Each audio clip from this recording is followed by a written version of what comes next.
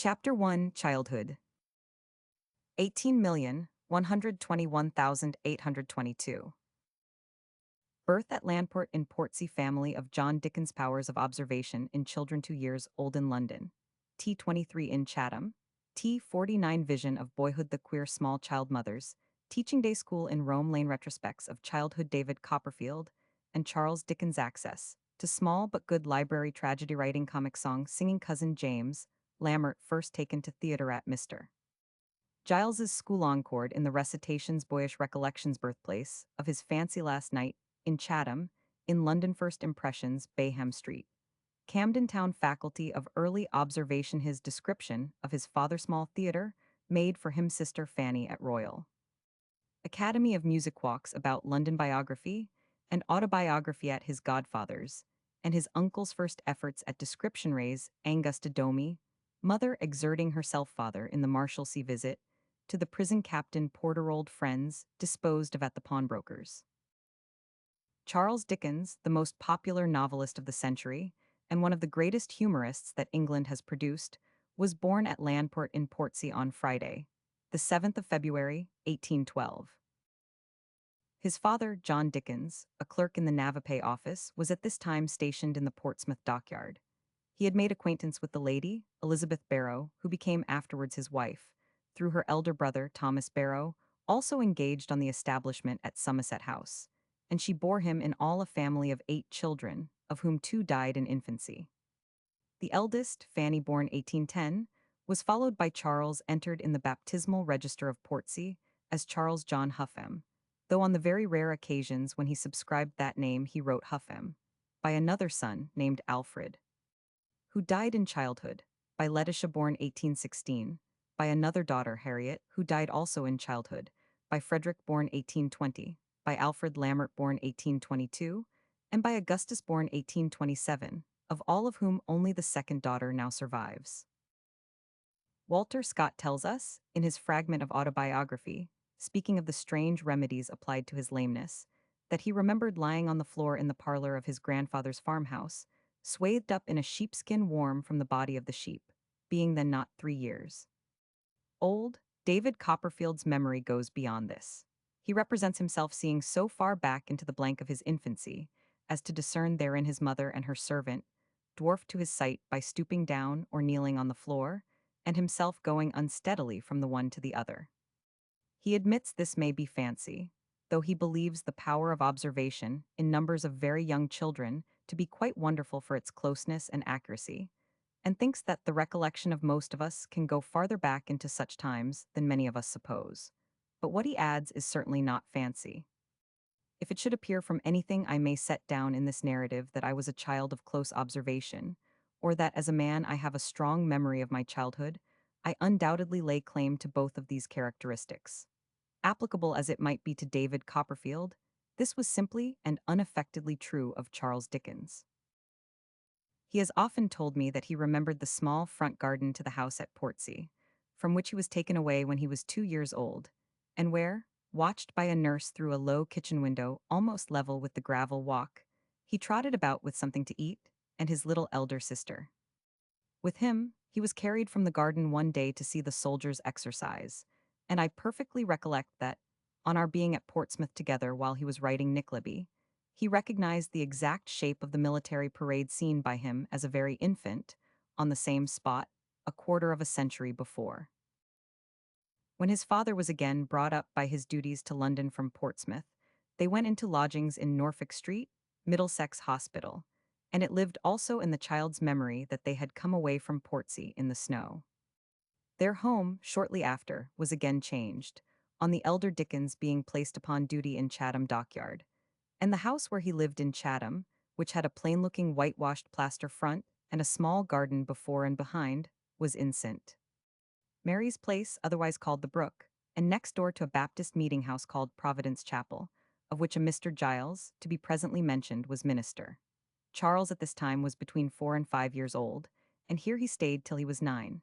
Here the most durable of his early impressions were received, and the associations that were around him when he died were those which at the outset of his life had affected him most strongly. The house called Gadshill Place stands on the strip of highest ground in the main road between Rochester and Gravesend. Often had we traveled past it together, years and years before it became his home, and never without some allusion to what he told me when first I saw it in his company, that amid the recollections connected with his childhood, it held always a prominent place. For, upon first seeing it as he came from Chatham with his father, and looking up at it with much admiration, he had been promised that he might himself live in it, or in some such house, when he came to be a man, if he would only work hard enough. Which for a long time was his ambition. The story is a pleasant one, and receives authentic confirmation at the opening of one of his essays on traveling abroad, when as he passes along the road to Canterbury there crosses it a vision of his former self. So smooth was the old highroad, and so fresh were the horses, and so fast went I, that it was midway between Gravesend and Rochester, and the widening river was bearing the ships, white-sailed or black-smoked, out to sea, when I noticed by the wayside a very queer small boy. "Halloa," said I to the very queer small boy, "where do you live?" "At Chatham," says he. "What do you do there?" says one. "I go to school," says he. I took him up in a moment, and we went on.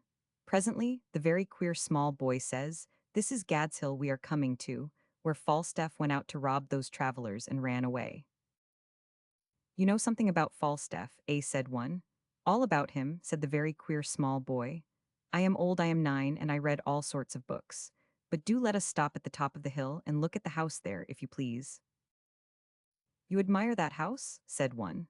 "Bless you, sir," said the very queer small boy. "When I was not more than half as old as 9, it used to be a treat for me to be brought to look at it. And now I am 9, I come by myself to look at it.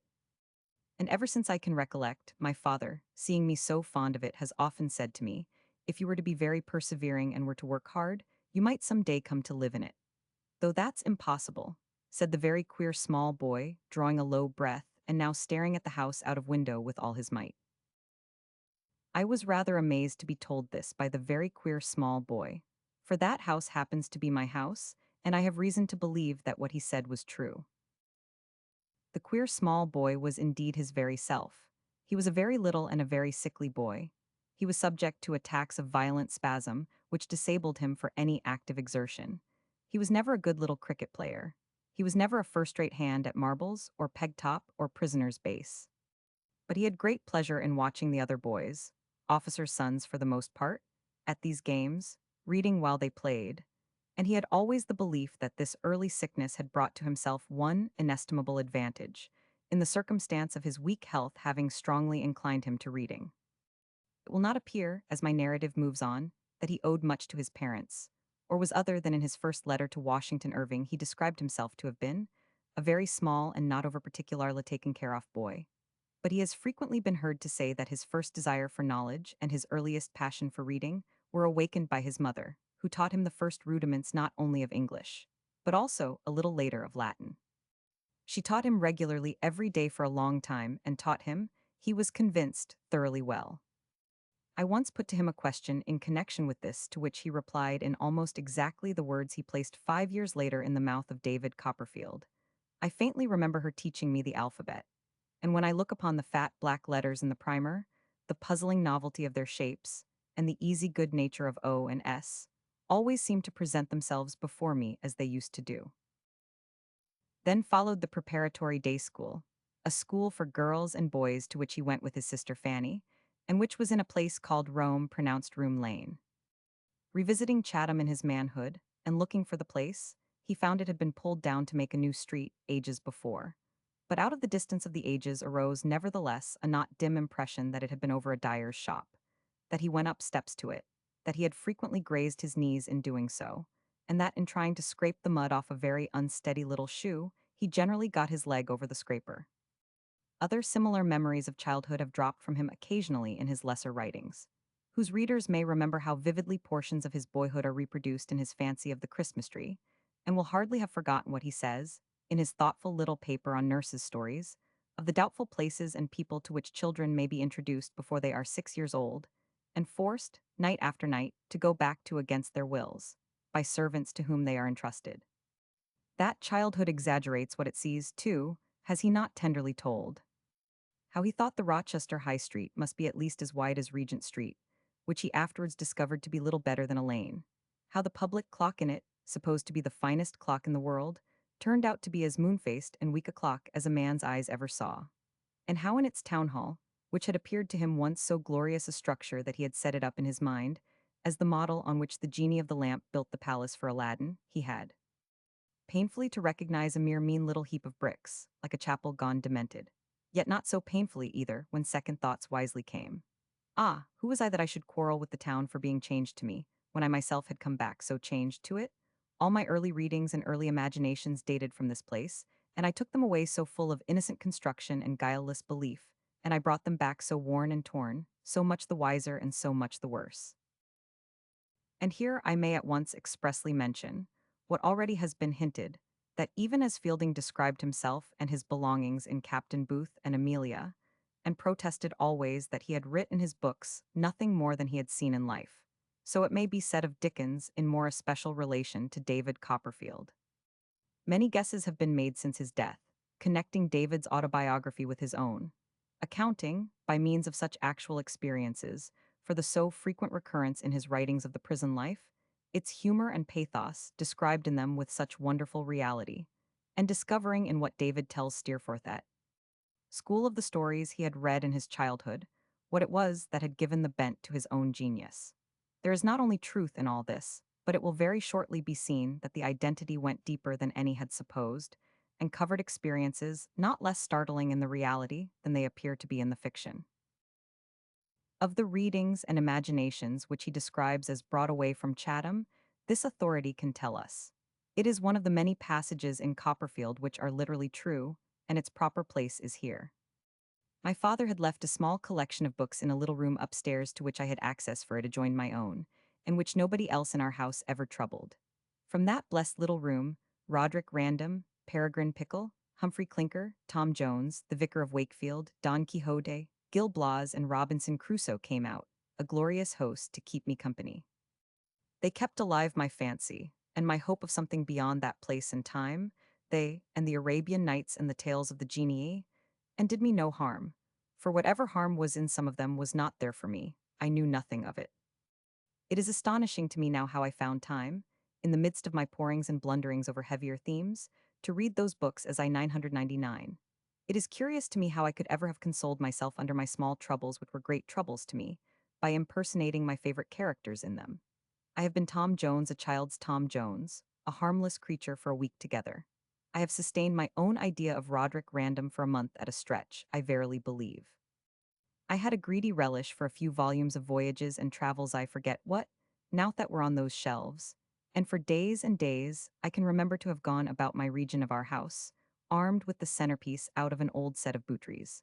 The perfect realization of Captain somebody of the Royal British Navy, in danger of being beset by savages, and resolved to sell his life at a great price.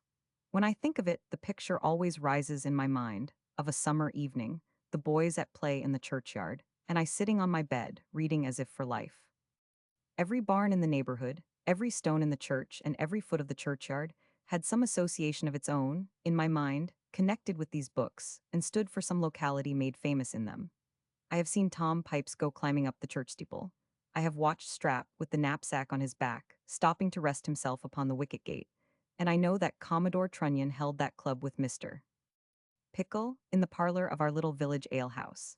Every word of this personal recollection had been written down as fact, some years before it found its way into David Copperfield, the only change in the fiction being his omission of the name of a cheap series of novelists, then in course of publication, by which his father had become happily the owner of so large a lump of literary treasure in his small collection of books.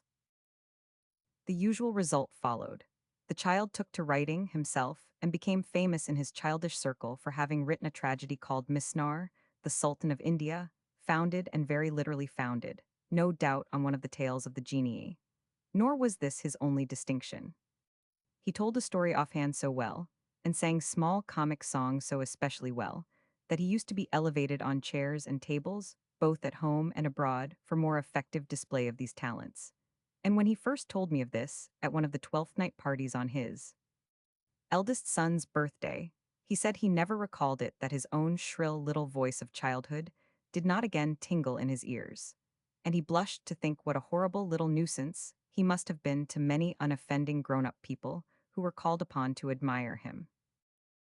His chief ally and encourager in these displays was a youth of some ability, much older than himself, named James Lambert, stepson to his mother's sister, and therefore a sort of cousin, who was his great patron and friend in his childish days.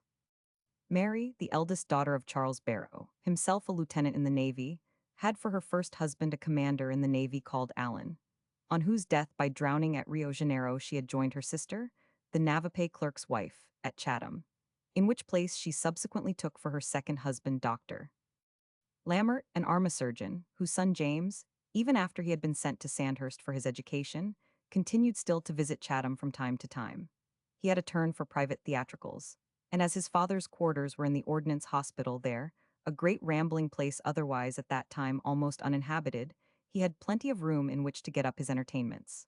The staff doctor himself played his part, and his portrait will be found in Pickwick. By Lambert, I have often heard him say, he was first taken to the theatre at the very tenderest age.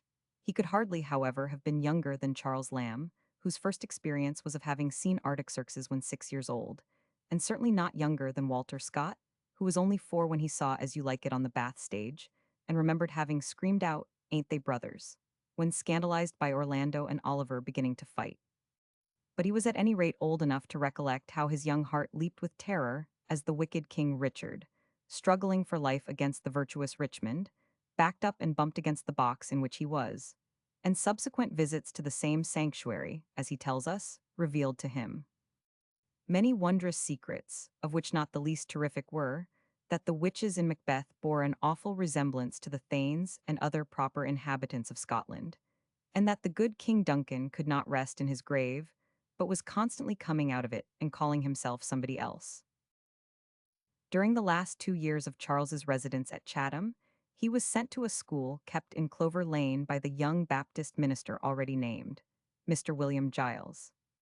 I have the picture of him here, very strongly in my mind, as a sensitive, thoughtful, feeble-bodied little boy, with an unusual sort of knowledge and fancy for such a child, and with a dangerous kind of wandering intelligence that a teacher might turn to good or evil, happiness or misery as he directed it.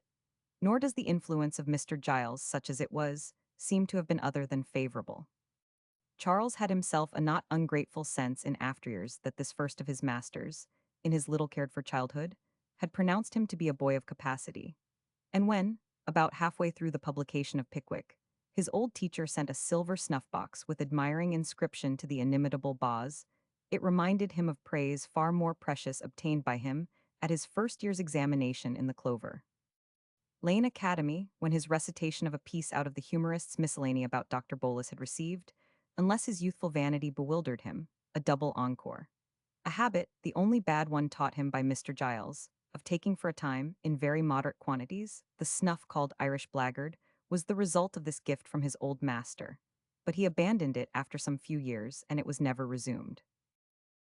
It was in the boys' playing ground near Clover Lane in which the school stood, that, according to one of his youthful memories, he had been, in the haymaking time, delivered from the dungeons of Seringapatam, an immense pile of haycock, by his countrymen the victorious British boy next door and his 2 cousins, and had been recognized with ecstasy by his affianced one Miss Green, who had come all the way from England's second house in the terrace to ransom and marry him. It was in this playing field, too, as he has himself recorded, he first heard in confidence from one whose father was greatly connected, being under government, of the existence of a terrible banditti called the Radicals, whose principles were that the Prince Regent wore stays, that nobody had a right to any salary, and that the army and navy ought to be put down, horrors at which he trembled in his bed after, supplicating that the Radicals might be speedily taken and hanged. Nor was it the least of the disappointments of his visit in afterlife to the scenes of his boyhood that he found this playfield had been swallowed up by a railway station. It was gone with its 2 beautiful trees of hawthorn, and where the hedge, the turf, and all the buttercups and daisies had been, there was nothing but the stoniest of jolting roads. He was not much over 9 years old when his father was recalled from Chatham to Somerset House, and he had to leave this good master, and the old place endeared to him by recollections that clung to him afterwards all his life long. It was here he had made the acquaintance not only of the famous books that David Copperfield specially names, of Roderick Random, Peregrine Pickle, Humphrey Clinker, Tom Jones, the Vicar of Wakefield, Don Quixote, Gil Blas, Robinson Crusoe, the Arabian Nights, and the Tales of the Genii, but also of the Spectator, the Tatler, the Idler, the Citizen of the World, and Mrs. Inchbald's collection of farces. These latter had been, as well, in the little library to which access was open to him, and of all of them his earliest remembrance was the having read them over and over at Chatham, not for the first, the second, or the third time. They were a host of friends when he had no single friend, and in leaving the place, I have often heard him say, he seemed to be leaving them too, and everything that had given his ailing little life its picturesqueness or sunshine. It was the birthplace of his fancy, and he hardly knew what store he had set by its busy varieties of change and scene, until he saw the falling cloud that was to hide its pictures from him forever. The gay bright regiments always going and coming, the continual paradings and firings, the successions of sham sieges and sham defenses, the plays got up by his cousin in the hospital, the Navape yacht in which he had sailed to Sheerness with his father, and the ships floating out in the Medway with their far visions of sea, he was to lose them all. He was never to watch the boys at their games any more, or see them sham over again the sham sieges and sham defenses. He was to be taken to London inside the stagecoach Commodore, and Kentish woods and fields, Cobham Park and Hall, Rochester Cathedral and Castle, and all the wonderful romance together, including the red-cheeked baby he had been wildly in love with, were to vanish like a dream. On the night before we came away, he told me, my good master came flitting in among the packing cases to give me Goldsmith's Bee as a keepsake, which I kept for his sake and its own, a long time afterwards. A longer time afterwards he recollected the stagecoach journey, and said in one of his published papers that never had he forgotten, through all the intervening years, the smell of the damp straw in which he was packed and forwarded like game, carriage paid. There was no other inside passenger, and I consumed my sandwiches in solitude and dreariness, and it rained hard all the way, and I thought life sloppier than I expected to find it. The earliest impressions received and retained by him in London were of his father's money involvements. And now first he heard mention the deed, representing that crisis of his father's affairs, in fact which is ascribed in fiction to Mr. Micawber's. He knew it in later days to have been a composition with creditors, though at this earlier date he was conscious of having confounded it with parchments of a much more demoniacal description. One result from the awful document soon showed itself in enforced retrenchment. The family had to take up its abode in a house in Bayham Street, Camden Town. Bayham Street was about the poorest part of the London suburbs then, and the house was a mean small tenement, with a wretched little back garden abutting on a squalid court. Here was no place for new acquaintances to him. No boys were near with whom he might hope to become in any way familiar. A washerwoman lived next door, and a Bow Street officer lived over the way. Many, many times has he spoken to me of this, and how he seemed at once to fall into a solitary condition, apart from all other boys of his own age, and to sink into a neglected state at home, which had been always quite unaccountable to him. As I thought, he said on one occasion very bitterly, in the little back garret in Bayham Street, of all I had lost in losing Chatham, what would I have given, if I had had anything to give, to have been sent back to any other school, to have been taught something anywhere? He was at another school already, not knowing it. The self-education forced upon him was teaching him, all unconsciously as yet, what for the future that awaited him it most behooved him to know.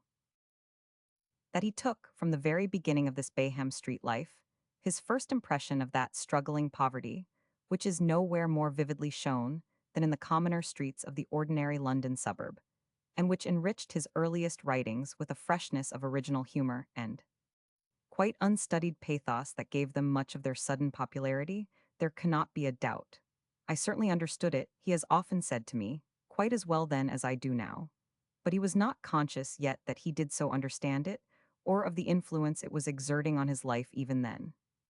It seems almost too much to assert of a child, say at 9 or 10 years old, that his observation of everything was as close and good, or that he had as much intuitive understanding of the character and weaknesses of the grown-up people around him, as when the same keen and wonderful faculty had made him famous among men.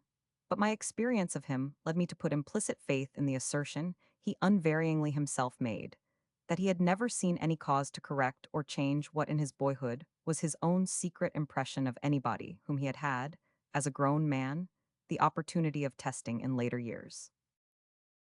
How it came that, being what he was, he should now have fallen into the misery and neglect of the time about to be described, was a subject on which thoughts were frequently interchanged between us. And on one occasion he gave me a sketch of the character of his father, which, as I can here repeat it in the exact words employed by him, will be the best preface I can make to what I feel that I have no alternative but to tell. I know my father to be as kind-hearted and generous a man as ever lived in the world. Everything that I can remember of his conduct to his wife, or children, or friends, in sickness or affliction, is beyond all praise. By me, as a sick child, he has watched night and day, unweariedly and patiently, many nights and days. He never undertook any business, charge, or trust that he did not zealously, conscientiously, punctually, honorably discharge. His industry has always been untiring. He was proud of me in his way and had a great admiration of the comic singing. But, in the ease of his temper and the straightness of his means, he appeared to have utterly lost at this time the idea of educating me at all, and to have utterly put from him the notion that I had any claim upon him, in that regard whatever. So I degenerated into cleaning his boots of a morning, and my own, and making myself useful in the work of the little house. And looking after my younger brothers and sisters, we were now 6 in all, and going on such poor errands as arose out of our poor way of living. The cousin by marriage of whom I have spoken, James Lammert, who had lately completed his education at Sandhurst and was waiting in hopes of a commission, lived now with the family in Bayham Street, and had not lost his taste for the stage or his ingenuities in connection with it. Taking pity on the solitary lad, he made and painted a little theatre for him. It was the only fanciful reality of his present life. But it could not supply what he missed most sorely, the companionship of boys of his own age, with whom he might share in the advantages of school and contend for its prizes.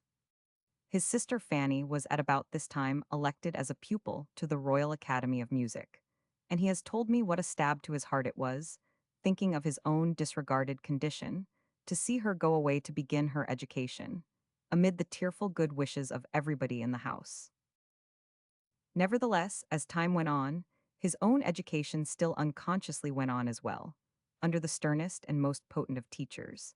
And, neglected and miserable as he was, he managed gradually to transfer to London all the dreaminess and all the romance with which he had invested Chatham. There were then at the top of Bayham Street some almshouses, and were still when he revisited it with me nearly 27 years ago. And to go to this spot, he told me, and look from it over the dust heaps and dock leaves and fields no longer there, when we saw it together at the cupola of St. Paul's looming through the smoke, was a treat that served him for hours of vague reflection afterwards. To be taken out for a walk into the real town, especially if it were anywhere about Covent Garden or the Strand, perfectly entranced him with pleasure. But most of all he had a profound attraction of repulsion to St. Giles's. If he could only induce whomsoever took him out to take him through 7 Dials, he was supremely happy. Good heaven, he would exclaim, what wild visions of prodigies of wickedness, want, and beggary arose in my mind out of that place. He was all this time, the reader will remember, still subject to continual attacks of illness, and, by reason of them, a very small boy even for his age. That part of his boyhood is now very near of which, when the days of fame and prosperity came to him, he felt the weight upon his memory as a painful burden until he could lighten it by sharing it with a friend. And an accident I will presently mention led him first to reveal it. There is, however, an interval of some months still to be described, of which, from conversations or letters that passed between us, after or because of this confidence, and that already have yielded fruit to these pages, I can supply some vague and desultory notices. The use thus made of them, it is due to myself to remark, was contemplated then, for though long before his death I had ceased to believe it likely that I should survive to write about him, he had never withdrawn the wish at this early time strongly expressed, or the confidences, not only then but to the very eve of his death reposed in me, that were to enable me to fulfill it. The fulfillment, indeed, he had himself rendered more easy by partially uplifting the veil in David Copperfield. The visits made from Bayham Street were chiefly to 2 connections of the family, his mother's elder brother and his godfather. The latter, who was a rigger and mast, oar, and blockmaker, lived at Limehouse in a substantial, handsome sort of way, and was kind to his godchild. It was always a great treat to him to go to Mr. Huffam's, and the London night sights as he returned were a perpetual joy and marvel. Here, too, the comic singing accomplishment was brought into play so greatly to the admiration of one of the godfather's guests, an honest boat builder, that he pronounced the little lad to be a prodigy. The visits to the uncle who was at this time fellow clerk with his father in Somerset House were nearer home. Mr. Thomas Barrow, the eldest of his mother's family, had broken his leg in a fall, and, while laid up with this illness, his lodging was in Gerrard Street, Soho, in the upper part of the house of a worthy gentleman then recently deceased, a bookseller named Manson, father to the partner in the celebrated firm of Christie Manson, whose widow at this time carried on the business. Attracted by the look of the lad as he went upstairs, these good people lent him books to amuse him, among them Miss Porter's Scottish Chiefs, Holbein's Dance of Death, and George Colman's Broad Grins. The latter seized his fancy very much, and he was so impressed by its description of Covent Garden, in the piece called The Elder Brother, that he stole down to the market by himself to compare it with the book. He remembered, as he said in telling me this, snuffing up the flavor of the faded cabbage leaves as if it were the very breath of comic fiction. Nor was he far wrong, as comic fiction then, and for some time after was. It was reserved for himself to give sweeter and fresher breath to it. Many years were to pass first, but he was beginning already to make the trial. His uncle was shaved by a very odd old barber out of Dean Street, Soho, who was never tired of reviewing the events of the last war, and especially of detecting Napoleon's mistakes, and rearranging his whole life for him on a plan of his own. The boy wrote a description of this old barber, but never had courage to show it. At about the same time, taking for his model the description of the canon's housekeeper in Gil Blas, he sketched a deaf old woman who waited on them in Bayham Street, and who made delicate hashes with walnut ketchup. As little did he dare to show this, either, though he thought it, himself, extremely clever. In Bayham Street, meanwhile, affairs were going on badly. The poor boy's visits to his uncle, while the latter was still kept a prisoner by his accident, were interrupted by another attack of fever, and on his recovery the mysterious deed had again come uppermost. His father's resources were so low, and all his expedients so thoroughly exhausted, that trial was to be made whether his mother might not come to the rescue. The time was arrived for her to exert herself, she said, and she must do something. The godfather down at Limehouse was reported to have an Indian connection. People in the East Indies always sent their children home to be educated. She would set up a school. They would all grow rich by it. And then, thought the sick boy, perhaps even I might go to school myself. A house was soon found at number 4, Gower Street North. A large brass plate on the door announced Mrs. Dickens's establishment, and the result I can give in the exact words of the then small actor in the comedy, whose hopes it had raised so high. I left, at a great many other doors, a great many circulars calling attention to the merits of the establishment. Yet nobody ever came to school, nor do I recollect that anybody ever proposed to come, or that the least preparation was made to receive anybody. But I know that we got on very badly with the butcher and baker, that very often we had not too much for dinner, and that at last my father was arrested. The interval between the sponging house and the prison was passed by the sorrowful lad in running errands and carrying messages for the prisoner, delivered with swollen eyes and through shining tears, and the last words said to him by his father before he was finally carried to the Marshalsea were to the effect that the sun was set upon him forever. I really believed at the time, said Dickens to me, that they had broken my heart. He took afterwards ample revenge for this false alarm by making all the world laugh at them in David Copperfield. The readers of Mr. Micawber's history, who remember David's first visit to the Marshalsea prison, and how upon seeing the turnkey he recalled the turnkey in the blanket in Roderick Random, will read with curious interest what follows, written as a personal experience of fact 2 or 3 years before the fiction had even entered into his thoughts. My father was waiting for me in the lodge, and we went up to his room on the top story but one, and cried very much. And he told me, I remember, to take warning by the Marshalsea, and to observe that if a man had £20 a year and spent £19 19 shillings and sixpence, he would be happy, but that a shilling spent the other way would make him wretched. I see the fire we sat before now, with 2 bricks inside the rusted grate, one on each side to prevent its burning too many coals. Some other debtor shared the room with him, who came in by and by, and as the dinner was a joint stock repast, I was sent up to Captain Porter in the room overhead with Mr. Dickens's compliments, and I was his son, and could he, Captain P., lend me a knife and fork? Captain Porter lent the knife and fork with his compliments in return. There was a very dirty lady in his little room, and two wan girls, his daughters, with shock heads of hair. I thought I should not have liked to borrow Captain Porter's comb. The captain himself was in the last extremity of shabbiness, and if I could draw at all, I would draw an accurate portrait of the old brown greatcoat he wore, with no other coat below it. His whiskers were large. I saw his bed rolled up in a corner, and what plates and dishes and pots he had on a shelf, and I knew God knows how that the two girls with the shock heads were Captain Porter's natural children, and that the dirty lady was not married to Captain P. My timid, wondering station on his threshold was not occupied more than a couple of minutes, I dare say. But I came down again to the room below with all this as surely in my knowledge as the knife and fork were in my hand. How there was something agreeable and gypsy-like in the dinner after all, and how he took back the captain's knife and fork early in the afternoon, and how he went home to comfort his mother with an account of his visit, David Copperfield has also accurately told. Then, at home, came many miserable daily struggles that seemed to last an immense time, yet did not perhaps cover many weeks. Almost everything by degrees was sold or pawned, little Charles being the principal agent in those sorrowful transactions. Such of the books as had been brought from Chatham Peregrine Pickle, Roderick Random, Tom Jones, Humphrey Clinker, and all the rest went first. They were carried off from the little chiffonier, which his father called the library, to a bookseller in the Hampstead Road, the same that David Copperfield describes as in the City Road. And the account of the sales, as they actually occurred and were told to me long before David was born, was reproduced word for word in his imaginary narrative. The keeper of this bookstall, who lived in a little house behind it, used to get tipsy every night and to be violently scolded by his wife every morning.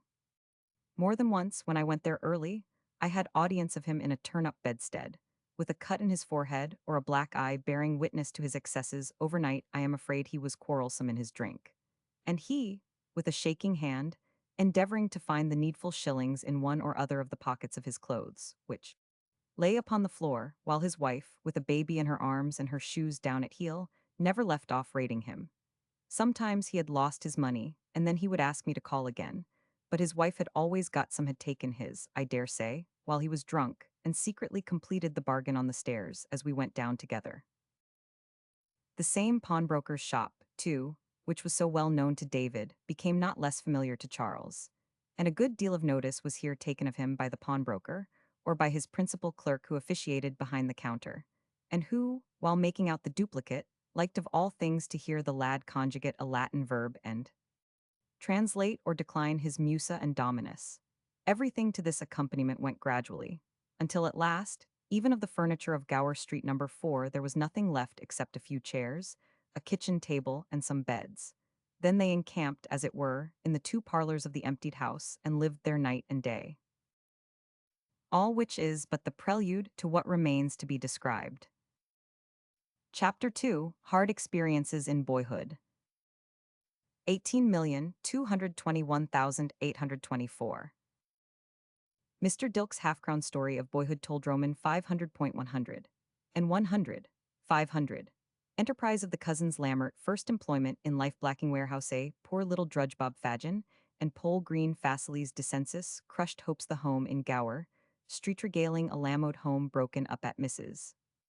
Roylance's in Camden Town Sundays in prison pudding shops and coffee shops what was and might have been Thomas and Harriet, lodging in Lant Street meals, in the Marshalsea Roman, 100.500. And the Marchioness originals of Garland Family Adventure with Bob Fagin, Saturday night shows appraised officially publican and wife at Cannon Row Marshalsea, incident in Copperfield incident, as it occurred materials for Pickwick Sister Fanny's, musical prize from Hungerford Stairs, to Chandos Street Father's quarrel with James. Lammert quits the warehouse bitter associations of servitude. What became of the blacking business?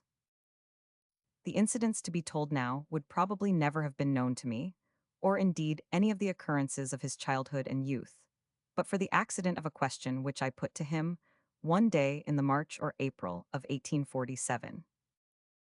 I asked if he remembered ever having seen in his boyhood our friend the elder Mr. Dilk, his father's acquaintance and contemporary, who had been a clerk in the same office in Somerset House to which Mr. John Dickens belonged. Yes, he said, he recollected seeing him at a house in Gerrard Street, where his uncle Barrow lodged during an illness, and Mr. Dilk had visited him. Never at any other time. Upon which I told him that someone else had been intended in the mention made to me, for that the reference implied not merely his being met accidentally, but his having had some juvenile employment in a warehouse near the Strand, at which place Mr. Dilke, being with the elder Dickens one day, had noticed him, and received, in return for the gift of a half-crown, a very low bow. He was silent for several minutes. I felt that I had unintentionally touched a painful place in his memory, and to Mr. Dilke I never spoke of the subject again. It was not, however, then, but some weeks later, that Dickens made further allusion to my thus having struck unconsciously upon a time of which he never could lose the remembrance while he remembered anything, and the recollection of which, at intervals, haunted him and made him miserable, even to that hour. Very shortly afterwards, I learnt in all their detail the incidents that had been so painful to him, and what then was said to me or written respecting them revealed the story of his boyhood. The idea of David Copperfield, which was to take all the world into his confidence, had not at this time occurred to him. But what it had so startled me to know, his readers were afterwards told with only such change or addition as for the time might sufficiently disguise himself under cover of his hero. For the poor little lad, with good ability and a most sensitive nature, turned at the age of 10 into a laboring hind in the service of Murdstone and Grinby, and conscious already of what made it seem very strange to him that he could so easily have been thrown away at such an age, was indeed himself. His was the secret agony of soul at finding himself companion to Mick Walker and Mealy Potatoes, and his the tears that mingled with the water in which he and they rinsed and washed out bottles. It had all been written, as fact, before he thought of any other use for it, and it was not until several months later, when the fancy of David Copperfield, itself suggested by what he had so written of his early troubles, began to take shape in his mind, that he abandoned his first intention of writing his own life. Those warehouse experiences fell then so aptly into the subject he had chosen, that he could not resist the temptation of immediately using them, and the manuscript recording them, which was but the first portion of what he had designed to write, was embodied in the substance of the 11th and earlier chapters of his novel. What already had been sent to me, however, and proof sheets of the novel interlined at the time, enable me now to separate the fact from the fiction, and to supply to the story of the author's childhood those passages, omitted from the book, which, apart from their illustration of the growth of his character, present to us a picture of tragical suffering and of tender as well as humorous fancy, unsurpassed in even the wonders of his published writings. The person indirectly responsible for the scenes to be described was the young relative James Lambert, the cousin by his aunt's marriage of whom I have made frequent mention, who got up the plays at Chatham, and after passing at Sandhurst, had been living with the family in Bayham Street in the hope of obtaining a commission in the army. This did not come until long afterwards, when, in consideration of his father's services, he received it, and relinquished it then in favor of a younger brother. But he had meanwhile, before the family removed from Camden Town, ceased to live with them. The husband of a sister of his of the same name as himself, being indeed his cousin, George Lambert, a man of some property, had recently embarked in an odd sort of commercial speculation, and had taken him into his office and his house to assist in it. I give now the fragment of the autobiography of Dickens. This speculation was a rivalry of Warren's blacking, 30 Strand, at that time very famous. One Jonathan Warren, the famous one, was Robert, living at 30 Hungerford Stairs or Market, Strand, for I forget which it was called then, claimed to have been the original inventor or proprietor of the blacking grecipe, and to have been deposed and ill-used by his renowned relation. At last he put himself in the way of selling his recipe, and his name, and his 30 Hungerford Stairs, Strand 30, Strand, very large, and the intermediate direction very small for an annuity, and he set forth by his agents that a little capital would make a great business of it. The man of some property was found in George Lambert, the cousin and brother-in-law of James. He bought this right and title, and went into the blacking business and the blacking premises. In an evil hour for me, as I often bitterly thought, its chief manager, James Lambert, the relative who had lived with us in Bayham Street, seeing how I was employed from day to day, and knowing what our domestic circumstances then were, proposed that I should go into the blacking warehouse, to be as useful as I could at a salary, I think, of 6 shillings a week. I am not clear whether it was 6 or 7. I am inclined to believe, from my uncertainty on this head, that it was 6 at first and 7 afterwards. At any rate, the offer was accepted very willingly by my father and mother, and on a Monday morning I went down to the blacking warehouse to begin my business life. It is wonderful to me how I could have been so easily cast away at such an age. It is wonderful to me that, Even after my descent into the poor little drudge I had been since we came to London, no one had compassion enough on me, child of singular abilities. Quick, eager, delicate, and soon hurt, bodily or mentally, suggest that something might have been spared, as certainly it might have been, to place me at any common school. Our friends, I take it, were tired out. No one made any sign. My father and mother were quite satisfied. They could hardly have been more so if I had been 20 years of age, distinguished at a grammar school, and going to Cambridge. The blacking warehouse was the last house on the left-hand side of the way, at Old Hungerford Stairs. It was a crazy, tumble-down old house, abutting of course on the river, and literally overrun with rats. Its wainscoted rooms and its rotten floors and staircase, and the old gray rats swarming down in the cellars, and the sound of their squeaking and scuffling coming up the stairs at all times, and the dirt and decay of the place, rise up visibly before me as if I were there again. The counting house was on the first floor, looking over the coal barges and the river. There was a recess in it, in which I was to sit and work. My work was to cover the pots of pasta blacking, first with a piece of oil paper, and then with a piece of blue paper, to tie them round with a string, and then to clip the paper close and neat, all round, until it looked as smart as a pot of ointment from an apothecary's shop. When a certain number of grosses of pots had attained this pitch of perfection, I was to paste on each a printed label, and then go on again with more pots. 2 or 3 other boys were kept at similar duty downstairs on similar wages. One of them came up, in a ragged apron and a paper cap, on the first Monday morning, to show me the trick of using the string and tying the knot. His name was Bob Fagin, and I took the liberty of using his name, long afterwards, in Oliver Twist. Our relative had kindly arranged to teach me something in the dinner hour, from 12 to 1, I think it was, every day. But an arrangement so incompatible with counting house business soon died away, from no fault of his or mine. And, for the same reason, my small worktable and my grosses of pots, my papers, string, scissors, pasta pot, and labels, by little and little, vanished out of the recess in the counting house, and kept company with the other small worktables, grosses of pots, papers, string, scissors, and pasta pots downstairs.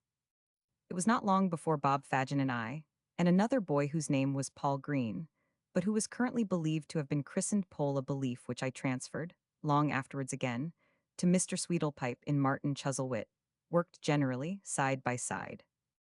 Bob Fagin was an orphan and lived with his brother-in-law, a waterman. Pole Green's father had the additional distinction of being a fireman and was employed at Drury Lane Theatre, where another relation of Pole's, I think his little sister, did imps in the pantomimes.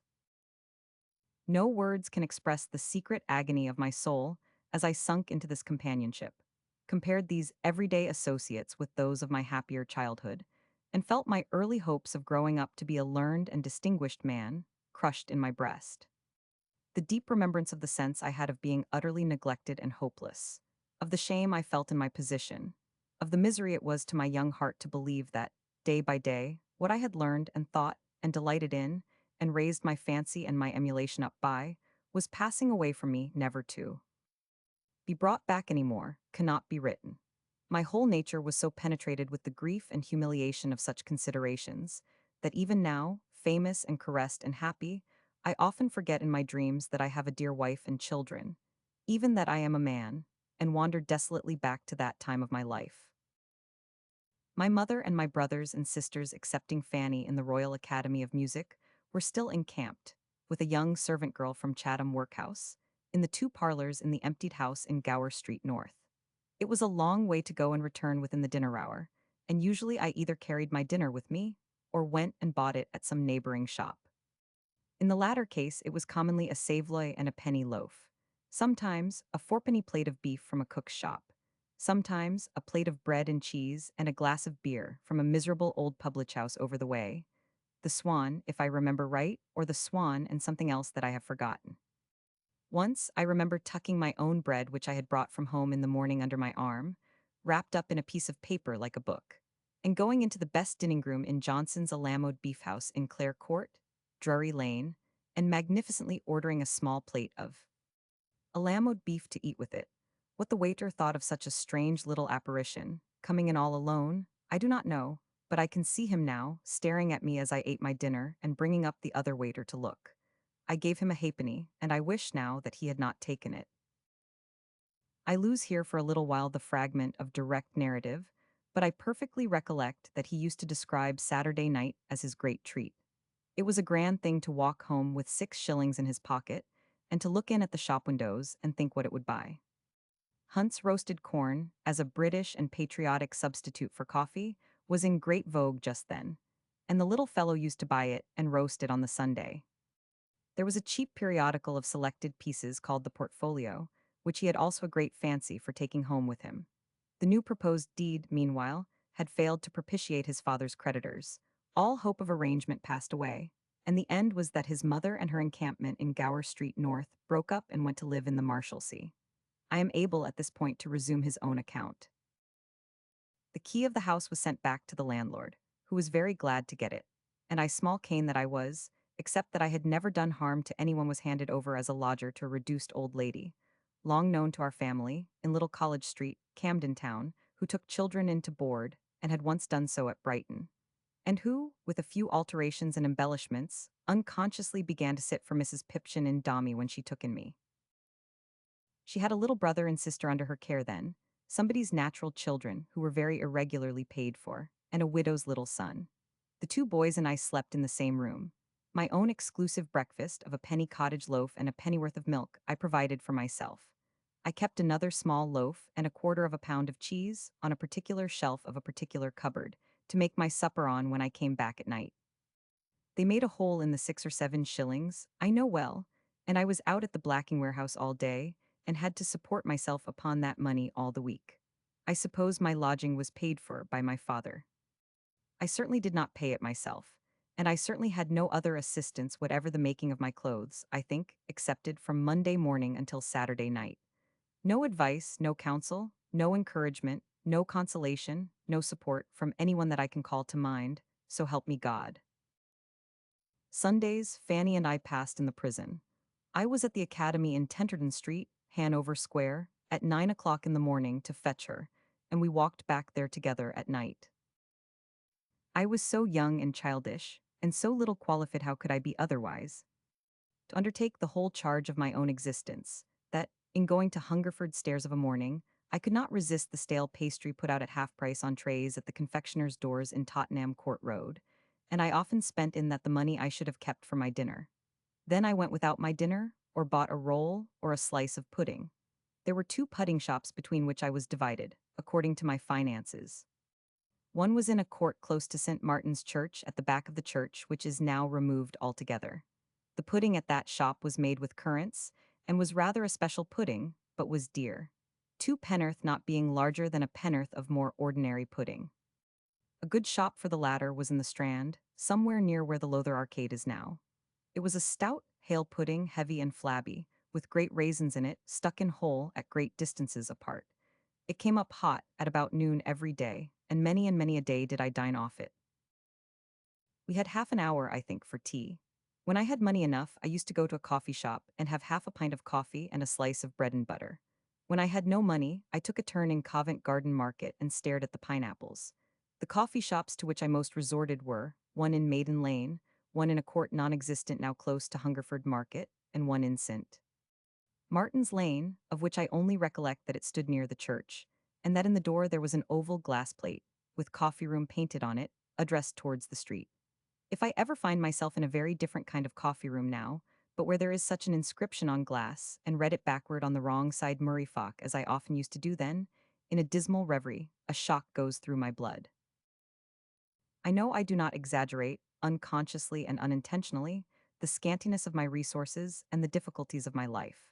I know that if a shilling or so were given me by anyone, I spent it in a dinner or a tea. I know that I worked from morning to night with common men and boys, a shabby child.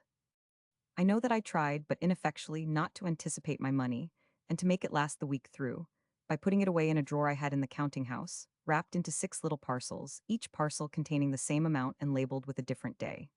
I know that I have lounged about the streets, insufficiently and unsatisfactorily fed. I know that, but for the mercy of God, I might easily have been, for any care that was taken of me, a little robber or a little vagabond. But I held some station at the blacking warehouse too. Besides that, my relative at the counting-house did what a man so occupied, and dealing with a thing so anomalous, could, to treat me as one upon a different footing from the rest. I never said, to man or boy, how it was that I came to be there, or gave the least indication of being sorry that I was there. That I suffered in secret, and that I suffered exquisitely, no one ever knew but one. How much I suffered, it is, as I have said already, utterly beyond my power to tell. No man's imagination can overstep the reality. But I kept my own counsel, and I did my work. I knew from the first that, if I could not do my work as well as any of the rest, I could not hold myself above slight and contempt. I soon became at least as expeditious and as skillful with my hands as either of the other boys. Though perfectly familiar with them, my conduct and manners were different enough from theirs to place a space between us. They, and the men, always spoke of me as the young gentleman. A certain man, a soldier once named Thomas, who was the foreman, and another named Harry, who was the carman and wore a red jacket, used to call me Charles sometimes, in speaking to me.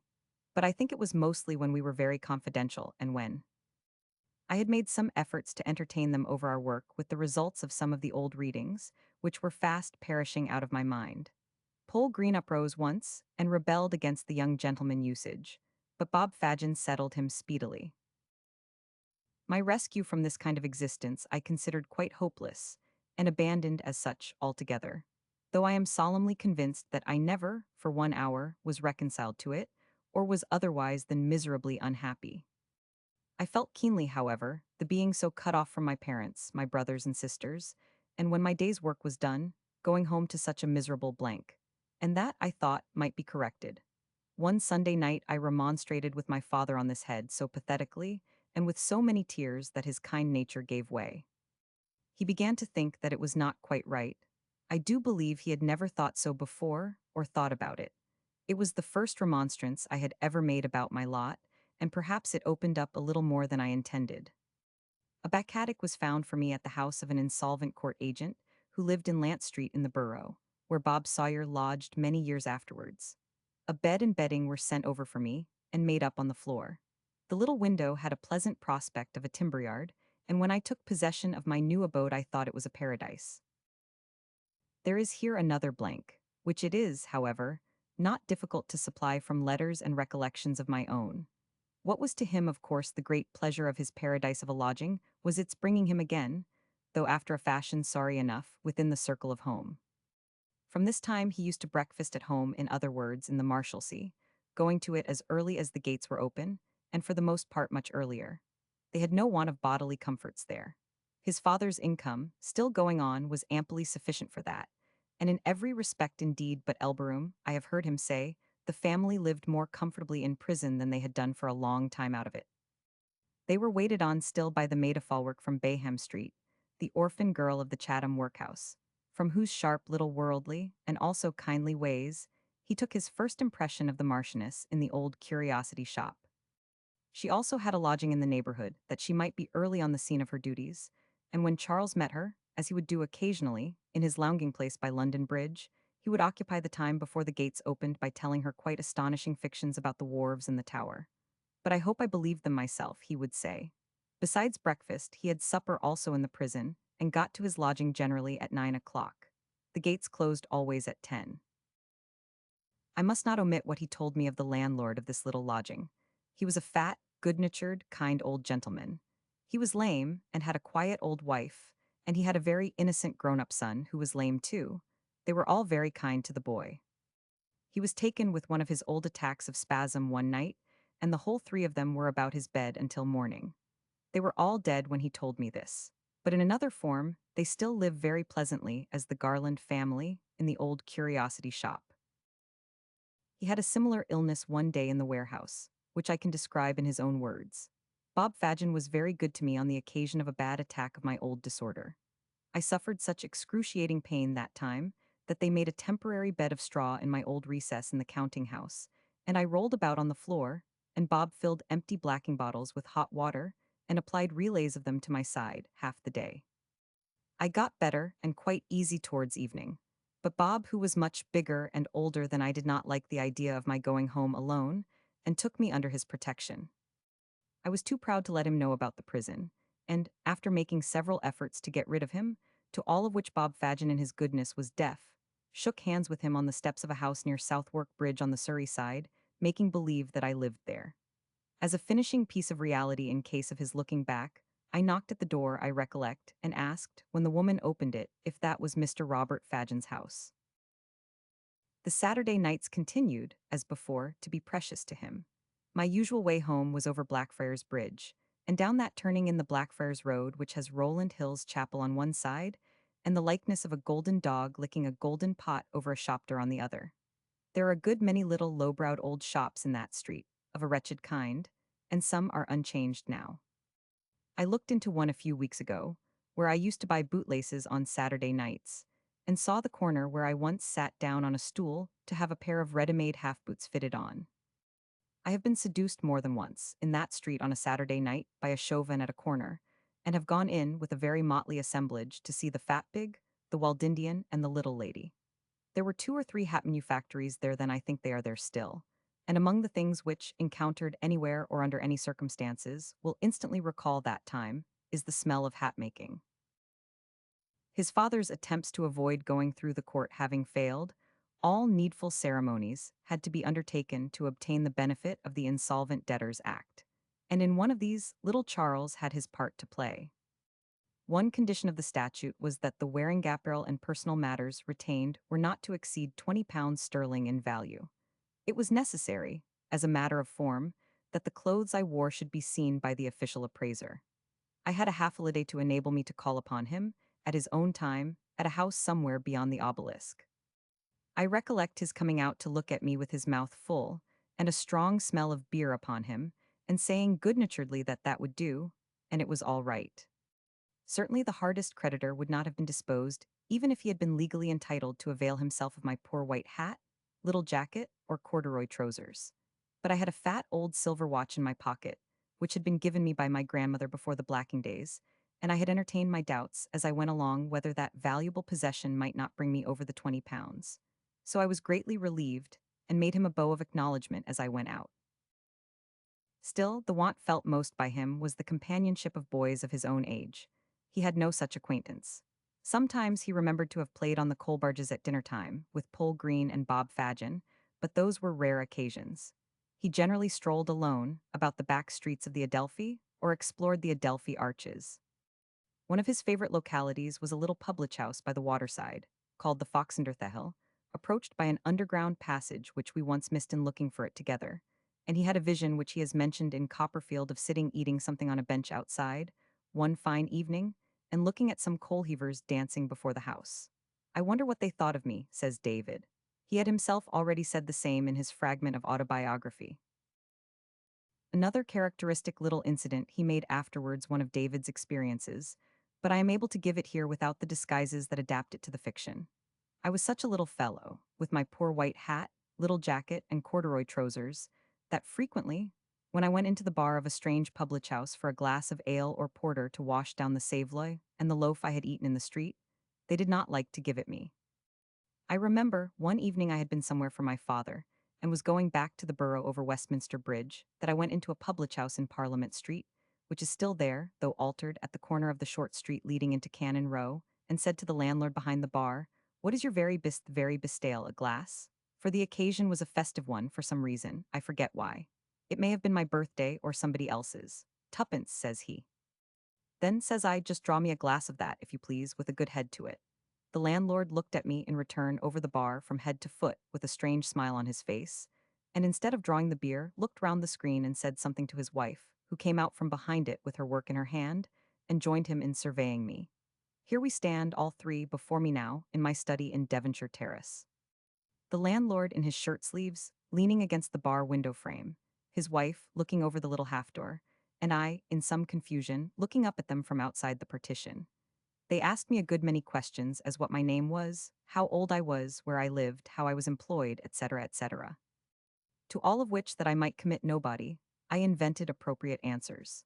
They served me with the ale, though I suspect it was not the strongest on the premises, and the landlord's wife, opening the little half-door and bending down, gave me a kiss that was half admiring and half compassionate, but all womanly and good, I am sure. A later, and not less characteristic, incident of the true story of this time found also a place, 3 or 4 years after it was written, in his now famous fiction. It preceded but by a short time the discharge from the Marshalsea of the elder Dickens. to whom a rather considerable legacy from a relative had accrued not long before some hundreds, I understood, and had been paid into court during his imprisonment. The scene to be described arose on the occasion of a petition drawn up by him before he left, praying, not for the abolition of imprisonment for debt, as David Copperfield relates, but for the less dignified but more accessible boon of a bounty to the prisoners to drink His Majesty's health on His Majesty's forthcoming birthday. I mention the circumstance because it illustrates, to me, my early interest in observing people. When I went to the Marshalsea of a night, I was always delighted to hear from my mother what she knew about the histories of the different debtors in the prison.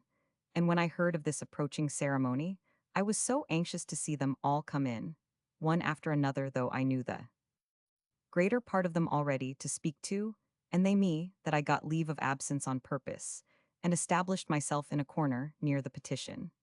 It was stretched out, I recollect, on a great iron board under the window, which in another part of the room made a bedstead at night.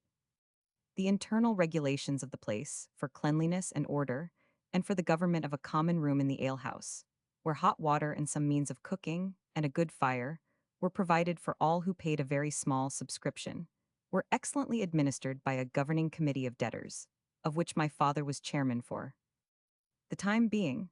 As many of the principal officers of this body as could be got into the small room without filling it up, supported him in front of the petition, and my old friend Captain Porter, who had washed himself, to do honor to so solemn an occasion, stationed himself close to it, to read it to all who were unacquainted with its contents. The door was then thrown open, and they began to come in a long file, several waiting on the landing outside, while one entered, affixed his signature, and went out. To everybody in succession, Captain Porter said, "Would you like to hear it read?" If he weakly showed the least disposition to hear it, Captain Porter, in a loud, sonorous voice, gave him every word of it. I remember a certain luscious roll he gave to such words as majestigracious majestier, gracious majesties, unfortunate subjects your majesty's well-known munificence, as if the words were something real in his mouth, and delicious to taste. My poor father meanwhile listening with a little of an author's vanity, and contemplating not severely the spikes on the opposite wall. Whatever was comical in this scene, and whatever was pathetic, I sincerely believe I perceived in my corner, whether I demonstrated or not, quite as well as I should perceive it now. I made out my own little character and story for every man who put his name to the sheet of paper. I might be able to do that now, more truly, not more earnestly, or with a closer interest. Their different peculiarities of dress, of face, of gait, of manner, were written indelibly upon my memory. I would rather have seen it than the best play ever played, and I thought about it afterwards over the pots of pasta blacking, often and often. When I looked, with my mind's eye, into the Fleet prison during Mr. Pickwick's incarceration, I wonder whether half a dozen men were wanting from the Marshalsea crowd that came filing in again, to the sound of Captain Porter's voice. When the family left the Marshalsea, they all went to lodge with the lady in Little College Street, a Mrs. Roylance, who has obtained unexpected immortality as Mrs. Pipchin, and they afterwards occupied a small house in Town. But before this time, Charles was present with some of them in Tenterden Street to see his sister. Fanny received one of the prizes given to the pupils of the Royal Academy of Music. I could not bear to think of myself beyond the reach of all such honorable emulation and success. The tears ran down my face. I felt as if my heart were rent. I prayed, when I went to bed that night, to be lifted out of the humiliation and neglect in which I was. I never had suffered so much before. There was no envy in this. There was little need that he should say so.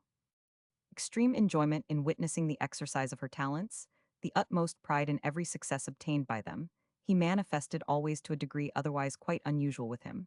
And on the day of her funeral, which we passed together, I had most affecting proof of his tender and grateful memory of her in these childish days. A few more sentences, certainly not less touching than any that have gone before, will bring the story of them to its close. They stand here exactly as written by him. I am not sure that it was before this time, or after it, that the blacking warehouse was removed to Chandos Street, Covent Garden. It is no matter. Next to the shop at the corner of Bedford Street in Chandos Street are two rather old-fashioned houses and shops adjoining one another. They were one then, or thrown into one, for the blacking business, and had been a butter shop. Opposite to them was, and is, a public house where I got my ale, under these new circumstances. The stones in the street may be smoothed by my small feet going across to it at dinner time, and back again. The establishment was larger now, and we had one or two new boys. Bob Fagin and I had attained to great dexterity in tying up the pots. I forget how many we could do in 5 minutes. We worked, for the light's sake, near the second window as you come from Bedford Street, and we were so brisk at it that the people used to stop and look in. Sometimes there would be quite a little crowd there. I saw my father coming in at the door one day when we were very busy, and I wondered how he could bear it. Now, I generally had my dinner in the warehouse. Sometimes I brought it from home, so I was better off. I see myself coming across Russell Square from Summerstown, one morning, with some cold hotchpotch in a small basin tied up in a handkerchief. I had the same wanderings about the streets as I used to have, and was just as solitary and self-dependent as before, but I had not the same difficulty in merely living. I never, however, heard a word of being taken away, or of being otherwise than quite provided for. At last, one day, my father and the relative so often mentioned quarreled by letter, for I took the letter from my father to him which caused the explosion, but quarreled very fiercely. It was about me. It may have had some backward reference, in part, for anything I know, to my employment at the window. All I am certain of is that soon after I had given him the letter, my cousin, he was a sort of cousin, by marriage told me he was very much insulted about me, and that it was impossible to keep me after that. I cried very much, partly because it was so sudden, and partly because in his anger he was violent about my father, though gentle to me. Thomas, the old soldier, comforted me, and said he was sure it was for the best. With a relief so strange that it was like oppression, I went home. My mother set herself to accommodate the quarrel, and did so next day. She brought home a request for me to return next morning, and a high character of me, which I am very sure I deserved. My father said I should go back no more, and should go to school. I do not write resentfully or angrily, for I know how all these things have worked together to make me what I am. But I never afterwards forgot, I never shall forget, I never can forget, that my mother was warm for my being sent back. From that hour until this at which I write, no word of that part of my childhood which I have now gladly brought to a close has passed my lips to any human being. I have no idea how long it lasted, whether for a year or much more or less. From that hour until this my father and my mother have been stricken dumb upon it. I have never heard the least allusion to it, however far off and remote, from either of them. I have never, until I now impart it to this paper, in any burst of confidence with anyone, my own wife not excepted, raised the curtain I then dropped, thank God. Until old Hungerford Market was pulled down, until old Hungerford stairs were destroyed, and the very nature of the ground changed, I never had the courage to go back to the place where my servitude began. I never saw it. I could not endure to go near it. For many years, when I came near to Robert Warren's in the Strand, I crossed over to the opposite side of the way, to avoid a certain smell of the cement they put upon the blacking corks, which reminded me of what I was once. It was a very long time before I liked to go up Chandos Street. My old way home by the Borough made me cry, after my eldest child could speak. In my walks at night I have walked there often since then, and by degrees I have come to write this. It does not seem a tithe of what I might have written, or of what I meant to write. The substance of some aftertalk explanatory of points in the narrative, of which a note was made at the time, may be briefly added. He could hardly have been more than 12 years old when he left the place, and was still unusually small for his age, much smaller, though 2 years older, than his own eldest son was at the time of these confidences. His mother had been in the blacking warehouse many times, his father not more than once or twice. The rivalry of Robert Warren by Jonathan's representatives, the cousins George and James, was carried to wonderful extremes in the way of advertisement. And they were all very proud, he told me, of the cat scratching the boot, which was their house's device. The poets in the house's regular employ he remembered, too, and made his first study from one of them for the poet of Mrs. Jarley's waxwork. The whole enterprise, however, had the usual end of such things. The younger cousin tired of the concern, and a Mr. Wood, the proprietor who took James's share and became George's partner, sold it ultimately to Robert Warren. It continued to be his at the time Dickens and myself last spoke of it together, and he had made an excellent bargain of it. Chapter 3: School Days and Start in Life. 18,240,1830. Outcome of boyish trials disadvantage in later years advantages next move in life Wellington House, Academy revisited and described letter from a schoolfellow Roman 100.500. S. Recollections of Schoolfellows Recollections of 100. 500.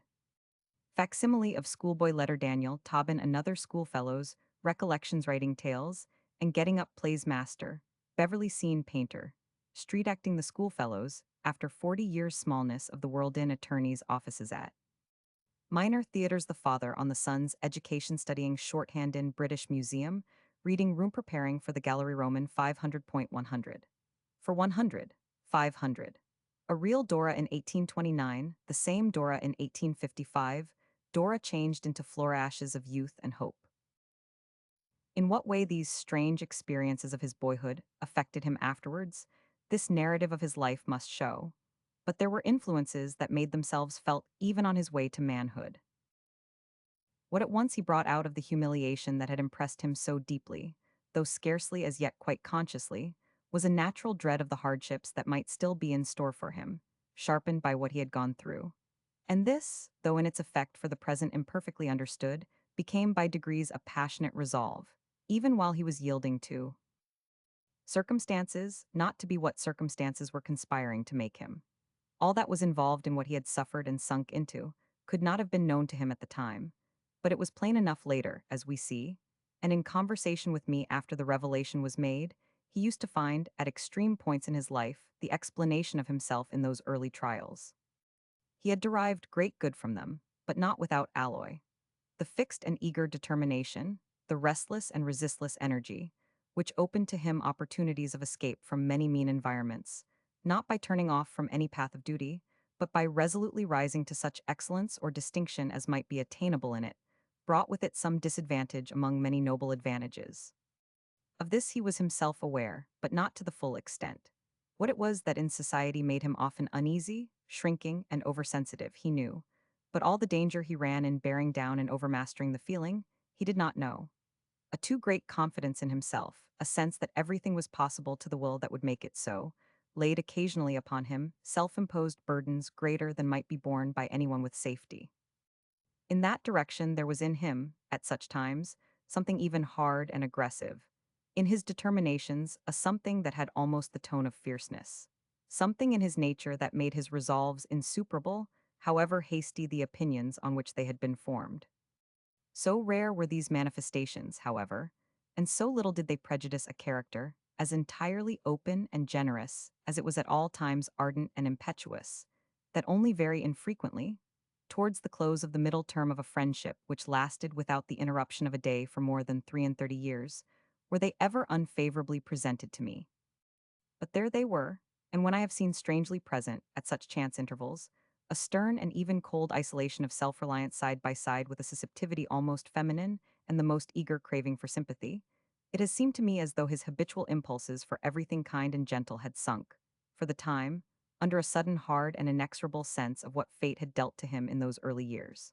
On more than one occasion, indeed, I had confirmation of this. I must entreat you, he wrote to me in June, 1862, to pause for an instant and go back to what you know of my childish days, and to ask yourself whether it is natural that something of the character formed in me then and lost under happier circumstances should have reappeared in the last 5 years. The never-to-be-forgotten misery of that old time bred a certain shrinking sensitiveness in a certain ill-clad, ill-fed child that I have found come back in the never-to-be-forgotten misery of this later time. One good there was, however, altogether without drawback, and which claims simply to be mentioned before my narrative is resumed. The story of his childish misery has itself sufficiently shown that he never throughout it lost his precious gift of animal spirits or his native capacity for humorous enjoyment, and there were positive gains to him from what he underwent, which were also rich and lasting. To what in the outset of his difficulties and trials gave the decisive bent to his genius, I have already made special reference. And we are to observe, of what followed, that with the very poor and unprosperous, out of whose sufferings and strugglings, and the virtues as well as vices born of them, his not least splendid successes were wrought. His childish experiences had made him actually one. They were not his clients whose cause he pleaded with such pathos and humor, and on whose side he got the laughter and tears of all the world, but in some sort his very self. Nor was it a small part of this manifest advantage that he should have obtained his experience as a child and not as a man, that only the good part, the flower and fruit of it, was plucked by him, and that nothing of the evil part, none of the earth in which the seed was planted, remained to soil him. His next move in life can also be given in his own language. There was a school in the Hampstead Road kept by Mr. Jones, a Welshman, to which my father dispatched me to ask for a card of terms. The boys were at dinner, and Mr. Jones was carving for them with a pair of holland sleeves on, when I acquitted myself of this commission. He came out and gave me what I wanted, and hoped I should become a pupil. I 999. At 7 o'clock one morning, very soon afterwards, I went as day scholar to Mr. Jones's establishment, which was in Mornington Place, and had its schoolroom sliced away by the Birmingham Railway, when that change came about. The schoolroom, however, was not threatened by directors or civil engineers then, and there was a board over the door, graced with the words Wellington House Academy. At Wellington House Academy, he remained nearly 2 years, being a little over 14 years of age when he quitted it. In his minor writings, as well as in Copperfield, will be found general allusions to it, and there is a paper among his pieces reprinted from Household Words which purports specifically to describe it. To the account therein given of himself when he went to the school, as advanced enough, so safely had his memory retained its poor fragments of early schooling, to be put into Virgil, as getting sundry prizes, and as attaining to the eminent position of its first boy, one of his two schoolfellows, with whom I have had communication, makes objection, but both admit that the general features of the place are reproduced with wonderful accuracy, and more especially in those points for which the school appears to have been much more notable than for anything connected with the scholarship of its pupils. In the reprinted piece, Dickens describes it as remarkable for white mice. He says that redpoles, linnets, and even canaries were kept by the boys in desks, drawers, hat boxes, and other strange refuges for birds, but that white mice were the favorite stock, and that the boys trained the mice much better than the master trained the boys. He recalled in particular one white mouse who lived in the cover of a Latin dictionary, ran up ladders, drew Roman chariots, shouldered muskets, turned wheels, and even made a very creditable appearance on the stage as the dog of Montargis, who might have achieved greater things, but for having had the misfortune to mistake his way in a triumphal procession to the Capitol, when he fell into a deep inkstand and was dyed black and drowned. Nevertheless, he mentions the school as one also of some celebrity in its neighborhood, though nobody could have said why, and adds that among the boys the master was supposed to know nothing, and one of the ushers was supposed to know everything. We are still inclined to think the first-named supposition perfectly correct. We went to look at the place only this last midsummer, and found that the railway had cut it up, root and branch. A great trunk line had swallowed the playground, sliced away the schoolroom, and pared off the corner of the house, which, thus curtailed of its proportions, presented itself in a green stage of stucco, profile-wise towards the road, like a forlorn flatiron without a handle, standing on end. One who knew him in those early days, Mr. Owen P. Thomas, thus writes to me February, 1871. I had the honor of being Mr. Dickens's schoolfellow for about 2 years 18,241,826, both being day scholars at Mr. Jones's Classical and Commercial Academy, as then inscribed in front of the house, and which was situated at the corner of Granby Street and the Hampstead Road. The house stands now in its original state, but the school and large playground behind disappeared on the formation of the London and Northwestern Railway, which at this point runs in a slanting direction from Euston Square underneath the Hampstead Road. We were all companions and playmates when out of school, as well as fellow students therein. Mr. Thomas includes in this remark the names of Henry Danson, now a physician in practice in London, of Daniel Tobin, whom I remember to have been frequently assisted by his old schoolfellow in later years, and of Richard Bray. You will find a graphic sketch of the school by Mr. Dickens himself in Household Words of 11th October, 1851. The article is entitled Our School. The names, of course, are feigned, but, allowing for slight coloring, the persons and incidents described are all true to life, and easily recognizable by anyone who attended the school at the time. The Latin master was Mr. Manville, or Manville, who for many years was well known at the library of the British Museum. The academy, after the railroad overthrew it, was removed to another house in the neighborhood, but Mr. Jones and two at least of his assistant masters have long ago departed this life. One of the latter was the usher believed to know everything, who was reading master, mathematical master, English master, divided the little boys with the Latin master, made out the bills, mended the pens, and always called at parents' houses to inquire after sick boys, because he had gentlemanly manners. This picture my correspondent recognized.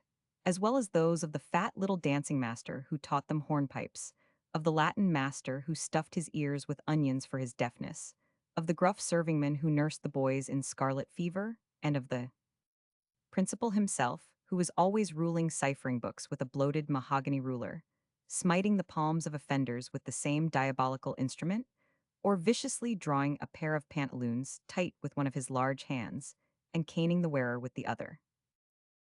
My recollection of Dickens whilst at school, Mr.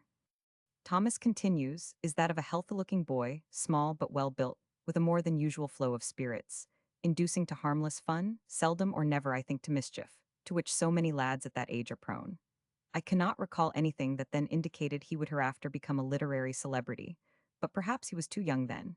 He usually held his head more erect than lads ordinarily do, and there was a general smartness about him. His weekday dress of jacket and trousers, I can clearly remember, was what is called pepper salt, and instead of the frill that most boys of his age wore then, he had a turned-down collar, so that he looked less youthful in consequence. He invented what we termed a lingo, produced by the addition of a few letters of the same sound to every word, and it was our ambition, walking and talking thus along the street, to be considered foreigners. As an alternate amusement, the present writer well remembers extemporizing tales of some sort, and reciting them offhand, with Dickens and Danson or Tobin walking on either side of him. I enclose you a copy of a note I received from him when he was between 13 and 14 years of age, perhaps one of the earliest productions of his pen. The leg referred to was The Legend of Something, a pamphlet romance I had lent him. The clavis was of course the Latin school book so named. There is some underlying whim or fun in the leg allusions which Mr. Thomas appears to have overlooked, and certainly fails to explain. But the note, which is here given in facsimile, may be left to speak for itself. And in the signature, the reader will be amused to see the first faint beginning of a flourish afterwards famous. Handwritten note. The offense of Tobin went no deeper than the having at last worn out even Dickens's patience and kindness. His applications for relief were so incessantly repeated that to cut him and them adrift altogether was the only way of escape from what had become an intolerable nuisance. To Mr. Thomas's letter the reader will thank me for adding one, not less interesting, with which Dr. Henry Danson has favored me. We have here, with the same fun and animal spirits, a little of the proneness to mischief which his other schoolfellow says he was free from. But the mischief is all of the harmless kind, and might perhaps have been better described as but part of an irrepressible vivacity. My impression is that I was a schoolfellow of Dickens for nearly 2 years. He left before me, I think at about 15 years of age. Mr. Jones's school, called the Wellington Academy, was in the Hampstead Road, at the northeast corner of Granby Street. The schoolhouse was afterwards removed for the London and Northwestern Railway. It was considered at the time a very superior sort of school, one of the best, indeed, in that part of London, but it was most shamefully mismanaged, and the boys made but very little progress. The proprietor, Mr. Jones, was a Welshman, a most ignorant fellow and a mere tyrant, whose chief employment was to scourge the boys. Dickens has given a very lively account of this place in his paper entitled Our School, but it is very mythical in many respects, and more especially in the compliment he pays in it to himself. I do not remember that Dickens distinguished himself in any way or carried off any prizes. My belief is that he did not learn Greek or Latin there, and you will remember there is no allusion to the classics in any of his writings. He was a handsome, curly-headed lad, full of animation and animal spirits, and probably was connected with every mischievous prank in the school. I do not think he came in for any of Mr. Jones's scourging propensity. In fact, together with myself, he was only a day pupil, and with these there was a wholesome fear of tales being carried home to the parents. His personal appearance at that time is vividly brought home to me in the portrait of him taken a few years later by Mr. Lawrence. He resided with his friends in a very small house in a street leading out of Seymour Street, north of Mr. Judkin's chapel. Depend on it, he was quite a self-made man, and his wonderful knowledge and command of the English language must have been acquired by long and patient study after leaving his last school. I have no recollection of the boy you name. His chief associates were, I think, Tobin, Mr. Thomas, Bray, and myself. The first named was his chief ally, and his acquaintance with him appears to have continued many years afterwards. At about that time penny and Saturday magazines were published weekly, and were greedily read by us. We kept bees, white mice, and other living things clandestinely in our desks, and the mechanical arts were a good deal cultivated, in the shape of coach building, and making pumps and boats, the motive power of which was the white mice. I think at that time Dickens took to writing small tales, and we had a sort of club for lending and circulating them. Dickens was also very strong in using a sort of lingo, which made us quite unintelligible to bystanders. We were very strong, too, in theatricals. We mounted small theaters and got up very gorgeous scenery to illustrate the Miller and his men and Cherry and Fair Star. I remember the present Mr. Beverley, the scene painter, assisted us in this. Dickens was always a leader at these plays, which were occasionally presented with much solemnity before an audience of boys and in the presence of the ushers. My brother, assisted by Dickens, got up the Miller and his men in a very gorgeous form. Master Beverley constructed the mill for us in such a way that it could tumble to pieces with the assistance of crackers. At one representation, the fireworks in the last scene, ending with the destruction of the mill, were so very real that the police interfered and knocked violently at the doors. Dickens's aftertaste for theatricals might have had its origin in these small affairs.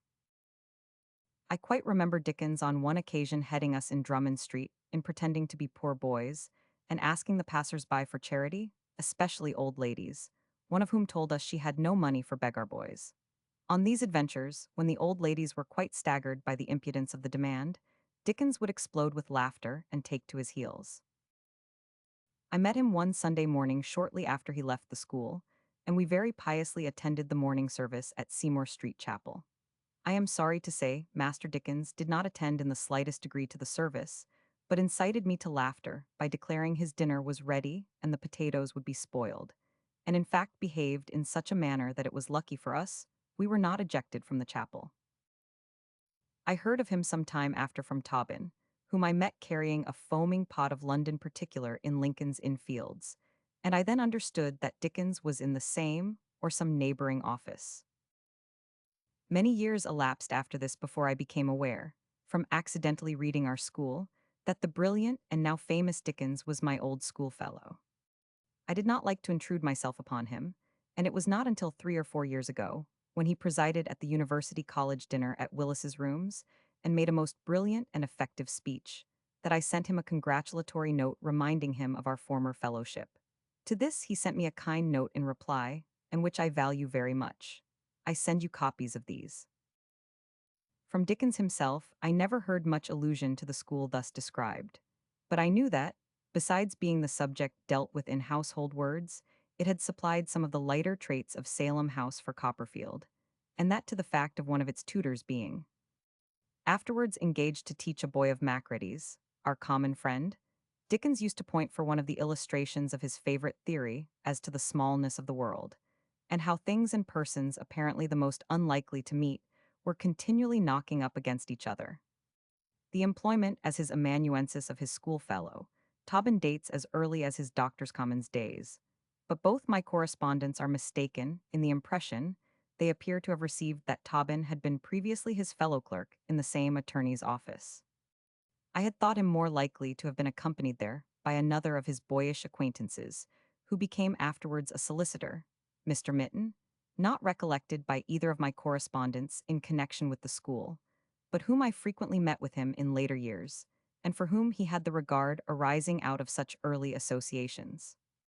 In this, however, I have since discovered my own mistake, the truth being that it was this gentleman's connection, not with the Wellington Academy, but with a school kept by Mr.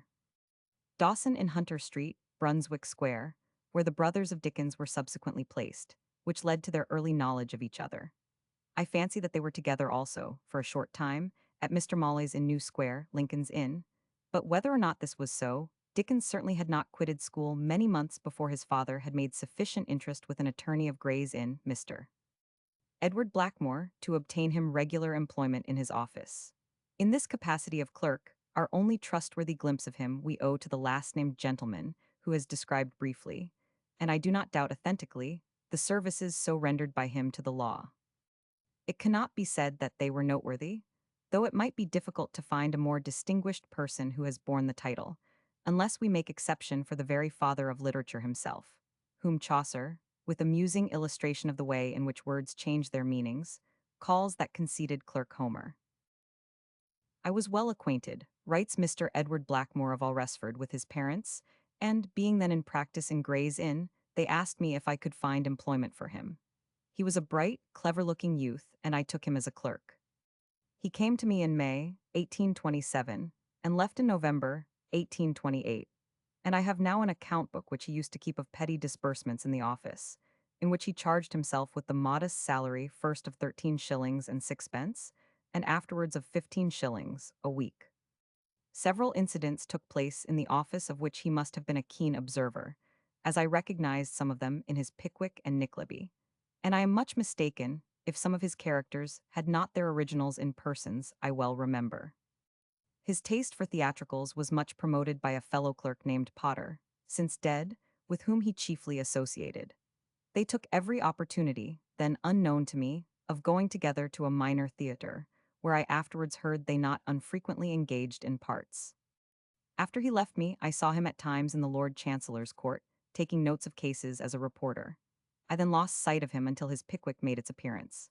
This letter indicates the position he held at Mr. Blackmore's, and we have but to turn to the passage in Pickwick which describes the several grades of attorney's clerk, to understand it more clearly. He was very far below the articled clerk, who has paid a premium and is attorney in perspective. He was not so high as the salaried clerk, with nearly the whole of his weekly 30 shillings spent on his personal pleasures. He was not even on the level with his middle-aged copying clerk, always needy and uniformly shabby. He was simply among, however his own nature may have lifted him above, the office lads in their first surtouts, who feel a befitting contempt for boys at day schools, club as they go home at night for saveloys and porter, and think there's nothing like life. Thus far, not more or less, had he now reached. He was one of the office lads, and probably in his first surtout. But even thus, the process of education went on, defying what seemed to interrupt it, and in the amount of his present equipment for his needs of life, what he brought from the Wellington House Academy can have borne but the smallest proportion to his acquirement at Mr. Blackmore's. Yet to seek to identify, without help from himself, any passages in his books with those boyish law experiences would be idle and hopeless enough. In the earliest of his writings, and down to the very latest, he worked exhaustively the field which is opened by an attorney's office to a student of life and manners. But we have not now to deal with his numerous varieties of the genus clerk, drawn thus for the amusement of others, but with the acquisitions which at present he was storing up for himself from the opportunities such offices opened to him. Nor would it be possible to have better illustrative comment on all these years than is furnished by his father's reply to a friend it was now hoped to interest on his behalf, which more than once I have heard him whimsically, but good-humoredly, imitate. Pray, Mr. Dickens, where was your son educated? Why, indeed, sir, he may be said to have educated himself. Of the two kinds of education which Gibbon says that all men who rise above the common level receive, the first that of his teachers, and the second, more personal and more important, his own, he had the advantage only of the last. It nevertheless sufficed for him. Very nearly another 18 months were now to be spent mainly in practical preparation for what he was, at this time, led finally to choose as an employment from which a fair income was certain with such talents as he possessed, his father already having taken to it, in these latter years, in aid of the family resources. In his father's house, which was at Hampstead through the first portion of the Mornington Street school time, then in the house out of Seymour Street mentioned by Dr. Danson, and afterwards upon the elder Dickens going into the gallery, in Bentinck Street, Manchester Square, Charles had continued to live, and influenced doubtless by the example before him, he took sudden determination to qualify himself thoroughly for what his father was lately become, a newspaper parliamentary reporter. He set resolutely, therefore, to the study of shorthand, and, for the additional help of such general information about books as a fairly educated youth might be expected to have, as well as to satisfy some higher personal cravings, he became an assiduous attendant in the British Museum reading room. He would frequently refer to these days as decidedly the usefulest to himself he had ever passed, and, judging from the results, they must have been so. No man who knew him in later years, and talked to him familiarly of books and things, would have suspected his education in boyhood, almost entirely self-acquired as it was, to have been so rambling or haphazard as I have here described it. The secret consisted in this, that, whatever for the time he had to do, he lifted himself, there and then, to the level of, and at no time disregarded the rules that guided the hero of his novel. Whatever I have tried to do in life, I have tried with all my heart to do well. What I have devoted myself to, I have devoted myself to completely. Never to put one hand to anything on which I could throw my whole self, and never to affect depreciation of my work, whatever it was, I find now to have been my golden rules. Of the difficulties that beset his shorthand studies, as well as of what first turned his mind to them, he has told also something in Copperfield. He had heard that many men distinguished in various pursuits had begun life by reporting the debates in Parliament, and he was not deterred by a friend's warning that the mere mechanical accomplishment for excellence in it might take a few years to master thoroughly, a perfect and entire command of the mystery of shorthand writing and reading being about equal in difficulty to the mastery of 6 languages. Undaunted, he plunged into it, self-teaching in this as in graver things, and having bought Mr. Gurney's half-guinea a book, worked steadily his way through its distractions. The changes that were rung upon dots, which in such a position meant such a thing, and in such another position something else entirely different. The wonderful vagaries that were played by circles, the unaccountable consequences that resulted from marks like flies' legs, the tremendous effects of a curve in a wrong place, not only troubled my waking hours, but reappeared before me in my sleep. When I had groped my way blindly through these difficulties and had mastered the alphabet, there then appeared a procession of new horrors called arbitrary characters, the most despotic characters I have ever known, who insisted, for instance, that a thing like the beginning of a cobweb meant expectation and that a pen and ink skyrocket stood for disadvantageous. When I had fixed these wretches in my mind, I found that they had driven everything else out of it. Then, beginning again, I forgot them. While I was picking them up, I dropped the other fragments of the system. In short, it was almost heartbreaking. What it was that made it not quite heartbreaking to the hero of the fiction, its readers know. And something of the same kind was now to enter into the actual experience of its writer. First, let me say, however, that after subduing to his wants in marvelously quick time this unruly and unaccommodating servant of stenography, what he most desired was still not open to him. There never was such a shorthand writer, has been often said to me by Mr. Beard, the friend he first made in that line when he entered the gallery, and with whom to the close of his life he maintained the friendliest intercourse. But there was no opening for him in the gallery yet. He had to pass nearly 2 years as a reporter for one of the offices in Doctors' Commons, practicing in this and the other law courts, before he became a sharer in parliamentary toils and triumphs. And what sustained his young hero through something of the same sort of trial was also his own support. He too had his Dora, at apparently the same hopeless elevation, striven for as the one only thing to be attained, and even more unattainable, for neither did he succeed nor happily did she die. But the one idol, like the other, supplying a motive to exertion for the time, and otherwise opening out to the idolater, both in fact and fiction, a highly unsubstantial, happy, foolish time. I used to laugh and tell him I had no belief in any but the book Dora, until the incident of a sudden reappearance of the real one in his life, nearly 6 years after Copperfield was written, convinced me there had been a more actual foundation for those chapters of his book than I was ready to suppose. Still, I would hardly admit it, and that the matter could possibly affect him then, persisted in a stout refusal to believe. His reply throws a little light on this juvenile part of his career, and I therefore venture to preserve it. I do not quite apprehend what you mean by my overrating the strength of the feeling of 25 years ago. If you mean of my own feeling, and will only think what the desperate intensity of my nature is, and that this began when I was Charlie's age, that it excluded every other idea from my mind for 4 years, at a time of life when 4 years are equal to 4 times 4, and that I went at it with a determination to overcome all the difficulties, which fairly lifted me up into that newspaper life and floated me away over 100 men's heads, then you are wrong. Because nothing can exaggerate that. I have positively stood amazed at myself ever since, and so I suffered, and so worked, and so beat and hammered away at the maddest romances that ever got into any boy's head and stayed there, that to see the mere cause of it all now loosens my hold upon myself. Without for a moment sincerely believing that it would have been better if we had never got separated, I cannot see the occasion of so much emotion as I should see anyone else.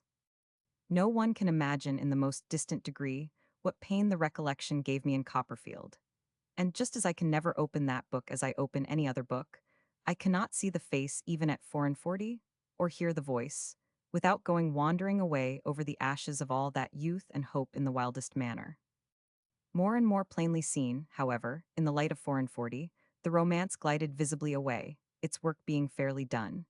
And at the close of the month following that in which this letter was written, during which he had very quietly made a formal call with his wife at his youthful Dora's house, and contemplated with a calm equanimity in the hall her stuffed favorite Jip, he began the fiction, in which there was a Flora to set against its predecessor's Dora, both derived from the same original. The fancy had a comic humor in it he found it impossible to resist, but it was kindly and pleasant to the last. And if the later picture showed him plenty to laugh at in this retrospect of his youth, there was nothing he thought of more tenderly than the earlier, as long as he was conscious of anything. Chapter 4: Reporters' Gallery and Newspaper Literature. 18,311,835. Reporting for True Sun First Scene, by me reporting for Mirror and Chronicle first published piece Discipline, and Experiences of Reporting Life, as a reporter John Blackmister. Thomas Bearday letter to his editor incident of reporting days the same, more correctly told origin of Boz Captain Holland Mister. George Hogarth sketches in Evening Chronicle Roman 100.500. S. First Hardy Appreciator. Dickens was 19 years old when at last he entered the gallery. His father, with whom he still lived in Bentinck Street, had already, as we have seen, joined the gallery as a reporter for one of the morning papers, and was now in the more comfortable circumstances derived from the addition to his official pension which this praiseworthy labor ensured, but his own engagement on the Chronicle dates.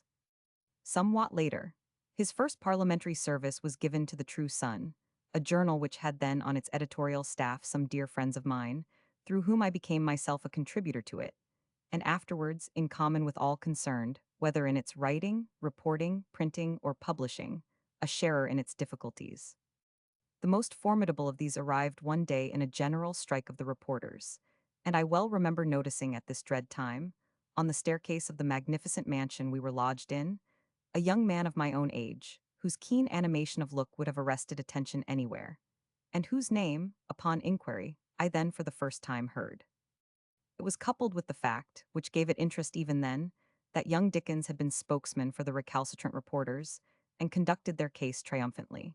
He was afterwards during 2 sessions engaged for the Mirror of Parliament, which one of his uncles by the mother's side originated and conducted. And finally, in his 23rd year, he became a reporter for the Morning Chronicle.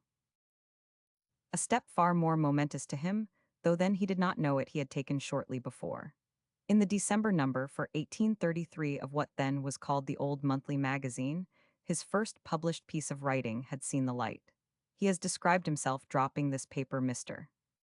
Minns and his cousin, as he afterwards entitled it, but which appeared in the magazine as a dinner at Poplar Walk stealthily one evening at twilight, with fear and trembling, into a dark letterbox in a dark office up a dark court in Fleet Street. And he has told his agitation when it appeared in all the glory of print. On which occasion I walked down to Westminster Hall, and turned into it for half an hour, because my eyes were so dimmed with joy and pride that they could not bear the street, and were not fit to be seen there. He had purchased the magazine at a shop in the Strand, and exactly 2 years afterwards, in the younger member of a publishing firm who had called, at the chambers in Furnival's Inn to which he had moved soon after entering the gallery, with the proposal that originated Pickwick, he recognized the person he had bought that magazine from, and whom before or since he had never seen. This interval of 2 years more than comprised what remained of his career in the gallery, and the engagements connected with it. But that this occupation was of the utmost importance in its influence on his life, in the discipline of his powers as well as of his character, there can be no doubt whatever. To the wholesome training of severe newspaper work, when I was a very young man, I constantly refer my first successes, he said to the New York editors when he last took leave of them. It opened to him a wide and varied range of experience, which his wonderful observation, exact as it was humorous, made entirely his own. He saw the last of the old coaching days, and of the old inns that were a part of them, but it will be long before the readers of his living page see the last of the life of either. There never was, he once wrote to me in 1845, anybody connected with newspapers who, in the same space of time, had so much express and post-chaise experience as one. And what gentlemen they were to serve, in such things, at the old Morning Chronicle. Great or small, it did not matter. I have had to charge for half a dozen breakdowns in half a dozen times as many miles. I have had to charge for the damage of a greatcoat from the drippings of a blazing wax candle, in riding through the smallest hours of the night in a swift-flying carriage and pair. I have had to charge for all sorts of breakages 50 times in a journey without question, such being the ordinary results of the pace which we went at. I have charged for broken hats, broken luggage, broken chaises, broken harness, everything but a broken head, which is the only thing they would have grumbled to pay for. Something to the same effect he said publicly 20 years later, on the occasion of his presiding, in May 1865, at the second annual dinner of the Newspaper Press Fund, when he condensed within the compass of his speech a summary of the whole of his reporting life. I am not here, he said, advocating the case of a mere ordinary client of whom I have little or no knowledge. I hold a brief tonight for my brothers. I went into the gallery of the House of Commons as a parliamentary reporter when I was a boy, and I left it. I can hardly believe the inexorable truth nigh 30 years ago. I have pursued the calling of a reporter under circumstances of which many of my brethren here can form no adequate conception. I have often transcribed for the printer, from my shorthand notes, important public speeches in which the strictest accuracy was required, and a mistake in which would have been to a young man severely compromising, writing on the palm of my hand, by the light of a dark lantern, in a post-chaise and four, galloping through a wild country, and through the dead of the night at the then surprising rate of 15 miles an hour. The very last time I was at Exeter, I strolled into the castle yard there, to identify, for the amusement of a friend, the spot on which I once took, as we used to call it, an election speech of Lord John Russell at the Devon contest, in the midst of a lively fight, maintained by all the vagabonds in that division of the county, and under such a pelting rain that I remember two good-natured colleagues, who chanced to be at leisure, held a pocket-handkerchief over my notebook, after the manner of a state canopy in an ecclesiastical procession. I have worn my knees by writing on them on the old back row of the old gallery of the old House of Commons, and I have worn my feet by standing to write in a preposterous pen in the old House of Lords, where we used to be huddled together like so many sheep, kept in waiting, say, until the woolsack might want restuffing. Returning home from exciting political meetings in the country to the waiting press in London, I do verily believe I have been upset in almost every description of vehicle known in this country. I have been, in my time, belated on miry byroads, towards the small hours, 40 or 50 miles from London, in a wheelless carriage with exhausted horses and drunken postboys, and have got back in time for publication, to be received with never-forgotten compliments by the late Mr. Black, coming in the broadest of Scotch from the broadest of hearts I ever knew. These trivial things I mention as an assurance to you that I never have forgotten the fascination of that old pursuit. The pleasure that I used to feel in the rapidity and dexterity of its exercise has never faded out of my breast. Whatever little cunning of hand or head I took to it, or acquired in it, I have so retained as that I fully believe I could resume it tomorrow, very little the worse from long disuse. To this present year of my life, when I sit in this hall, or where not, hearing a dull speech the phenomenon does occur, I sometimes beguile the tedium of the moment by mentally following the speaker in the old way, and sometimes, if you can believe me, I even find my hand going on the tablecloth, taking an imaginary note of it all. The latter I have known him do frequently. It was indeed a quite ordinary habit with him. Mr.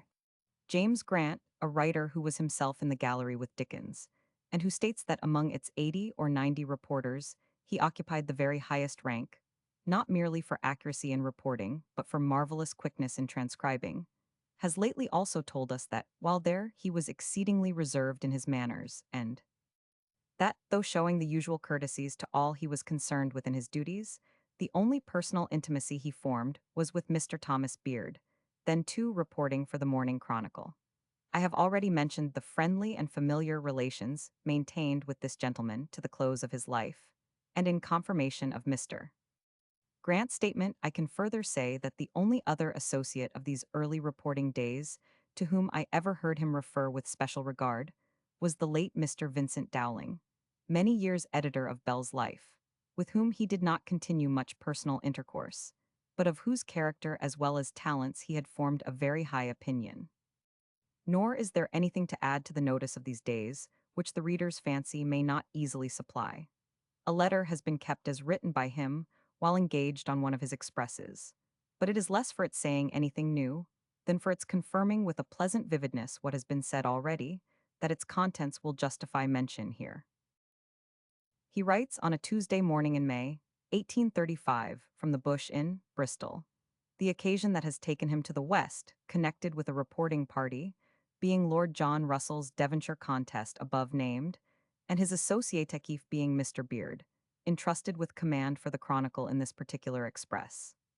He expects to forward the conclusion of Russell's dinner by Cooper's company's coach leaving the Bush at 6:30 next morning, and by the first ball's coach on Thursday morning, he will forward the report of the Bath dinner, endorsing the parcel for immediate delivery, with extra rewards for the porter.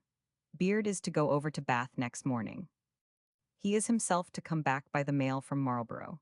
He has no doubt, if Lord John makes a speech of any ordinary dimensions, it can be done by the time Marlborough is reached. And taking into consideration the immense importance of having the addition of saddle horses from thence, it is, beyond all doubt, worth an effort. I need not say, he continues, that it will be sharp work and will require two of us, for we shall both be up the whole of the previous night, and shall have to sit up all night again to get it off in time. He adds that as soon as they have had a little sleep they will return to town as quickly as they can, but they have, if the express succeeds, to stop at sundry places along the road to pay money and notify satisfaction. And so, for himself and Beard, he is his editors very sincerely.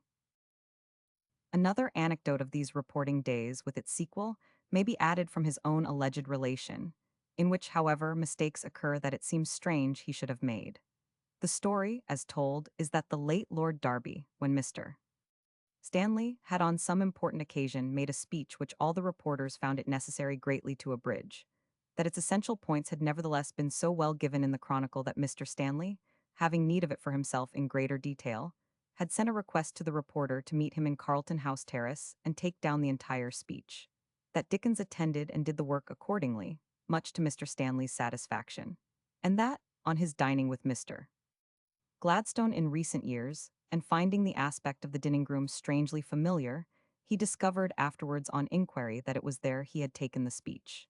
The story, as it actually occurred, is connected with the brief life of the Mirror of Parliament. It was not at any special desire of Mr. Stanley's, but for that new record of the debates, which had been started by one of the uncles of Dickens, and professed to excel Hansard in giving verbatim reports, that the famous speech against O'Connell was taken as described. The young reporter went to the room in Carlton Terrace, because the work of his Uncle Barrow's publication required to be done there. And if, in later years, the great author was in the same room as the guest of the Prime Minister, it must have been but a month or two before he died, when for the first time he visited and breakfasted with Mr. Gladstone. The mention of his career in the gallery may close with the incident.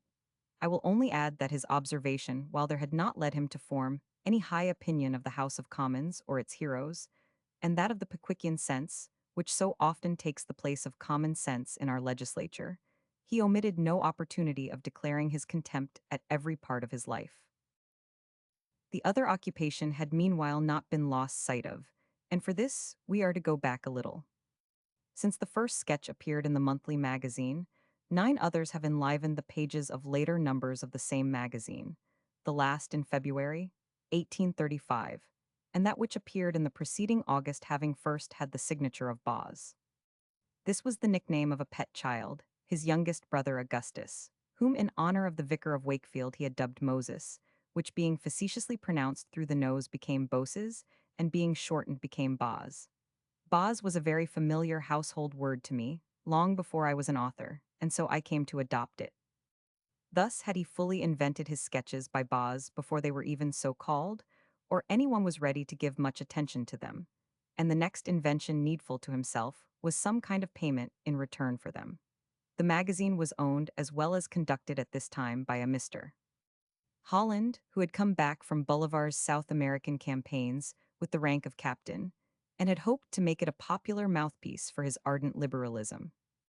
But this hope, as well as his own health, quite failed, and he had sorrowfully to decline receiving any more of the sketches when they had to cease as voluntary offerings. I do not think that either he or the magazine lived many weeks after an evening I passed with him in Doughty Street in 1837, when he spoke in a very touching way of the failure of this and other enterprises of his life, and of the help that Dickens had been to him. Nothing thus being forthcoming from the monthly, it was of course but natural the sketches too should cease to be forthcoming, and, even before the above-named February number appeared, a new opening had been found for them. An evening offshoot to the Morning Chronicle had been lately in hand, and to a countryman of Black's engaged in the preparations for it, Mr. George Hogarth, Dickens was communicating from his rooms in Furnival's Inn, on the evening of Tuesday, the 20th of January, 1835, certain hopes and fancies he had formed. This was the beginning of his knowledge of an accomplished and kindly man, with whose family his relations were soon to become so intimate as to have an influence on all his future career. Mr. Hogarth had asked him, as a favor to himself, to write an original sketch for the first number of the Enterprise, and in writing back to say with what readiness he should comply, and how anxiously he should desire to do his best for the person who had made the request, he mentioned what had arisen in his mind. It had occurred to him that he might not be unreasonably or improperly trespassing farther on Mr. Hogarth if, trusting to his kindness to refer the application to the proper quarter, he begged to ask whether it was probable, if he commenced a regular series of articles under some attractive title for the Evening Chronicle, its conductors would think he had any claim to some additional remuneration of course, of no great amount for doing so. In short, he wished to put it to the proprietors first, whether a continuation of some chapters of light papers in the style of his street sketches would be considered of use to the new journal, and secondly, if so, whether they would not think it fair and reasonable that, taking his share of the ordinary reporting business of the Chronicle besides, he should receive something for the papers beyond his ordinary salary as a reporter. The request was thought fair. He began the sketches, and his salary was raised from 5 to 7 guineas a week. They went on, with undiminished spirit and freshness, throughout the year, and, much as they were talked of outside as well as in the world of newspapers, nothing in connection with them delighted the writer half so much as the hearty praise of his own editor. Mr. Black is one of the men who has passed without recognition out of a world his labors largely benefited. But with those who knew him no man was so popular, as well for his broad, kindly humor, as for his honest, great-hearted enjoyment of whatever was excellent in others. Dickens to the last remembered that it was most of all the cordial help of this good old mirth-loving man which had started him joyfully on his career of letters. It was John Black that flung the slipper after me, he would often say. Dear old Black, my first hearty out-and-out appreciator, is an expression in one of his letters written to me in the year he died. Chapter 5, First Book and Origin of Pickwick. Sketches by Boz Fancy Piece by N.P. Willis. A Poor English Author Start of Pickwick Marriage to Miss Hogarth First Connection with Chapman Hall Mr. Seymour's part in Pickwick Letters relating thereto Roman 100.500. S. own account false claims refuted Pickwick's original, his figure and his name first sprightly runnings of genius the sketches characterized Mr. Seymour's death new illustrator chosen Mr. Hablot K. Brown Roman 100.500 leaves the gallery strange gentlemen and village coquettes. The opening of 1836 found him collecting into 2 volumes the first series of sketches by Boz, of which he had sold the copyright for a conditional payment of I think £150 to a young publisher named Macron, whose acquaintance he had made through Mr. Ainsworth a few weeks before. At this time also, we are told in a letter before quoted, the editorship of the monthly magazine having come into Mr. James Grant's hands, this gentleman, applying to him through its previous editor to know if he would again contribute to it, learned 2 things. The first, that he was going to be married, and the second, that, having entered into an arrangement to write a monthly serial, his duties in future would leave him small spare time. Both pieces of news were soon confirmed. The Times of the 26th of March, 1836, gave notice that on the 31st would be published the first shilling number of the posthumous papers of the Pickwick Club, edited by Boz, and the same journal of a few days later announced that on the 2d of April Mr. Charles Dickens had married Catherine, the eldest daughter of Mr. George Hogarth, whom already we have met as his fellow worker on the Chronicle. The honeymoon was passed in the neighborhood to which at all times of interest in his life he turned with a strange recurring fondness. And while the young couple are at the quiet little village of Chalk, on the road between Gravesend and Rochester, I will relate exactly the origin of the ever-memorable Mr. Pickwick. A young publishing house had started recently, among other enterprises ingenious rather than important, a library of fiction. Among the authors they wished to enlist in it was the writer of the sketches in the monthly. And, to the extent of one paper during the past year, they had effected this through their editor, Mr. Charles Whitehead, a very ingenious and very unfortunate man. I was not aware, wrote the elder member of the firm to Dickens, 13 years later, in a letter to which reference was made in the preface to Pickwick in one of his later editions, that you were writing in the Chronicle, or what your name was. But Whitehead, who was an old monthly man, recollected it, and got you to write the Tuggses at Ramsgate. And now comes another person on the scene. In November 1835, continues Mr. Chapman, we published a little book called the Squib Annual, with plates by Seymour, and it was during my visit to him to see after them that he said he should like to do a series of cockney-sporting plates of a superior sort to those he had already published. I said I thought they might do, if accompanied by letterpress and published in monthly parts, and this being agreed to, we wrote to the author of 3 courses and a dessert and proposed it. But receiving no answer, the scheme dropped for some months till Seymour said he wished us to decide, as another job had offered which would fully occupy his time. And it was on this we decided to ask you.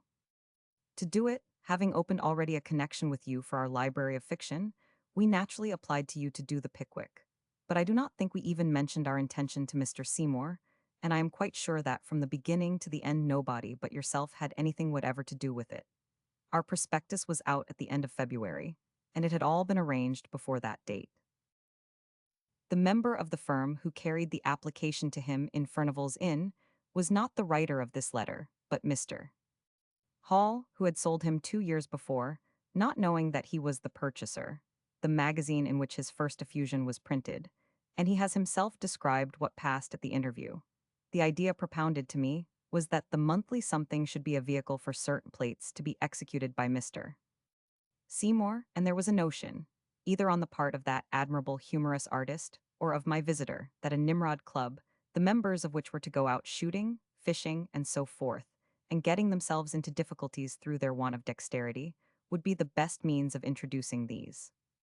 I objected on consideration that, although born and partly bred in the country, I was no great sportsman, except in regard to all kinds of locomotion, that the idea was not novel and had already been much used, that it would be infinitely better for the plates to arise naturally out of the text, and that I would like to take my own way with a freer range of English scenes and people, and was afraid I should ultimately do so in any case, whatever course I might prescribe to myself at starting.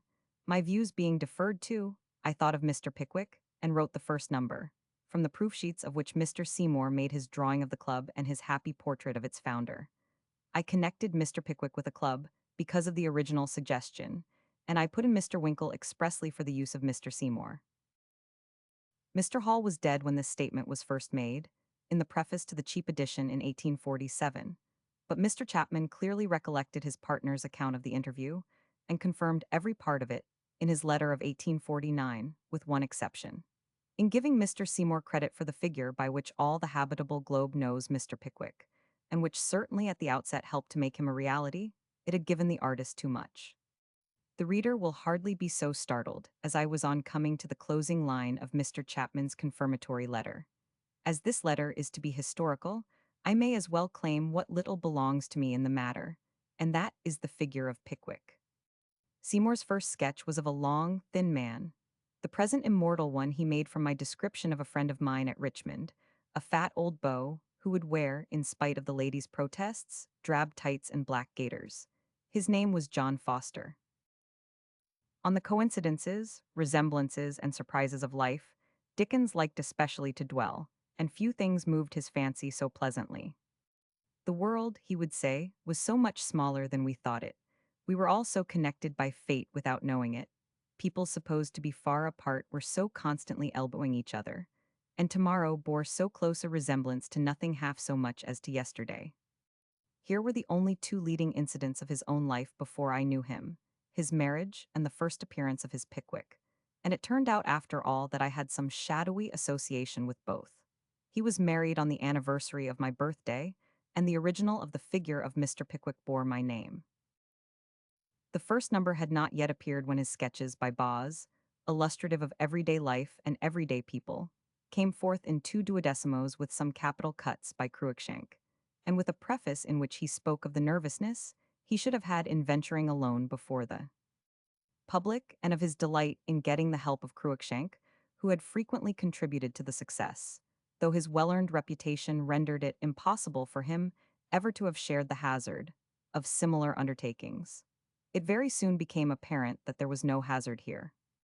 The sketches were much more talked about than the first 2 or 3 numbers of Pickwick, and I remember still with what hearty praise the book was first named to me by my dear friend Albany Fonblanque, as keen and clear a judge as ever lived either of books or men. Richly did it merit all the praise it had, and more, I will add, than he was ever disposed to give to it himself. He decidedly underrated it. He gave, in subsequent writings, so much more perfect form and fullness to everything it contained, that he did not care to credit himself with the marvel of having yet so early anticipated so much. But the first sprightly runnings of his genius are undoubtedly here. Mr. Bumble is in the parish sketches, and Mr. Dawkins the Dodger in the Old Bailey scenes. There is laughter and fun to excess, never misapplied. There are the minute points and shades of character, with all the discrimination and nicety of detail, afterwards so famous. There is everywhere the most perfect ease and skill of handling. The observation shown throughout is nothing short of wonderful. Things are painted literally as they are, and, whatever the picture, whether of everyday vulgar, shabby-genteel, or downright low, with neither the condescending air which is affectation, nor the too familiar one which is slang. The book altogether is a perfectly unaffected, unpretentious, honest performance. Under its manly, sensible, straightforward vein of talk there is running at the same time a natural flow of sentiment never sentimental, of humor always easy and unforced, and of pathos for the most part dramatic or picturesque, under which lay the germ of what his mature genius took afterwards most delight in. Of course there are inequalities in it, and some things that would have been better away. But it is a book that might have stood its ground, even if it had stood alone, as containing unusually truthful observation of a sort of life between the middle class and the low, which, having few attractions for bookish observers, was quite unhackneyed ground. It had otherwise also the very special merit of being in no respect bookish or commonplace in its descriptions of the old city, with which its writer was so familiar. It was a picture of everyday London at its best and worst, in its humors and enjoyments as well as its sufferings and sins, pervaded everywhere not only with the absolute reality of the things depicted, but also with that subtle sense and mastery of feeling which gives to the reader's sympathies invariably right direction, and awakens consideration, tenderness, and kindness precisely for those who most need such help. Between the first and the second numbers of Pickwick, the artist, Mr. Seymour, died by his own hand, and the number came out with 3 instead of 4 illustrations. Dickens had seen the unhappy man only once, 48 hours before his death, when he went to Furnival's Inn with an etching for the stroller's tale in that number, which, altered at Dickens's suggestion, he brought away again for the few further touches that occupied him to a late hour of the night before he destroyed himself. A notice attached to the number informed the public of this latter fact. There was at first a little difficulty in replacing him, and for a single number Mr. Buss was interposed. But before the 4th number a choice had been made, which as time went on was so thoroughly justified, that through the greater part of the wonderful career which was then beginning the connection was kept up, and Mr. Hablot Brown's name is not unworthily associated with the masterpieces of Dickens's genius. An incident which I heard related by Mr. Thackeray at one of the Royal Academy dinners belongs to this time. I can remember when Mr. Dickens was a very young man, and had commenced delighting the world with some charming humorous works in covers which were colored light green and came out once a month, that this young man wanted an artist to illustrate his writings. And I recollect walking up to his chambers in Furnival's Inn, with 2 or 3 drawings in my hand, which, strange to say, he did not find suitable. Dickens has himself described another change, now made in the publication. We started with a number of 24 pages and 4 illustrations.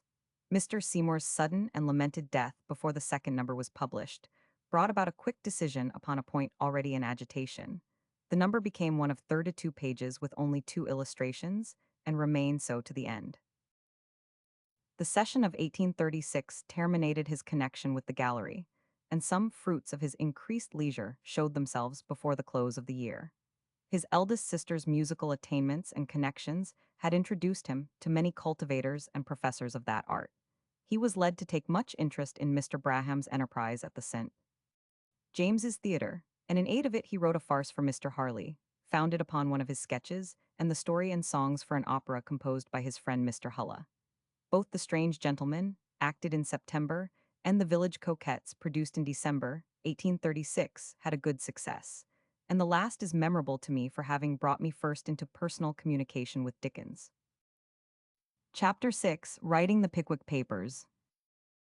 First letter from him as he was 35 years ago, Mrs.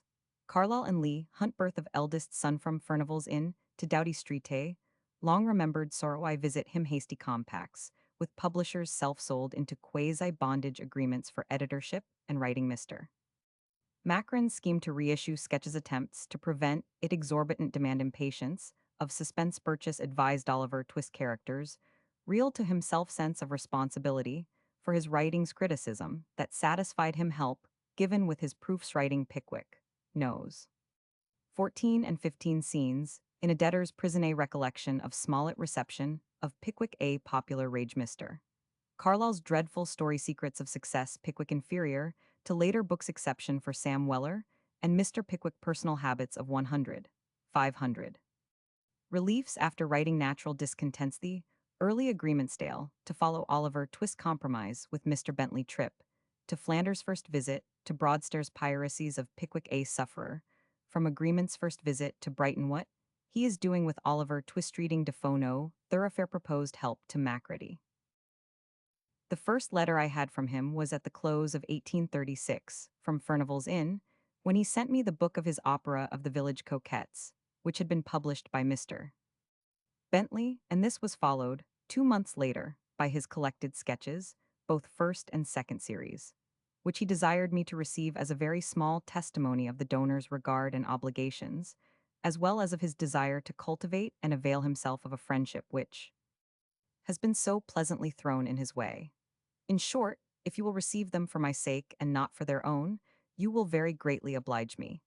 I had met him in the interval at the house of our common friend Mr. Ainsworth, and I remember vividly the impression then made upon me. Very different was his face in those days from that which photography has made familiar to the present generation. A look of youthfulness first attracted you, and then a candor and openness of expression which made you sure of the qualities within. The features were very good. He had a capital forehead, a firm nose with full wide nostril, eyes wonderfully beaming with intellect and running over with humor and cheerfulness, and a rather prominent mouth strongly marked with sensibility. The head was altogether well formed and symmetrical, and the air and carriage of it were extremely spirited. The hair so scant and grizzled in later days was then of a rich brown and most luxuriant abundance, and the bearded face of his last 2 decades had hardly a vestige of hair or whisker. But there was that in the face as I first recollect it which no time could change, and which remained implanted on it unalterably to the last. This was the quickness, keenness, and practical power, the eager, restless, energetic outlook on each several feature, that seemed to tell so little of a student or writer of books, and so much of a man of action and business in the world. Light and motion flashed from every part of it. It was as if made of steel, was said of it, 4 or 5 years after the time to which I am referring, by a most original and delicate observer, the late Mrs. Carlyle. What a face is his to meet in a drawing-room, wrote Leigh Hunt to me, the morning after I made them known to each other. It has the life and soul in it of 50 human beings. In such sayings are expressed not alone the restless and resistless vivacity and force of which I have spoken, but that also which lay beneath them of steadiness and hard endurance. Several unsuccessful efforts were made by each to get the other to his house, before the door of either was opened at last. A son had been born to him on 12th day the 6th January, 1837, and before the close of the following month, he and his wife were in the lodgings at Chalk they had occupied after their marriage. Early in March, there is a letter from him accounting for the failure of a promise to call on me because of a crew of house agents and attorneys through whom he had nearly missed his conveyance to Chalk and been made more than half wild besides. This was his last letter from Furnival's Inn. In that same month he went to 48 Doughty Street, and in his first letter to me from that address, dated at the close of the month, there is this passage. We only called upon you a second time in the hope of getting you to dine with us, and were much disappointed not to find you. I have delayed writing a reply to your note, meaning to call upon you. I have been so much engaged, however, in the pleasant occupation of moving that I have not had time, and I am obliged at last to write and say that I have been long engaged to the Pickwick publishers to a dinner in honor of that hero which comes off tomorrow. I am consequently unable to accept your kind invite, which I frankly own I should have liked much better. That Saturday's celebration of his 12th number, the anniversary of the birth of Pickwick, preceded by but a few weeks of personal sorrow which profoundly moved him. His wife's next younger sister, Mary, who lived with them, and by sweetness of nature even more than by graces of person had made herself the ideal of his life, died with a terrible suddenness that for the time completely bore him down. His grief and suffering were intense, and affected him, as will be seen, through many after years. The publication of Pickwick was interrupted for 2 months, the effort of writing it not being possible to him. He moved for change of scene to Hampstead, and here, at the close of May, I visited him and became first his guest. More than ordinarily susceptible at the moment to all kindliest impressions, his heart opened itself to mine. I left him as much his friend, and as entirely in his confidence as if I had known him for years. Nor had many weeks passed before he addressed to me from Doughty Street words, which it is my sorrowful pride to remember have had literal fulfillment. I look back with unmingled pleasure to every link which each ensuing week has added to the chain of our attachment. It shall go hard, I hope, ere anything but death impairs the toughness of a bond now so firmly riveted. It remained unweakened till death came. There were circumstances that drew us at once into frequent and close communication. What the sudden popularity of his writings implied was known to others some time before it was known to himself, and he was only now becoming gradually conscious of all the disadvantage this had placed him at. He would have laughed if, at this outset of his wonderful fortune in literature, his genius acknowledged by all without misgiving, young, popular, and prosperous, anyone had compared him to the luckless men of letters of former days, whose common fate was to be sold into a slavery which their later lives were passed in vain endeavors to escape from. Not so was his fate to be, yet something of it he was doomed to experience. He had unwittingly sold himself into a quasi-bondage, and had to purchase his liberty at a heavy cost, after considerable suffering. It was not until the fourth or fifth number of Pickwick in the latter Sam Weller made his first appearance that its importance began to be understood by the trade, and on the eve of the issue of its sixth number, the 22d August, 1836, he had signed an agreement with Mr. Bentley to undertake the editorship of a monthly magazine to be started the following January, to which he was to supply a serial story. And soon afterwards he had agreed with the same publisher to write 2 other tales, the first at a specified early date, the expressed remuneration in each case being certainly quite inadequate to the claims of a writer of any marked popularity. Under these Bentley agreements he was now writing, month by month, the first half of Oliver Twist, and, under his Chapman Hall agreement, the last half of Pickwick, not even by a week in advance of the printer with either, when a circumstance became known to him of which he thus wrote to me. I heard half an hour ago, on authority which leaves me in no doubt about the matter from the binder of Pickwick, in fact, that Macron intends publishing a new issue of my sketches, in monthly parts of nearly the same size, and in just the same form as the Pickwick papers. I need not tell you that this is calculated to injure me most seriously, or that I have a very natural and most decided objection to being supposed to presume upon the success of the Pickwick, and thus foist this old work upon the public in its new dress for the mere purpose of putting money in my own pocket. Neither need I say that the fact of my name being before the town, attached to 3 publications at the same time, must prove seriously prejudicial to my reputation. As you are acquainted with the circumstances under which these copyrights were disposed of, and as I know I may rely on your kind help, may I beg you to see Macron, and to state in the strongest and most emphatic manner my feeling on this point? I wish him to be reminded of the sums he paid for those books, of the sale he has had for them, of the extent to which he has already pushed them, and of the very great profits he must necessarily have acquired from them. I wish him also to be reminded that no intention of publishing them in this form was in the remotest manner hinted to me, by him or on his behalf, when he obtained possession of the copyright. I then wish you to put it to his feelings of common honesty and fair dealing whether after this communication he will persevere in his intention. What else the letter contained need not be quoted, but it strongly moved me to do my best. I found Mr. Macron inaccessible to all arguments of persuasion, however. That he had bought the book for a small sum at a time when the smallest was not unimportant to the writer, shortly before his marriage, and that he had since made very considerable profits by it, in no way disturbed his position that he had a right to make as much as he could of what was his, without regard to how it had become so. There was nothing for it but to change front, and, admitting it might be a less evil to the unlucky author to repurchase than to let the monthly issue proceed, to ask what further gain was looked for. But so wide a mouth was opened at this that I would have no part in the costly process of filling it. I told Dickens so, and strongly counseled him to keep quiet for a time. But the worry and vexation were too great with all the work he had in hand, and I was hardly surprised next day to receive the letter sent me, which yet should be prefaced with the remark that suspense of any kind was, at all times, intolerable to the writer.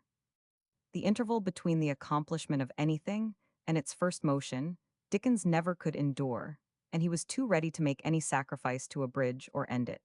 This did not belong to the strong side of his character, and advantage was frequently taken of the fact. I sent down just now to know whether you were at home 2 o'clock, as Chapman Hall were with me, and, the case being urgent, I wish to have the further benefit of your kind advice and assistance.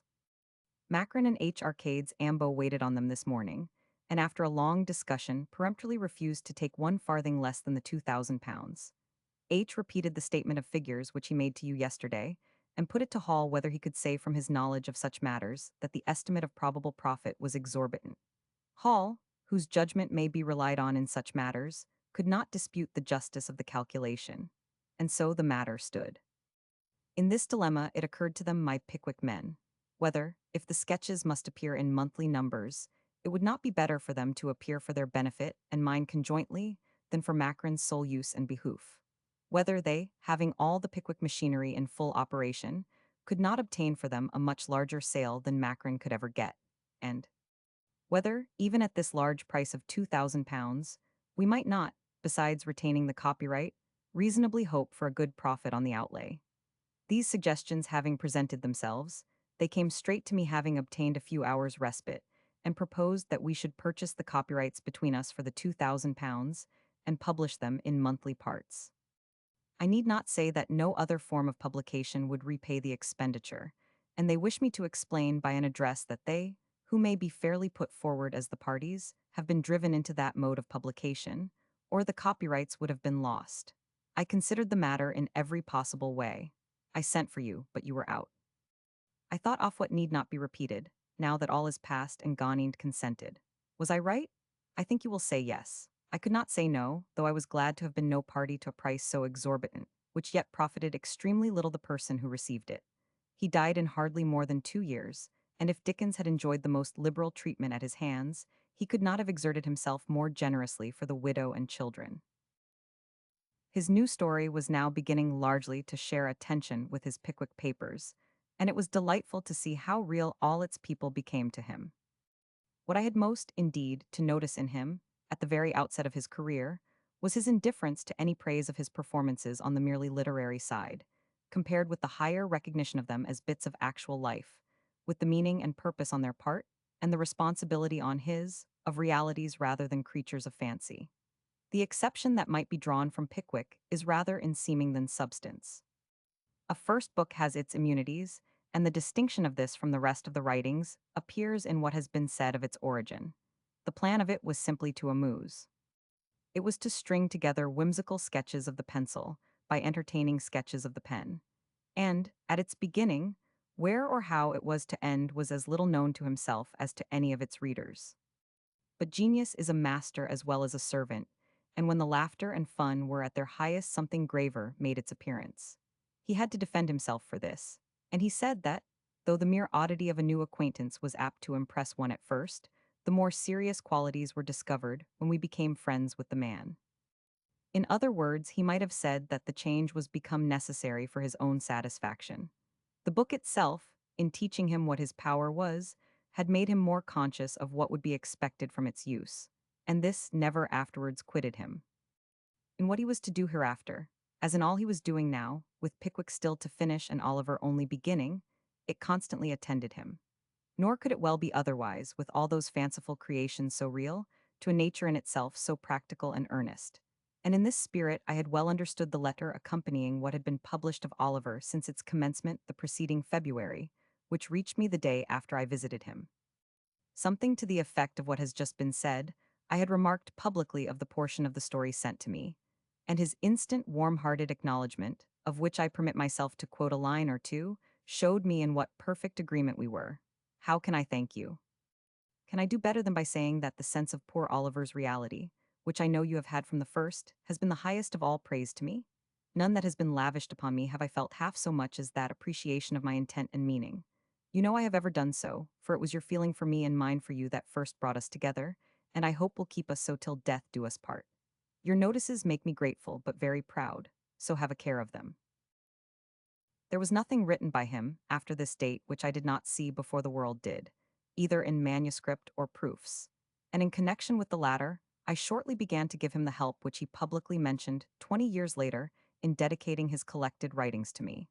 One of his letters reminds me when these corrections began, and they were continued very nearly to the last. They lightened for him a labor of which he had more than enough imposed upon him at this time by others, and they were never anything but an enjoyment to me. I have, he wrote, so many sheets of the miscellany to correct before I can begin Oliver, that I fear I shall not be able to leave home this morning. I therefore send your revise of the Pickwick by Fred, who is on his way with it to the printers.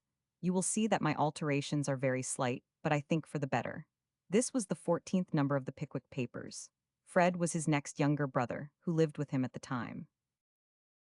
The number following this was the famous one in which the hero finds himself in the fleet, and another of his letters will show what enjoyment the writing of it had given to himself. I had sent to ask him where we were to meet for a proposed ride that day. Here was his reply. I am slippered and jacketed, and like that same starling who is so very seldom quoted cannot get out. I am getting on, thank heaven, like a house o' fire, and think the next Pickwick will bang all the others. I shall expect you at one, and we will walk to the stable together. If you know anybody at St. Paul's, I wish you would send round and ask them not to ring the bell so. I can hardly hear my own ideas as they come into my head and say what they mean. The exulting tone of confidence in what he had thus been writing was indeed well justified. He had as yet done nothing so remarkable, in blending humor with tragedy, as his picture of what the poor side of a debtor's prison was in the days of which we have seen that he had himself had bitter experience. And we have but to recall, as it rises, sharply to the memory, what is contained in this portion of a work that was not only among his earliest, but his least considered as to plan, to understand what it was that not alone had given him his fame so early, but that in itself held the germ of the future that awaited him. Every point was a telling one, and the truthfulness of the whole unerring. The dreadful restlessness of the place, undefined yet unceasing, unsatisfying and terrible, was pictured throughout with Defoe's minute reality, while points of character were handled in that greater style which connects with the richest oddities of humor and insight into principles of character universal, as nature itself. When he resolved that Sam Weller should be occupant of the prison with Mr.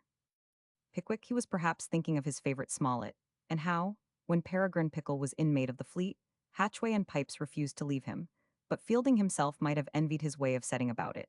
Nor is any portion of his picture less admirable than this. The comedy gradually deepening into tragedy, the shabby vagabonds who are the growth of debtors' prisons, contrasting with the poor simple creatures who are their sacrifices and victims, Mr. Mivins and Mr. Smangle side by side with the cobbler ruined by his legacy, who sleeps under the table to remind himself of his old four-poster, Mr. Pickwick's first night in the marshal's room, Sam Weller entertaining Stiggins in the snuggery, Jingle in decline, and the Chancery prisoner dying. In all these scenes there was writing of the first order, a deep feeling of character, that delicate form of humor which has a quaintly pathetic turn in it as well, comedy of the richest and broadest kind, and the easy handling throughout of a master in his art. We place the picture by the side of those of the great writers of this style, of fiction in our language, and it does not fall by the comparison. Of what the reception of the book had been up to this time, and of the popularity Dickens had won as its author, this also will be the proper place to speak. For its kind, its extent, and the absence of everything unreal or factitious in the causes that contributed to it, it is unexampled in literature. Here was a series of sketches, without the pretense to such interest as attends a well-constructed story, put forth in a form apparently ephemeral as its purpose, having none that seemed higher than to exhibit some studies of Cockney manners with help from a comic artist. And after 4 or 5 parts had appeared, without newspaper notice or puffing, and itself not subserving in the public anything false or unworthy, it sprang into a popularity that each part carried higher and higher, until people at this time talked of nothing else. Tradesmen recommended their goods by using its name, and its sale, outstripping at a bound that of all the most famous books of the century, had reached to an almost fabulous number. Of part 1, the binder prepared 400, and of part 15, his order was for more than 40,000. Every class, the high equally with the low, was attracted to it. The charm of its gaiety and good humor, its inexhaustible fun, its riotous overflow of animal spirits, its brightness and keenness of observation, and above all, the incomparable ease of its many varieties of enjoyment, fascinated everybody. Judges on the bench and boys in the street, gravity and folly, the young and the old, those who were entering life and those who were quitting it, alike found it to be irresistible. An archdeacon wrote Mr. Carlyle afterwards to me, with his own venerable lips, repeated to me, the other night, a strange profane story of a solemn clergyman who had been administering ghostly consolation to a sick person. Having finished satisfactorily as he thought and got out of the room, he heard the sick person ejaculate, "Well, thank God, Pickwick will be out in 10 days anyway. This is dreadful." Let me add that there was something more in it all than the gratification of mere fun and laughter, more even than the rarer pleasure that underlies the outbreak of all forms of genuine humor. Another chord had been struck. Over and above the lively painting of manners which at first had been so attractive, there was something that left deeper mark. Genial and irrepressible enjoyment, affectionate heartiness of tone, unrestrained exuberance of mirth. These are not more delightful than they are fleeting and perishable qualities. But the attention eagerly excited by the charm of them in Pickwick found itself retained by something more permanent. We had all become suddenly conscious, in the very thick of the extravaganza of adventure and fun set before us, that here were real people. It was not somebody talking humorously about them, but they were there themselves. That a number of persons belonging to the middle and lower ranks of life Wardles, Winkles, Wellers, Tupmans, Bardells, Snubbenses, Perkers, Bob Sawyers, Dodsons, and Foggs had been somehow added to his intimate and familiar acquaintance. The ordinary reader knew before half a dozen numbers were out, and it took not many more to make clear to the intelligent reader that a new and original genius in the walk of Smollett and Fielding had arisen in England. I do not, for reasons to be hereafter stated, think the Pickwick Papers comparable to the later books.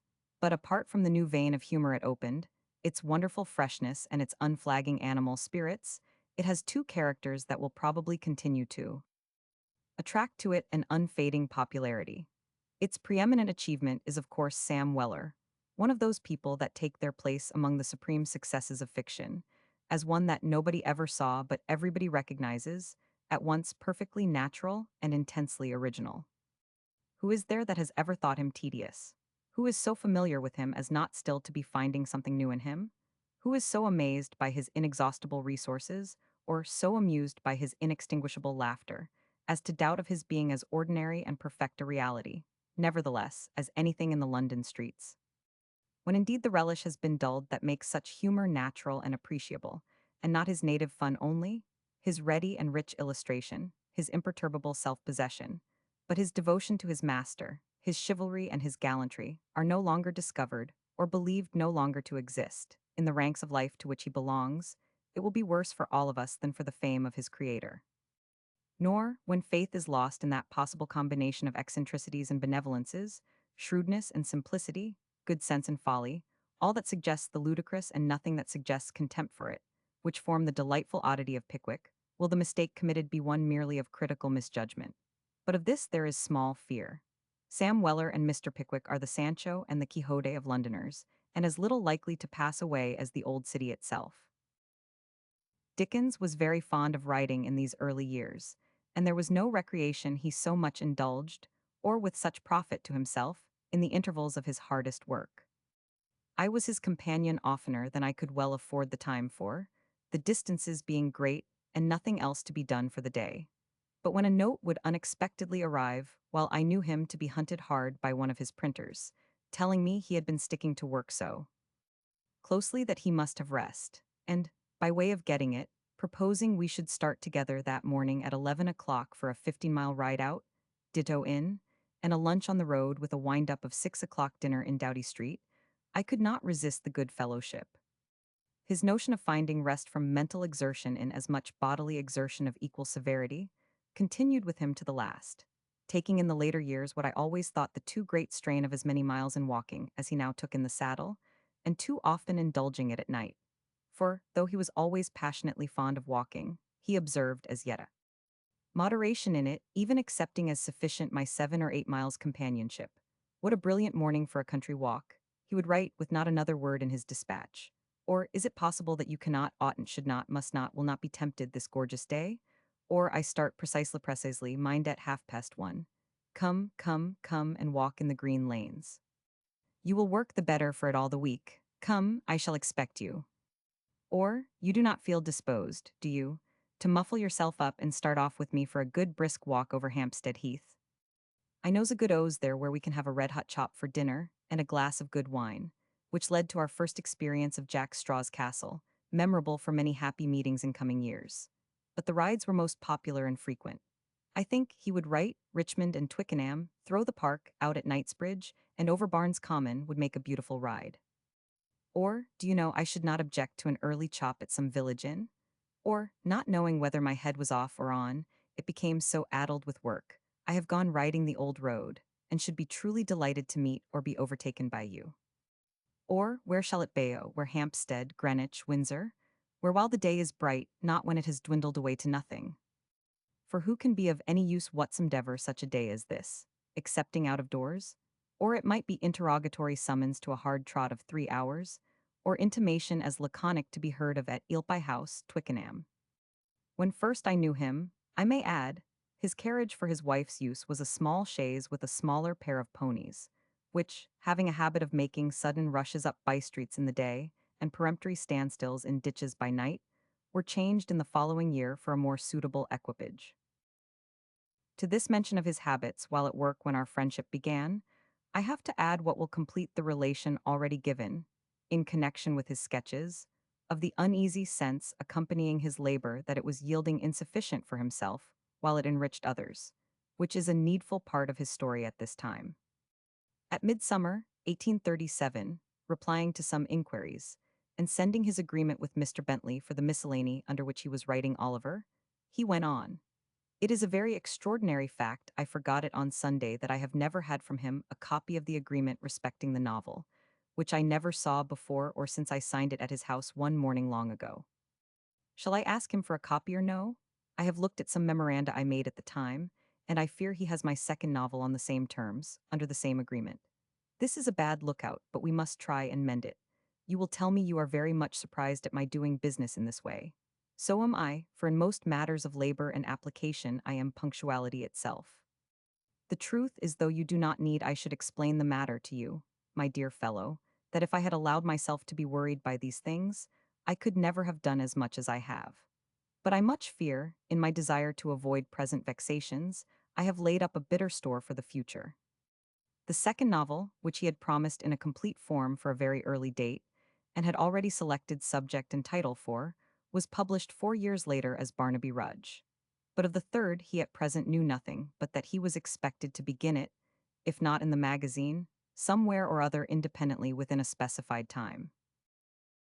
The first appeal made, in taking action upon his letter, had reference to the immediate pressure of the Barnaby novel. But it also opened up the question of the great change of circumstances, since these various agreements had been precipitately signed by him.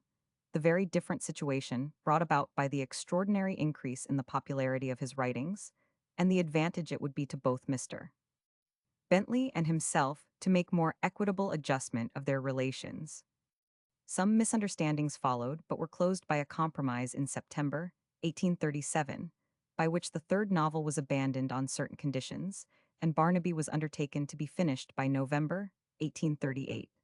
This involved a completion of the new story during the progress of Oliver, whatever might be required to follow on the close of Pickwick, and I doubted its wisdom. But it was accepted for the time. He had meanwhile taken his wife abroad for a 10 days summer holiday, accompanied by the shrewd, observant young artist, Mr. Hablot Brown, whose admirable illustrations to Pickwick had more than supplied Mr. Seymour's loss. And I had a letter from him on their landing at Calais on the 2nd of July. We have arranged for a postcoach to take us to Ghent, Brussels, Antwerp, and 100 other places that I cannot recollect now and could not spell if I 999.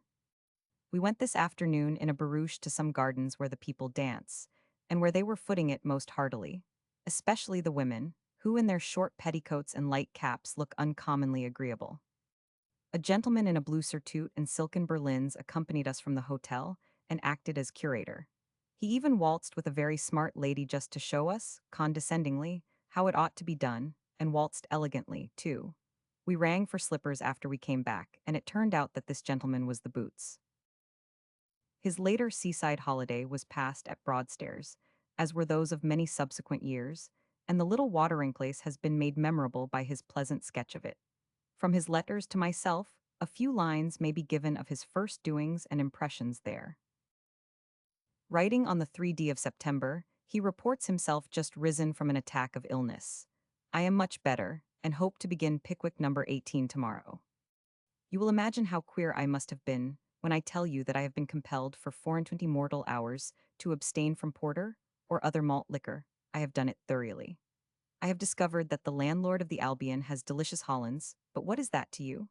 For you cannot sympathize with my feelings, and that a cobbler who lives opposite to my bedroom window is a Roman Catholic, and gives an hour and a half to his devotions every morning behind his counter. I have walked upon the sands at low water from this place to Ramsgate, and sat upon the same at high ditto, till I have been flayed with the cold. I have seen ladies and gentlemen walking upon the earth in slippers of buff, and pickling themselves in the sea in complete suits of the same. I have seen stout gentlemen looking at nothing through powerful telescopes for hours, and, when at last they saw a cloud of smoke, fancying a steamer behind it, and going home comfortable and happy. I have found out that our next neighbor has a wife, and something else under the same roof with the rest of his furniture, the wife deaf and blind, and the something else given to drinking. And if you ever get to the end of this letter, you will find out that I subscribe myself on paper, as on everything else some atonement perhaps for its length and absurdity, etc., etc. In his next letter from 12, High Street, Broadstairs, on the 7th there is allusion to one of the many piracies of Pickwick, which had distinguished itself beyond the rest by a preface abusive of the writer plundered. I recollect this member of the Dramatic Authors Society bringing an action once against Chapman, who rented the City Theatre, in which it was proved that he had undertaken to write under special agreement 7 melodramas for £5, to enable him to do which a room had been hired in a gin shop close by. The defendant's plea was that the plaintiff was always drunk, and had not fulfilled his contract. Well, if the Pickwick has been the means of putting a few shillings in the verminate pockets of so miserable a creature, and has saved him from a workhouse or a jail, let him empty out his little pot of filth and welcome. I am quite content to have been the means of relieving him. Besides, he seems to have suffered by agreements. His own troubles in that way were compromised for the time, as already hinted, at the close of the September month. And at the end of the month following, after finishing Pickwick and resuming Oliver, the latter having been suspended by him during the recent disputes, he made his first visit to Brighton. The opening of his letter of Friday, the 3d of November, is full of regrets that I had been unable to join them there. It is a beautiful day, and we have been taking advantage of it, but the wind until today has been so high and the weather so stormy that Kate has been scarcely able to peep out of doors. On Wednesday it blew a perfect hurricane, breaking windows, knocking down shutters, carrying people off their legs, blowing the fires out, and causing universal consternation. The air was for some hours darkened with a shower of black hats second-hand, which are supposed to have been blown off the heads of unwary passengers in remote parts of the town, and have been industriously picked up by the fishermen. Charles Keene was advertised for Othello for the benefit of Mrs. Sefton, having most kindly postponed for this one day his departure for London. I have not heard whether he got to the theatre, but I am sure nobody else 999. They do the honeymoon tonight, on which occasion I mean to patronize the drama. We have a beautiful bay-windowed sitting-room here, fronting the sea, but I have seen nothing of B.S. brother who was to have shown me the lions, and my notions of the place are consequently somewhat confined, being limited to the pavilion, the champier, and the sea. The last is quite enough for me, and, unless I am joined by some male companion do you think I shall be, is most probably all I shall make acquaintance with. I am glad you like Oliver this month, especially glad that you particularized the first chapter. I hope to do great things with Nancy. If I can only work out the idea I have formed of her, and of the female who is to contrast with her, I think I may defy Mr. and all his works. I have had great difficulty in keeping my hands off Fagin and the rest of them in the evenings, but as I came down for rest, I have resisted the temptation, and steadily applied myself to the labor of being idle. Did you ever read, of course you have, though Defoe's History of the Devil? What a capital thing it is. I bought it for a couple of shillings yesterday morning, and have been quite absorbed in it ever since. We must have been jolter-headed geniuses not to have anticipated 1,000. S. Reply. My best remembrances to him. I see H at this moment. I must be present at a rehearsal of that opera. It will be better than any comedy that was ever played. Talking of comedies, I still see no thoroughfare staring me in the face every time I look down that road. I have taken places for Tuesday next. We shall be at home at 6 o'clock, and I shall hope at least to see you that evening. I am afraid you will find this letter extremely dear at eightpence, but if the warmest assurances of friendship and attachment, and anxious lookings forward to the pleasure of your society, be worth anything, throw them into the balance, together with 100 good wishes and one hearty assurance that I am, etc., etc., Charles Dickens. No room for the flourish. I'll finish it the next time I write to you. The flourish that accompanied his signature is familiar to everyone. The allusion to the comedy expresses a fancy he at this time had of being able to contribute some such achievement in aid of Macready's gallant efforts at Covent Garden to bring back to the stage its higher associations of good literature and intellectual enjoyment. It connects curiously now that unrealized hope with the exact title of the only story he ever helped himself to dramatize, and which Mr. Fetchter played at the Adelphi 3 years before his death. Chapter 7, Between Pickwick and Nickleby. 18,371,838. Edits Life of Grimaldi, his own opinion of it an objection, answered his recollections of 1823 completion of Pickwick a purpose, long entertained relations, with Chapman Hall payments, made for Pickwick agreement for Nicholas Nickleby Oliver Twist. Characterized reasons for acceptance with every class nightmare of an agreement letter, to Mr. Bentley proposal, as to Barnaby Rudge result of it birth of eldest daughter young gentleman, and young couple's first number, of Nicholas Nickleby to D of April, 1838. Not remotely bearing on the stage, nevertheless, was the employment on which I found him busy at his return from Brighton. One result of his more satisfactory relations with Mr. Bentley, having led to a promise to edit for him a life of the celebrated clown Grimaldi. The manuscript had been prepared from autobiographical notes by a Mr. Egerton Wilkes, and contained one or two stories told so badly, and so well worth better telling, that the hope of enlivening their dullness at the cost of very little labor constituted a sort of attraction for him.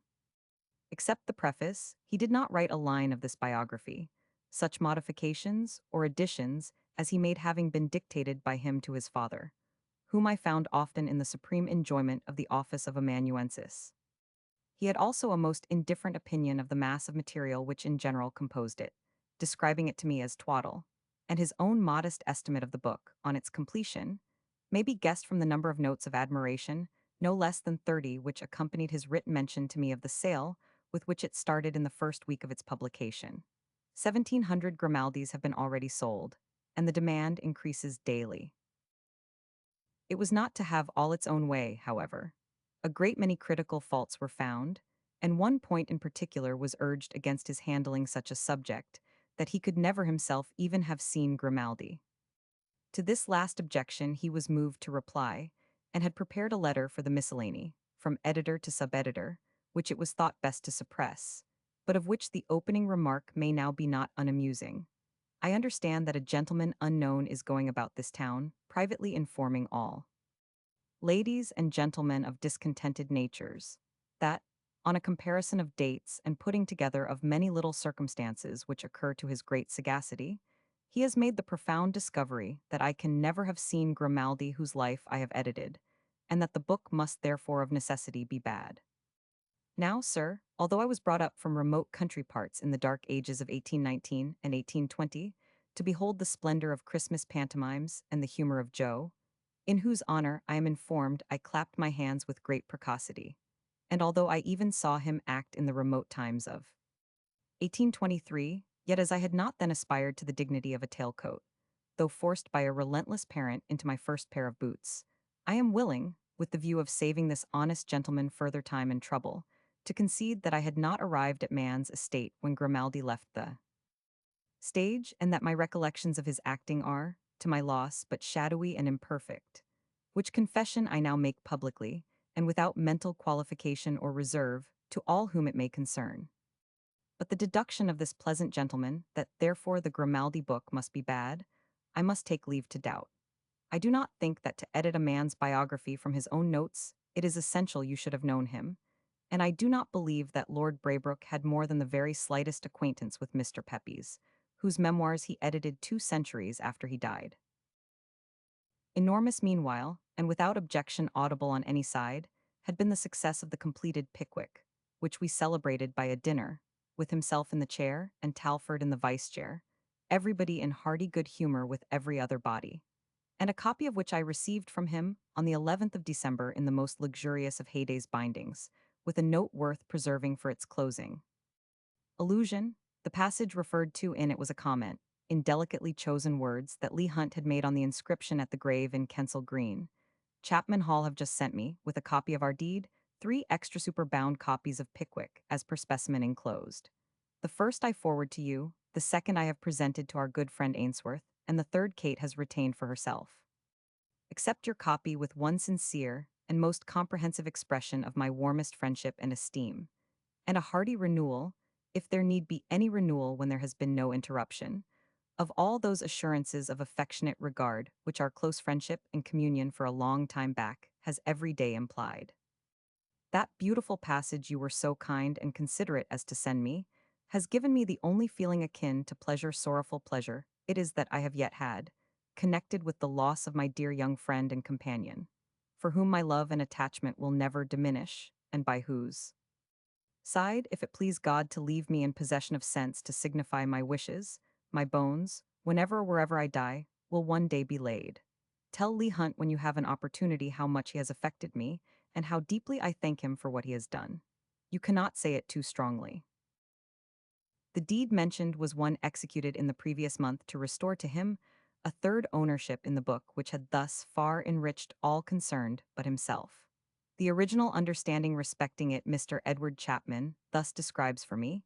There was no agreement about Pickwick except a verbal one.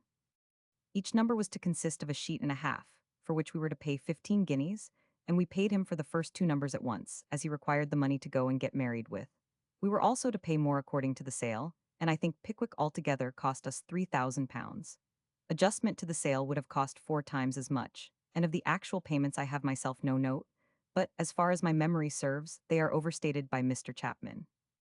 My impression is that, above and beyond the first sum due, for each of the 20 numbers making no allowance for their extension, after the first to 32 pages, successive checks were given, as the work went steadily on to the enormous sale it reached, which brought up the entire sum received to £2,500.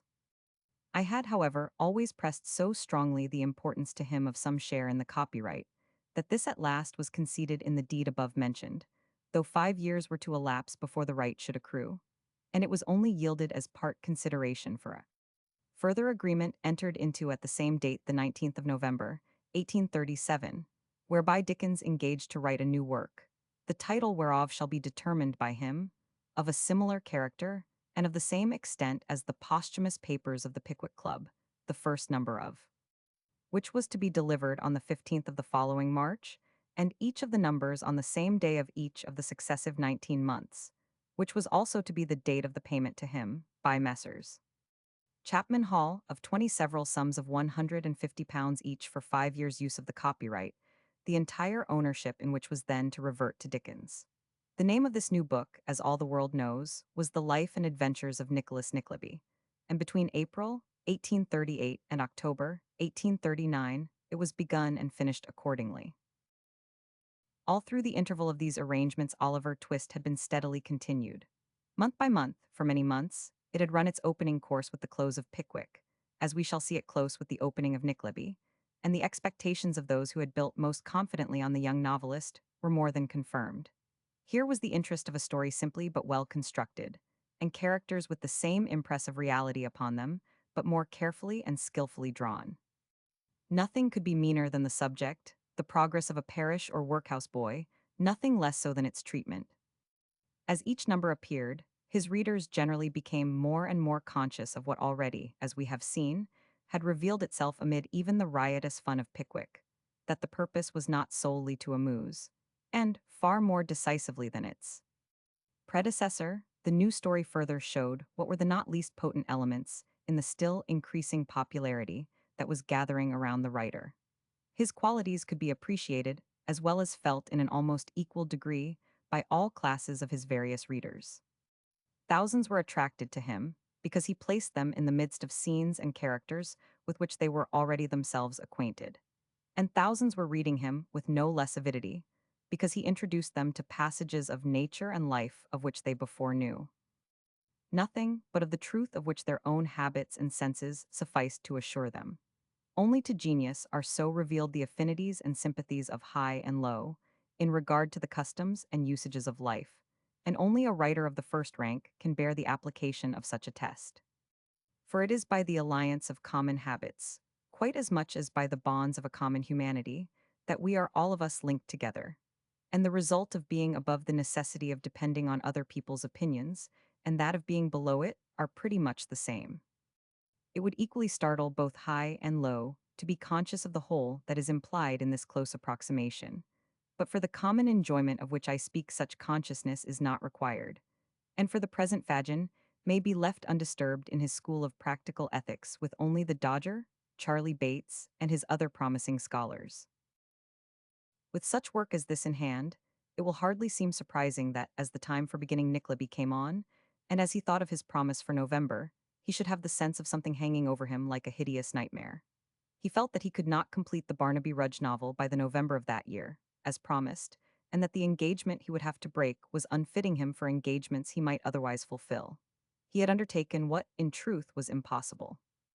The labor of at once editing the miscellany and supplying it with monthly portions of Oliver more than occupied all the time left him by other labors absolutely necessary. I no sooner get myself up, he wrote, high and dry, to attack Oliver manfully, than up come the waves of each month's work, and drive me back again into a sea of manuscript. There was nothing for it but that he should make further appeal to Mr. Bentley.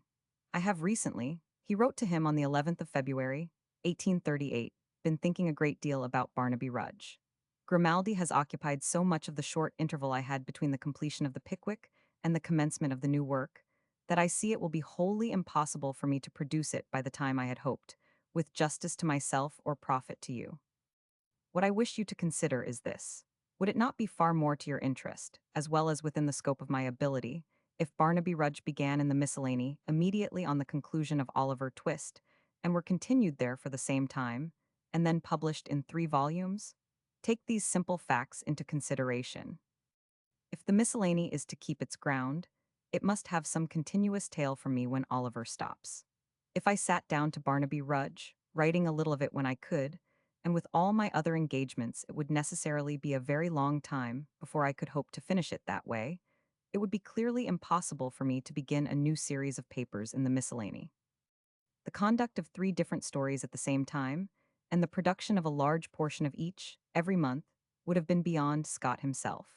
Whereas, having Barnaby for the miscellany, we could at once supply the gap which the cessation of Oliver must create, and you would have all the advantage of that prestige in favor of the work, which is certain to enhance the value of Oliver Twist considerably. Just think of this at your leisure. I am really anxious to do the best I can for you as well as for myself, and in this case the pecuniary advantage must be all on your side. This letter, nevertheless, which had also requested an overdue account of the sales of the miscellany, led to differences which were only adjusted after 6 months' wrangling, and I was party to the understanding then arrived at, by which, among other things, Barnaby was placed upon the footing desired, and was to begin when Oliver closed. Of the progress of his Oliver and his habits of writing at the time, it may perhaps be worth giving some additional glimpses from his letters of 1838. I was thinking about Oliver till dinner time yesterday. He wrote on the 9th of March, and just as I had fallen upon him tooth and nail, was called away to sit with Kate. I did 8 slips, however, and hoped to make them 15 this morning. 3 days before, a little daughter had been born to him. who became a little goddaughter to me, on which occasion having closed his announcement with a postscript of "I can do nothing this morning. What time will you ride?" The sooner the better, for a good long spell. We rode out 15 miles on the Great North Road, and after dining at the Red Lion in Barnet on our way home, distinguished the already memorable day by bringing in both Hackstead Lame. On that day week, Monday, the 13th, after describing himself sitting patiently at home waiting for Oliver Twist who has not yet arrived, which was his pleasant form of saying that his fancy had fallen into sluggishness that morning, he made addition not less pleasant as to some piece of painful news I had sent him, now forgotten. "I have not yet seen the paper, and you throw me into a fever. The comfort is that all the strange and terrible things come uppermost, and that the good and pleasant things are mixed up with every moment of our existence so plentifully that we scarcely heed them." At the close of the month, Mrs. Dickens was well enough to accompany him to Richmond, for now the time was come to start Nickleby. And having been away from town when Pickwick's first number came out, he made it a superstition to be absent at all future similar times. The magazine day of that April month, I remember, fell upon a Saturday, and the previous evening had brought me a peremptory summons. "Meet me at the Shakespeare on Saturday night at 8, order your horse at midnight, and ride back with me," which was done accordingly. The smallest hour was sounding from St. Paul's into the night before we started, and the night was none of the pleasantest. But we carried news that lightened every part of the road, for the sale of Nickleby had reached that day the astonishing number of nearly 50,000. I left him working with unusual cheerfulness at Oliver Twist when I left the Star and Garter on the next day but one, after celebrating with both friends on the previous evening, an anniversary which concerned us all, their second and my 26th, and which we kept always in future at the same place, except when they were living out of England, for 20 successive years. It was a part of his love of regularity and order, as well as of his kindliness of nature, to place such friendly meetings as these under rules of habit and continuance.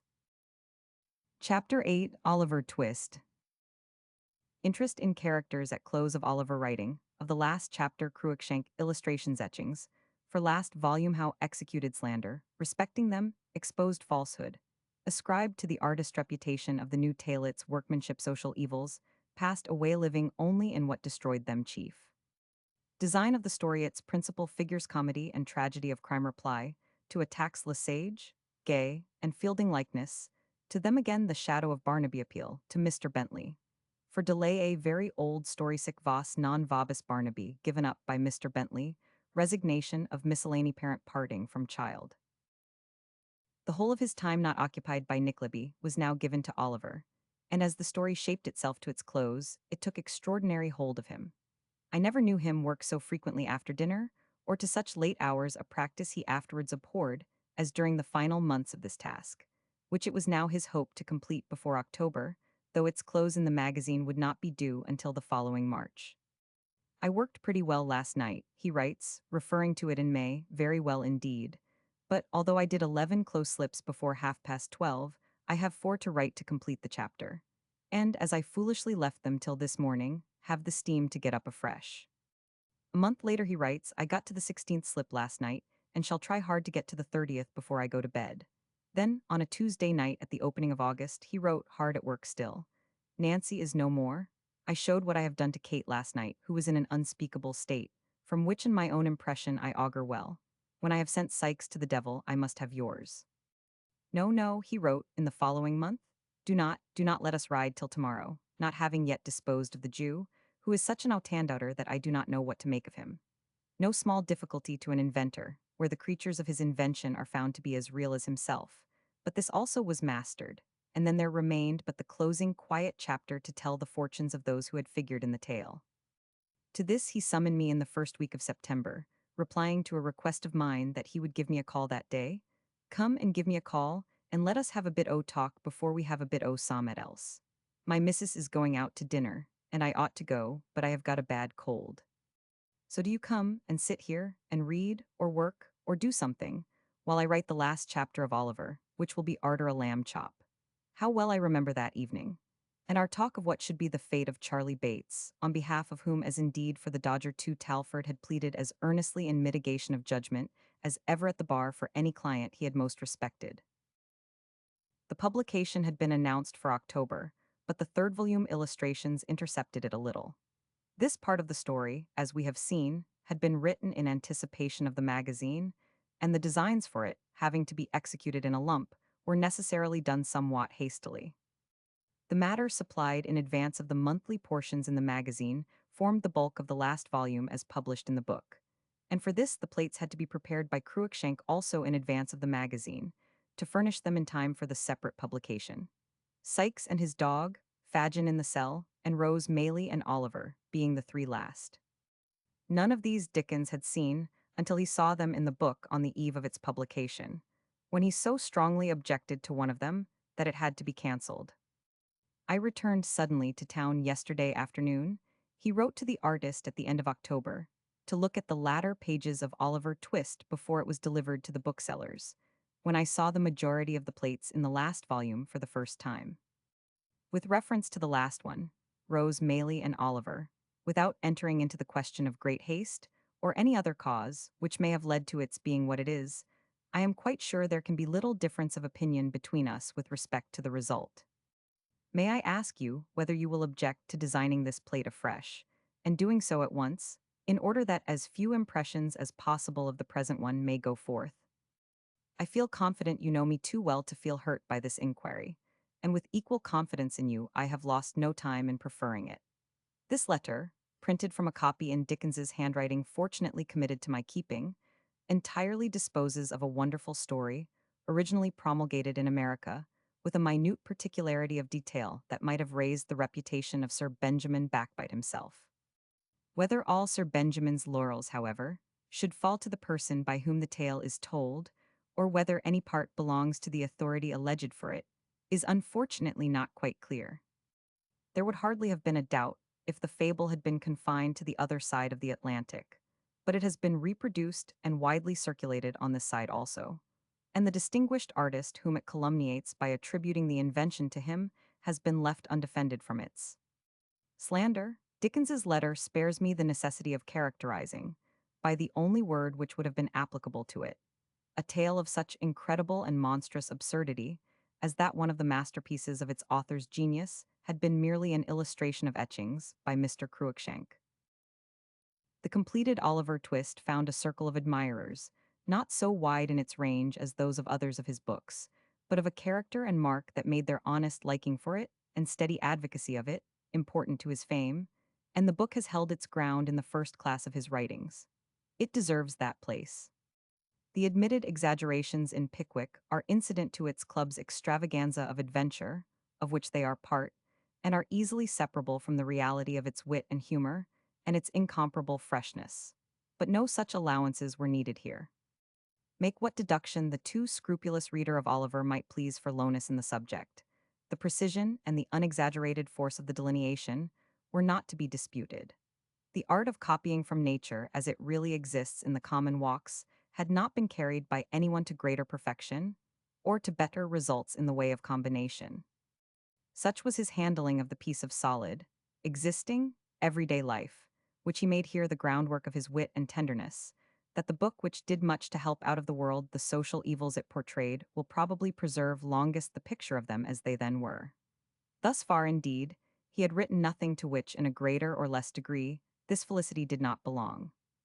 At the time of which I am speaking, the debtors' prisons described in Pickwick, the parochial management denounced in Oliver, and the Yorkshire schools exposed in Nickleby, were all actual existences, which now have no vivider existence than in the forms he thus gave to them. With wiser purposes, he superseded the old petrifying process of the magician in the Arabian tale, and struck the prisons and parish abuses of his country, and its schools of neglect and crime, into palpable life forever.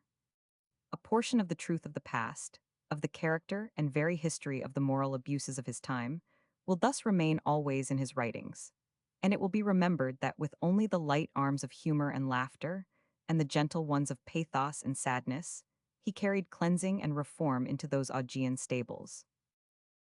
Not that such intentions are in any degree ever intruded by this least didactic of writers.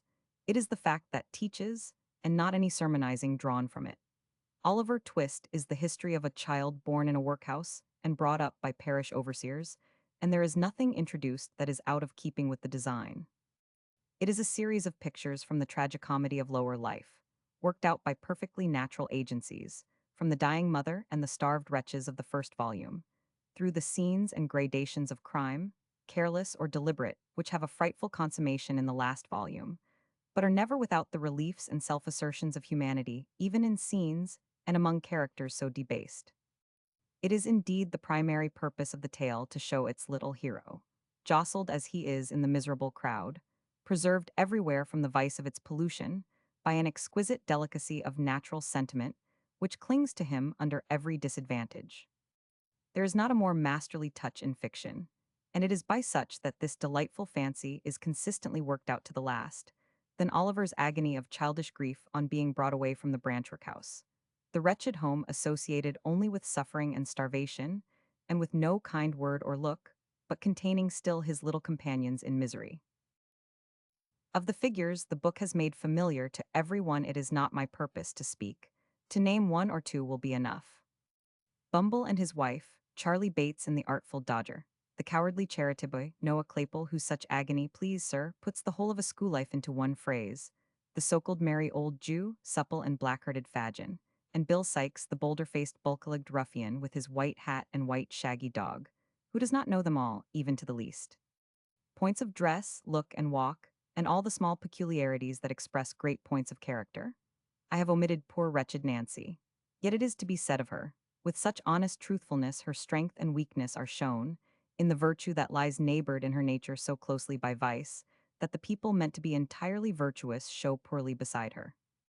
But though Rose and her lover are trivial enough beside Bill and his mistress, being indeed the weak part of the story, it is the book's preeminent merit that vice is nowhere made attractive in it.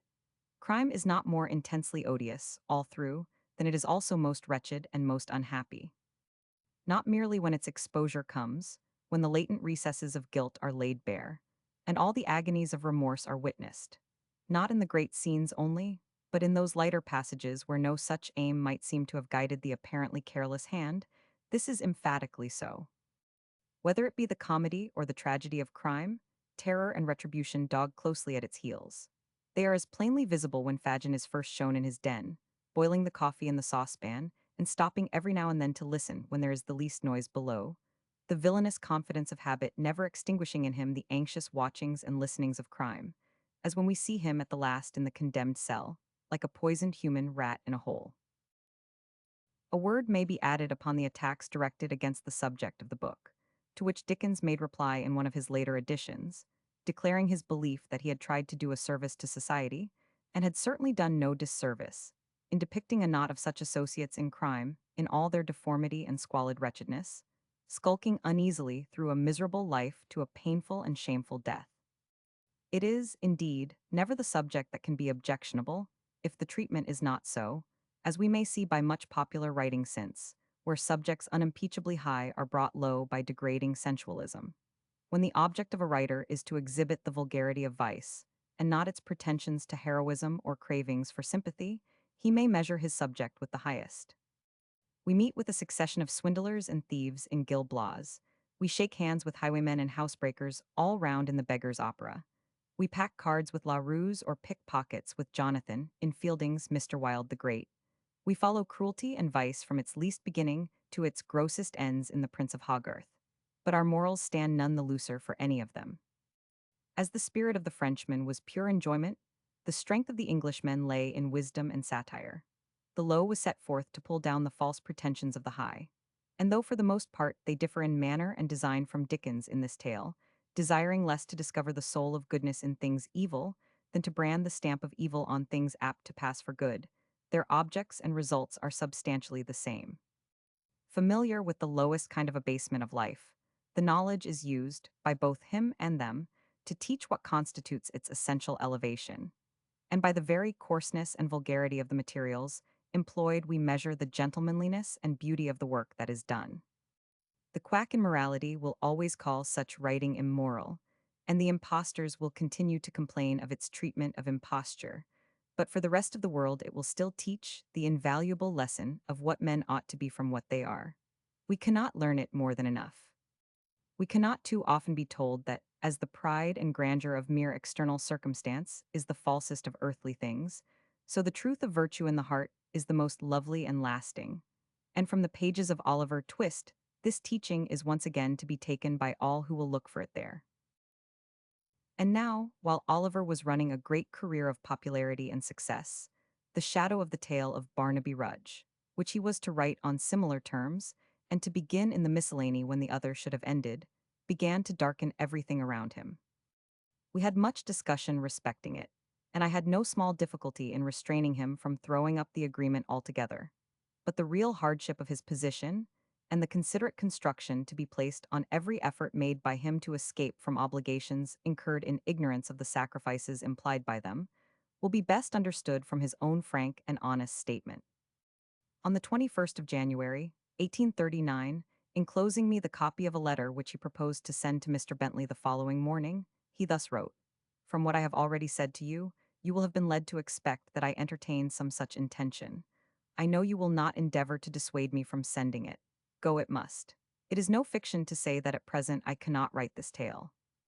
The immense profits which Oliver has realized to its publisher, and is still realizing, the paltry, wretched, miserable sum it brought to me not equal to what is every day paid for a novel that sells 1,500 copies at most. The recollection of this, and the consciousness that I have still the slavery and drudgery of another work on the same journeyman terms, the consciousness that my books are enriching everybody connected with them but myself, and that I, with such a popularity as I have acquired, am struggling in old toils, and wasting my energies in the very height and freshness of my fame, and the best part of my life, to fill the pockets of others, while for those who are nearest and dearest to me, I can realize little more than a genteel subsistence. All this puts me out of heart and spirits. And I cannot, and will not under such circumstances that keep me down with an iron hand, distress myself by beginning this tale until I have had time to breathe, and until the intervention of the summer, and some cheerful days in the country, shall have restored me to a more genial and composed state of feeling. Therefore 6 months Barnaby Rudge stands over, and but for you, it should stand over altogether. For I do most solemnly declare that morally, before God and man, I hold myself released from such hard bargains as these, after I have done so much for those who drove them. This net that has been wound about me so chafes me, so exasperates and irritates my mind, that to break it at whatever cost that, I should care nothing for is my constant impulse. But I have not yielded to it. I merely declare that I must have a postponement very common in all literary agreements. And for the time I have mentioned 6 months from the conclusion of Oliver in the Miscellany, wash my hands of any fresh accumulation of labor, and resolve to proceed as cheerfully as I can with that which already presses upon me. To describe what followed upon this is not necessary. It will suffice to state the results. Upon the appearance in the Miscellany, in the early months of 1839, of the last portion of Oliver Twist, its author, having been relieved altogether from his engagement to the magazine, handed over, in a familiar epistle from a parent to his child, the editorship to Mr. Ainsworth, and the still subsisting agreement to write Barnaby Rudge was, upon the overture of Mr. Bentley himself in June of the following year, 1840, also put an end to, on payment by Dickens, for the copyright of Oliver Twist and such printed stock as remained of the edition then on hand, of £2,250. What was further incident to this transaction will be told hereafter, and a few words may meanwhile be taken, not without significance in regard to it, from the parent's familiar epistle. It describes the child as aged 2 years and 2 months, so long had he watched over it, gives sundry pieces of advice concerning its circulation, and the importance thereto of light and pleasant articles of food, and concludes, after some general moralizing on the shiftings and changes of this world having taken so wonderful a turn that mail-coach guards were become no longer judges of horse flesh, I reap no gain or profit by parting from you, nor will any conveyance of your property be required, for in this respect you have always been literally Bentley's miscellany, and never mine. Chapter 9. Nicholas Nickleby. 18,380,1839. Doubts of success dispelled realities of English life characters, self-revealed Miss Bates and Mrs. Nickleby Smike and Dotheboys, a favorite type of humanity Sidney, Smith, and Newman, Nog's kindliness and breadth of humor Goldsmith and Smollett, early and later books biographical, not critical characteristics materials for the book Birthday Letter A difficulty. starting never in advance with Nickleby, always with later books enjoying, a play at, the Adelphi writing Mrs. Nickleby's love scene Sydney Smith, vanquished winding up the story parting from creatures of his fancy the Nickleby, dinner persons present the Maclay's portrait. I well recollect the doubt there was, mixed with the eager expectation, which the announcement of his second serial story had awakened, whether the event would justify all that interest, and if indeed it were possible that the young writer could continue to walk steadily under the burden of the popularity laid upon him. The first number dispersed this cloud of a question in a burst of sunshine, and as much of the gaiety of nations as had been eclipsed by old Mr. Pickwick's voluntary exile to Dulwich was restored by the cheerful confidence with which young Mr. Nicholas Nickleby stepped into his shoes. Everything that had given charm to the first book was here, with more attention to the important requisite of a story, and more wealth as well as truth of character. How this was poured forth in each successive number, it hardly needs that I should tell. To recall it now is to talk of what since has so interwoven itself with common speech and thought as to have become almost part of the daily life of us all. It was well said of him, soon after his death, in mentioning how largely his compositions had furnished one of the chief sources of intellectual enjoyment to this generation, that his language had become part of the language of every class and rank of his countrymen, and his characters were a portion of our contemporaries. It seems scarcely possible, continued this otherwise not too indulgent commentator, to believe that there never were any such persons as Mr. Pickwick and Mrs. Nickleby and Mrs. Gamp. They are to us not only types of English life, but types actually existing. They at once revealed the existence of such people and made them thoroughly comprehensible. They were not studies of persons, but persons, and yet they were idealized in the sense that the reader did not think that they were drawn from the life. They were alive, they were themselves. The writer might have added that this is proper to all true masters of fiction who work in the higher regions of their calling.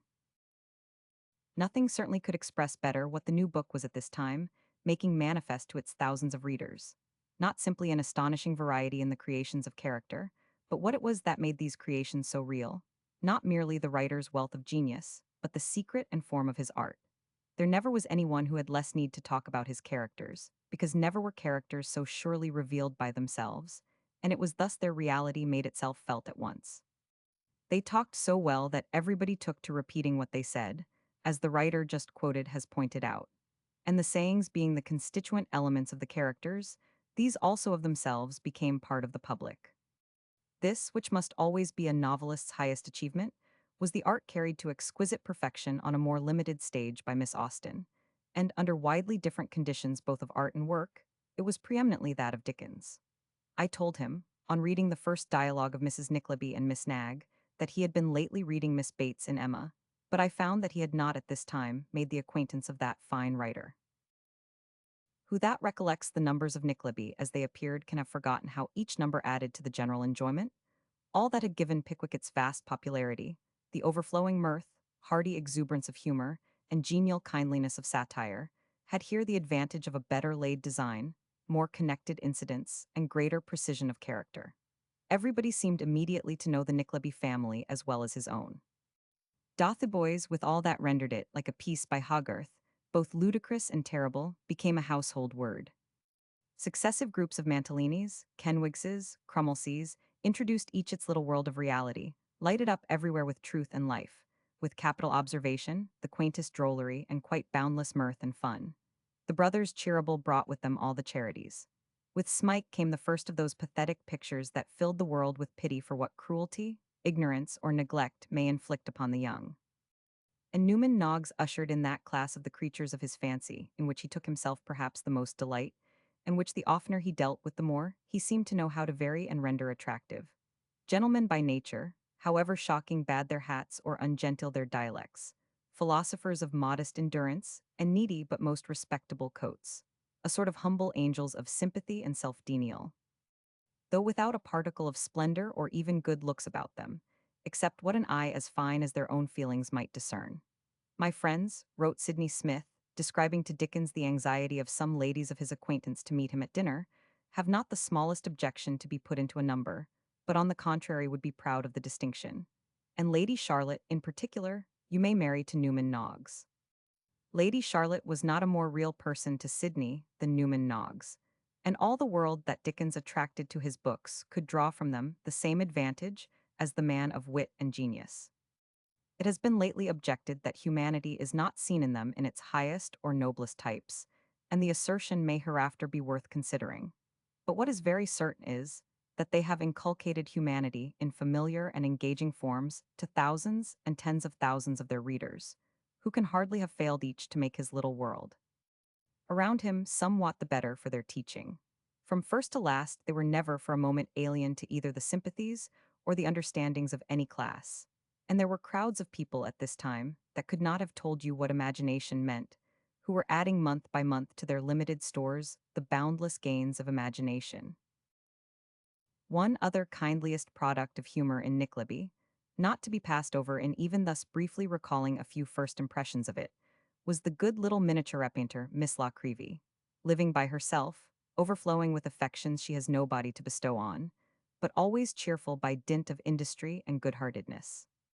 When she is disappointed in the character of a woman she has been to see, she eases her mind by saying a very cutting thing at her expense in a soliloquy, and thereby illustrates one of the advantages of having lived alone so long, that she made always a confidant of herself, was as sarcastic as she could be, by herself, on people who offended her, pleased herself, and did no harm.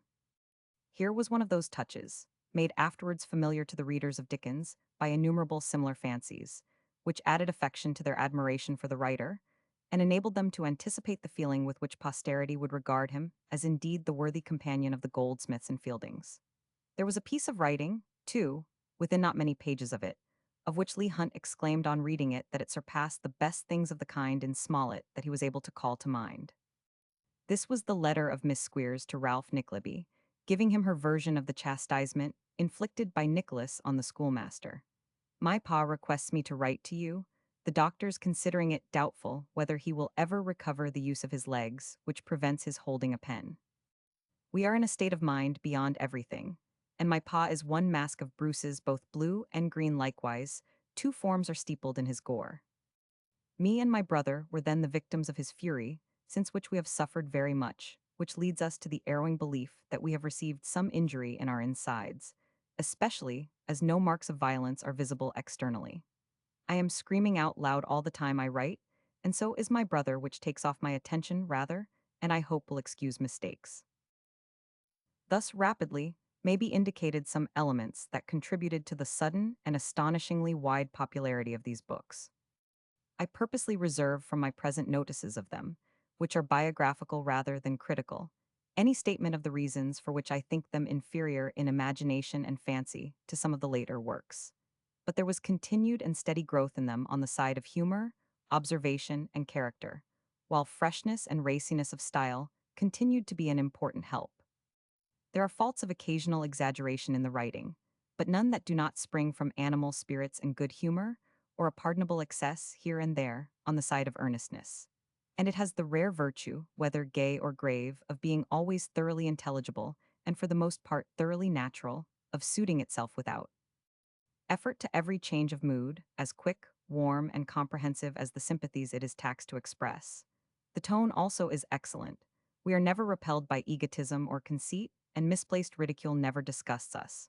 When good is going on, we are sure to see all the beauty of it, and when there is evil, we are in no danger of mistaking it for good.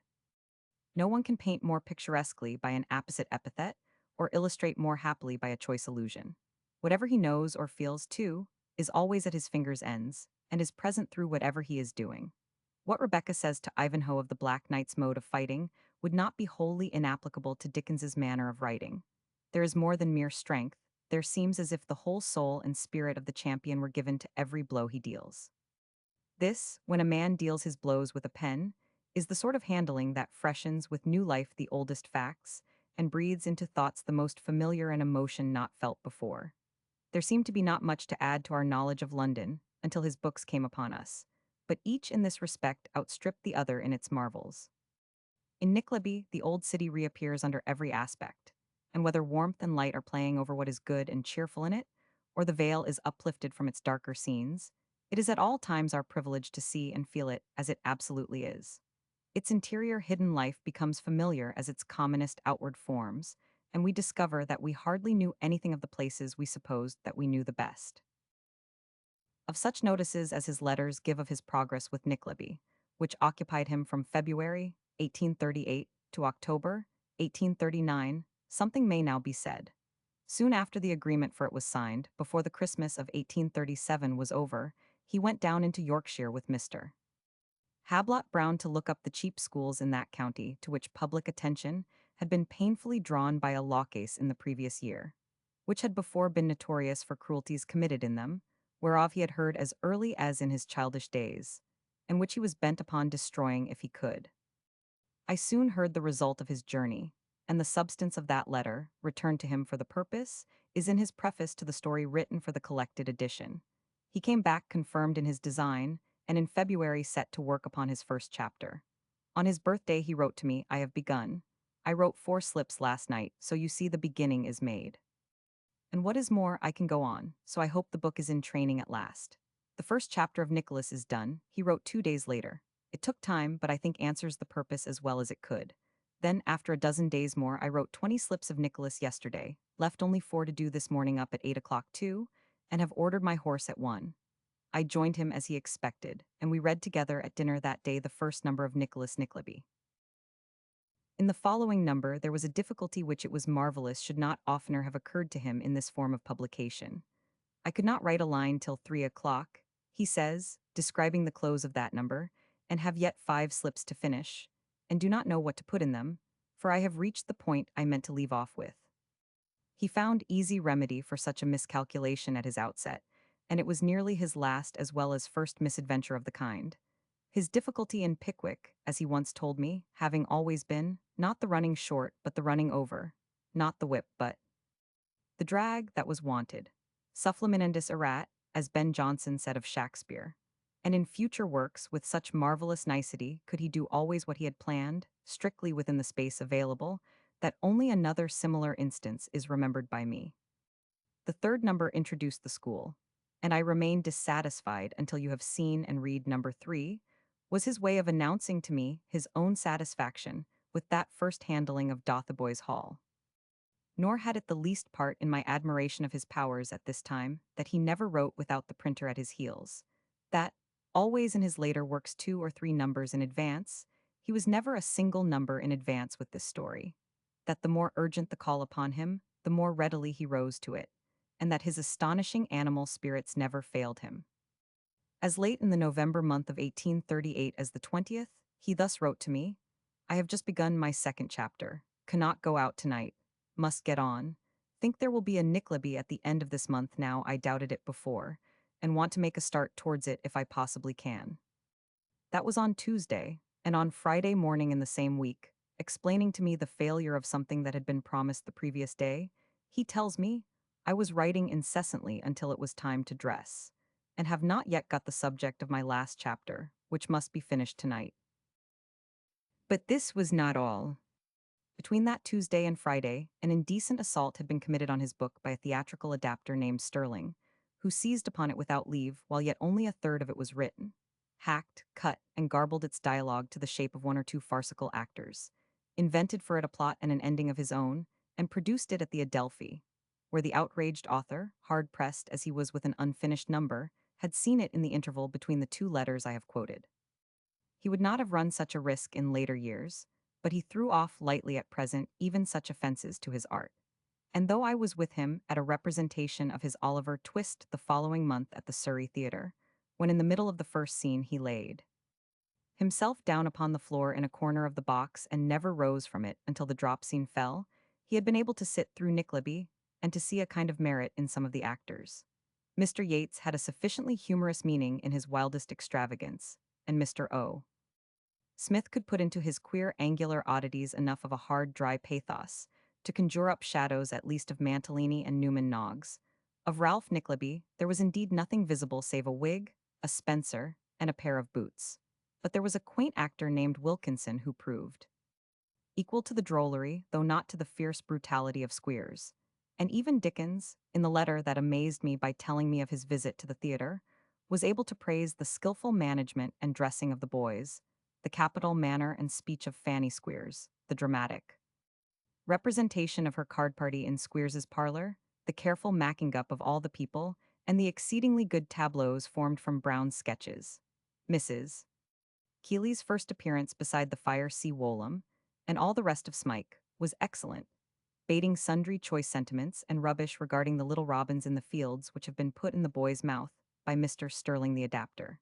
His toleration could hardly be extended to the robins, and their author he very properly punished by introducing and denouncing him at Mr. Crummles's farewell supper. The story was well in hand at the next letter to be quoted, for I limit myself to those only with allusions that are characteristic or illustrative. I must be alone in my glory today, he wrote, and see what I can do. I perpetrated a great amount of work yesterday, and have every day indeed since Monday, but I must bucklito again and endeavor to get the steam up. If this were to go on long, I should bust the boiler. I think Mrs. Nicklaby's love scene will come out rather unique. The steam doubtless rose dangerously high when such happy inspiration came.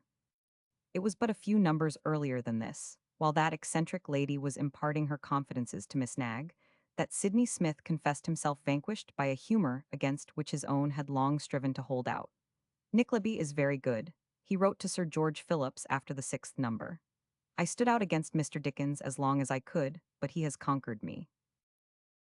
The close of the story was written at Broadstairs, from which he had taken a house 2 doors from the Albion Hotel, where we had that merry night 2 years ago. He wrote to me on the 9th September, 1839, I am hard at it, but these windings up wind slowly, and I shall think I have done great things if I have entirely finished by the 20th. Chapman Hall came down yesterday with Brown's sketches, and dined here. They imparted their intentions as to a Nicklabaean fate, which will make you laugh heartilisso. I reserve them till you come. It has been blowing great guns for the last 3 days, and last night I wished you could have seen it. There was such a sea. I staggered down to the pier, and, creeping under the lee of a large boat which was high and dry, watched it breaking for nearly an hour. Of course I came back wet through. On the afternoon of Wednesday, the 18th, he wrote again, I shall not finish entirely before Friday, sending Hicks the last 20 pages of manuscript by the night coach. I have had pretty stiff work, as you may suppose, and I have taken great pains. The discovery is made, Ralph is dead, the loves have come all right, Tim Lincolnwaiter has proposed, and I have now only to break up Dotheboys and the book together. I am very anxious that you should see this conclusion before it leaves my hands, and I plainly see therefore that I must come to town myself on Saturday if I would not endanger the appearance of the number. So I have written to Hicks to send proofs to your chambers as soon as he can that evening. And, if you do not object, I will dine with you any time after 5, and we will devote the night to a careful reading. I have not written to Macready, for they have not yet sent me the title page of dedication, which is merely to W100. Macready, Esquire, the following pages are inscribed, as a slight token of admiration and regard, by his friend the author. Meanwhile, will you let him know that I have fixed the Nicklaby dinner for Saturday, the 5th of October? Place, the Albion in Aldersgate Street. Time, 6 for half past exactly. I shall be more glad than I can tell you to see you again, and I look forward to Saturday, and the evenings that are to follow it, with most joyful anticipation. I have had a good notion for Barnaby, of which more anon. The shadow from the old quarter, we see, the unwritten Barnaby tale, intrudes itself still, though hardly, as of old, making other pleasanter anticipations less joyful. Such, indeed, at this time was his buoyancy of spirit that it cost him little, compared with the suffering it gave him at all subsequent similar times, to separate from the people who for 20 months had been a part of himself.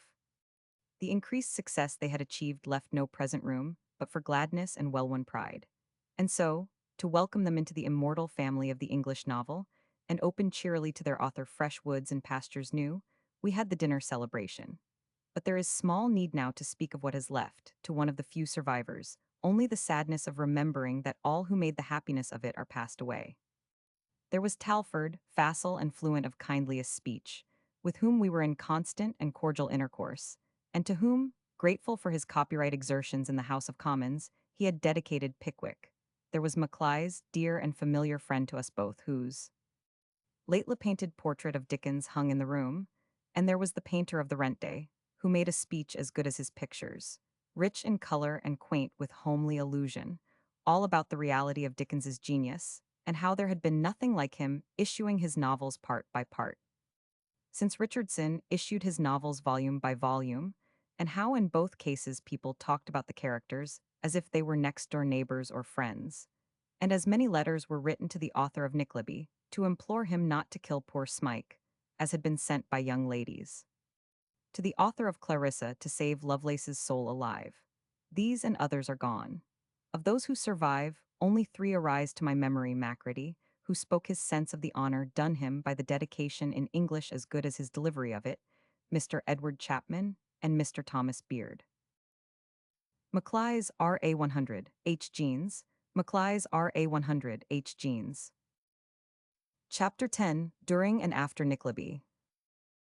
18,380,1839. The cottage at Twickenham. Daniel, Maclay's Ainsworth and other friends. Mr. Stanley of Alderley Petersham Cottage. Childish enjoyments. Writes a farce for Covent Garden. Entered at the Middle Temple. We see Wainwright in Newgate. Oliver Twist and the Quarterly Hoods up the Rhine. Shakespeare Society. Birth of second daughter. House hunting. Barnaby at his 10th page. Letter from Exeter. A landlady and her friends. A home for his father and mother. Autobiographical visit to an upholsterer. Visit from the same. The name of his old Gallery companion may carry me back from the days to which the close of Nickleby had led me to those when it was only beginning. This snow will take away the cold weather, he had written in that birthday letter of 1838 already quoted, and then for Twickenham. Here a cottage was taken, nearly all the summer was passed, and a familiar face there was Mr. Beard's. There, with Talfourd and with Thackeray and Gerald, we had many friendly days, too, and the social charm of Maclay's was seldom wanting. Nor was there anything that exercised a greater fascination over Dickens than the grand enjoyment of idleness, the ready self-abandonment to the luxury of laziness, which we both so laughed at in Maclay's, under whose easy swing of indifference, always the most amusing. At the most aggravating events and times, we knew that there was artist work as eager, energy as unwearying, and observation almost as penetrating as Dickens's own. A greater enjoyment than the fellowship of Maclay's at this period, it would indeed be difficult to imagine.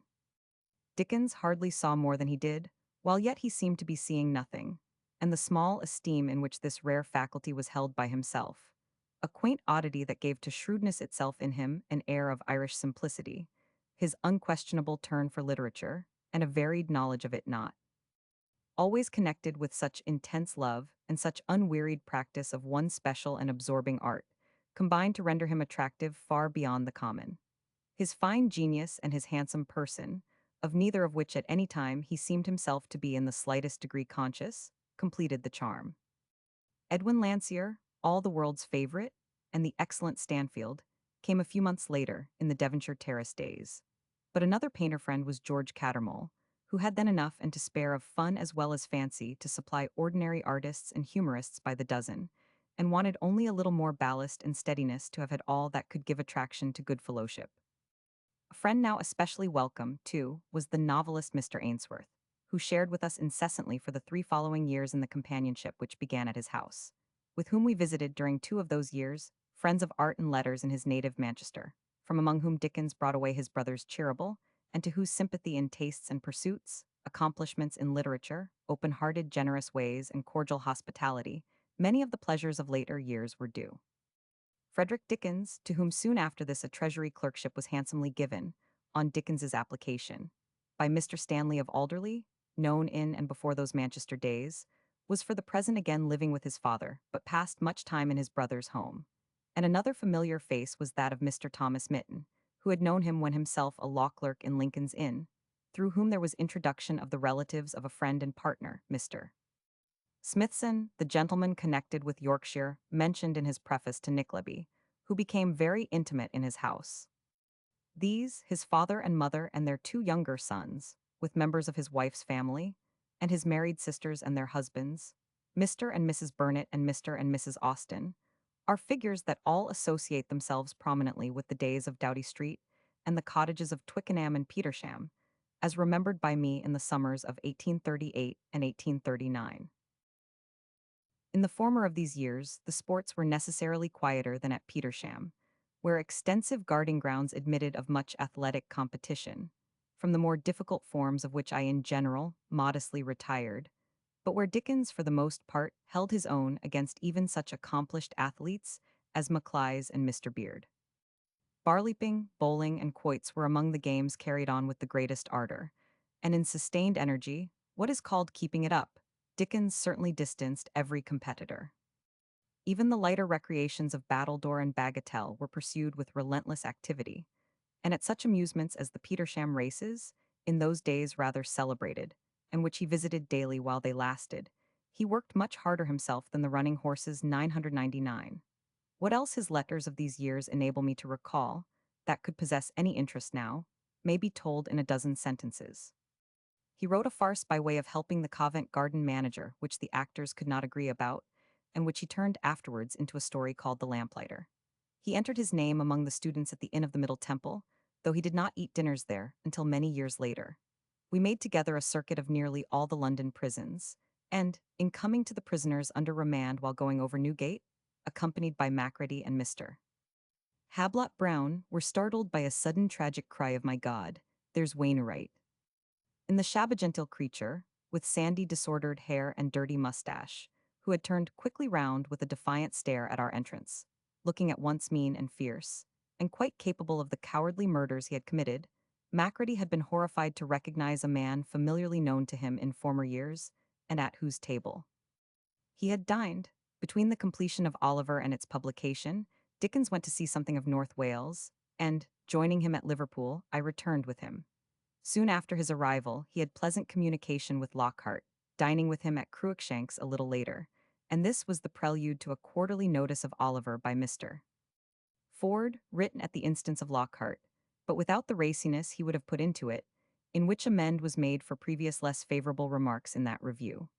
Dickens had not, however, waited for this to express publicly his hearty sympathy with Lockhart's handling of some passages in his admirable Life of Scott that had drawn down upon him the wrath of the Ballantynes. This he did in the Examiner, where also I find him noticing a book by Thomas Hood, rather poor, but I have not said so, because Hood is too, and ill besides. In the course of the year he was taken into Devonshire to select a home for his father, on the removal of the latter who had long given up his reporting duties from his London residence. And this he found in a cottage at Alphington, near Exeter, where he placed the elder Dickens with his wife and their youngest son. The same year closed Macready's Covent Garden management, and at the dinner to the retiring manager, when the Duke of Cambridge took the chair, Dickens spoke with that wonderful instinct of knowing what to abstain from saying, as well as what to say, which made his after-dinner speeches quite unique. Nor should mention be omitted of the Shakespeare Society, now diligently attended, of which Proctor, Talfourd, Macready, Thackeray, Henry Davison, Blanchard, Charles Knight, John Bell, Douglas Jerrold, Maclise, Stanfield, George Cattermole, the good Tom Landseer, Frank Stone, and other old friends were members, and where, out of much enjoyment and many disputings, there arose, from Dickens and all of us, plenty of after-dinner oratory. The closing months of this year of 1839 had special interest for him. At the end of October, another daughter was born to him, who bears the name of that dear friend of his and mine, Macready, whom he asked to be her godfather. And before the close of the year, he had moved out of Doughty Street into Devonshire Terrace, a handsome house with a garden of considerable size, shut out from the new road by a high brick wall facing the York Gate into Regent's Park. These various matters, and his attempts at the Barnaby novel on the conclusion of Nickleby, are the subject of his letters between October and December. Thank God, all goes famously. I have worked at Barnaby all day, and moreover seen a beautiful and reasonable house in Kent Terrace, where Macready once lived, but larger than his. Again, this having gone off, Barnaby has suffered so much from the house hunting that I must not chop today. Then for the matter of the Middle Temple, I return the form. It's the right temple, I take for granted. Barnaby moves, not at racehorse speed, but yet as fast, I think, as under these unsettled circumstances could possibly be expected. Or again, all well. Barnaby has reached his 10th page. I have just turned lazy and have passed into Christable and thence to Wallenstein. At last the choice was made. A house of great promise and great premium, undeniable situation and excessive splendor is in view. Mitten is in treaty, and I am in ecstatic restlessness. Kate wants to know whether you have any books to send her, so please to shoot here any literary rubbish on hand. To these, I will only add a couple of extracts from his letters while in Exeter arranging his father's and mother's new home. They are very humorous, and the vividness with which everything once seen was photographed in his mind and memory is pleasantly shown in them. I took a little house for them this morning 5th March, 1839, from the New London Inn, and if they are not pleased with it, I shall be grievously disappointed. Exactly a mile beyond the city on the Plymouth Road there are two white cottages. One is theirs and the other belongs to their landlady. I almost forget the number of rooms, but there is an excellent parlor with two other rooms on the ground floor. There is really a beautiful little room over the parlor which I am furnishing as a drawing room, and there is a splendid garden. The paint and paper throughout is new and fresh and cheerful looking. The place is clean beyond all description, and the neighborhood I suppose the most beautiful in this most beautiful of English counties. Of the landlady, a Devonshire widow with whom I had the honor of taking lunch today, I must make most especial mention. She is a fat, infirm, splendid lifferish-faced country dame, rising 60 and recovering from an attack on the nerves. I thought they never went off the stones, but I find they try country air with the best of us. In the event of my mother's being ill at any time, I really think the vicinity of this good dame, the very picture of respectability and good humor, will be the greatest possible comfort. Her furniture and domestic arrangements are a capital picture, but that I reserve till I see you, when I anticipate a hearty laugh. She bears the highest character with the bankers and the clergyman who formerly lived in my cottage himself, and is a kind-hearted, worthy capital specimen of the sort of life, or I have no eye for the real and no idea of finding it out. This good lady's brother and his wife live in the next nearest cottage, and the brother transacts the good lady's business, the nerves not admitting of her transacting it herself, although they leave her in her debilitated state something sharper than the finest lancet. Now, the brother having coughed all night, till he coughed himself into such a perspiration that you might have wringed his hair, according to the asseveration of eyewitnesses, his wife was sent for to negotiate with me, and if you could have seen me sitting in the kitchen with the two old women, endeavoring to make them comprehend that I had no evil intentions or covert designs, and that I had come down all that way to take some cottage, and had happened to walk down that road. And see that particular one, you would never have forgotten it. Then, to see the servant girl run backwards and forwards to the sick man, and when the sick man had signed one agreement which I drew up, and the old woman instantly put away in a disused tea-caddy, to see the trouble and the number of messages it took before the sick man could be brought to sign another a duplicate that we might have one apiece, was one of the richest scraps of genuine drollery I ever saw in all my days. How, when the business was over, we became conversational. How I was facetious, and at the same time virtuous and domestic. How I drank toasts in the beer, and stated on interrogatory that I was a married man and the father of two blessed infants. How the ladies marveled thereat, how one of the ladies, having been in London, inquired where I lived, and, being told, remembered that Doughty Street and the Foundling Hospital were in the Old Kent Road, which I did not contradict. All this and a great deal more must make us laugh when I return, as it makes me laugh now to think of. Of my subsequent visit to the upholsterer recommended by the landlady, of the absence of the upholsterer's wife, and the timidity of the upholsterer fearful of acting in her absence, of my sitting behind a high desk in a little dark shop, calling over the articles in requisition, and checking off the prices as the upholsterer exhibited the goods, and called them out, of my coming over the upholsterer's daughter with many virtuous endearments, to propitiate the establishment and reduce the bill, of these matters I say nothing, either, for the same reason as that just mentioned. The discovery of the cottage I seriously regard as a blessing, not to speak it profanely, upon our efforts in this cause. I had heard nothing from the bank and walked straight there, by some strange impulse, directly after breakfast. I am sure they may be happy there, for if I were older and my course of activity were run, I am sure I could, with God's blessing, for many and many a year. The theatre is open here, and Charles Keene is tonight playing for his last night. If it had been the Wrigler drama, I should have gone, but I was afraid Sir Giles' overreach might upset me, so I stayed away. My quarters are excellent, and the head waiter is such a waiter. Knowles, not Sheridan Knowles, but Knowles of the Cheetham Hill Road, is an ass to him.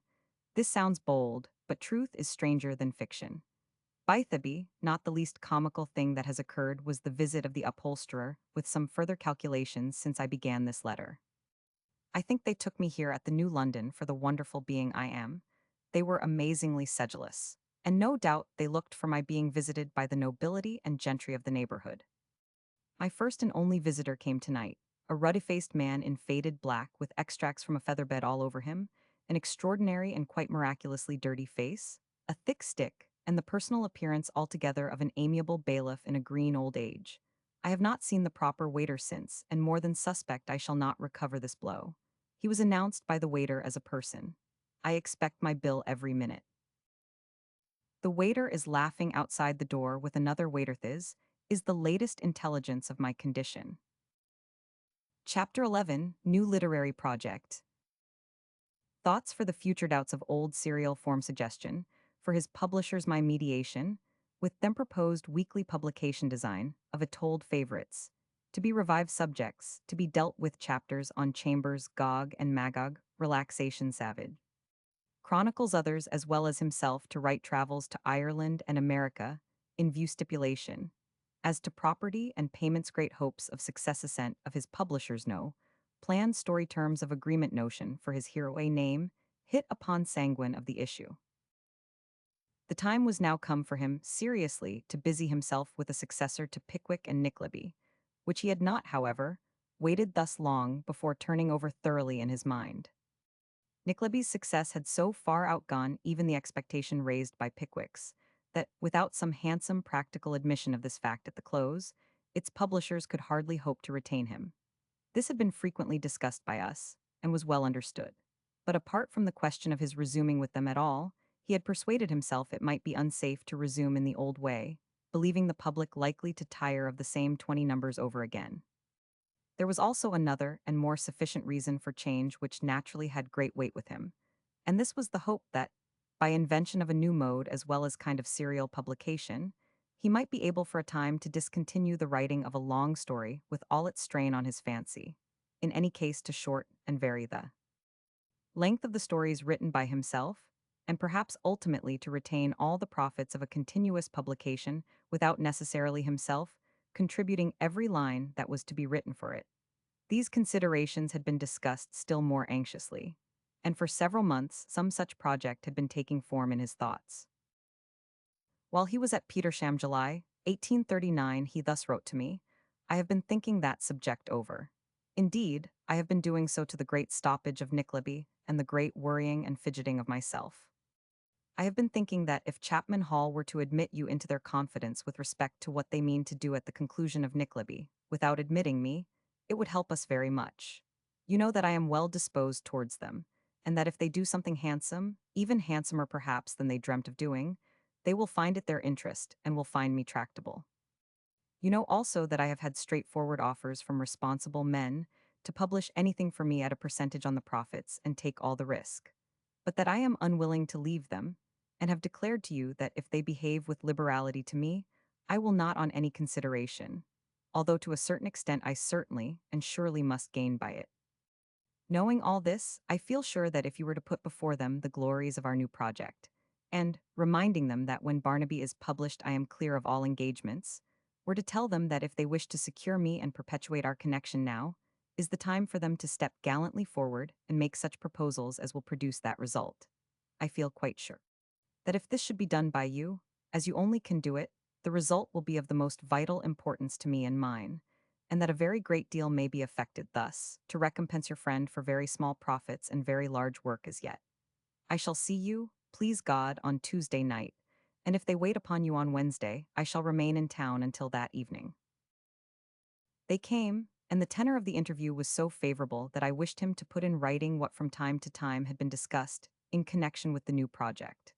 This led to the very interesting letter I shall now quote, written also in the same month from Petersham. I did not remember, until I lately read it, that the notion of a possible visit to America had been in his thoughts so early.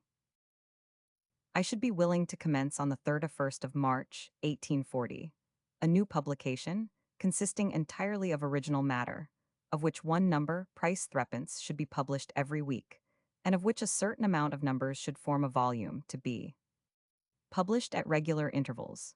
The best general idea of the plan of the work might be given, perhaps, by reference to the Spectator, the Tatler, and Goldsmith's Bee, but it would be far more popular both in the subjects of which it treats and its mode of treating them.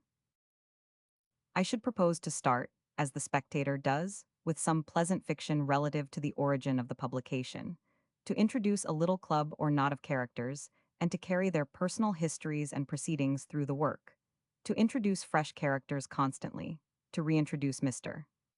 Pickwick and Sam Weller, the latter of whom might furnish an occasional communication with great effect, to write amusing essays on the various foibles of the day as they arise, to take advantage of all passing events, and to vary the form of the papers by throwing them into sketches, essays, tales, adventures, letters from imaginary correspondence, and so forth, so as to diversify the contents as much as possible. In addition to this general description of the contents, I may add that under particular heads I should strive to establish certain features in the work, which should be so many veins of interest and amusement running through the whole. Thus the chapters on chambers, which I have long thought and spoken of, might be very well incorporated with it, and a series of papers has occurred to me containing stories and descriptions of London as it was many years ago, as it is now, and as it will be many years hence, to which I would give some such title as the Relaxations of Gog and Magog, dividing them into portions like the Arabian Nights, and supposing Gog and Magog to entertain each other with such narrations in Guildhall all night long, and to break off every morning at daylight. An almost inexhaustible field of fun, raillery, and interest would be laid open by pursuing this idea. I would also commence, and continue from time to time, a series of satirical papers purporting to be translated from some savage chronicles, and to describe the administration of justice in some country that never existed, and record the proceedings of its wise men. The object of this series, which, if I can compare it with anything, would be something between Gulliver's Travels and The Citizen of the World, would be to keep a special lookout upon the magistrates in town and country, and never to leave those worthies alone. The quantity of each number that should be written by myself would be a matter for discussion and arrangement. Of course, I should pledge and bind myself upon that head. Nobody but myself would ever pursue these ideas, but I must have assistance, of course, and there must be some contents of a different kind. Their general nature might be agreed upon beforehand, but I should stipulate that this assistance is chosen solely by myself, and that the contents of every number are as much under my own control and subject to as little interference as those of a number of Pickwick or Nickleby.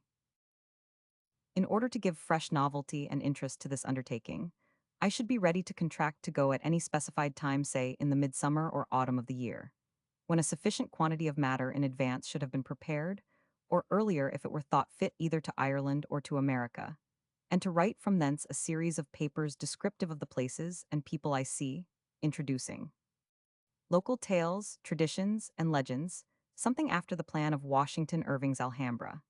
I should wish the republication of these papers in a separate form, with others to render the subject complete if we should deem it advisable, to form part of the arrangement for the work. And I should wish the same provision to be made for the republication of the Gog and Magog series, or indeed any that I undertook. This is a very rough and slight outline of the project I have in view. I am ready to talk the matter over, to give any further explanations, to consider any suggestions, or to go into the details of the subject immediately. I say nothing of the novelty of such a publication nowadays, or its chances of success. Of course, I think them very great indeed, almost beyond calculation, or I should not seek to bind myself to anything so extensive. The heads of the terms upon which I should be prepared to go into this undertaking would be that I be made a proprietor in the work and a sharer in the profits. That when I bind myself to write a certain portion of every number, I am insured, for that writing in every number, a certain sum of money. That those who assist me, and contribute the remainder of every number, shall be paid by the publishers immediately after its appearance, according to a scale to be calculated and agreed upon, on presenting my order for the amount to which they may be respectively entitled. Or, if the publishers prefer it, that they agree to pay me a certain sum for the whole of every number, and leave me to make such arrangements for that part which I may not write, as I think best. Of course, I should require that for these payments, or any other outlay connected with the work, I am not held accountable in any way, and that no portion of them is to be considered as received by me on account of the profits. I need not add that some arrangement would have to be made, if I undertake my travels, relative to the expenses of traveling. Now, I want our publishing friends to take these things into consideration, and to give me the views and proposals they would be disposed to entertain when they have maturely considered the matter. The result of their consideration was, on the whole, satisfactory, An additional £1,500 was to be paid at the close of Nickleby. The new adventure was to be undertaken, and Cattermole was to be joined with Brown as its illustrator. Nor was its plan much modified before starting, though it was felt by us all that, for the opening numbers at least, Dickens would have to be sole contributor, and that, whatever otherwise might be its attraction, or the success of the detached papers proposed by him, some reinforcement of them from time to time, by means of a story with his name, continued at reasonable, if not regular intervals, would be found absolutely necessary. Without any such planned story, however, the work did actually begin, its course afterwards being determined by circumstances stronger than any project he had formed. The agreement, drawn up in contemplation of a mere miscellany of detached papers or essays, and in which no mention of any story appeared, was signed at the end of March, and its terms were such as to place him in his only proper and legitimate position in regard to all such contracts, of being necessarily a gainer in any case, and, in the event of success, the greatest gainer of all concerned in the undertaking. All the risk of every kind was to be undergone by the publishers, and, as part of the expenses to be defrayed by them of each weekly number, he was to receive £50. Whatever the success or failure, this was always to be paid. The numbers were then to be accounted for separately, and half the realized profits paid to him, the other half going to the publishers, each number being held strictly responsible for itself, and the loss upon it, supposing any, not carried to the general account. The work was to be continued for 12 months certain, with leave to the publishers then to close it. But if they elected to go on, he was himself bound to the enterprise for 5 years, and the ultimate copyright as well as profit was to be equally divided. 6 weeks before signature of this agreement, while a title was still undetermined, I had this letter from him: "I will dine with you." I intended to spend the evening in strict meditation as I did last night, but perhaps I had better go out, lest all work and no play should make me a dull boy. I have a list of titles too, but the final title I have determined honor something very near it. I have a notion of this old file in the queer house, opening the book by an account of himself, and, among other peculiarities, of his affection for an old quaint queer-cased clock, showing how that when they have sat alone together in the long evenings, he has got accustomed to its voice, and come to consider it as the voice of a friend, how its striking in the night has seemed like an assurance to him that it was still, a cheerful watcher at his chamber door. And now its very face has seemed to have something of welcome in its dusty features, and to relax from its grimness when he has looked at it from his chimney corner. Then I mean to tell how that he has kept odd manuscripts in the old, deep, dark, silent closet where the weights are, and taken them from thence to read, mixing up his enjoyments with some notion of his clock. And how, when the club came to be formed, they, by reason of their punctuality and his regard for this dumb servant, took their name from it. And thus I shall call the book either Old Humphrey's Clock or Master Humphrey's Clock, beginning with a woodcut of Old Humphrey and his clock, and explaining the why and wherefore. All Humphrey's own papers will be dated then from my clock side, and I have divers thoughts about the best means of introducing the others. I thought about this all day yesterday, and all last night till I went to bed. I am sure I can make a good thing of this opening, which I have thoroughly warmed up to in consequence. A few days later, I incline rather more to Master Humphrey's Clock than Old Humphrey's, if so be that there is no danger of the pensive confounding master with a boy. After 2 days more, I was thinking all yesterday, and have begun at Master Humphrey today. Then, a week later, I have finished the first number, but have not been able to do more in the space than lead up to the giants, who are just on the scene. Chapter 12, The Old Curiosity Shop. 18,401,841. Visit to Walter Lander. First thought of Little Nell Hopeful of Master Humphrey. A title for the child story. First sale of Master Humphrey's Clocket's original plan. Abandoned reasons. For original plan. Abandoned reasons. For this to be limited to one story. Disadvantages of weekly publication. A favorite description in Bevis marks for Sampson Brass at Lawn House. Broadstairs dedication of his first volume to Rogers. Chapters 43-45. Dick Swiveller and the Marchioness. Masterpiece of kindly fun closing of the tale. Effect upon the writer, making believe very much the end, approaching the realities of fiction. Death of Little Nell. My share in the close. A suggestion adopted by him. Success of the story. Useful lessons. Its mode of construction. Character and characteristics. The art of it. A recent tribute. Hearts. Dickens in camp. A day or two after the date of the last letter quoted, Dickens and his wife, with Maclies and myself, visited Landor in Bath, and it was during 3 happy days we passed together there that the fancy which was shortly to take the form of Little Nell first occurred to its author, but as yet with the intention only of making out of it a tale of a few chapters.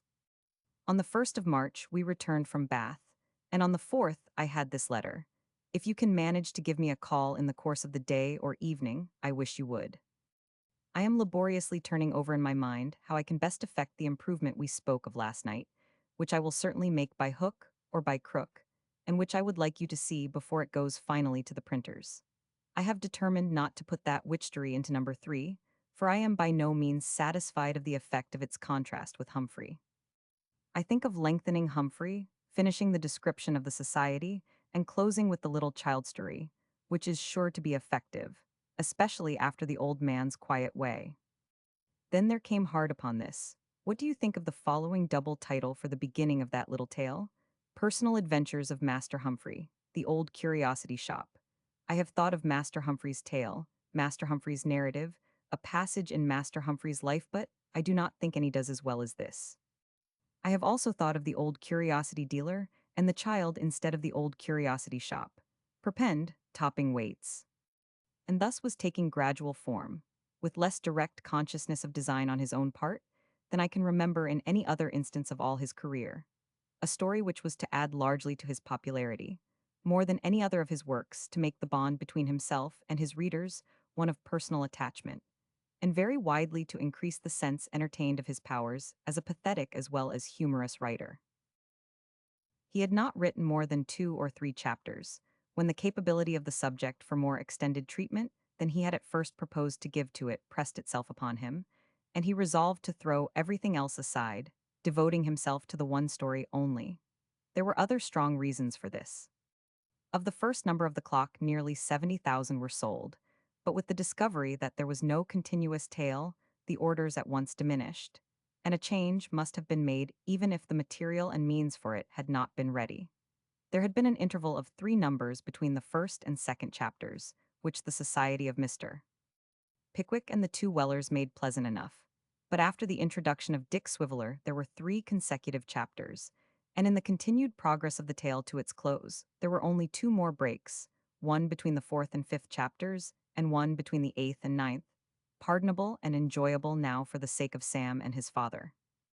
The reintroduction of these old favorites, it will have been seen, formed part of his original plan, of his abandonment of which his own description may be added, from his preface to the collected edition. The first chapter of this tale appeared in the 4th number of Master Humphrey's Clock, when I had already been made uneasy by the desultory character of that work, and when, I believe, my readers had thoroughly participated in the feeling.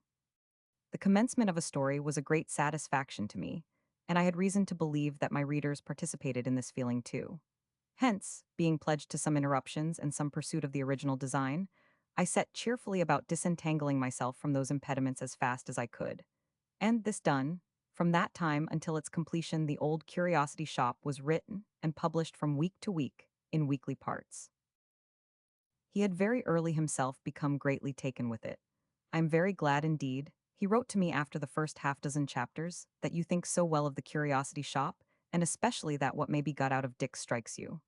I mean to make much of him. I feel the story extremely myself, which I take to be a good sign, and am already warmly interested in it.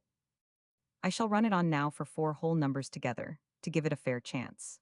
Every step lightened the road as it became more and more real with each character that appeared in it, and I still recall the glee with which he told me what he intended to do not only with Dick Swiveller, but with Septimus Brass, changed afterwards to Samson. Undoubtedly, however, Dick was his favorite. Dick's behavior in the matter of Miss Wackles will, I hope, give you satisfaction, is the remark of another of his letters. I cannot yet discover that his aunt has any belief in him, or is in the least degree likely to send him a remittance, so that he will probably continue to be the sport of destiny. His difficulties were the quickly recurring times of publication, the confined space in each number that yet had to contribute its individual effect, and from the suddenness with which he had begun the impossibility of getting in advance. I was obliged to cramp most dreadfully what I thought a pretty idea in the last chapter. I had not room to turn. To this or a similar effect his complaints are frequent, and of the vexations named it was by far the worst. But he steadily bore up against all and made a triumph of the little story.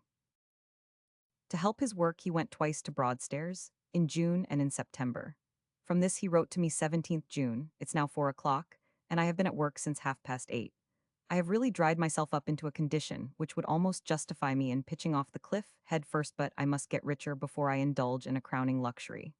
Number 15, which I began today, I anticipate great things from.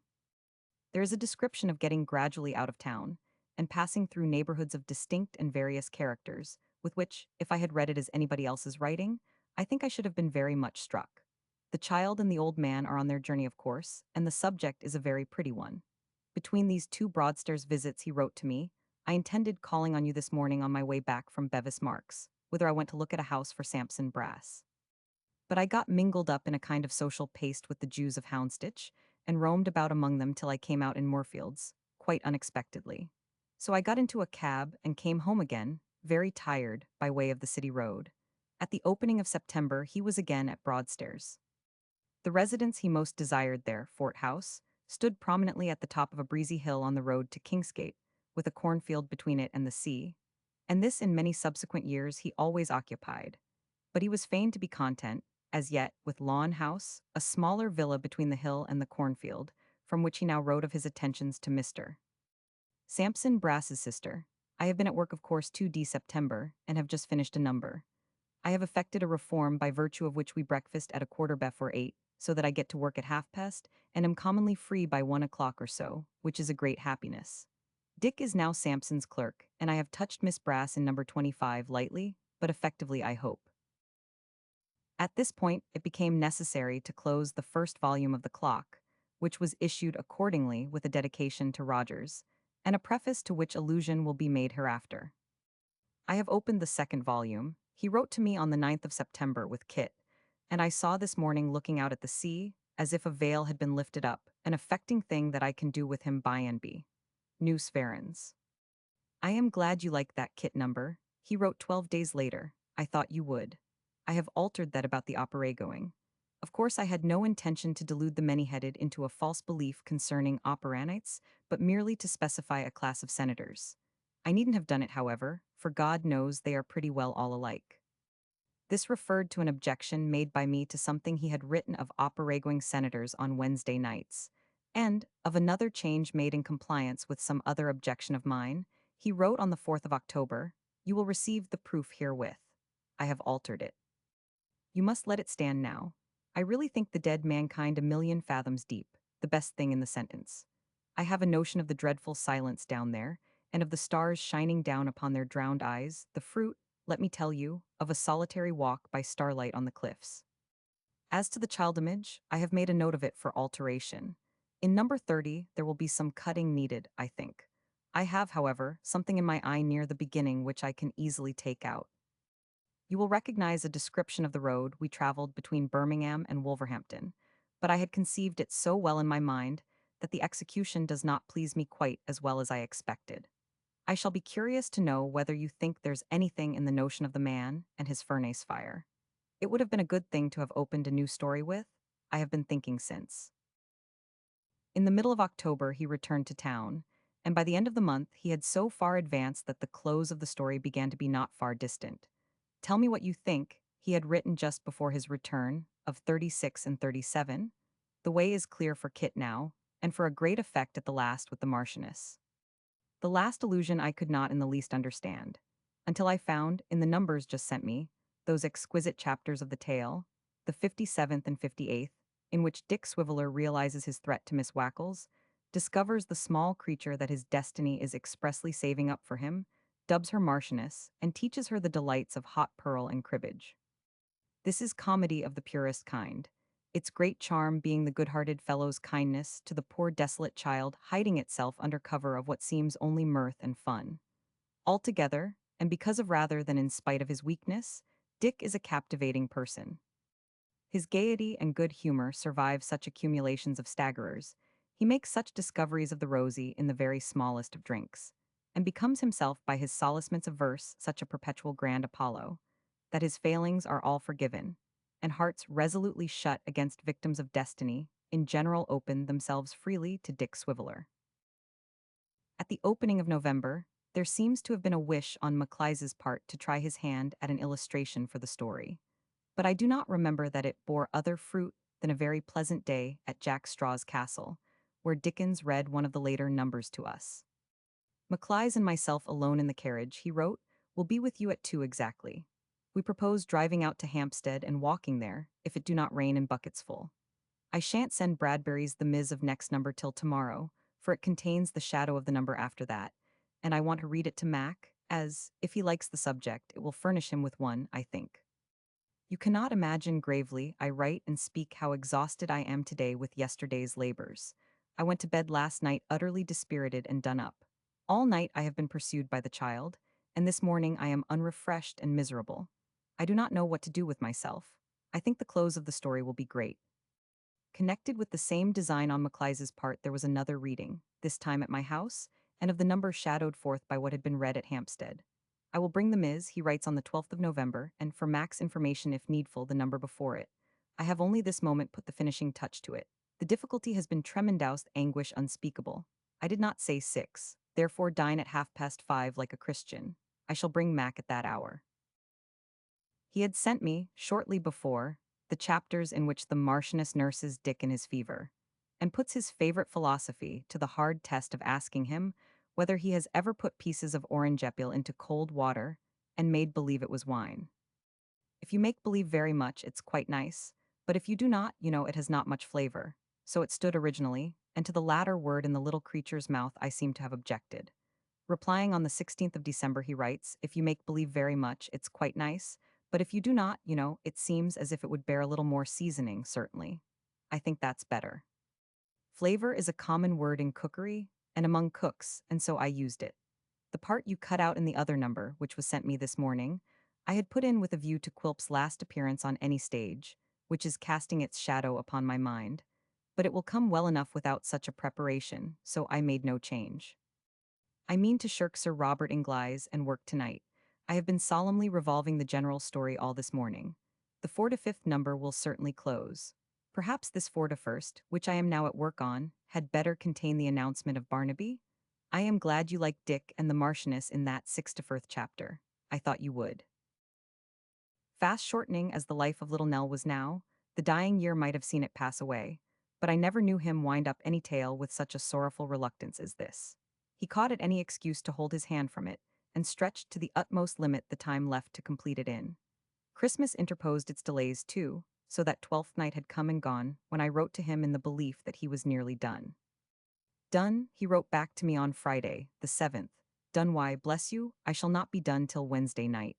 I only began yesterday, and this part of the story is not to be galloped over, I can tell you. I think it will come famously, but I am the wretchedest of the wretched. It casts the most horrible shadow upon me, and it is as much as I can do to keep moving at all. I tremble to approach the place a great deal more than Kit, a great deal more than Mr. Garland, a great deal more than the single gentleman. I shan't recover it for a long time. Nobody will miss her like I shall. It is such a very painful thing to me that I really cannot express my sorrow. Old wounds bleed afresh when I only think of the way of doing it. What the actual doing it will be, God knows. I cannot preach to myself the schoolmaster's consolation, though I try. Dear Mary died yesterday, when I think of this sad story.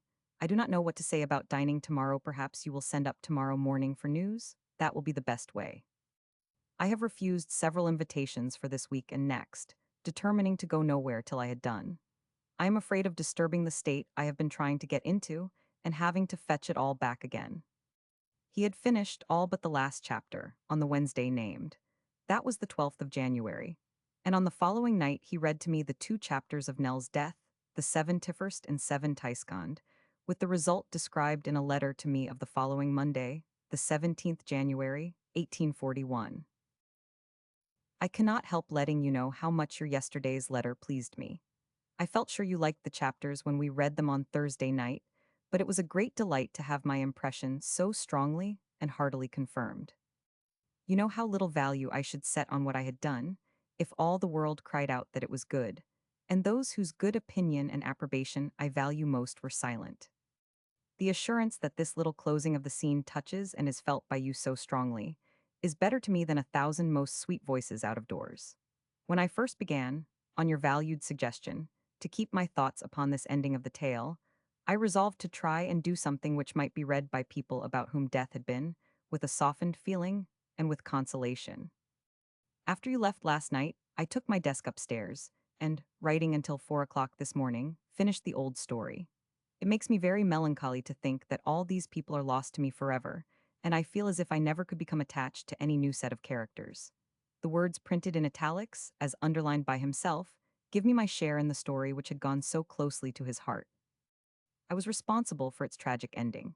He had not thought of killing her, when, about halfway through, I asked him to consider whether it did not necessarily belong even to his own conception, after taking so mere a child through such a tragedy of sorrow, to lift her also out of the commonplace of ordinary happy endings, so that the gentle, pure little figure and form should never change to the fancy.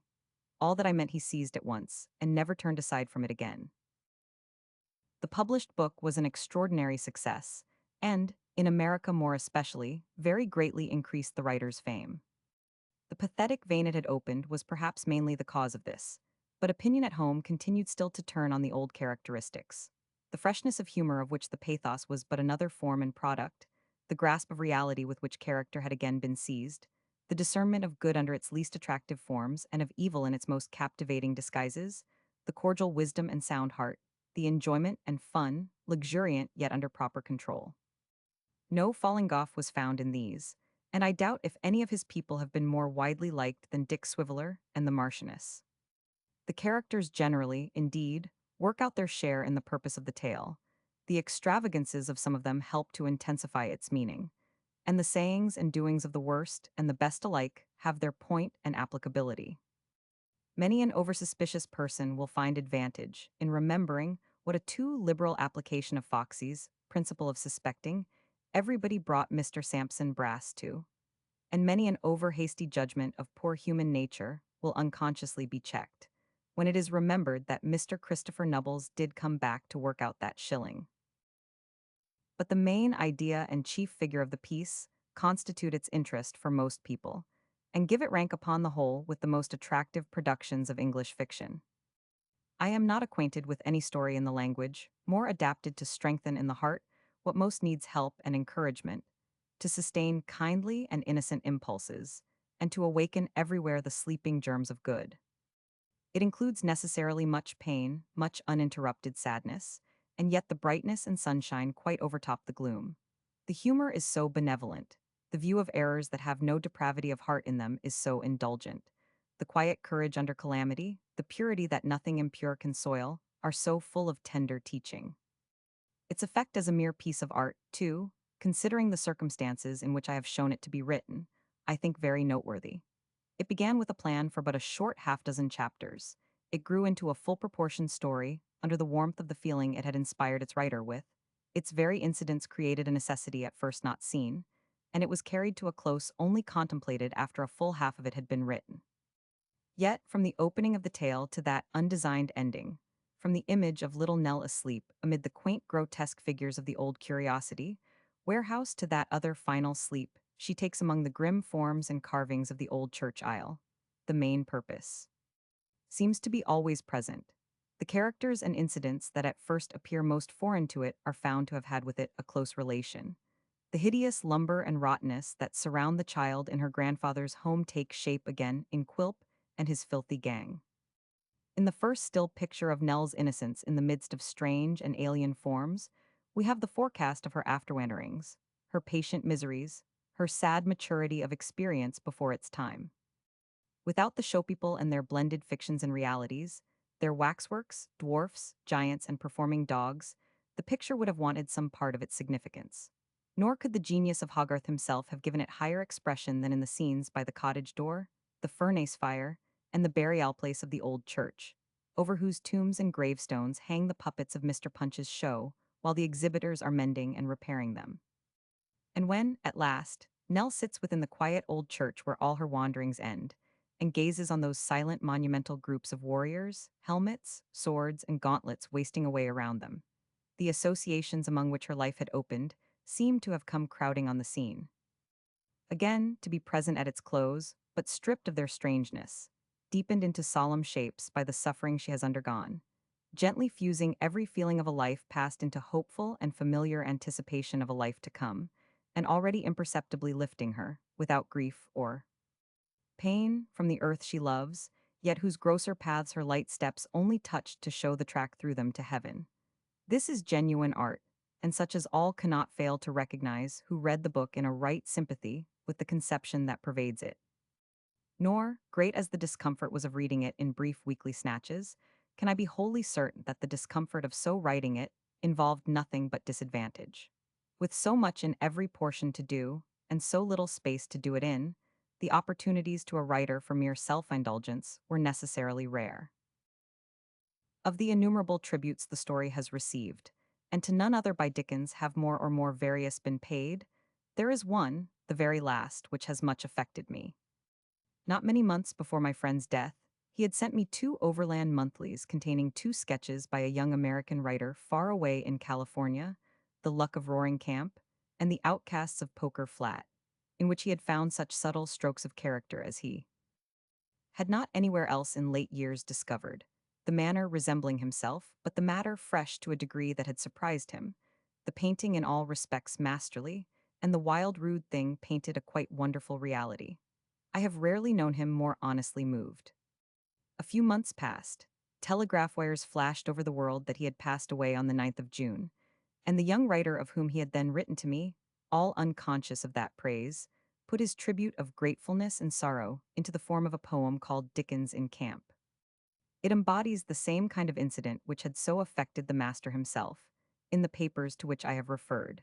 It shows the gentler influences which, in even those Californian wilds, can restore outlawed roaring camps to silence and humanity, and there is hardly any form of posthumous tribute which I can imagine likely to have better satisfied his desire of fame than one which should thus connect, with the special favorite among all his heroines, the restraints and authority exerted by his genius over the rudest and least civilized of competitors in that far fierce race for wealth.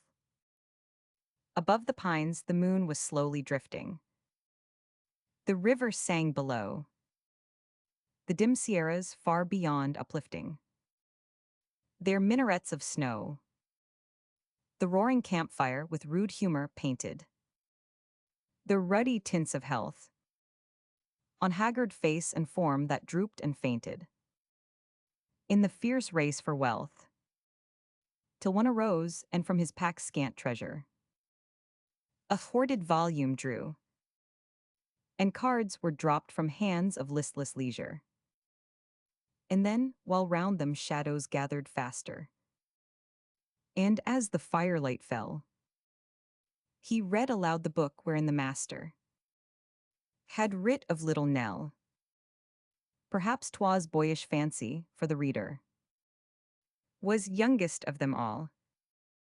But, as he read, from clustering pine and cedar, a silence seemed to fall.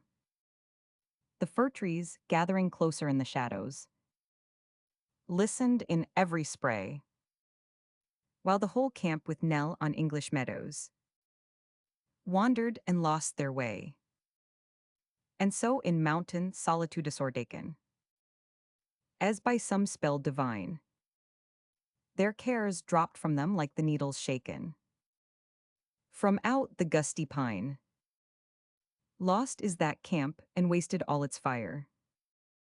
And he who wrought that spell, ah, towering pine and stately Kentish spire, ye have one tale to tell. Lost is that camp, but let its fragrant story blend with the breath that thrills, with hopvine's incense all the pensive glory that fills the Kentish hills, and on that grave where English oak and holly and laurel wreaths entwine, deem it not all a too presumptuous folly. This spray of western pine. July 1870. Chapter 13, Devonshire Terrace and Broadstairs. A good saying Landor mystified the mirthful side of Dickens' extravagant flight's humorous despair writing Exercise First of the Ravens the Groom, topping the smoky chimneys juryman, at an inquest practical humanity publication of Clock's first number transfer of Barnaby settled a true prediction revisiting old. Scenes Roman 100.500. To Chapman Hall terms of sale of Barnaby a gift, to a friend final escape from bondage published libels about him said to be demented to be insane, and turned Catholic begging letter writers a donkey asked for Mr. Kindheart friendly meeting social talk reconciling friends hint for judging men.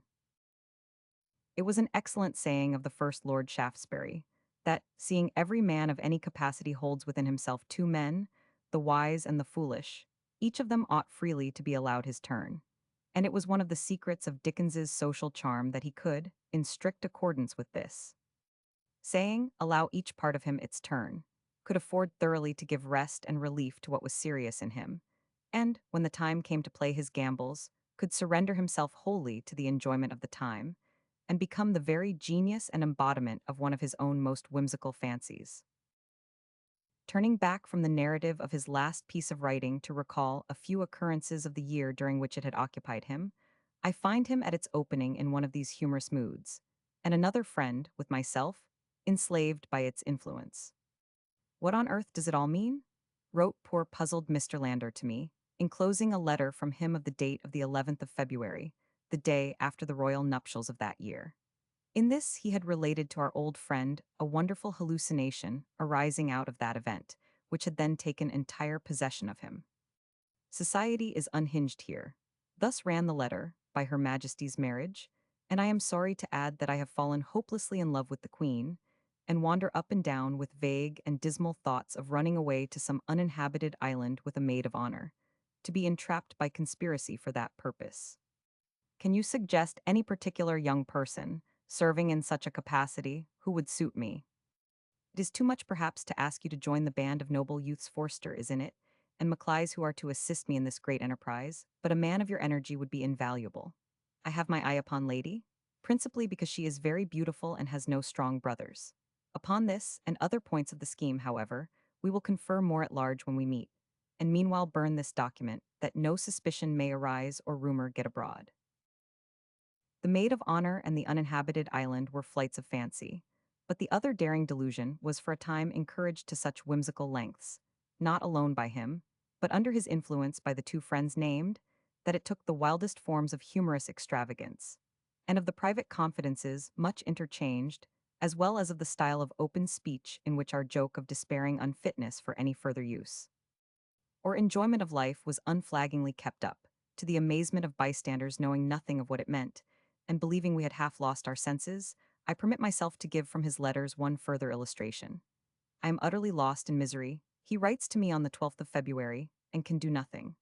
I have been reading Oliver, Pickwick, and Nickleby to get my thoughts together for the new effort, but all in vain. My heart is at Windsor. My heart is not here. My heart is at Windsor. A following, my dear. I saw the responsibilities this morning and burst into tears. The presence of my wife aggravates me. I loathe my parents. I detest my house. I begin to have thoughts of the Serpentine, of the Regent's Canal, of the razors upstairs, of the chemists down the street, of poisoning myself at Mrs.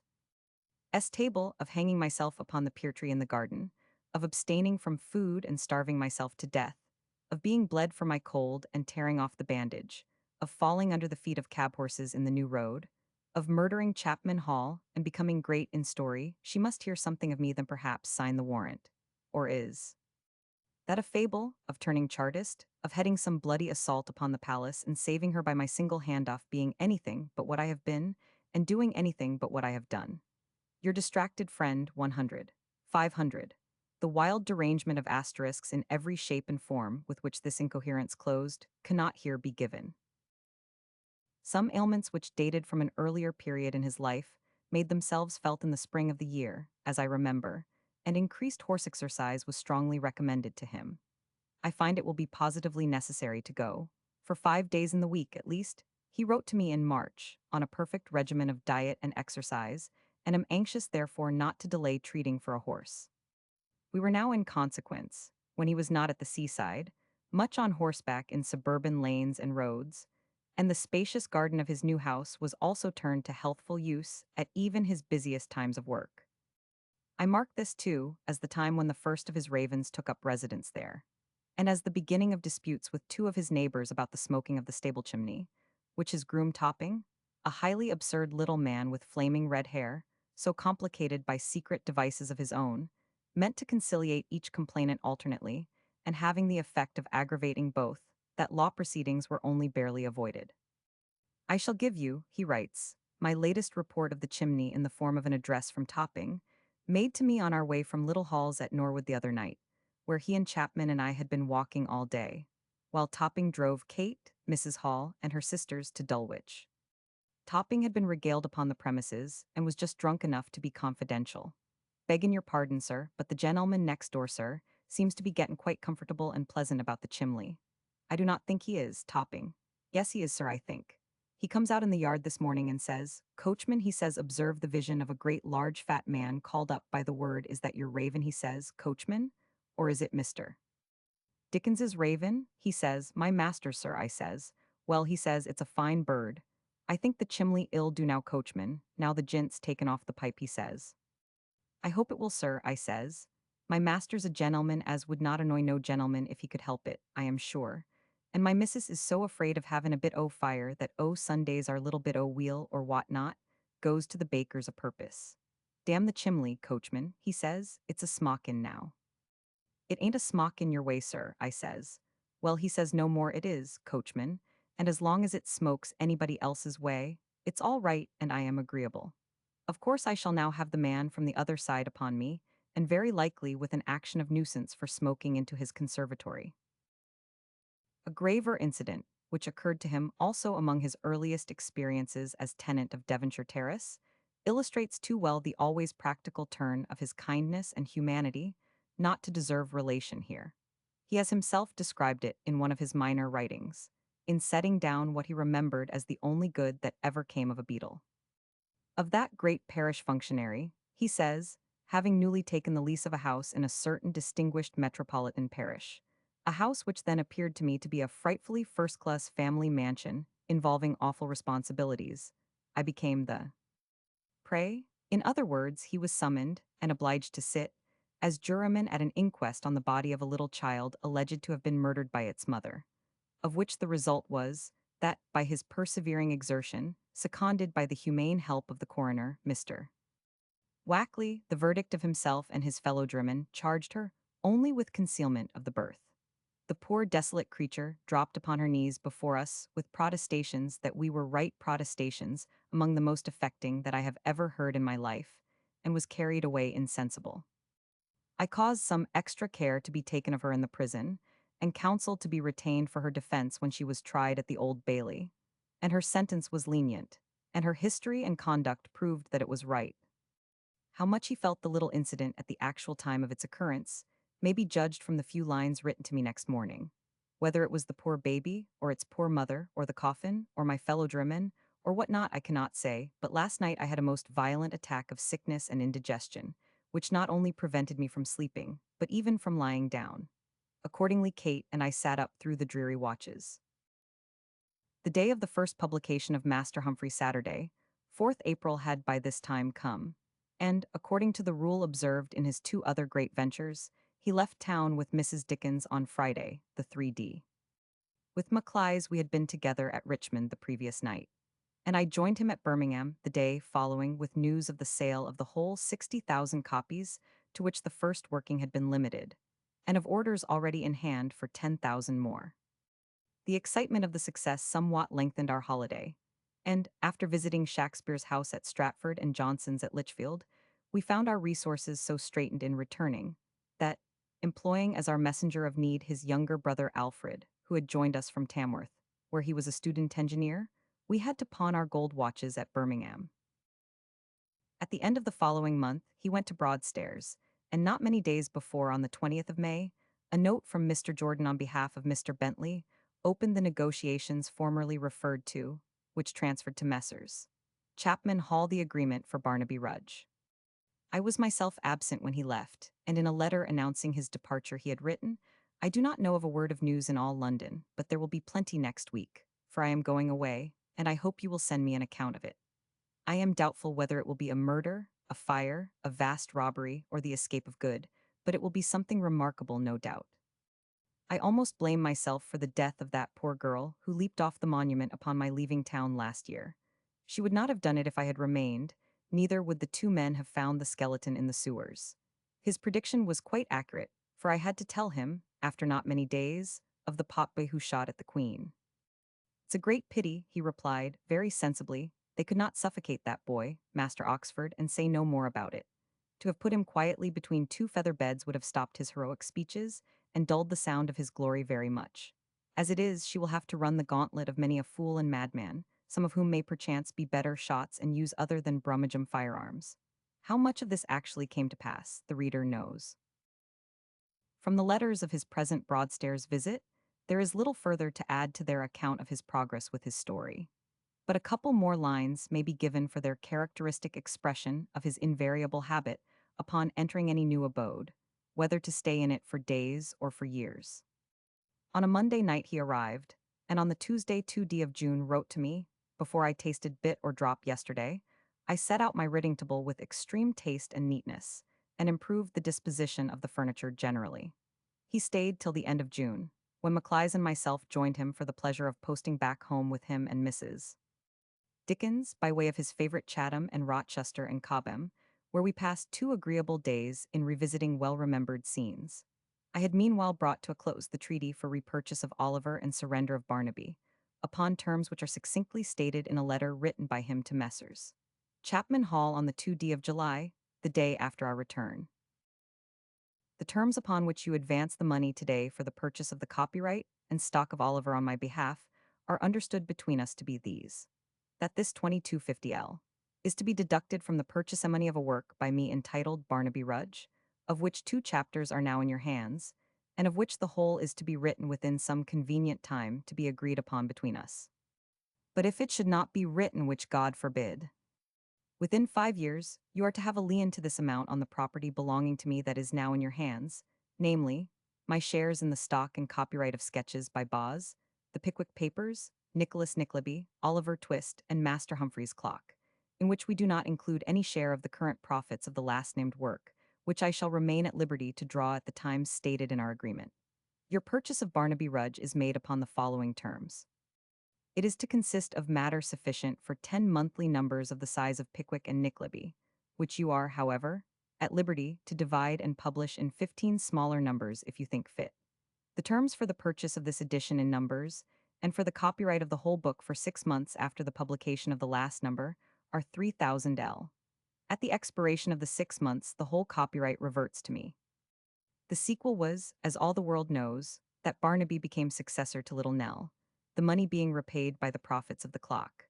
But I ought to mention also the more generous sequel that my own small service had, on my receiving from him, after not many days, an antique silver-mounted jug of great beauty of form and workmanship, but with a wealth far beyond jewelers' chasing or artists' design in the written words that accompanied it. I accepted them to commemorate, not the help they would have far overpaid, but the gladness of his own escape from the last of the agreements that had hampered the opening of his career, and the better future that was now before him. At the opening of August, he was with Mrs. Dickens for some days in Devonshire, on a visit to his father, but he had to take his work with him. And, as he wrote to me, they had only one real holiday, when Dawlish, Teignmouth, Babbacombe, and Torquay were explored, returning to Exeter at night. In the beginning of September, he was again at Broadstairs. I was just going to work, he wrote on the 9th, when I got this letter, and the story of the man who went to Chapman Hall's knocked me down flat. I wrote until now 1:15 against the grain, and have at last given it up for one day. Upon my word, it is intolerable. I have been grinding my teeth all the morning. I think I could say in 2 lines something about the general report with propriety. I will add them to the proof. The preface to the first volume of the clock was at this time in preparation, giving you full power to cut them out if you should think differently from me, and from 100. And H, who in such a matter must be admitted judges. He refers here to a report, rather extensively circulated at the time, and which through various channels had reached his publishers, that he was suffering from loss of reason and was under treatment in an asylum. I would have withheld from him the mention of it, as an absurdity that must quickly pass away, but against my wish it had been communicated to him, and I had difficulty in keeping within judicious bounds his extreme and very natural wrath. A few days later, the 15th, he wrote, I have been rather surprised of late to have applications from Roman Catholic clergymen, demanding rather pastorally, and with a kind of grave authority assistance, literary employment, and so forth. At length it struck me that, through some channel or other, I must have been represented as belonging to that religion. Would you believe that in a letter from Lambert at Cork to my mother, which I saw last night, he says, what do the papers mean by saying that Charles is demented, and further that he has turned Roman Catholic? Of the begging Gulter writers hinted at here, I ought earlier to have said something. In one of his detached essays he has described, without a particle of exaggeration, the extent to which he was made a victim by this class of swindler, and the extravagance of the devices practiced on him. But he has not confessed, as he might, that for much of what he suffered he was himself responsible, by giving so largely, as at first he did, to almost everyone who applied to him. What at last brought him to his senses in this respect, I think, was the request made by the adventurer who had exhausted every other expedient, and who desired finally, after describing himself reduced to the condition of a traveling cheap-jack in the smallest way of crockery, that a donkey might be left out for him next day, which he would duly call for. This I perfectly remember, and I much fear that the applicant was the Daniel Tobin before mentioned. Many and delightful were other letters written from Broadstairs at this date, filled with whimsical talk and humorous description relating chiefly to an eccentric friend who stayed with him most of the time, and is sketched in one of his published papers as Mr. Kindheart, but all too private for reproduction now. He returned in the middle of October, when we resumed our almost daily writings, foregatherings with Macleys at Hampstead and elsewhere, and social entertainments with Macready, Talford, Proctor, Stanfield, Fonblanque, Eliotson, Tennant, Dorsey, Quinn, Harness, Wilkie, Edwin Landseer, Rogers, Sidney Smith, and Bulwer. Of the genius of the author of Pelham and Eugene Aram, he had, early and late, the highest admiration, and he took occasion to express it during the present year in a new preface which he published to Oliver Twist. Other friends became familiar in later years, but, disinclined as he was to the dinner invitations that reached him from every quarter, all such meetings with those whom I have named, and in an especial manner, the marked attentions shown him by Miss Coutts which began with the very beginning of his career, were invariably welcome. To speak here of the pleasure his society afforded would anticipate the fitter mention to be made hereafter. But what in this respect distinguishes nearly all original men, he possessed eminently. His place was not to be filled up by any other. To the most trivial talk he gave the attraction of his own character. It might be a small matter, something he had read or observed during the day, some quaint odd fancy from a book, a vivid little outdoor picture, the laughing exposure of some imposture, or a burst of sheer mirthful enjoyment. But of its kind it would be something unique because genuinely part of himself. This and his unwearying animal spirits made him the most delightful of companions. No claim on good fellowship ever found him wanting, and no one so constantly recalled to his friends the description Johnson gave of Garrick as the cheerfulest man of his age. Of what occupied him in the way of literary labor in the autumn and winter months of the year, some description has been given, and, apart from what has already thus been said of his work at the closing chapters of the Old Curiosity Shop, nothing now calls for more special allusion, except that in his town walks in November, impelled thereto by specimens recently discovered in his country walks between Broadstairs and Ramsgate, he thoroughly explored the ballad literature of Seven Dials, and took to singing himself, with an effect that justified his reputation for comic singing in his childhood. Not a few of these wonderful productions. His last successful labor of the year was the reconciliation of two friends, and his motive, as well as the principle that guided him, as they are described by himself, I think worth preserving.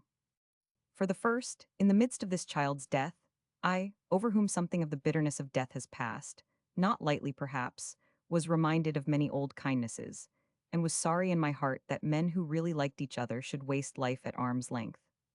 For the last, I have laid it down as a rule in my judgment of men, to observe narrowly whether some of whom one is disposed to think badly do not carry all their faults upon the surface, and others of whom one is disposed to think well do not carry many more beneath it. I have long ago made sure that our friend is in the first class, and when I know all the foibles a man has, with little trouble in the discovery, I begin to think he is worth liking. His latest letter of the year, dated the day following, closed with the hope that we might, he and I, enjoy together 50 more Christmases, at least, in this world, and eternal summers in another. Alas.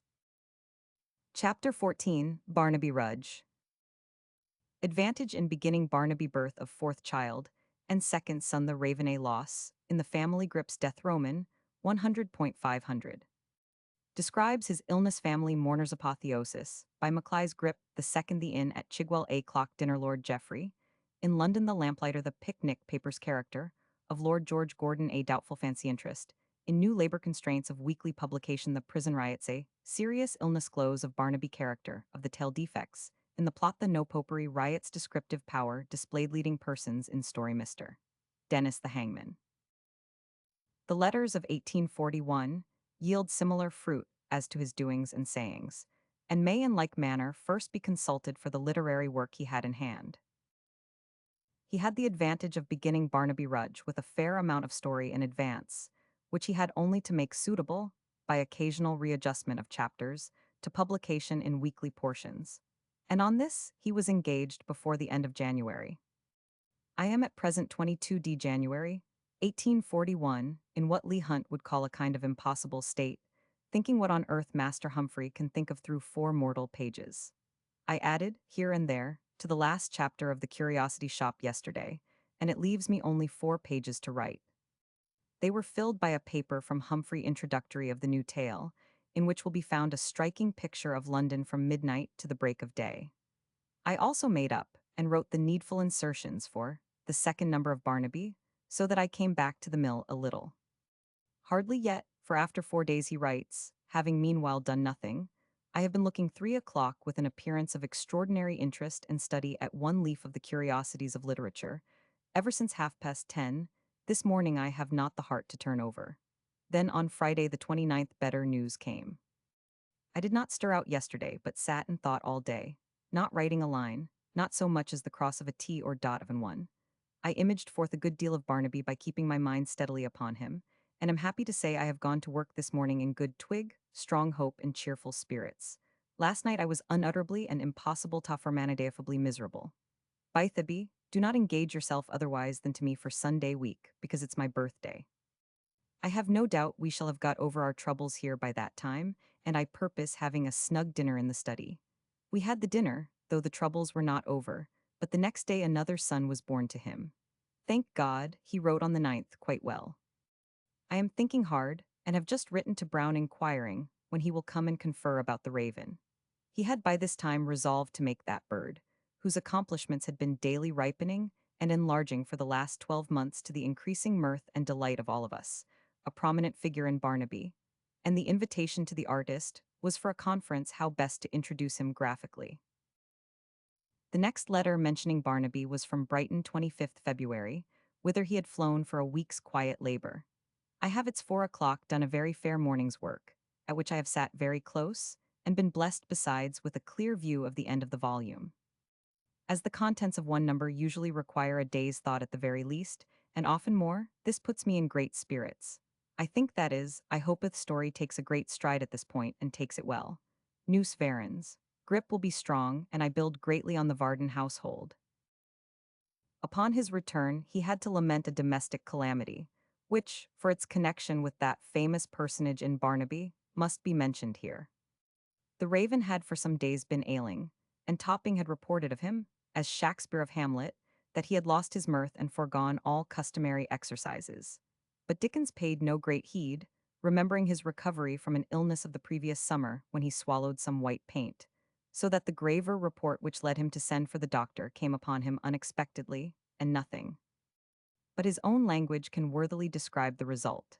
Unable from the state of his feelings to write 2 letters, he sent the narrative to Maclay's, under an enormous black seal, for transmission to me, and thus it befell that this fortunate bird receives a double passport to fame, so great a humorist having celebrated his farewell to the present world, and so great a painter his welcome to another. You will be greatly shocked the letter is dated Friday evening, March 12, 1841, and grieved to hear that the raven is no more. He expired today at a few minutes after 12 o'clock at noon. He had been ailing for a few days, but we anticipated no serious result. conjecturing that a portion of the white paint he swallowed last summer might be lingering about his vitals without having any serious effect upon his constitution.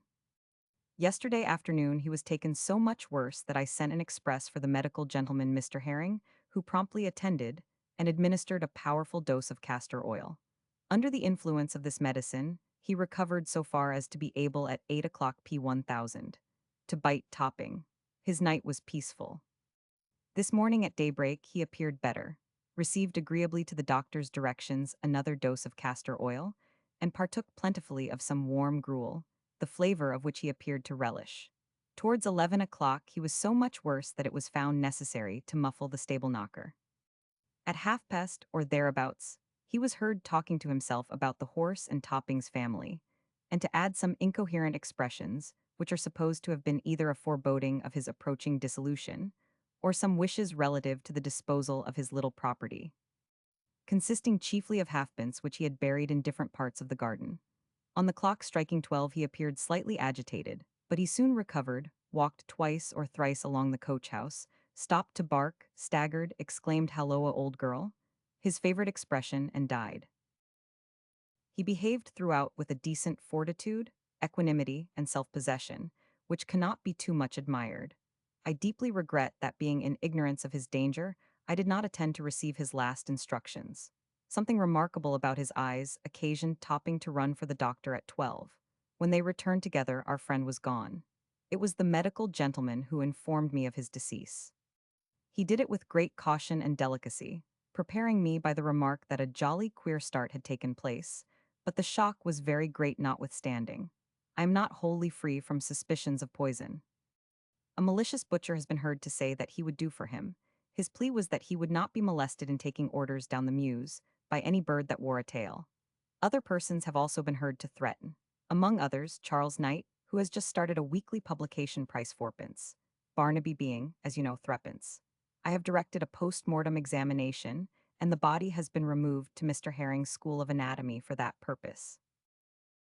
I could wish, if you can take the trouble, that you could enclose this to Forster immediately after you have read it.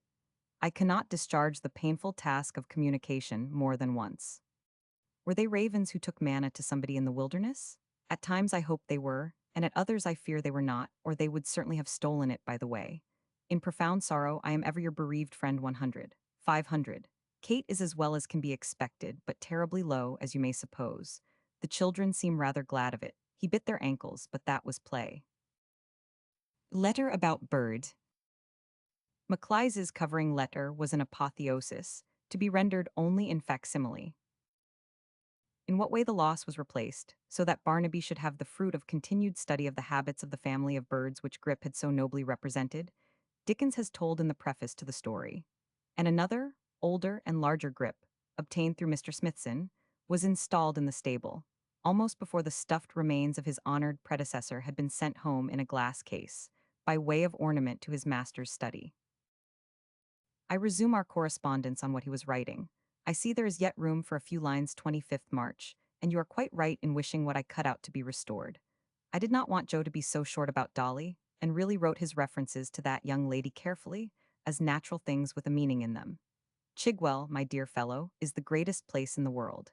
Name your day for going. Such a delicious old inn opposite the churchyard, such a lovely ride, such beautiful forest scenery, such an out-off-the-way rural place, such a sexton. I say again, name your day. The day was named at once, and the whitest of stones marks it in now sorrowful memory.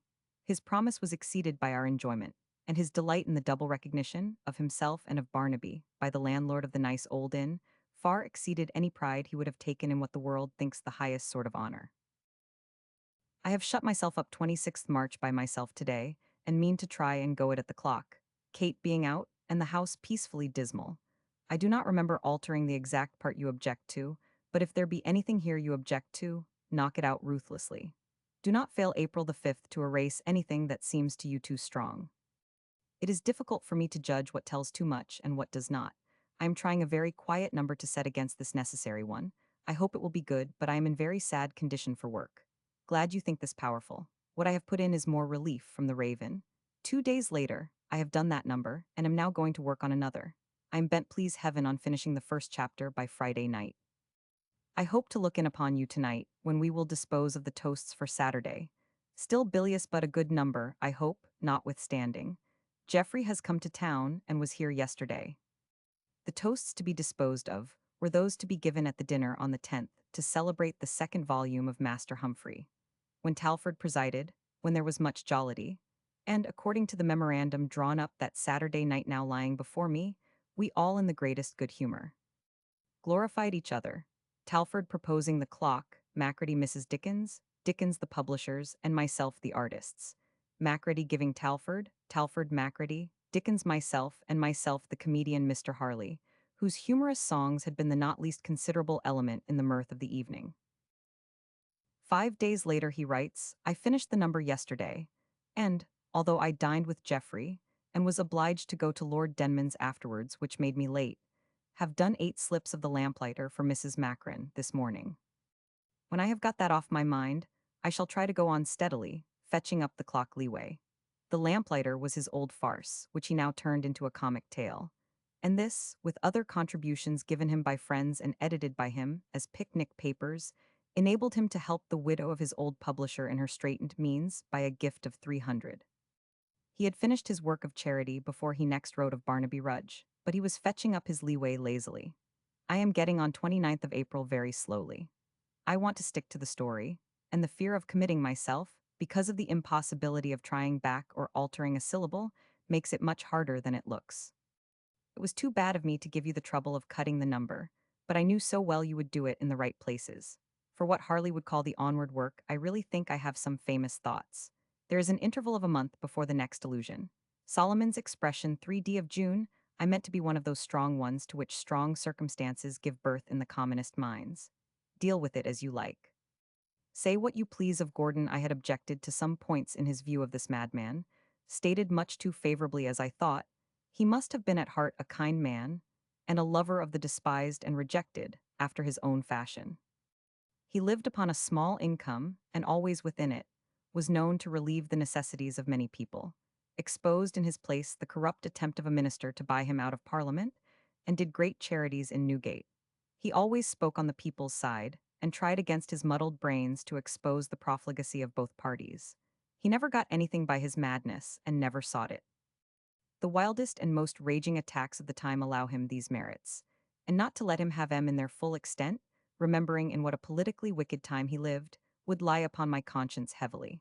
The libel he was imprisoned for when he died was on the Queen of France, and the French government interested themselves warmly to procure his release, which I think they might have done, but for Lord Grenville.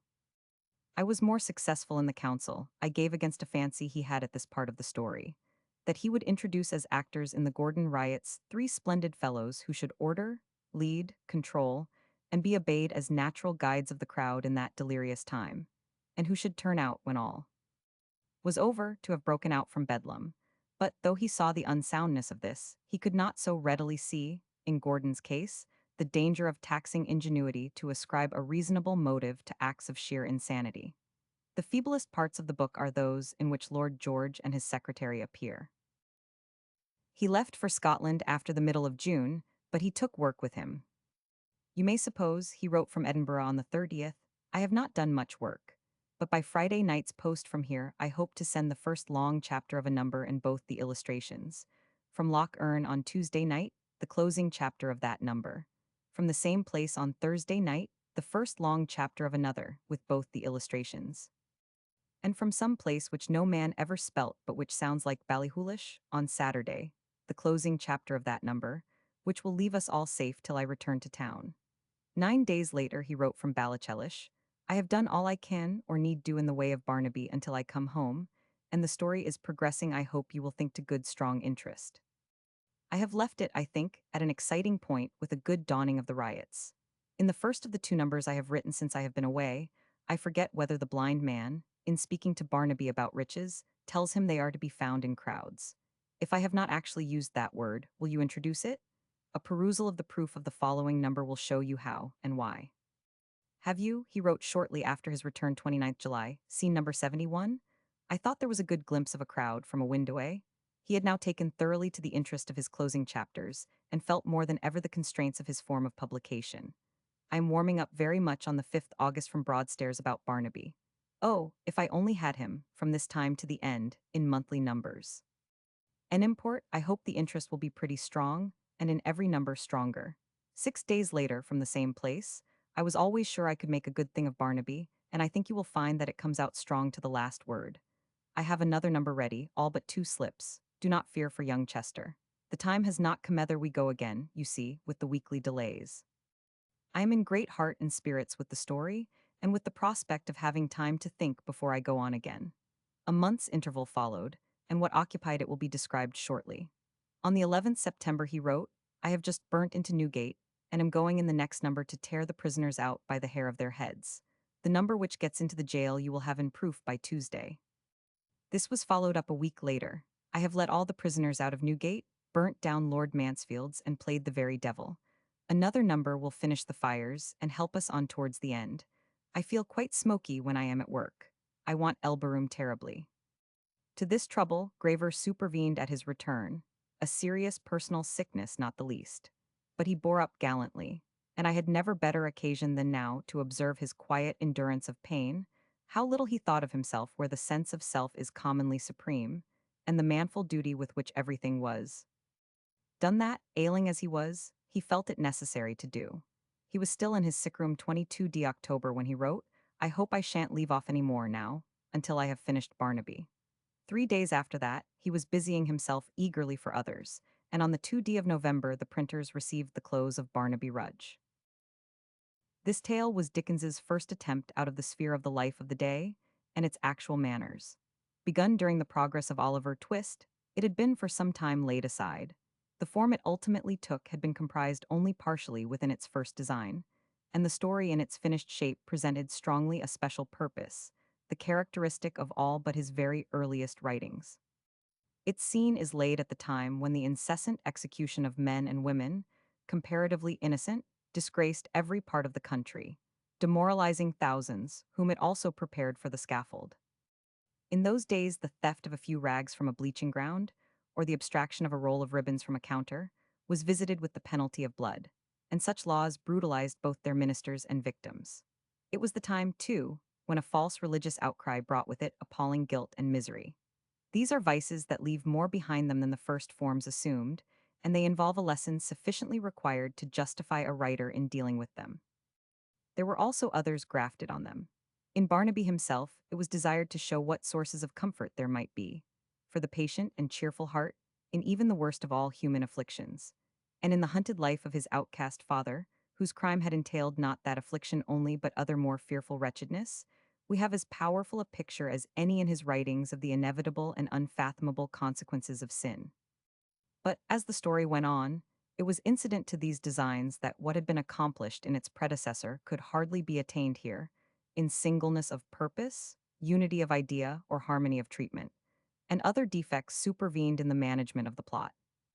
The interest with which the tale begins has ceased to be its interest before the close, and what has chiefly taken the reader's fancy at the outset almost wholly disappears in the power and passion with which, in the later chapters, the great riots are described. So admirable is this description, however, that it would be hard to have to surrender it even for a more perfect structure of fable. There are few things more masterly in any of his books. From the first low mutterings of the storm to its last terrible explosion, this frantic outbreak of popular ignorance and rage is depicted with unabated power. The aimlessness of idle mischief, by which the ranks of the rioters are swelled at the beginning, the recklessness induced by the monstrous impunity allowed to the early excesses, the sudden spread of this drunken guilt into every haunt of poverty, ignorance, or mischief in the wicked old city, where the rich materials of crime lie festering, the wild action of its poison on all, without scheme or plan of any kind, who come within its reach. The horrors that are more bewildering for this complete absence of purpose in them, and when all is done, the misery found to have been self-inflicted in every cranny and corner of London, as if a plague had swept over the streets. These are features in the picture of an actual occurrence, to which the manner of the treatment gives extraordinary force and meaning. Nor, in the sequel, is there anything displayed with more profitable vividness than the law's indiscriminate cruelty at last, in contrast with its cowardly indifference at first. while among the casual touches lighting up the scene with flashes of reality that illumine every part of it, maybe instance the discovery, in the quarter from which screams for succor are loudest, when Newgate is supposed to be accidentally on fire, of 4 men who were certain in any case to have perished on the drop next day. The story, which has unusually careful writing in it, and much manly upright thinking, has not so many people eagerly adopted as of kin by everybody, as its predecessors are famous for. But it has yet a fair proportion of such as take solid form within the mind and keep hold of the memory. To these belong in an especial degree Gabriel Varden and his household, on whom are lavished all the writer's fondness and not a little of his keenest humor. The honest locksmith with his jovial jug, and the tink-tink-tink of his pleasant nature making cheerful music out of steel and iron. The buxom wife, with her plaguy tongue that makes every one wretched whom her kindly disposition would desire to make happy. The good-hearted plump little Dolly, coquettish minx of a daughter, with all she suffers and inflicts by her fickle winning ways and her small self-admiring vanities. And Miggs the vicious and slippery, acid, amatory, and of uncomfortable figure, sower of family discontents and discords, who swears all the while she would not make or meddle with not for an annual gold mine, and found in tea and sugar. There's not much social painting anywhere with a better domestic moral than in all these, and a nice propriety of feeling and thought regulates the use of such satire throughout. No one knows more exactly how far to go with that formidable weapon, or understands better that what satirizes everything, in effect satirizes nothing.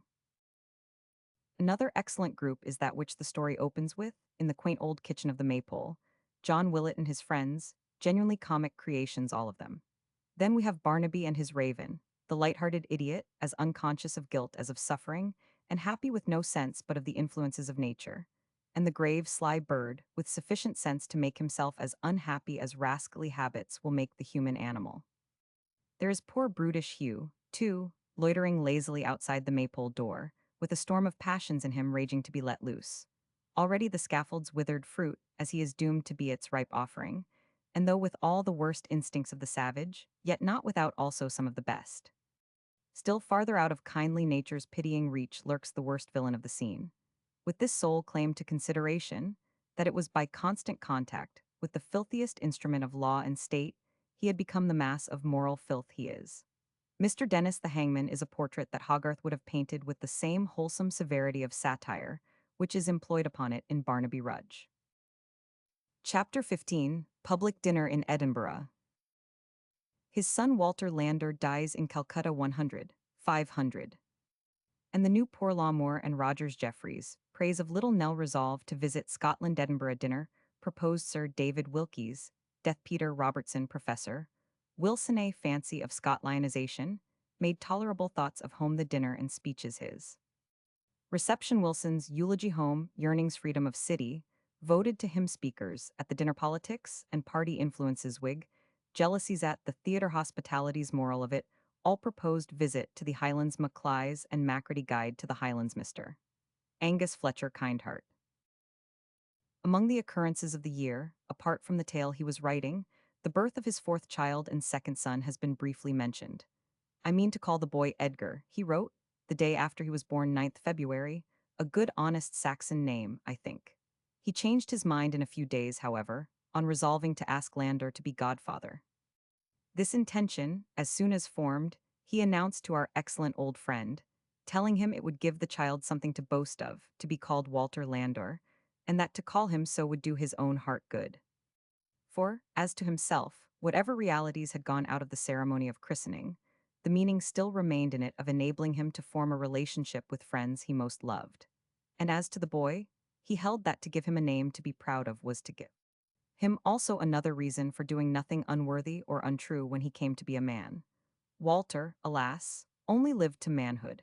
He obtained a military cadetship through the kindness of Miss Coutts, and died at Calcutta on the last day of 1863, in his 23rd year. The interest taken by this distinguished lady in him, and in his had begun, as I have said, at an earlier date than even this. And I remember, while Oliver Twist was going on, his pleasure because of her father's mention of him in a speech at Birmingham, for his advocacy of the cause of the poor. Whether to the new poor law Sir Francis Burdett objected as strongly as we have seen that Dickens did, as well as many other excellent men, who forgot the atrocities of the system it displaced, in their indignation at the needless and cruel harshness with which it was worked at the outset, I have not at hand the means of knowing, but certainly this continued to be strongly the feeling of Dickens, who exulted in nothing so much as at any misadventure to the Whigs in connection with it. How often used Black and I, he wrote to me in April, to quarrel about the effect of the Poor Law Bill. Walter comes in upon the cry. See whether the Whigs go out upon it. It was the strong desire he had to make himself heard upon it, even in Parliament, that led him not immediately to turn aside from a proposal, now privately made by some of the magnates of reading, to bring him in for that borough. But the notion was soon dismissed, as, on its revival more than once in later times, it continued very wisely to be. His opinions otherwise were extremely radical at present, as will be apparent shortly. And he did not at all relish Peel's majority of one when it came soon after, and unseated the Whigs. It was just now, I may add, he greatly enjoyed a quiet setting down of Moore by Rogers at Sir Francis Burdett's table, for talking exaggerated Toryism. So debased was the House of Commons by reform, said Moore, that a Burke, if you could find him, would not be listened to. No such thing, Tommy, said Rogers. Find yourself, and they would listen even to you. This was not many days before he hinted to me an intention soon to be carried out in a rather memorable manner. I have done nothing today, 18th March. We had bought books together, the day before, at Tom Hill's sale, but cut the Swift, looking into it with a delicious laziness in all manner of delightful places, and put poor Tom's books away.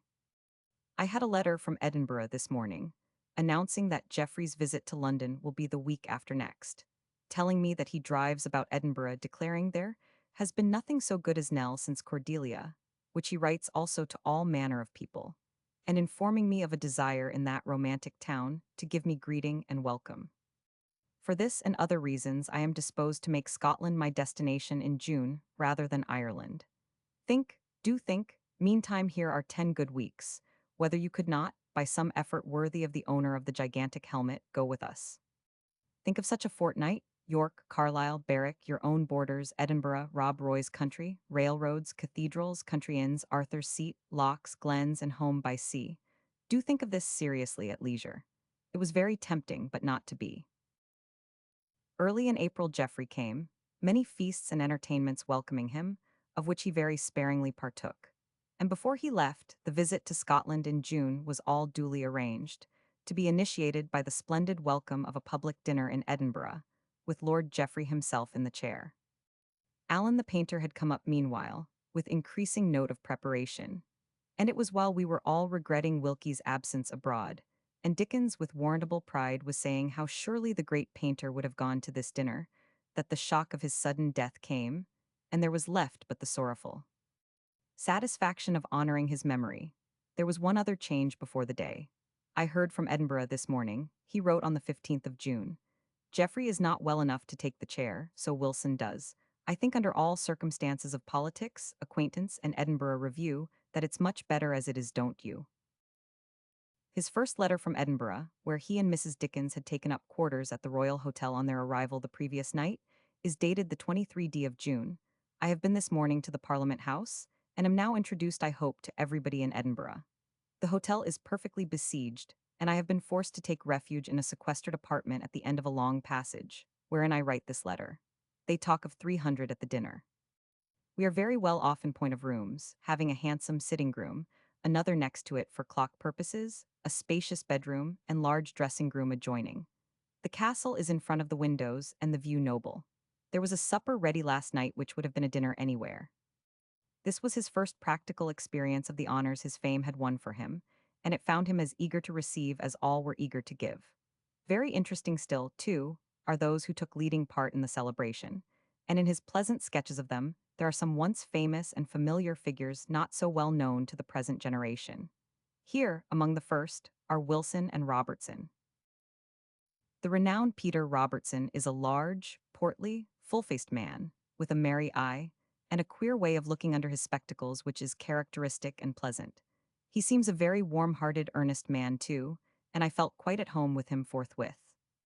Walking up and down the hall of the courts of law, which was full of advocates, writers to the signet, clerks, and idlers, was a tall, burly, handsome man of 58, with a gait like O'Connell's, the bluest eye you can imagine, and long hair longer than mine falling.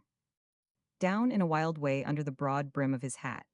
He had on a surtout coat, a blue checked shirt, the collar standing up and kept in its place with a wisp of black neckerchief, no waistcoat, and a large pocket handkerchief thrust into his breast, which was all broad and open. At his heels followed a wiry, sharp-eyed, shaggy devil of a terrier, dogging his steps as he went slashing up and down, now with one man beside him, now with another, and now quite alone, but always at a fast, rolling pace with his head in the air, and his eyes as wide open as he could get them. I guessed it was Wilson, and it was. A bright, clear-complexioned, mountain-looking fellow, he looks as though he had just come down from the Highlands, and had never in his life taken pen in hand. But he has had an attack of paralysis in his right arm within this month. He winced when I shook hands with him, and once or twice, when we were walking up and down, slipped as if he had stumbled on a piece of orange epule.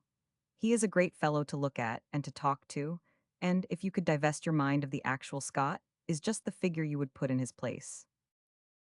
Nor have the most ordinary incidents of the visit any lack of interest for us now, in so far as they help to complete the picture of himself. Alan has been squiring me about all the morning. He and Fletcher have gone to a meeting of the dinner stewards, and I take the opportunity of writing to you. They dine with us today, and we are going tonight to the theater. Ian is playing there. I mean to leave a card for him before evening. We are engaged for every day of our stay already. But the people I have seen are so very hearty and warm in their manner that much of the horrors of lionization gives way before it. I am glad to find that they propose giving me for a toast on Friday the memory of Wilkie. I should have liked it better than anything, if I could have made my choice. Communicate all particulars to Mac. I would to God you were both here. Do dine together at the Gray's Inn on Friday and think of me. If I do not drink my first glass of wine to you, may my pistols misfire and my mare slip her shoulder. All sorts of regard from Kate. She has gone with Miss Allen to see the house she was born in, etc. Write me soon, and long, etc. His next letter was written the morning after the dinner, on Saturday, the 26th June. The great event is over, and, being gone, I am a man again. It was the most brilliant affair you can conceive, the completest success possible from first to last. The room was crammed, and more than 70 applicants for tickets were of necessity refused yesterday. Wilson was ill, but plucked up like a lion and spoke famously. I send you a paper herewith, but the report is dismal in the extreme. They say there will be a better one, I do not know where or when. Should there be, I will send it to you. I think that I spoke rather well. It was an excellent room, and both the subjects Wilson and Scottish literature and the memory of Wilkie were good to go upon. There were nearly 200 ladies present. The place is so contrived that the cross table is raised enormously, much above the heads of people sitting below, and the effect on first coming in on me, was rather tremendous. I was quite self-possessed, however, and, notwithstanding the enthusiasm, which was very startling, as cool as a cucumber, I wish to God you had been there, as it is impossible for the distinguished guest to describe the scene. It beat all nature. Here was the close of his letter. I have been expecting every day to hear from you, and not hearing mean to make this the briefest epistle possible. We start next Sunday, that's tomorrow week. We are going out to Jeffrey's today, he is very unwell, and return here tomorrow evening. If I do not find a letter from you when I come back, expect no lights and shadows of Scottish life from your indignant correspondent. Murray the manager made very excellent, tasteful, and gentlemanly mention of Macready, about whom Wilson had been asking me divers questions during dinner. 100 thanks for your letter, he writes 4 days later. I read it this morning with the greatest pleasure and delight, and answer it with ditto ditto. Where shall I begin about my darlings? I am delighted with Charlie's precocity. He takes arter his father, he does. God bless them, you cannot imagine you. How can you? How much I long to see them. It makes me quite sorrowful to think of them. Yesterday, sir, the Lord Provost, Council, and Magistrates voted me by acclamation the freedom of the city. In testimony, I quote the letter just received from James Forrest, Lord Provost of the sense entertained by them of your distinguished abilities as an author. I acknowledged this morning in appropriate terms the honor they had done me, and through me the pursuit to which I was devoted. It is handsome, is it not? The parchment scroll of the Cit of Freedom, recording the grounds on which it was voted, hung framed in his study to the last, and was one of his valued possessions. Answering some question of mine, he told me further as to the speakers, and gave some amusing glimpses of the party spirit which still at that time ran high in the capital of the North. The men who spoke at the dinner were all the most rising men here, and chiefly at the bar.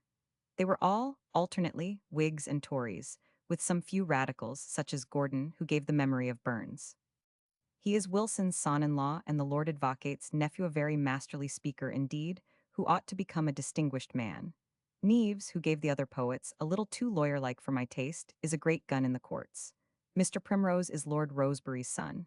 Adam Black, the publisher, as you know, Dr. Allison, a very popular friend of the poor. Robertson, you know. Allen, you know. Colquhoun is an advocate. All these men were selected for the toasts as being crack speakers, known men, and opposed to each other very strongly in politics. For this reason, the professors and so forth who sat upon the platform about me made no speeches and had none assigned them. I felt it was very remarkable to see such a number of gray-headed men gathered about my brown flowing locks, and it struck most of those who were present very forcibly. The judges, Solicitor General, Lord Advocate, and so forth were all here to call, the day after our arrival. The judges never go to public dinners in Scotland. Lord Meadowbank alone broke through the custom, and none of his successors have imitated him. It will give you a good notion of party to hear that the Solicitor General and Lord Advocate refused to go, though they had previously engaged, unless the croupier or the chairman were a Whig. Both Wilson and Robertson were Tories, simply because, Geoffrey excepted, no Whig could be found who was adapted to the office. The solicitor laid strict injunctions on Napier not to go if a Whig were not in office. No Whig was, and he stayed away. I think this is good, bearing in mind that all the old Whigs of Edinburgh were cracking their throats in the room. They gave out that they were ill, and the Lord Advocate did actually lie in bed all the afternoon. But this is the real truth, and one of the judges told it me with great glee. It seems they could not quite trust Wilson or Robertson as they thought, and feared some Tory demonstration. Nothing of the kind took place, and ever since, these men have been the loudest in their praises of the whole affair. The close of his letter tells us all his engagements, and completes his graceful picture of the hearty Scottish welcome given him. It has also some personal touches that may be thought worth preserving. A threat reached me last night. They have been hammering at it in their papers, it seems, for some time, of a dinner at Glasgow. But I hope, having circulated false rumors of my movements, to get away before they send to me, and only to stop there on my way home, to change horses and send to the post office. You will like to know how we have been living. Here's a list of engagements, past and present. Wednesday we dined at home and went incog. To the theatre at night to Murray's Box, the pieces admirably done, and Emian and the two drovers quite wonderful and most affecting. Thursday to Lord Murray's, dinner and evening party. Friday, the dinner. Saturday to Jeffrey's, a beautiful place about 3 miles off Craigcrook, which at Lord Jeffrey's invitation I afterwards visited with him. Stopped there all night, dine on Sunday and home at 11. Monday, dine at Dr. Allison's, 4 miles off. Tuesday, dinner and evening party at Allen's. Wednesday, breakfast with Napier, dine with Blackwood, 7 miles off, evening party at the treasurer's of the town council, supper with all the artists. Thursday, lunch at the Solicitor General's, dine at Lord Gillies's, evening party at Joseph Gordon's, one of Brougham's earliest supporters. Friday, dinner and evening party at Robertson's. Saturday, dine again at Jeffrey's. Back to the theatre at 9:30 to the moment for public appearance. Places all let, etc., etc., etc. Sunday, off at 7 o'clock in the morning to Stirling, and then to Callander, a stage further. Next day to Loch Earn and pull up there for 3 days to rest and work. The moral of all this is that there is no place like home, and that I thank God most heartily for having given me a quiet spirit and a heart that will not hold many people. I sigh for Devonshire Terrace and Broadstairs, for Battledore and Shuttlecock. I want to dine in a blouse with you and Mac, and I feel Topping's merits more acutely than I have ever done in my life. On Sunday evening, the 17th of July, I shall revisit my household gods, please heaven. I wish the day were here, for God's sake be in waiting. I wish you and Mac would dine in Devonshire Terrace that day with Fred. He has the key of the cellar. Do. We shall be at Inverary in the Highlands on Tuesday week, getting to it through the Pass of Glencoe, of which you may have heard. On Thursday following we shall be at Glasgow, where I shall hope to receive your last letter before we meet. At Inverary, too, I shall make sure of finding at least one at the post office.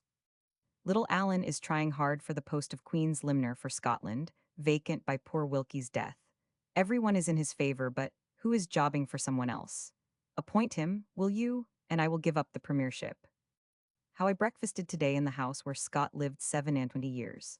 How I have made solemn pledges to write about missing children in the Edinburgh Review, and will do my best to keep them. How I have declined to be brought in, free gratis for nothing and qualified to boot, for a Scotch county that's going a begging, lest I should be thought to have dined on fright.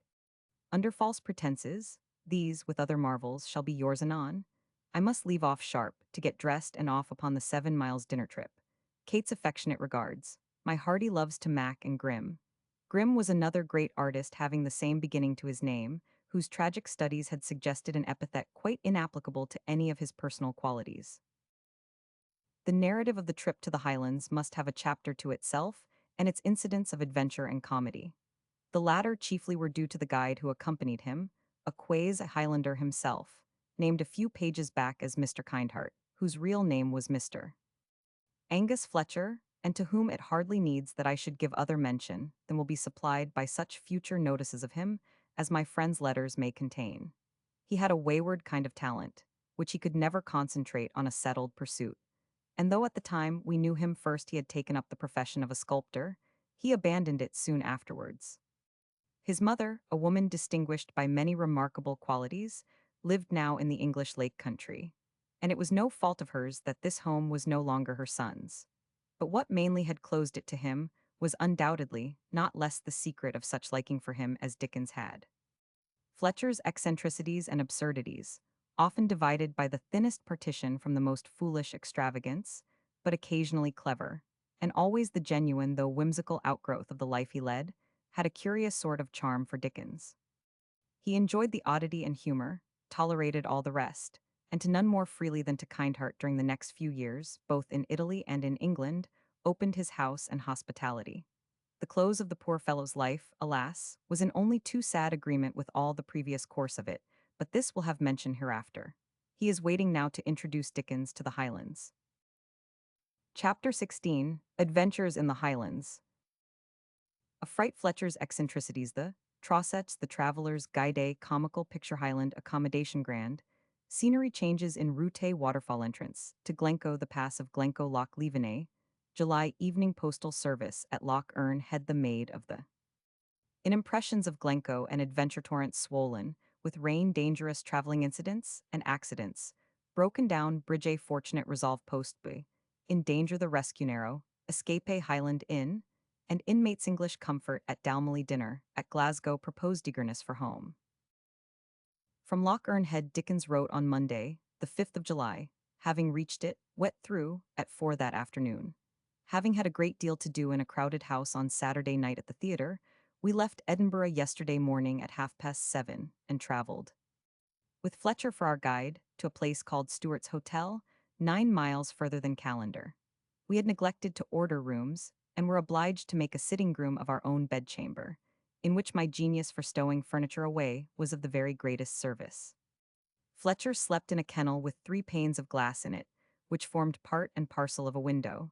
The other 3 panes whereof belonged to a man who slept on the other side of the partition.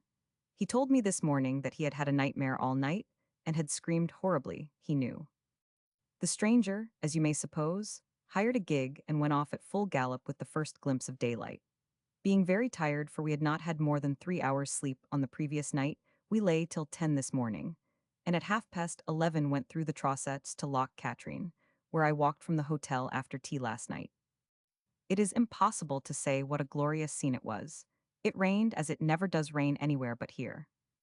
We conveyed Kate up a rocky pass to go and see the island of the Lady of the Lake, but she gave in after the first 5 minutes, and we left her, very picturesque and uncomfortable, with Tom the servant they had brought with them from Devonshire Terrace holding an umbrella over her head, while we climbed on. When we came back, she had gone into the carriage. We were wet through to the skin, and came on in that state 24 miles. Fletcher is very good-natured, and of extraordinary use in these outlandish parts. His habit of going into kitchens and bars, disconcerting at Broadstairs, is here of great service. Not expecting us till 6, they had not lighted our fires when we arrived here, and if you had seen him with whom the responsibility of the omission rested running in and out of the sitting room, and the 2 bedrooms with a great pair of bellows, with which he distractedly blew each of the fires out in turn, you would have died of laughing. He had on his head a great Highland cap, on his back a white coat, and cut such a figure as even the inimitable cannot depict her. The inns, inside and out, are the queerest places imaginable. From the road, this one at Loch Earn Head Looks like a white wall, with windows in it by mistake. We have a good sitting room, though, on the first floor, as large but not as lofty as my study. The bedrooms are of that size which renders it impossible for you to move, after you have taken your boots off, without chipping pieces out of your legs. There is not a basin in the Highlands which will hold my face, not a drawer which will open, after you have put your clothes in it, not a water bottle capacious enough to wet your toothbrush. The huts are wretched and miserable beyond all description. The food for those who can pay for it not bad as 1,000. Would say, oat cake, mutton, hotchpotch, trout from the loch, small beer bottled, marmalade, and whiskey. Of the last named article I have taken about a pint today. The weather is what they call soft, which means that the sky is a vast waterspout that never leaves off emptying itself, and the liquor has no more effect than water. I am going to work tomorrow, and hope before leaving here to write you again. The elections have been sad work indeed. That they should return Sibthorpe and reject Bulwer is, by heaven, a national disgrace. I do not wonder the devil flew over Lincoln. The people were far too addle-headed even for him. I do not bore you with accounts of Ben this and that, and locks of all sorts of names, but this is a wonderful region. The way the mists were stalking about today, and the clouds lying down upon the hills, the deep glens, the high rocks, the rushing waterfalls, and the roaring rivers down in deep gulfs below, were all stupendous. This house is wedged round by great heights that are lost in the clouds, and the loch, 12 miles long, stretches out its dreary length before the windows. In my next I shall soar to the sublime, perhaps. In this here present writing I confine myself to the ridiculous. But I am always, etc., etc. His next letter bore the date of Balachelish, Friday evening, 9th July, 1841, 9:30 p. 1000, and described what we had often longed to see together, the Pass of Glencoe. I cannot go to bed without writing to you from here, though the post will not leave this place until we have left it and arrived at another. On looking over the route which Lord Murray made out for me, I found he had put down Thursday next for Abbotsford and Dryburgh Abbey, and a journey of 70 miles besides. Therefore, and as I was happily able to steal a march upon myself at Loch Earn Head, and to finish in 2 days what I thought would take me 3, we shall leave here tomorrow morning. And by being a day earlier than we intended at all the places between this and Melrose which we proposed to reach by Wednesday night, we shall have a whole day for Scott's house and tomb, and still be at York on Saturday evening, and home, God willing, on Sunday. We left Loch Earn Head last night, and went to a place called Killin, 8 miles from it, where we slept. I walked some 6 miles with Fletcher after we got there, to see a waterfall, and truly it was a magnificent sight, foaming and crashing down 3 great steeps of riven rock, leaping over the first as far off as you could carry your eye, and rumbling and foaming down into a dizzy pool below you, with a deafening roar. Today we have had a journey of between 50 and 60 miles, through the bleakest and most desolate part of Scotland, where the hilltops are still covered with great patches of snow, and the road winds over steep mountain passes, and on the brink of deep brooks and precipices. The cold all day has been intense, and the rain sometimes most violent. It has been impossible to keep warm, by any means. Even whiskey failed. The wind was too piercing even for that. One stage of 10 miles over a place called the Black Mount took us 2 hours and a half to do, and when we came to a lone public called the King's House at the entrance to Glencoe, this was about 3 o'clock, we were well nigh frozen. We got a fire directly, and in 20 minutes they served us up some famous kippered salmon, broiled, a broiled fowl, hot mutton ham and poached eggs, pancakes, oat cake, wheaten bread, butter, bottled porter, hot water, lump sugar, and whiskey, of which we made a very hearty meal. All the way the road had been among moors and mountains, with huge masses of rock, which fell down God knows where, sprinkling the ground in every direction, and giving it the aspect of the burial place of a race of giants. Now and then we passed a hut or two, with neither window nor chimney, and the smoke of the peat fire rolling out at the door. But there were not 6 of these dwellings in a dozen miles, and anything so bleak and wild, and mighty in its loneliness, as the whole country, it is impossible to conceive. Glencoe itself is perfectly terrible. The pass is an awful place. It is shut in on each side by enormous rocks from which great torrents come rushing down in all directions. In amongst these rocks on one side of the pass, the left as we came there are scores of glens, high up, which form such haunts as you might imagine yourself wandering in the very height and madness of a fever. They will live in my dreams for years, I was going to say as long as I live, and I seriously think so. The very recollection of them makes me shudder. Well, I will not bore you with my impressions of these tremendous wilds, but they really are fearful in their grandeur and amazing solitude. Wales is a mere toy compared with them. The further mention of his guide's whimsical ways may stand, for it cannot now be the possible occasion of pain or annoyance, or of anything but very innocent laughter. We are now in a bare white house on the banks of Loch Leven, but in a comfortably furnished room on the top of the house, that is, on the first floor, with the rain pattering against the window as though it were December, the wind howling dismally, a cold, damp mist on. Everything without, a blazing fire within halfway up the chimney, and a most infernal piper practicing under the window for a competition of pipers which is to come off shortly. The store of anecdotes of Fletcher with which we shall return will last a long time. It seems that the F.S. are an extensive clan, and that his father was a Highlander. Accordingly, wherever he goes, he finds out some cotter or small farmer who is his cousin. I wish you could see him walking into his cousin's curds and cream, and into their dairies generally. Yesterday morning, between 8 and 9, I was sitting writing at the open window, when the postman came to the inn which at Loch Earn Head is the post office for the letters. He is going away when Fletcher, who has been writing somewhere below stairs, rushes out and cries, "Halloa there. Is that the post?" "Yes," somebody answers. "Call him back," says Fletcher. "Just sit down till I have done, and do not go away till I tell you. Fancy, the general post with the letters of 40 villages in a leathern bag, tomorrow at Oban, Sunday at Inverary, Monday at Tarbet, Tuesday at Glasgow, and that night at Hamilton. Wednesday at Melrose, Thursday at Ditto, Friday I do not know where, Saturday at York, Sunday how glad I shall be to shake hands with you, my love to Mac, I thought he would have written once. Ditto to Macready. I had a very nice and welcome letter from him and a most hearty one from Eliotson, P.S. half asleep. So excuse drowsiness of matter and composition. I shall be full of joy to meet another letter from you. P.P.S. They speak Gaelic here, of course, and many of the common people understand very little English. Since I wrote this letter, I rang the girl upstairs, and gave elaborate directions you know my way for a pint of sherry to be made into boiling negus, mentioning all the ingredients one by one, and particularly nutmeg. When I had quite finished, seeing her obviously bewildered, I said with great gravity, "Now you know what you are going to order?" "Oh yes, sure. What a pause just an author pause just plenty of nutbergs." The impression made upon him by the pass of Glencoe was not overstated in this letter.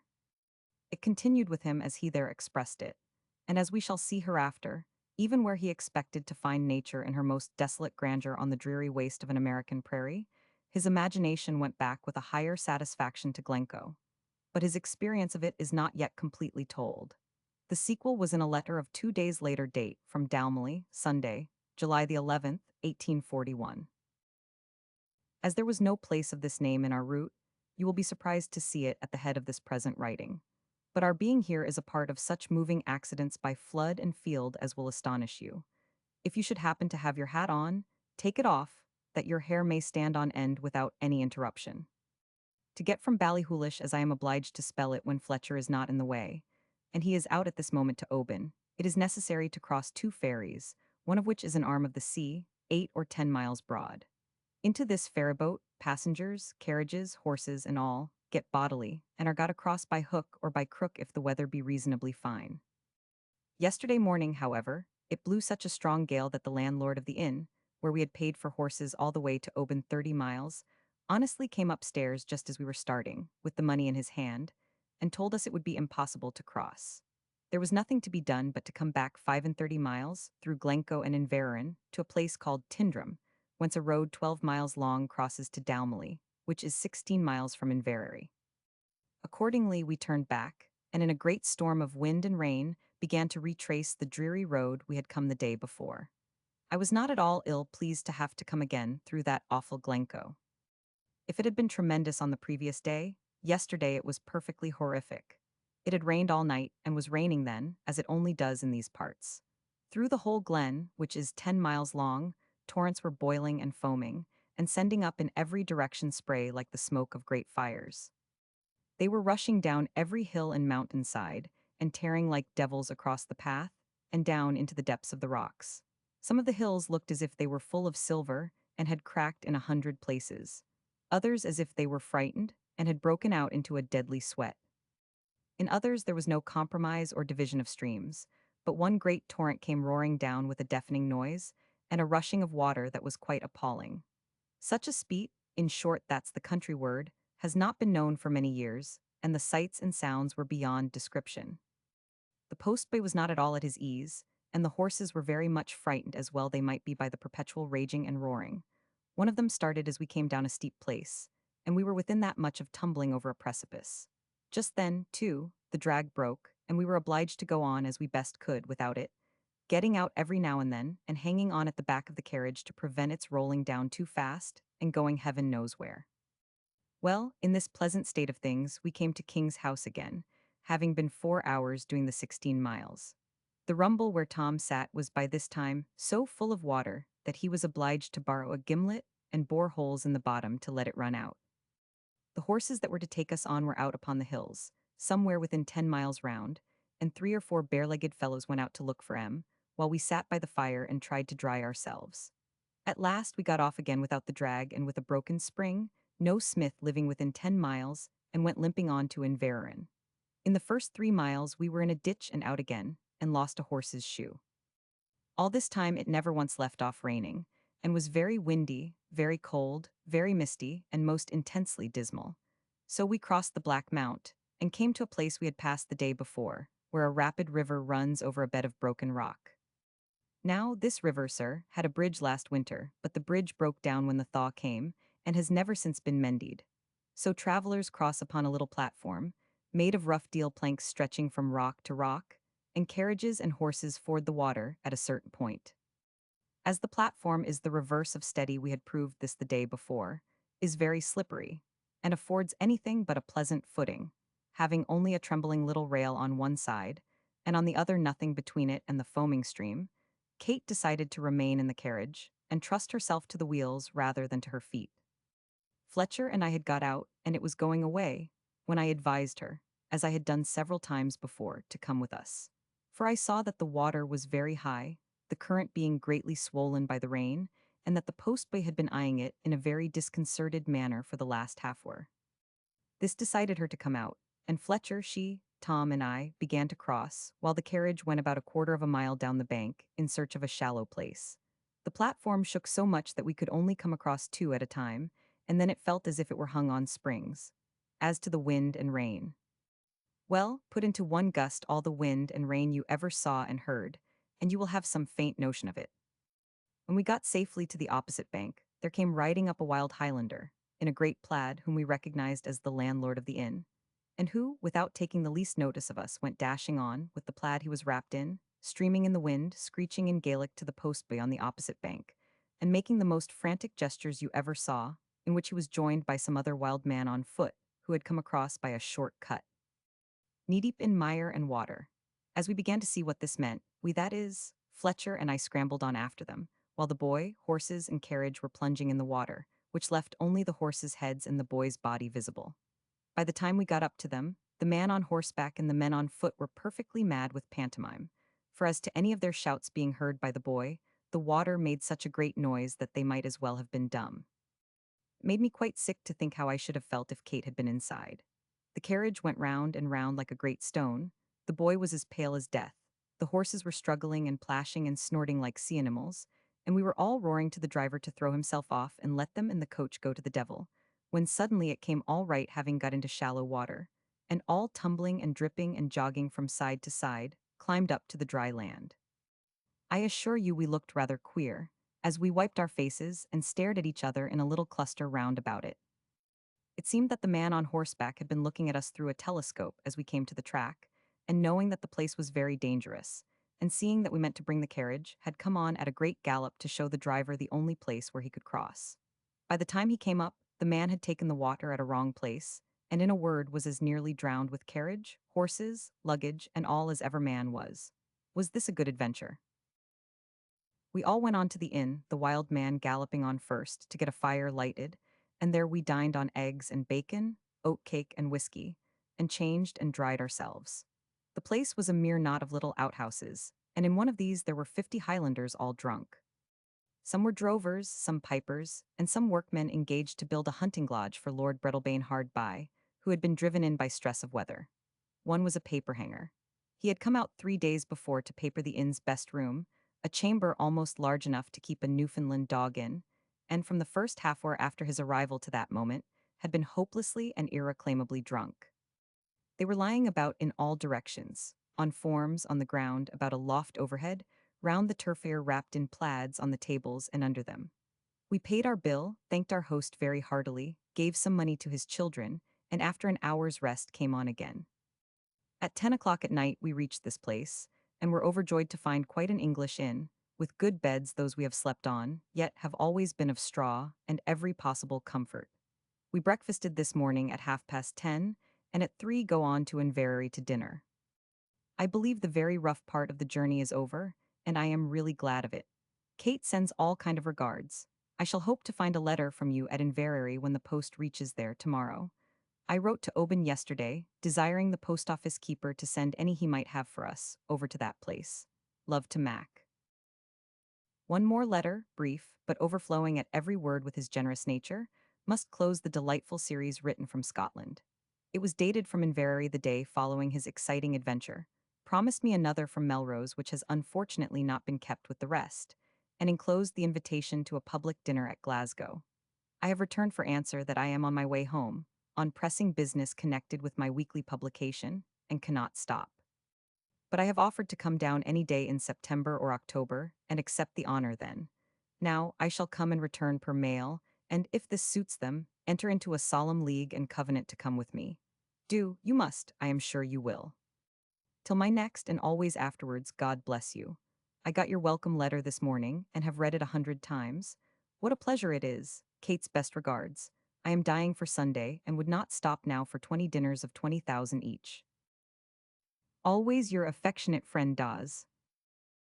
Will Lord John meet the Parliament, or resign first? I agreed to accompany him to Glasgow, but illness intercepted that celebration. Chapter 17, again at Broadstairs. Peel and his party getting very radical thoughts of colonizing political squib by 100. 500. Fine old English Tory Times Mesmerism Metropolitan Prisons book, by a workman an August day, by the See Another Story in Prospect Clock Discontent's New Adventure Agreement, for it signed the book that proved to be Chuzzlewit Peel and Lord Ashley Visions of America.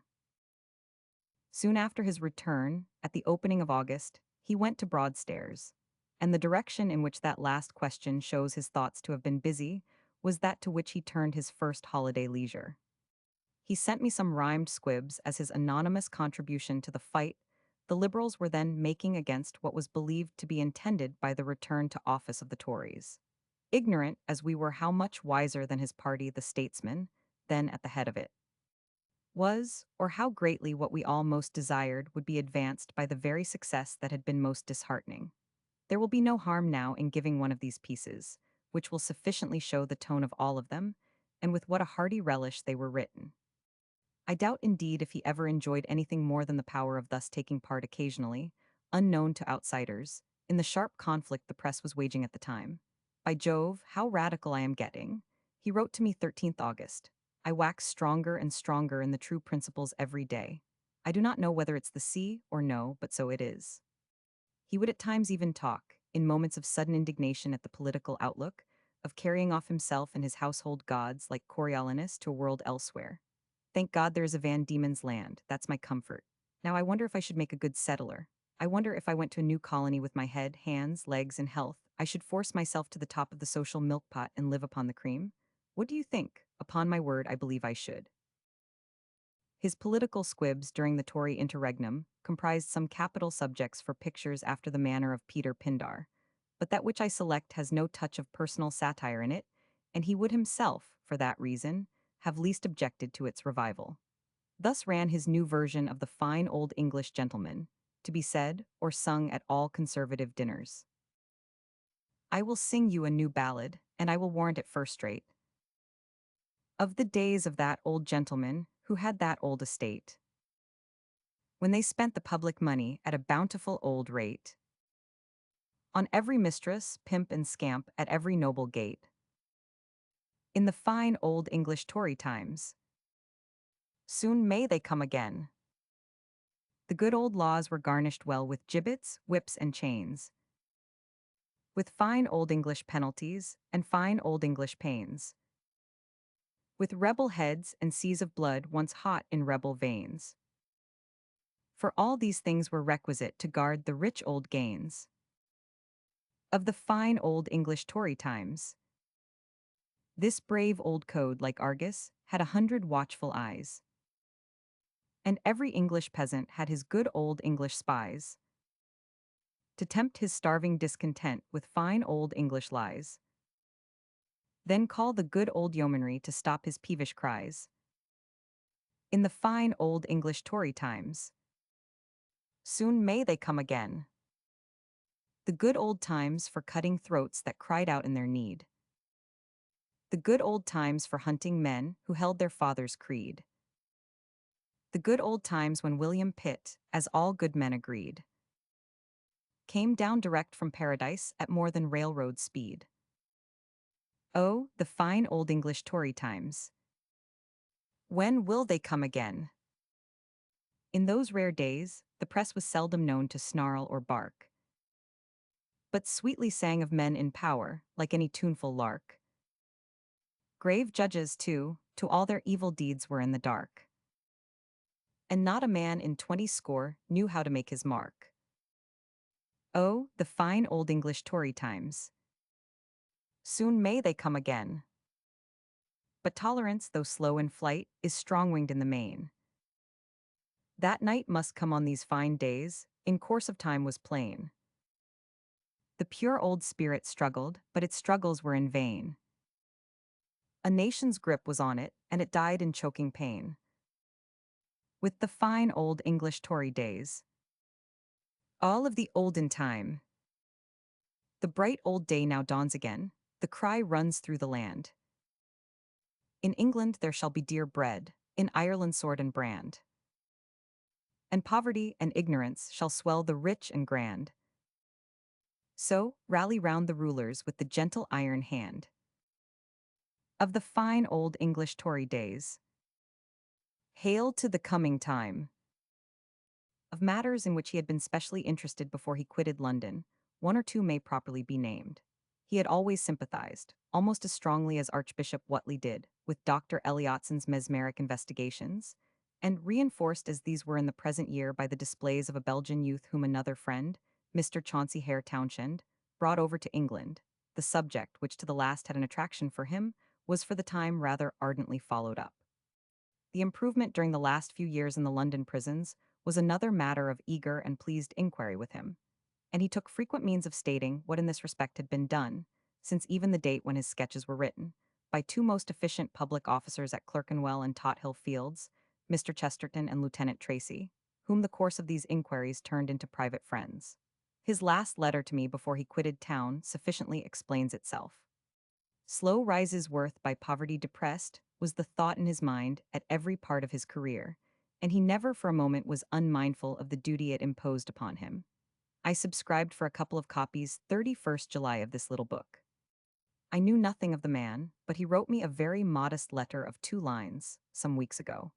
I have been much affected by the little biography at the beginning, and I thought you would like to share the emotion it had raised in me. I wish we were all in Eden Agin for the sake of these toiling creatures. In the middle of August Monday, 16th, I had announcement that he was coming up for special purposes. I sit down to write to you without an atom of news to communicate. Yes, I have, something that will surprise you, who are pent up in dark and dismal Lincoln's Inn Fields. It is the brightest day you ever saw. The sun is sparkling on the water so that I can hardly bear to look at it. The tide is in, and the fishing boats are dancing like mad. Upon the green-topped cliffs the corn is cut and piled in shocks, and thousands of butterflies are fluttering about, taking the bright little red flags at the mastheads for flowers, and panting with delight accordingly. Here the inimitable, unable to resist the brilliancy out of doors, breaketh off, rusheth to the machines, and plungeth into the sea. Returning, he proceedeth, Geoffrey is just as he was when he wrote the letter I sent you. No better and no worse. I had a letter from Napier on Saturday, urging the children's labor subject upon me. But, as I hear from Southwood Smith that the report cannot be printed until the new Parliament has sat at the least 6 weeks, it will be impossible to produce it before the January number. I shall be in town on Saturday morning and go straight to you. A letter has come from Little Hall begging that when I do come to town I will dine there, as they wish to talk about the new story. I have writ to say that I will do so on Saturday, and we will go together, but I shall be by no means good company. I have more than half a mind to start a bookseller of my own. I could, with good capital too, as you know, and ready to spend it. G. Varden Beware. Small causes of displeasure had been growing out of the clock, and were almost unavoidably incident to the position in which he found himself respecting it. Its discontinuance had become necessary, the strain upon himself being too great without the help from others which experience had shown to be impracticable. But I thought he had not met the difficulty wisely by undertaking, which already he had done, to begin a new story so early as the following March. On his arrival, therefore, we decided on another plan, with which we went armed that Saturday afternoon to his publishers, and of which the result will be best told by himself. He had returned to Broadstairs the following morning, and next day, Monday, the 23d of August, he wrote to me in very enthusiastic terms of the share I had taken in what he calls the development on Saturday afternoon, when I thought Chapman very manly and sensible, Hall morally and physically feeble though perfectly well-intentioned, and both the statement and reception of the project quite triumphant. Did not you think so too? A fortnight later, Tuesday, the 7th of September, the agreement was signed in my chambers, and its terms were to the effect following. The clock was to cease with the close of Barnaby Rudge, the respective ownerships continuing as provided, and the new work in 20 numbers, similar to those of Pickwick and Nickleby, was not to begin until after an interval of 12 months, in November 1842. During its publication he was to receive £200 monthly, to be accounted as part of the expenses. For all which, and all risks incident, the publishers made themselves responsible, under conditions the same as in the clock agreement, except that out of the profits of each number they were to have only a fourth, three-fourths going to him, and this arrangement was to hold good until the termination of 6 months from the completed book, when, upon payment to him of a fourth of the value of all existing stock, they were to have half the future interest. During the 12 months interval before the book began, he was to be paid £150 each month, but this was to be drawn from his three-fourths of the profits, and in no way to interfere with the monthly payments of £200 while the publication was going on.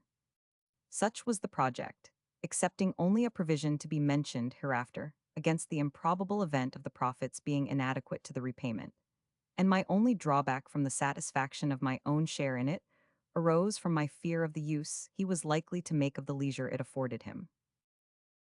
That this fear was not ill-founded appeared at the close of the next note I had from him. There's no news 13th September since my last. We are going to dine with Rogers today, and with Lady Essex, who is also here. Rogers is much pleased with Lord Ashley, who was offered by Peel a post in the government, but resolutely refused to take office unless Peel pledged himself to factory improvement. Peel had not made up his mind, and Lord Ashley was deaf to all other inducements, though they must have been very tempting. Much do I honor him for it. I am in an exquisitely lazy state, bathing, walking, reading, lying in the sun, doing everything but working. This frame of mind is superinduced by the prospect of rest, and the promising arrangements which I owe to you. I am still haunted by visions of America night and day. To miss this opportunity would be a sad thing. Kate cries dismally if I mention the subject, but God willing, I think it must be managed somehow. Chapter 18, Eve of the Visit to America. Greetings from America apply to Washington Irving difficulties in the where resolve to go wish to revisit scenes of boyhood proposed book of travel arrangements, for the journey impatience of suspense resolve to leave the children misses. Dickens reconcile day, grave illness domestic griefs thee, old sorrow at Windsor son Walter's christening at Liverpool with the travellers. The notion of America was in his mind, as we have seen, when he first projected the clock, and a very hearty letter from Washington Irving about Little Nell and the Curiosity Shop, expressing the delight with his writings and the yearnings to himself which had indeed been pouring in upon him for some time from every part of the States had very strongly revived it. He answered Irving with more than his own warmth, unable to thank him enough for his cordial and generous praise, or to tell him what lasting gratification it had given. I wish I could find in your welcome letter, he added, some hint of an intention to visit England. I should love to go with you as I have gone, God knows how often, into Little Britain and Eastcheap and Green Arbor Court and Westminster Abbey. It would gladden my heart to compare notes with you about all those delightful places and people that I used to walk about and dream of in the daytime, when a very small and not over particularly taken care of boy. After interchange of these letters, the subject was frequently revived. Upon his return from Scotland, it began to take shape as a thing that somehow or other, at no very distant date, must be. And at last, near the end of a letter filled with many unimportant things, the announcement, doubly underlined, came to me. The decision once taken, he was in his usual fever until its difficulties were disposed of. The objections to separation from the children led at first to the notion of taking them, but this was as quickly abandoned, and what remained to be overcome yielded readily to the kind offices of Macready, the offer of whose home to the little ones during the time of absence, though not accepted to the full extent, gave yet the assurance needed to quiet natural apprehensions. All this, including an arrangement for publication of such notes as might occur to him on the journey, took but a few days, and I was reading in my chambers a letter he had written the previous day from Broadstairs, when a note from him reached me, written that morning in London, to tell me he was on his way to take share of my breakfast. He had come overland by Canterbury after posting his first letter, had seen Macready the previous night, and had completed some part of the arrangements. This mode of rapid procedure was characteristic of him at all similar times, and will appear in the few following extracts from his letters. Now 19th September to astonish you. After balancing, considering, and weighing the matter in every point of view, I have made up my mind, with God's leave, to go to American to start as soon after Christmas as it will be safe to go. Further information was promised immediately, and a request followed, characteristic as any he could have added to his design of traveling so far away, that we should visit once more together the scenes of his boyhood. On the 9th of October we leave here. It's a Saturday. If it should be fine dry weather or anything like it, will you meet us at Rochester and stop there 2 or 3 days to see all the lions in the surrounding country? Think of this. If you will arrange to come, I will have the carriage down and topping, and, supposing news from Glasgow do not interfere with us, which I fervently hope it will not, I will ensure that we have much enjoyment. 3 days later than that which announced his resolve, the subject was resumed. I wrote to Chapman Hall asking them what they thought of it, and saying I meant to keep a notebook and publish it for half a guinea or thereabouts on my return. They instantly sent the warmest possible reply, and said they had taken it for granted I would go, and had been speaking of it only the day before. I have begged them to make every inquiry about the fares, cabins, berths, and times of sailing, and I shall make a great effort to take Kate and the children. In that case, I shall try to let the house furnished, for 6 months, for I shall remain that time in America, and if I succeed, the rent will nearly pay the expenses out and home. I have heard of family cabins at 100, and I think one of these is large enough to hold us all. A single fare, I think, is 40 guineas. I fear I could not be happy if we had the Atlantic between us, but leaving them in New York while I ran off 1,000 miles or so would be quite another thing. If I can arrange all my plans before publishing the clock address, I shall state therein that I am going, which will be no unimportant consideration, as affording the best possible reason for a long delay. How I am to get on without you for 7 or 8 months, I cannot, upon my soul, conceive. I dread to think of breaking up all our old happy habits for so long a time. The advantages of going, however, appear by steady looking at so great, that I have come to persuade myself it is a matter of imperative necessity. Kate weeps whenever it is spoken of. Washington Irving has got a nasty low fever. I heard from him a day or two ago. His next letter was the unexpected arrival which came by hand from Devonshire Terrace, when I thought him still by the sea. This is to give you notice that I am coming to breakfast with you this morning on my way to Broadstairs. I repeat it, sir, on my way to Broadstairs. For, directly I got Macready's note yesterday, I went to Canterbury, and came on by day coach for the express purpose of talking with him, which I did between 11 and 12 last night in Clarence Terrace. The American preliminaries are necessarily startling, and, to a gentleman of my temperament, destroy rest, sleep, appetite, and work, unless definitely arranged. Macready has quite decided me in respect of time and so forth. The instant I have wrung a reluctant consent from Kate, I shall take our joint passage in the mail packet for next January. I never loved my friend so well as now. He had all discountenanced his first thought of taking the children, and upon this and other points, the experience of our friend who had himself traveled over the States was very valuable. His next letter, 2 days later from Broadstairs, informed me of the result of the Macready conference. Only a word. Kate is quite reconciled. And her maid goes and is amazingly cheerful and light of heart upon it, and I think at present that it's a greater trial to me than anybody. The 4th of January is the day. Macready's note to Kate was received and acted upon with a perfect response.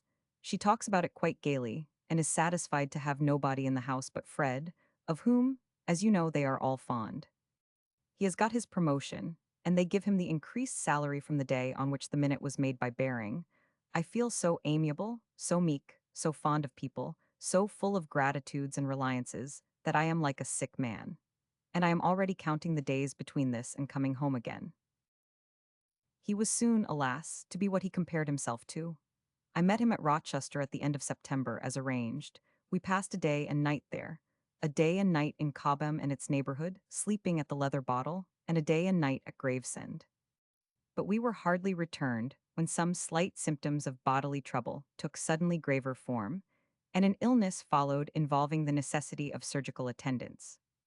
This, which with mention of the helpful courage displayed by him, has before been alluded to, put off necessarily the Glasgow dinner, and he had scarcely left his bedroom when a trouble arose near home which touched him to the depths of the greatest sorrow of his life. And, in the need of exerting himself for others, what remained of his own illness seemed to pass away. His wife's younger brother had died with the same unexpected suddenness that attended her younger sister's death, and the event had followed close upon the decease of Mrs. Hogarth's mother, while on a visit to her daughter and Mr. Hogarth.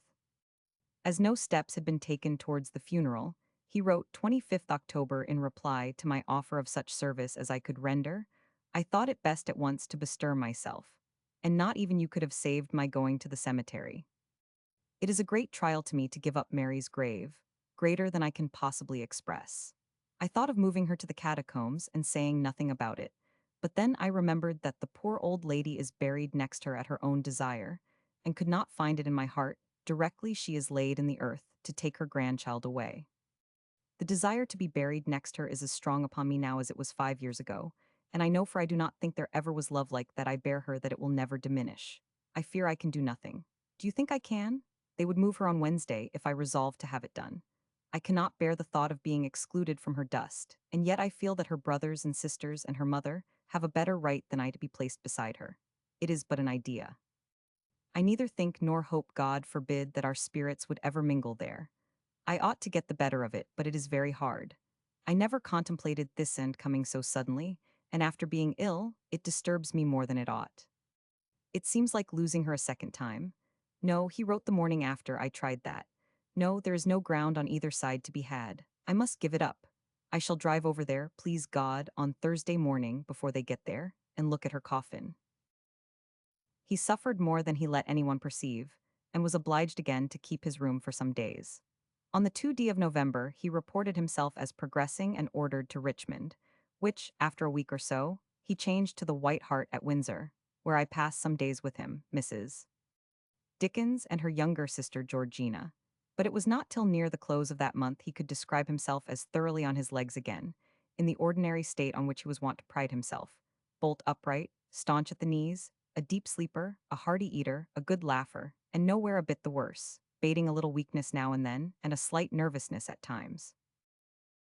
We had some days of much enjoyment at the end of the year, when Landor came up from Bath for the christening of his godson, and the Britannia, which was to take the travelers from us in January, brought over to them in December all sorts of cordialities, anticipations, and stretchings forth of palms, in token of the welcome awaiting them. On New Year's Eve they dined with me, and I with them on New Year's Day. When his house having been taken for the period of his absence by General Sir John Wilson, we sealed up his wine cellar, after opening therein some sparkling Moselle in honor of the ceremony, and drinking it then and there to his happy return. Next morning, it was a Sunday, I accompanied them to Liverpool, Maclay's having been suddenly stayed by his mother's death.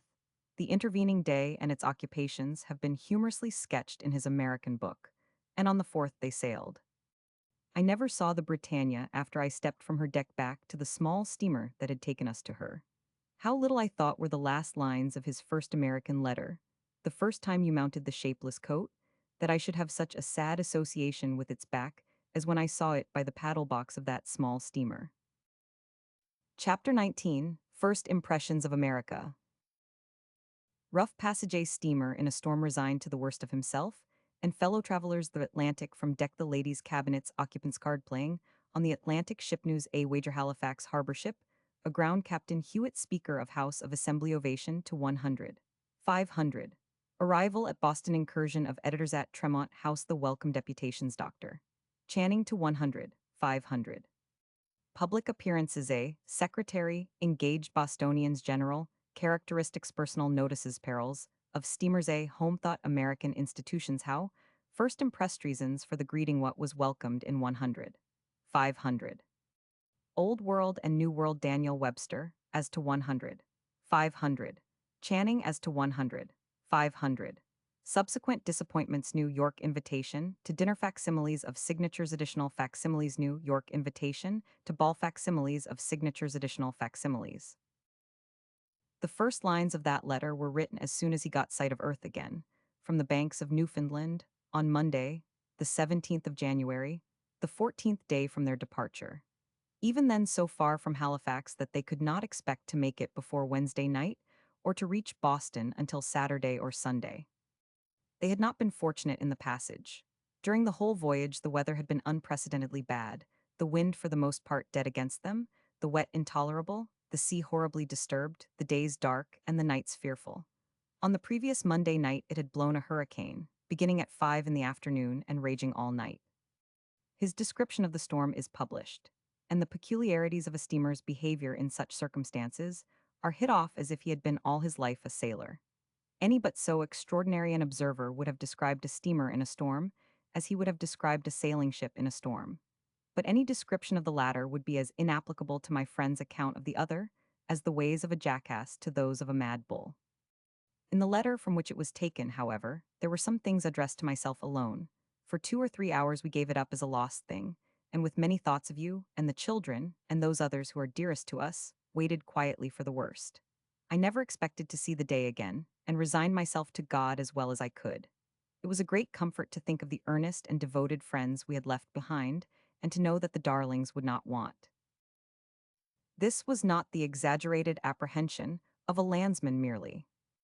The head engineer, who had been in one or other of the Cunard vessels since they began running, had never seen such stress of weather, and I heard Captain Hewitt himself say afterwards that nothing but a steamer, and one of that strength, could have kept her course and stood it out. A sailing vessel must have beaten off and driven where she could, while through all the fury of that gale they actually made 54 miles headlong through the tempest, straight on end, not varying their track in the least. He stood out against sickness only for the day following that on which they sailed. For the 3 following days he kept his bed, miserable enough, and had not, until the 8th day of the voyage, 6 days before the date of his letter, been able to get to work at the dinner table. What he then observed of his fellow travelers, and had to tell of their life on board, has been set forth in his notes with delightful humor. But in its first freshness I received it in this letter, and some whimsical passages, then suppressed. There will be no harm in printing now. We have 86 passengers, and such a strange collection of beasts never was got together upon the sea. Since the days of the Ark I have never been in the saloon since the first day, the noise, the smell, and the closeness being quite intolerable. I have only been on deck once, and then I was surprised and disappointed at the smallness of the panorama. The sea, running as it does and has done, is very stupendous, and viewed from the air or some great height would be grand, no doubt. But seen from the wet and rolling decks, in this weather and these circumstances, it only impresses one giddily and painfully. I was very glad to turn away and come below again. I have established myself, from the first, in the ladies' cabin. You remember it? I will describe its other occupants, and our way of passing the time to you. First, for the occupants. Kate and I, and Anuhin she is out of bed, which is not often. A queer little Scotch body, a Mrs. P., whose husband is a silversmith in New York. He married her at Glasgow 3 years ago, and bolted the day after the wedding, being which he had not told her heavily in debt. Since then she has been living with her mother, and she is now going out under the protection of a male cousin, to give him a year's trial. If she is not comfortable at the expiration of that time, she means to go back to Scotland again. A Mrs. B., about 20 years old, whose husband is on board with her. He is a young Englishman domiciled in New York, and by trade as well as I can make out a woolen draper. They have been married a fortnight. A Mr. and Mrs. C., marvelously fond of each other, complete the catalogue. Mrs. C., I have settled, is a publican's daughter, and Mr. C. is running away with her. the till, the timepiece off the bar mantel shelf, the mother's gold watch from the pocket at the head of the bed, and other miscellaneous property. The women are all pretty, unusually pretty. I never saw such good faces together anywhere. Their way of passing the time will be found in the notes much as it was written to me, except that there was one point connected with the card playing which he feared might overtax the credulity of his readers, but which he protested had occurred more than once. Apropos of rolling, I have forgot to mention that in playing whist we are obliged to put the tricks in our pockets, to keep them from disappearing altogether, and that 5 or 6 times in the course of every rubber we are all flung from our seats, roll out at different doors, and keep on rolling until we are picked up by stewards. This has become such a matter of course that we go through it with perfect gravity, and when we are bolstered up on our sofas again, resume our conversation or our game at the point where it was interrupted. The news that excited them from day to day, too, of which little more than a hint appears in the notes, is worth giving as originally written. As for news, we have more of that than you would think for. One man lost 14 pounds at Vington in the saloon yesterday, or another got drunk before dinner was over, or another was blinded with lobster sauce spilt over him by the steward, or another had a fall on deck and fainted. The ship's cook was drunk yesterday morning, having got at some saltwater-damaged whiskey, and the captain ordered the boatswain to play upon him with the hose of the fire engine until he roared for mercy, which he did not get, for he was sentenced to look out for 4 hours at a stretch for 4 nights running without a greatcoat and to have his grog stopped. 4 dozen plates were broken at dinner. One steward fell down the cabin stairs with a round of beef and injured his foot severely. Another steward fell down after him and cut his eye open. The baker's taken ill, so is the pastry cook.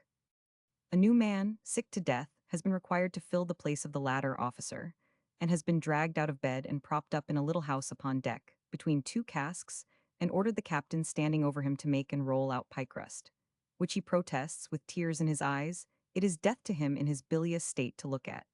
12 dozen of bottled porter has got loose upon deck, and the bottles are rolling about distractedly overhead. Lord Mulgrave, a handsome fellow, Bythaby, to look at, and nothing but a good un to go laid a wager with 25 other men last night, whose berths, like his, are in the forecabin, which can only be got at by crossing the deck, that he would reach his cabin first. Watches were set by the captains, and they sallied forth, wrapped up in coats and storm caps. The sea broke over the ship so violently that they were 25 minutes holding on by the handrail at the starboard paddle box, drenched to the skin by every wave, and not daring to go on or come back lest they should be washed overboard. News: a dozen murders in town would not interest us half as much. Nevertheless, their excitements were not over. At the very end of the voyage came an incident very lightly touched in the notes, but more freely told to me under date of the 21st January. We were running into Halifax harbor on Wednesday night, with little wind and a bright moon, had made the light at its outer entrance, and given the ship in charge to the pilot.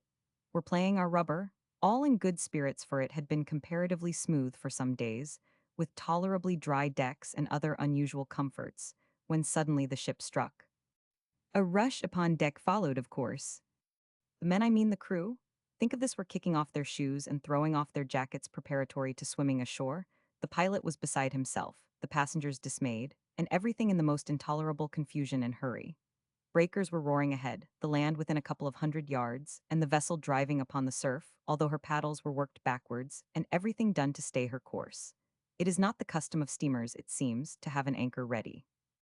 An accident occurred in getting ours over the side, and for half an hour we were throwing up rockets, burning blue lights, and firing signals of distress, all of which remained unanswered, though we were so close to the shore that we could see the waving branches of the trees. All this time, as we veered about, a man was heaving the lead every 2 minutes, the depths of water constantly decreasing, and nobody self-possessed but Hewitt. They let go the anchor at last, got out a boat, and sent her ashore with the fourth officer, the pilot, and 4 men aboard to try and find out where we were. The pilot had no idea, but Hewitt put his little finger upon a certain part of the chart, and was as confident of the exact spot, though he had never been there in his life, as if he had lived there from infancy. The boat's return about an hour afterwards proved him to be quite right. We had got into a place called the Eastern Passage, in a sudden fog and through the pilot's folly. We had struck upon a mud bank and driven into a perfect little pond, surrounded by banks and rocks and shoals of all kinds, the only safe speck in the place. Eased by this report and the assurance that the tide was past the ebb, we turned in at 3 o'clock in the morning to lie there all night. The next day's landing at Halifax and delivery of the mails are sketched in the notes, but not his personal part in what followed. Then, sir, comes a breathless man who has been already into the ship and out again, shouting my name as he tears along. I stop, arm in arm with the little doctor whom I have taken ashore for oysters. The breathless man introduces himself as the Speaker of the House of Assembly, will drag me away to his house, and will have a carriage and his wife sent down for Kate, who is laid up with a hideously swollen face. Then he drags me up to the governor's house. Lord Falkland is the governor, and then heaven knows where, concluding with both houses of parliament, which happen to meet for the session that very day, and are opened by a mock speech from the throne delivered by the governor, with one of Lord Grey's sons for his aide-de-camp, and a great host of officers about him. I wish you could have seen the crowds cheering the inimitable in the streets.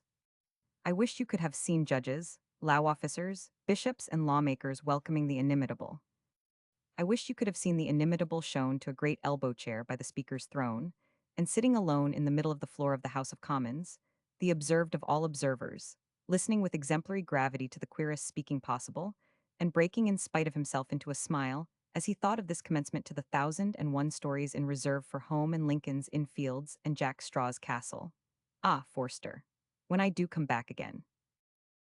He resumed his letter at Tremont House on Saturday, the 28th of January, having reached Boston that day week at 5 in the afternoon.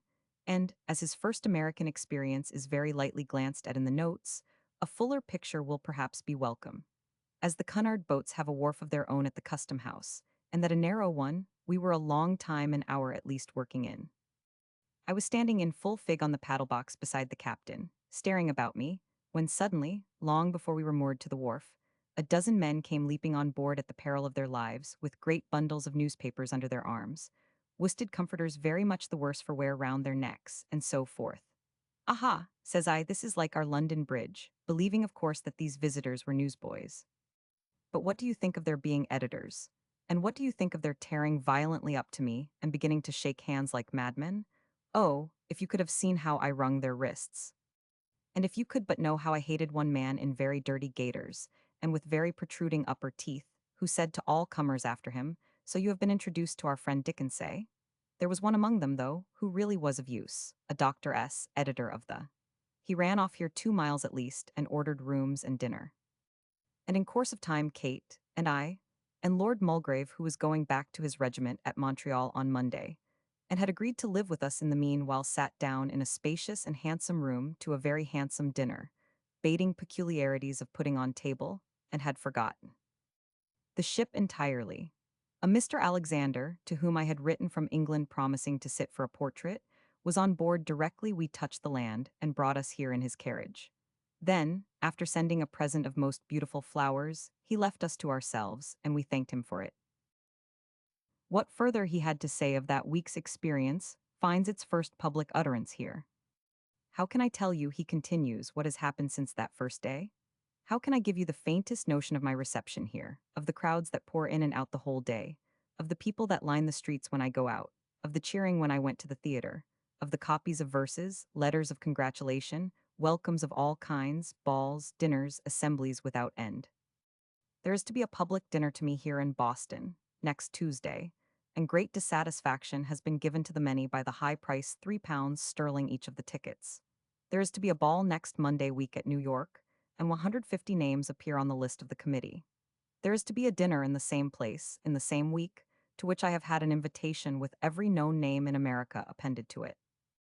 But what can I tell you about any of these things, which will give you the slightest notion of the enthusiastic greeting they give me, or the cry that runs through the whole country? I have had deputations from the far west who have come from more than 2,000 miles distance, from the lakes, the rivers, the backwoods, the log houses, the cities, factories, villages, and towns. Authorities from nearly all the states have written to me.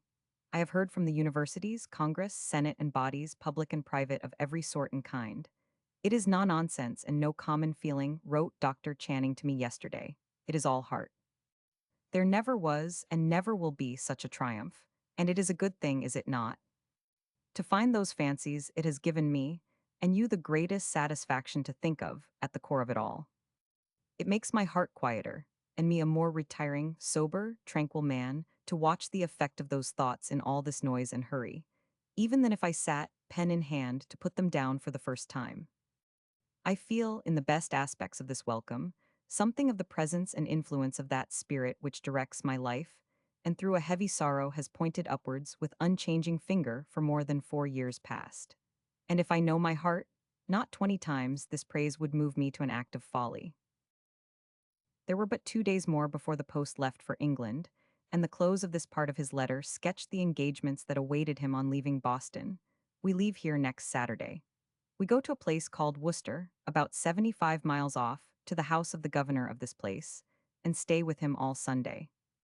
On Monday, we go on by railroad about 50 miles further to a town called Springfield, where I am met by a reception committee from Hartford 20 miles further, and carried on by the multitude.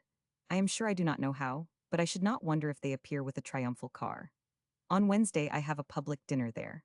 On Friday, I shall be obliged to present myself in public again, at a place called New Haven, about 30 miles further. On Saturday evening, I hope to be at New York, and there I shall stay 10 days or a fortnight. You will suppose that I have enough to do.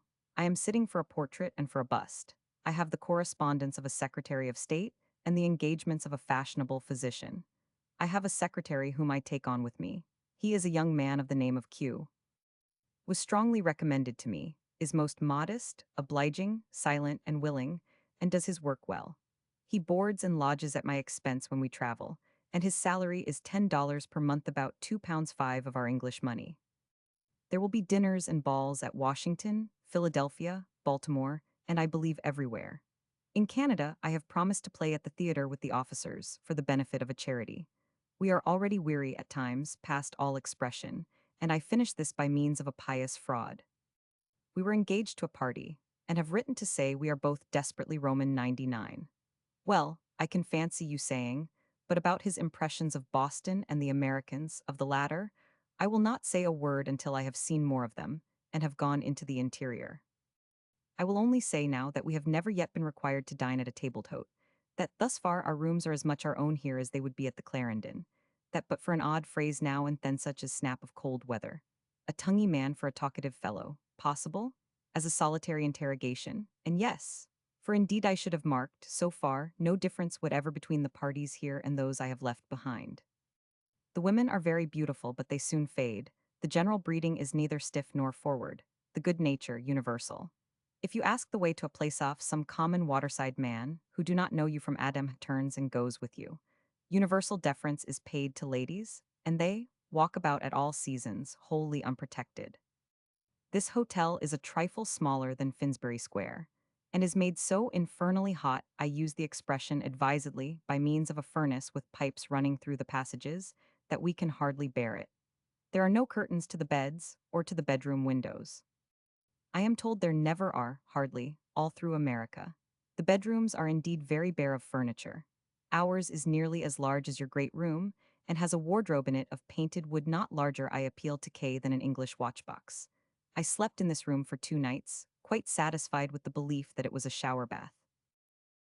The last addition made to this letter, from which many vividest pages of the notes, among them the bright quaint picture of Boston streets, were taken with small alteration, bore date the 29th of January. I hardly know what to add to all this long and unconnected history. Dana, the author of that 2 years before the mast, a book which I had praised much to him, thinking it like Defoe, is a very nice fellow indeed, and in appearance not at all the man you would expect.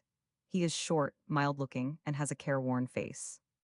His father is exactly like George Cruikshank after a night's jollity, only shorter.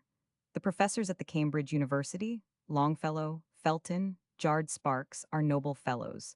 So is Kenyon's friend Ticknor. Bancroft is a famous man, a straightforward, manly, earnest heart, and talks much of you, which is a great comfort. Dr. Channing I will tell you more of, after I have breakfasted alone with him next Wednesday. Sumner is of great service to me. The President of the Senate here presides at my dinner on Tuesday. Lord Mulgrave lingered with us till last Tuesday. We had our little captain to dinner on the Monday, and then went on to Canada. Kate is quite well, and so is Anne, whose smartness surpasses belief. They yearn for home, and so do one. Of course you will not see in the papers any true account of our voyage, for they keep the dangers of the passage, when there are any, very quiet. I observed so many perils peculiar to steamers that I am still undecided whether we shall not return by one of the New York liners. On the night of the storm, I was wondering within myself where we should be, if the chimney were blown overboard, in which case it needs no great observation to discover that the vessel must be instantly on fire from stem to stern. When I went on deck next day, I saw that it was held up by a perfect forest of chains and ropes which had been rigged in the night. Hewitt told me when we were on shore, not before that they had men lashed, hoisted up, and swinging there all through the gale, getting these stays about it. This is not agreeable, is it? I wonder whether you will remember that next Tuesday is my birthday. This letter will leave here that morning. On looking back through these sheets, I am astonished to find how little I have told you, and how much I have, even now, in store which shall be yours by word of mouth. The American poor, the American factories, the institutions of all kinds I have a book already. There is no man in this town, or in this state of New England, who has not a blazing fire and a meat dinner every day of his life. A flaming sword in the air would not attract so much attention as a beggar in the streets. There are no charity uniforms, no wearisome repetition of the same dull, ugly dress in that blind school. All are attired after their own tastes, and every boy and girl has his or her individuality as distinct and unimpaired as you would find it in their own homes. At the theaters, all the ladies sit in the fronts of the boxes. The gallery are as quiet as the dress circle at Dear Drury Lane. A man with 7 heads would be no sight at all, compared with one who could not read and write. I will not speak, I say speak. I wish I could about the dear precious children, because I know how much we shall hear about them when we receive those letters from home for which we long so ardently. Unmistakably to be seen, in this earliest of his letters, is the quite fresh and unalloyed impression first received by him at this memorable visit. And it is due, as well to himself as to the great country which welcomed him, that this should be considered independently of any modification it afterwards underwent.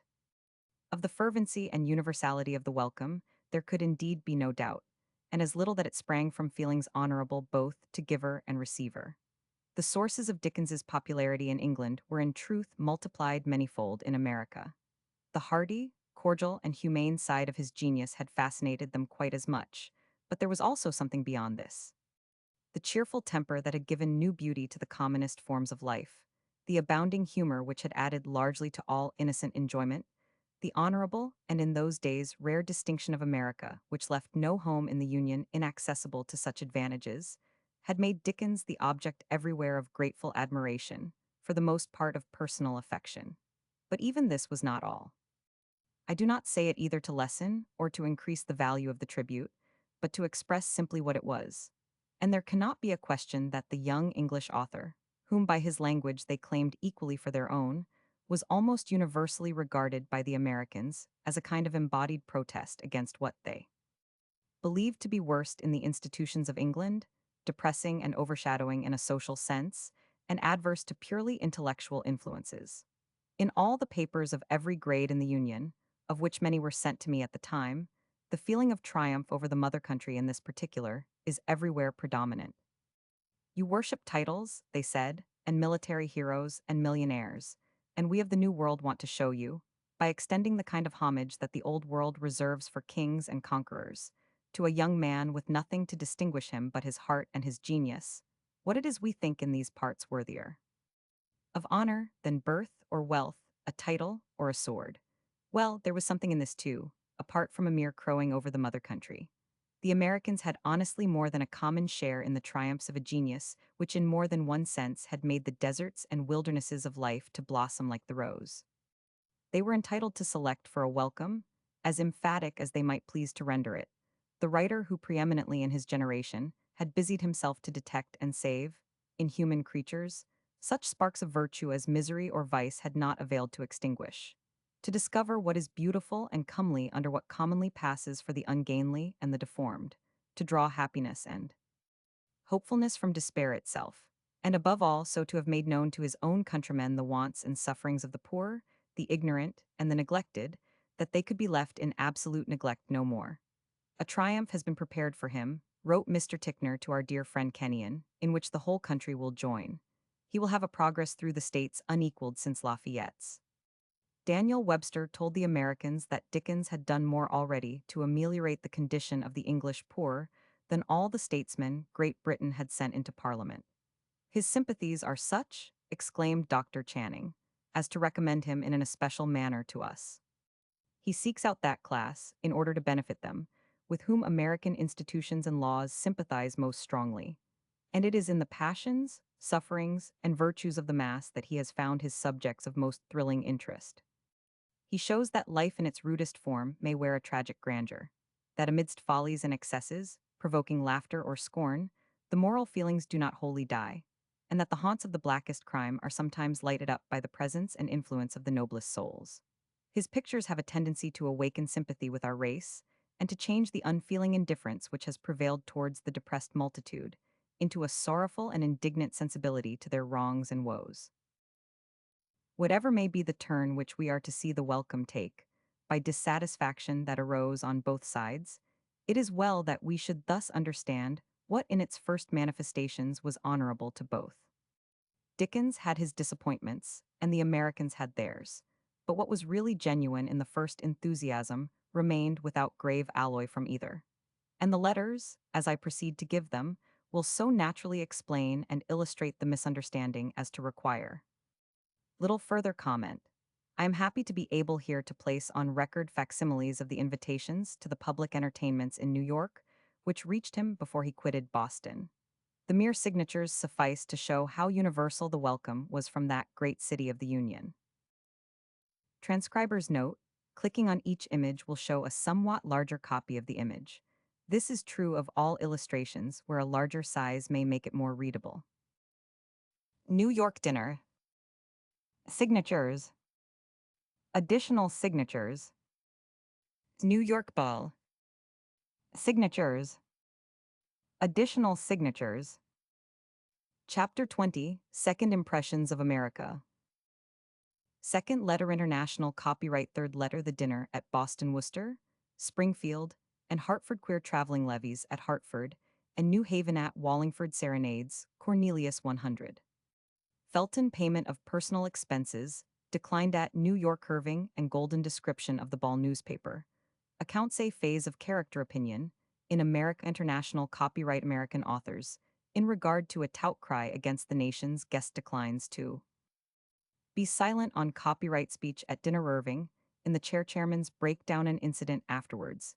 In London results of copyright speeches a booksellers, demand for help suggestion for copyright memorial Henry, Clay's opinion life in New York distresses of popularity intentions for future refusal of invitations going south and west as to return dangers incident to steamers slavery ladies of America party conflicts, non-arrival of Cunard steamer copyright petition, for Congress no hope of the Caledonia substitute for her anxiety as to letters of distinguished Americans hotel bills thoughts of the children Acadia takes Caledonia's place letter to 100. 500.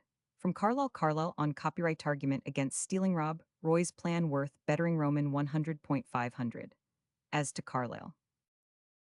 His second letter, radiant with the same kindly warmth that gave always preeminent charm to his genius, was dated from the Carlton Hotel, New York, on the 14th February. But its only allusion of any public interest was to the beginning of his agitation of the question of international copyright. He went to America with no express intention of starting this question in any way, and certainly with no belief that such remark upon it as a person in his position could alone be expected to make would be resented strongly by any sections of the American people. But he was not long left in doubt on this head. He had spoken upon it twice publicly, to the great indignation of some of the editors here, who are attacking me for so doing, right and left. On the other hand, all the best men had assured him that, if only at once followed up in England, the blow struck might bring about a change in the law, and, yielding to the pleasant hope that the best men could be a match for the worst, he urged me to enlist on his side what force I could, and in particular, as he had made Scots claim his warkry, to bring Lockhart into the field. I could not do much, but I did what I could. 3 days later he began another letter, and, as this will be entirely new to the reader, I shall print it as it reached me, with only such omission of matter concerning myself as I think it my duty, however reluctantly, to make throughout these extracts. There was nothing in its personal details, or in those relating to international copyright, available for his notes, from which they were excluded by the two rules he observed in that book: the first to be altogether silent as to the copyright discussion, and the second to abstain from all mention of individuals. But there can be no harm here in violating either rule, for, as Sidney Smith said with his humorous sadness, we are all dead now. Carlton House, New York. Thursday, February 17th, 1842. As there is a sailing packet from here to England tomorrow, which is warranted by the owners to be a marvelous fast sailer, and as it appears most probable that she will reach home, I write the word with a pang before the Cunard steamer of next month, I indite this letter. Unless this letter should reach you before another letter which I dispatched from here last Monday, let me say in the first place that I did dispatch a brief epistle to you on that day, together with a newspaper, and a pamphlet touching the Boz ball, and that I put in the post office at Boston another newspaper for you containing an account of the dinner, which was just about to come off, you remember, when I wrote to you from that city. It was a most superb affair, and the speaking admirable. Indeed, the general talent for public speaking here is one of the most striking of the things that force themselves upon an Englishman's notice. As every man looks on to being a member of Congress, every man prepares himself for it, and the result is quite surprising. You will observe one odd custom, the drinking of sentiments. It is quite extinct with us, but here everybody is expected to be prepared with an epigram as a matter of course. We left Boston on the 5th, and went away with the governor of the city to stay till Monday at his house at Worcester.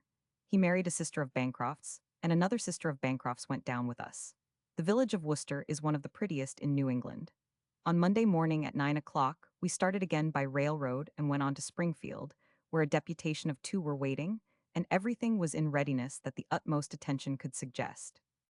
Owing to the mildness of the weather, the Connecticut River was open, videlicet not frozen, and they had a steamboat ready to carry us on to Hartford, thus saving a land journey of only 25 miles, but on such roads at this time of year that it takes nearly 12 hours to accomplish. The boat was very small, the river full of floating blocks of ice, and the depth where we went to avoid the ice and the current not more than a few inches. After 2 hours and a half of this queer traveling, we got to Hartford. There was quite an English inn, except in respect of the bedrooms, which are always uncomfortable, and the best committee of management that has yet presented itself. They kept us more quiet and were more considerate and thoughtful, even to their own exclusion, than any I have yet had to deal with. Kate's face being horribly bad, I determined to give her a rest here, and accordingly wrote to get rid of my engagement at New Haven on that plea. We remained in this town until the 11th, holding a formal levee every day for 2 hours, and receiving on each from 200 to 300 people. At 5 o'clock on the afternoon of the 11th, we set off still by railroad for New Haven, which we reached about 8 o'clock. The moment we had had tea, we were forced to open another levee for the students and professors of the college, the largest in the States, and the townspeople. I suppose we shook hands, before going to bed, with considerably more than 500 people, and I stood, as a matter of course, the whole time. Now, the deputation of two had come on with us from Hartford, and at New Haven there was another committee, and the immense fatigue and worry of all this, no words can exaggerate. We had been in the morning over jails and deaf and dumb asylums, had stopped on the journey at a place called Wallingford, where a whole town had turned out to see me, and to gratify whose curiosity the train stopped expressly, had had a day of great excitement and exertion on the Thursday, this being Friday, and were inexpressibly worn out. And when at last we got to bed and were going to fall asleep, the choristers of the college turned out in a body, under the window, and serenaded us. We had had, by Theby, another serenade at Hartford, from a Mr. Adams, a nephew of John Quincy Adams and a German friend. They were most beautiful singers, and when they began, in the dead of the night, in a long, musical, echoing passage outside our chamber door, singing, in low voices to guitars, about home and absent friends and other topics that they knew would interest us, we were more moved than I can tell you. In the midst of my sentimentality, though, a thought occurred to me which made me laugh so immoderately that I was obliged to cover my face with the bedclothes. Good heavens, I said to Kate, what a monstrously ridiculous and commonplace appearance my boots must have, outside the door. I never was so impressed with a sense of the absurdity of boots in all my life. The New Haven serenade was not so good, though there were a great many voices and a regular band. It had not the heart of the other. Before it was 6 hours old, we were dressing with might and main and making ready for our departure, it being a drive of 20 minutes to the steamboat and the hour of sailing 9 o'clock. After a hasty breakfast, we started off, and after another levee on the deck, actually on the deck, and 3 times 3 for Dickens, moved towards New York. I was delighted to find on board a Mr. Felton whom I had known at Boston. He is the Greek professor at Cambridge and was going on to the ball and dinner. Like most men of his class whom I have seen, he is a most delightful fellow, unaffected, hearty, genial, jolly, quite an Englishman of the best sort. We drank all the porter on board, ate all the cold pork and cheese, and were very merry indeed. I should have told you, in its proper place, that both at Hartford and New Haven a regular bank was subscribed by these committees for all my expenses. No bill was to be got at the bar, and everything was paid for. But as I would on no account suffer this to be done, I stoutly and positively refused to budge an inch until Mr. Q should have received the bills from the landlord's own hands and paid them to the last farthing. Finding it impossible to move me, they suffered me, most unwillingly, to carry the point. About 2:30 we arrived here. In half an hour more we reached this hotel, where a very splendid suite of rooms was prepared for us, and where everything is very comfortable and no doubt as at Boston enormously dear. Just as we sat down to dinner, David Golden made his appearance, and when he had gone and we were taking our wine, Washington Irving came in alone with open arms. And here he stopped until 10 o'clock at night.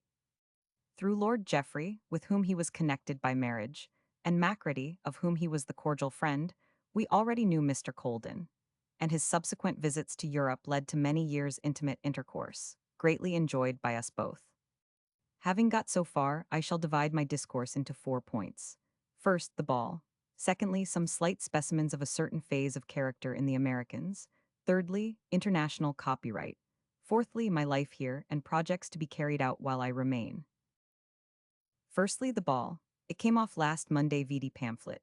At 9:15, exactly I quote the printed order of proceeding, we were waited upon by David Colden, Esquire, and General George Morris. Habited, the former in full ball costume, the latter in the full dress uniform of heaven knows what regiment of militia. The general took Kate, Golden gave his arm to me, and we proceeded downstairs to a carriage at the door, which took us to the stage door of the theater, greatly to the disappointment of an enormous crowd who were besetting the main door and making a most tremendous hullabaloo. The scene on our entrance was very striking. There were 3,000 people present in full dress. From the roof to the floor, the theater was decorated magnificently, and the light, glitter, glare, show, noise, and cheering baffle my descriptive powers. We were walked in through the center of the center dress box, the front whereof was taken out for the occasion, so to the back of the stage, where the mayor and other dignitaries received us, and we were then paraded all round the enormous ballroom, twice, for the gratification of the many-headed. That done, we began to dance. Heaven knows how we did it, for there was no room. And we continued dancing until, being no longer able even to stand, we slipped away quietly and came back to the hotel. All the documents connected with this extraordinary festival, quite unparalleled here, we have preserved, so you may suppose that on this head alone we shall have enough to show you when we come home. The bill of fare for supper is, in its amount and extent, quite a curiosity. Now, the phase of character in the Americans which amuses me most was put before me in its most amusing shape by the circumstances attending this affair. I had noticed it before, and have since, but I cannot better illustrate it than by reference to this theme. Of course I can do nothing, but in some shape or other it gets into the newspapers. All manner of lies get there, and occasionally a truth so twisted and distorted that it has as much resemblance to the real fact as Quilp's leg to Taglioni's. But with this ball to come off, the newspapers were if possible unusually loquacious, and in their accounts of me and my seeings, sayings, and doings on the Saturday night and Sunday before, they describe my manner, mode of speaking, dressing, and so forth. In doing this, they report that I am a very charming fellow, of course, and have a very free and easy way with me, which, say they, at first amused a few fashionables, but soon pleased them exceedingly. Another paper, coming after the ball, dwells upon its splendor and brilliancy, hugs itself and its readers upon all that Dickens saw, and winds up by gravely expressing its conviction that Dickens was never in such society in England as he has seen in New York, and that its high and striking tone cannot fail to make indelible impression on his mind.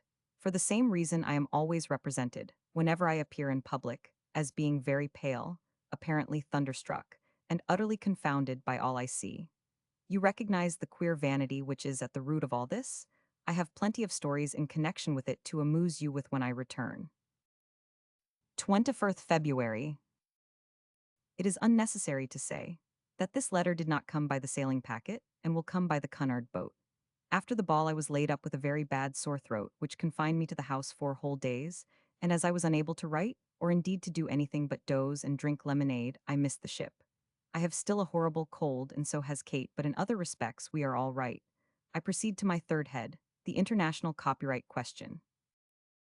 I believe there is no country on the face of the earth where there is less freedom of opinion on any subject, in reference to which there is a broad difference of opinion, than in this. There, I write the words with reluctance, disappointment, and sorrow, but I believe it from the bottom of my soul.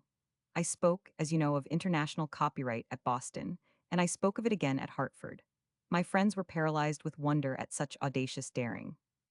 The notion that I, a man alone by himself in America, should venture to suggest to the Americans that there was one point on which they were neither just to their own countrymen nor to us, actually struck the boldest dumb. Washington Irving, Prescott, Hoffman, Bryant, Halleck, Dana, Washington, all Stonevery man who writes in this country is devoted to the question, and not one of them dares to raise his voice and complain of the atrocious state of the law. It is nothing that of all men living I am the greatest loser by it. It is nothing that I have a claim to speak and be heard. The wonder is that a breathing man can be found with temerity enough to suggest to the Americans the possibility of their having done wrong. I wish you could have seen the faces that I saw, down both sides of the table at Hartford, when I began to talk about Scott. I wish you could have heard how I gave it out. My blood so boiled as I thought of the monstrous injustice that I felt as if I were 12 feet high when I thrust it down their throats. I had no sooner made that second speech than such an outcry began for the purpose of deterring me from doing the like in the city, as an Englishman can form no notion of. Anonymous letters, verbal dissuasions, newspaper attacks making Colt a murderer who is attracting great attention here an angel by comparison with me. Assertions that I was no gentleman, but a mere mercenary scoundrel, coupled with the most monstrous misrepresentations relative to my design and purpose in visiting the United States, came pouring in upon me every day. The dinner committee here composed of the first gentlemen in America, remember that were so dismayed that they besought me not to pursue the subject, although they every one agreed with me. I answered that I would, that nothing should deter me. That the shame was theirs, not mine, and that as I would not spare them when I got home, I would not be silenced here. Accordingly, when the night came, I asserted my right, with all the means I could command to give it dignity, in face, manner, or words, and I believe that if you could have seen and heard me, you would have loved me better for it than ever you did in your life. The New York Herald, which you will receive with this, is the satirist of America, but having a great circulation on account of its commercial intelligence and early news, it can afford to secure the best reporters. My speech is done, upon the whole, with remarkable accuracy. There are a great many typographical errors in it, and by the omission of one or two words, or the substitution of one word for another, it is often materially weakened.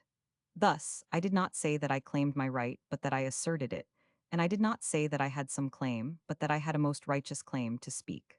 But altogether, it is very correct. Washington Irving was chairman of this dinner, and, having from the first a dread that he should break down in his speech, the catastrophe came accordingly. Near him sat the Cambridge professor who had come with Dickens by boat from New Haven, with whom already a warm friendship had been formed that lasted for life, and who has pleasantly sketched what happened. Mr. Felton saw Irving constantly in the interval of preparation, and could not but despond at his daily iterated foreboding of I shall certainly break down, though besides the real dread there was a sly humor which heightened its whimsical horror with an irresistible drollery.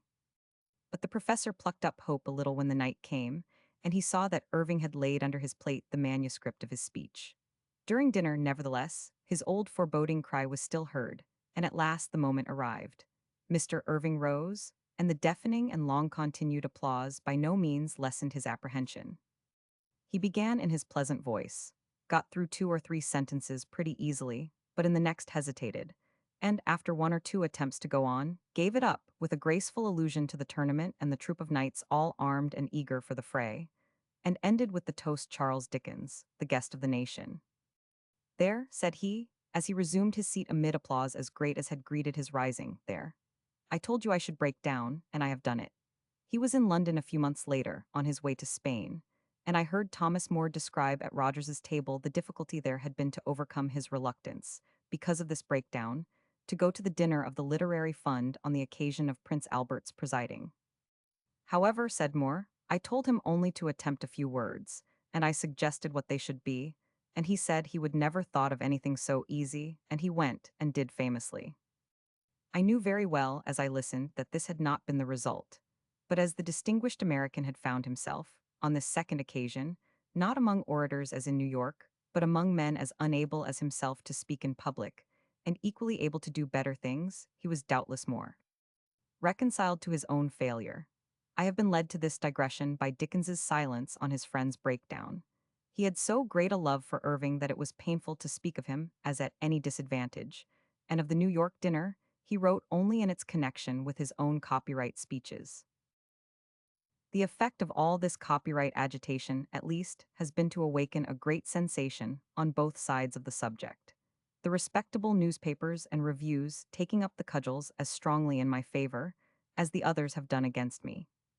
Some of the vagabonds take great credit to themselves, grant us patience, for having made me popular by publishing my books in newspapers, as if there were no England, no Scotland, no Germany, no place but America in the whole world. A splendid satire upon this kind of trash has just occurred. A man came here yesterday and demanded, not besought but demanded, pecuniary assistance, and fairly bullied Mr. Q for money. When I came home, I dictated a letter to this effect, that such applications reach me in vast numbers every day, that if I were a man of fortune, I could not render assistance to all who sought it, and that, depending on my own exertion for all the help I could give, I regretted to say I could afford him none. Upon this, my gentleman sits down and writes me that he is an itinerant bookseller, that he is the first man who sold my books in New York, that he is distressed in the city where I am reveling in luxury, that he thinks it rather strange that the man who wrote Nickleby should be utterly destitute of feeling, and that he would have me take care I do not repent it. What do you think of that, as Mac would say? I thought it such a good commentary that I dispatched the letter to the editor of the only English newspaper here and told him he might print it if he liked. I will tell you what I should like, my dear friend, always supposing that your judgment concurs with mine, and that you would take the trouble to get such a document. I should like to have a short letter addressed to me by the principal English authors who signed the International Copyright Petition, expressive of their sense that I have done my duty to the cause. I am sure I deserve it, but I do not wish it on that ground. It is because its publication in the best journals here would unquestionably do great good. As the gauntlet is down, let us go on. Clay has already sent a gentleman to me express from Washington, where I shall be on the 6th or 7th of next month to declare his strong interest in the matter, his cordial approval of the manly course I have held in reference to it, and his desire to stir in it if possible. I have lighted up such a blaze that a meeting of the foremost people on the other side, very respectfully and properly conducted in reference to me, personally, I am bound to say was held in this town t'other night. And it would be 1,000 pities if we did not strike as hard as we can, now that the iron is so hot. I have come at last, and it is time I did to my life here and intentions for the future. I can do nothing that I want to do, go nowhere where I want to go, and see nothing that I want to see. If I turn into the street, I am followed by a multitude. If I stay at home, the house becomes, with callers, like a fair. If I visit a public institution with only one friend, the directors come down incontinently, waylay me in the yard, and address me in a long speech. I go to a party in the evening, and am so enclosed and hemmed about by people, stand where I will, that I am exhausted for want of air. I dine out, and have to talk about everything to everybody. I go to church for quiet, and there is a violent rush to the neighborhood of the pew I sit in, and the clergyman preaches at me. I take my seat in a railroad car, and the very conductor will not leave me alone. I get out at a station and cannot drink a glass of water without having 100 people looking down my throat when I open my mouth to swallow. Conceive what all this is. Then by every post, letters on letters arrive, all about nothing, and all demanding an immediate answer. This man is offended because I will not live in his house, and that man is thoroughly disgusted because I will not go out more than 4 times in one evening. I have no rest or peace and am in a perpetual worry. Under these febrile circumstances, which this climate especially favors, I have come to the resolution that I will not, so far as my will has anything to do with the matter, accept any more public entertainments or public recognitions of any kind during my stay in the United States. And in pursuance of this determination, I have refused invitations from Philadelphia, Baltimore, Washington, Virginia, Albany, and Providence. Heaven knows whether this will be effectual, but I shall soon see, for on Monday morning, the 28th, we leave for Philadelphia. There I shall only stay 3 days. Thence we go to Baltimore, and there I shall only stay 3 days. Thence to Washington, where we may stay perhaps 10 days, perhaps not so long. Thence to Virginia, where we may halt for 1 day, and thence to Charleston, where we may pass a week perhaps, and where we shall very likely remain until your March letters reach us, through David Colden.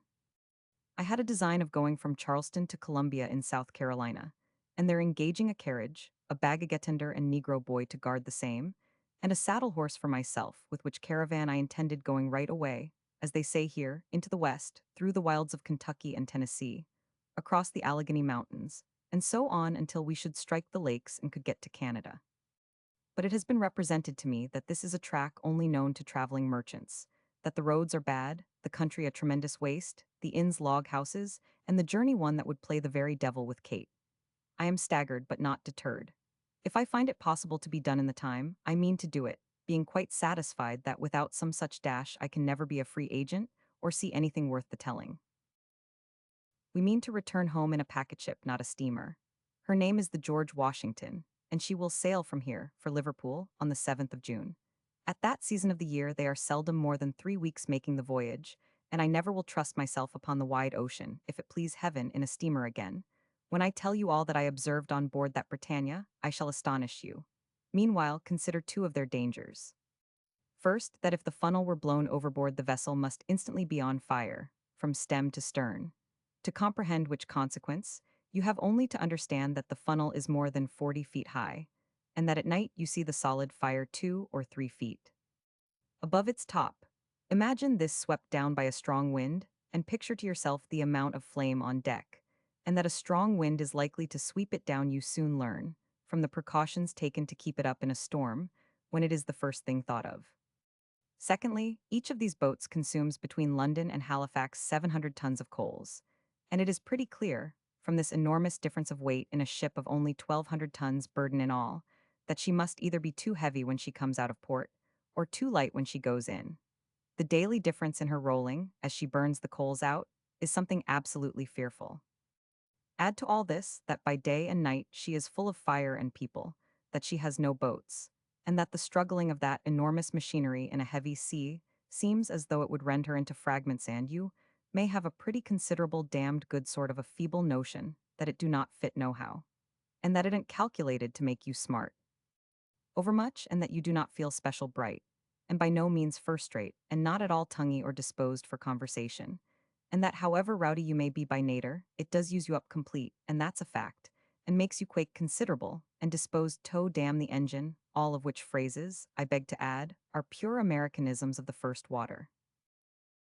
When we reach Baltimore, we are in the regions of slavery.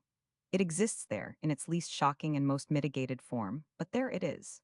They whisper, here they dare only whisper, and that below their breaths, that on that place and all through the South, there is a dull gloomy cloud on which the very word seems written. I shall be able to say, one of these days, that I accepted no public mark of respect in any place where slavery was, and that's something. The ladies of America are decidedly and unquestionably beautiful. Their complexions are not so good as those of English women, their beauty does not last so long, and their figures are very inferior. But they are most beautiful. I still reserve my opinion of the national character, just whispering that I tremble for a radical coming here, unless he is a radical on principle, by reason and reflection, and from the sense of right. I fear that if he were anything else, he would return home a Tory. I say no more on that head for 2 months from this time, save that I do fear that the heaviest blow ever dealt at liberty will be dealt by this country, in the failure of its example to the earth. The scenes that are passing in Congress now, all tending to the separation of the states, fill one with such a deep disgust that I dislike the very name of Washington, meaning the place, not the man, and am repelled by the mere thought of approaching it. 27th February, Sunday. There begins to be great consternation here. in reference to the Cunard packet which we suppose left Liverpool on the 4th. She has not yet arrived. We scarcely know what to do with ourselves in our extreme anxiety to get letters from home. I have really had serious thoughts of going back to Boston, alone, to be nearer news. We have determined to remain here until Tuesday afternoon, if she should not arrive before, and to send Mr. Q and the luggage on to Philadelphia tomorrow morning. God grant she may not have gone down. But every ship that comes in brings intelligence of a terrible gale, which indeed was felt ashore here on the night of the 14th. And the sea captains swear not without some prejudice, of course that no steamer could have lived through it, supposing her to have been in its full fury. As there is no steam packet to go to England, supposing the Caledonia not to arrive, we are obliged to send our letters by the Garrick ship, which sails early tomorrow morning. Consequently, I must huddle this up and dispatch it to the post office with all speed.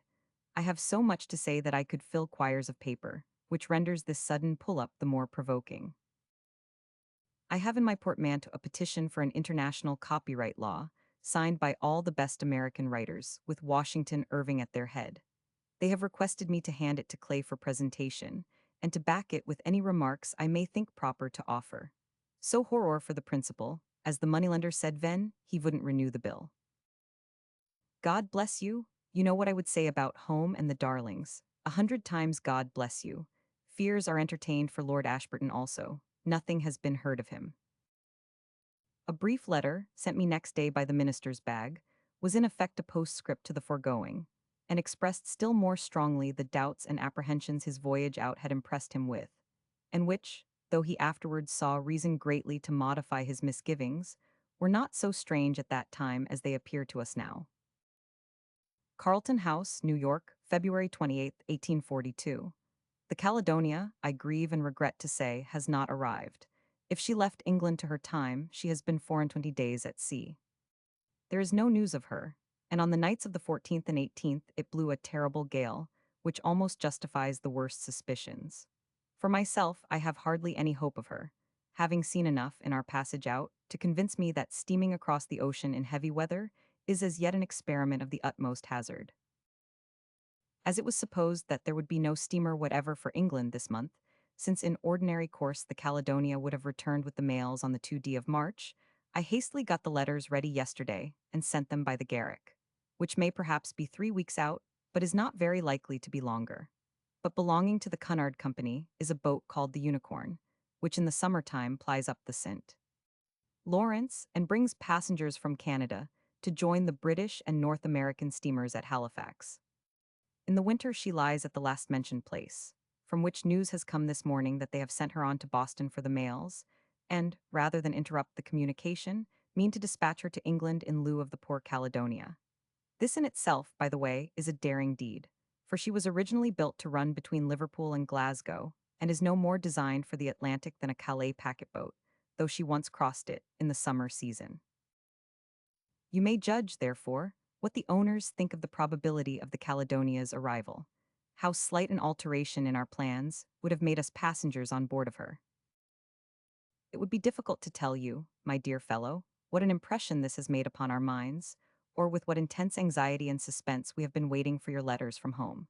We were to have gone south today, but linger here until tomorrow afternoon, having sent the secretary and luggage forward for one more chance of news. Love to dear Macready, and to dear Mac, and everyone we care for. It's useless to speak of the dear children. It seems now as though we should never hear of them. P.S. Washington Irving is a great fellow. We have laughed most heartily together. He is just the man he ought to be. So is Dr. Channing, with whom I have had an interesting correspondence since I saw him last at Boston.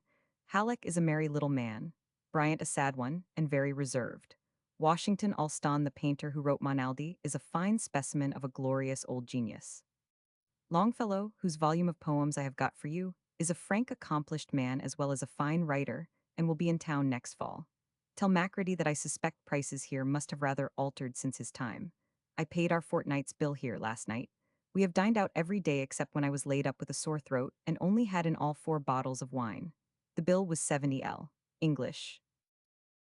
You will see by my other letter how we have been feted and feasted, and how there is war to the knife about the international copyright, and how I will speak about it and decline to be put down. Oh, for news from home. I think of your letters so full of heart and friendship, with perhaps a little scrawl of Charlie's or Mamie's lying at the bottom of the deep sea, and am as full of sorrow as if they had once been living creatures. Well, they may come yet. They did reach him, but not by the Caledonia. His fears as to that vessel were but too well founded. On the very day when she was due in Boston, the 18th of February, it was learned in London that she had undergone misadventure. That, her decks having been swept and her rudder torn away, though happily no lives were lost, she had returned disabled to Cork, and that the Acadia, having received her passengers and mails, was to sail with them from Liverpool next day. Of the main subject of that letter, written on the day preceding, of the quite unpremeditated impulse, out of which sprang his advocacy of claims which he felt to be represented in his person, of the injustice done by his entertainers to their guest in ascribing such advocacy to selfishness, and of the graver wrong done by them to their own highest interests, nay, even to their commonest and most vulgar interests, in continuing to reject those claims, I will add nothing now to what all those years ago I labored very hard to lay before many readers. It will be enough if I here print, from the author's letters I sent out to him by the next following mail, in compliance with his wish, this which follows from a very dear friend of his and mine. I fortunately had it transcribed before I posted it to him, Mr. Carlyle having in some haste written from Templand, 26 March, 1842, and taken no copy. We learn by the newspapers that you everywhere in America stir up the question of international copyright and thereby awaken huge dissonance where all else were triumphant unison for you. I am asked my opinion of the matter and requested to write it down in words. Several years ago, if memory err not, I was one of many English writers who, under the auspices of Miss Martineau, did already sign a petition to Congress praying for an international copyright between the two nations, which properly are not two nations but one, indivisible by Parliament, Congress, or any kind of human law or diplomacy, being already united by Heaven's Act of Parliament and the everlasting law of nature and fact. To that opinion I still adhere, and am like to continue adhering. In discussion of the matter before any Congress or Parliament, manifold considerations and argumentations will necessarily arise, which to me are not interesting, nor essential for helping me to a decision. They respect the time and manner in which the thing should be, not at all whether the thing should be or not. In an ancient book, reverenced I should hope on both sides of the ocean, it was thousands of years ago written down in the most decisive and explicit manner, "Thou shalt not steal." That thou belongest to a different nation, and canst steal without being certainly hanged for it, gives thee no permission to steal. Thou shalt not in any wise steal at all. So it is written down, for nations and for men, in the law book of the Maker of this universe. Nay, poor Jeremy Bentham and others step in here, and will demonstrate that it is actually our true convenience and expediency not to steal, which I for my share, on the great scale and on the small, and in all conceivable scales and shapes, do also firmly believe it to be. For example, if nations abstain from stealing, what need were there of fighting, with its butcherings and burnings, decidedly the most expensive thing in this world? How much more two nations, which, as I said, are but one nation, knit in 1,000 ways by nature and practical intercourse, indivisible brother elements of the same great Saxondom, to which in all honorable ways belong life. When Mr. Robert Roy M. Gregor lived in the district of Menteith on the Highland border 2 centuries ago, he for his part found it more convenient to supply himself with beef by stealing it alive from the adjacent glens than by buying it killed in the Stirling butcher's market. It was Mr. Roy's plan of supplying himself with beef in those days, this of stealing it. In many a little congress in the district of Menteith, there was debating, doubt it not, and much specious argumentation this way and that, before they could ascertain that, really and truly, buying was the best way to get your beef. Which, however, in the long run they did with one assent find it indisputably to be, and accordingly they hold by it to this day. This brave letter was an important service rendered at a critical time, and Dickens was very grateful for it. But, as time went on, he had other and higher causes for gratitude to its writer.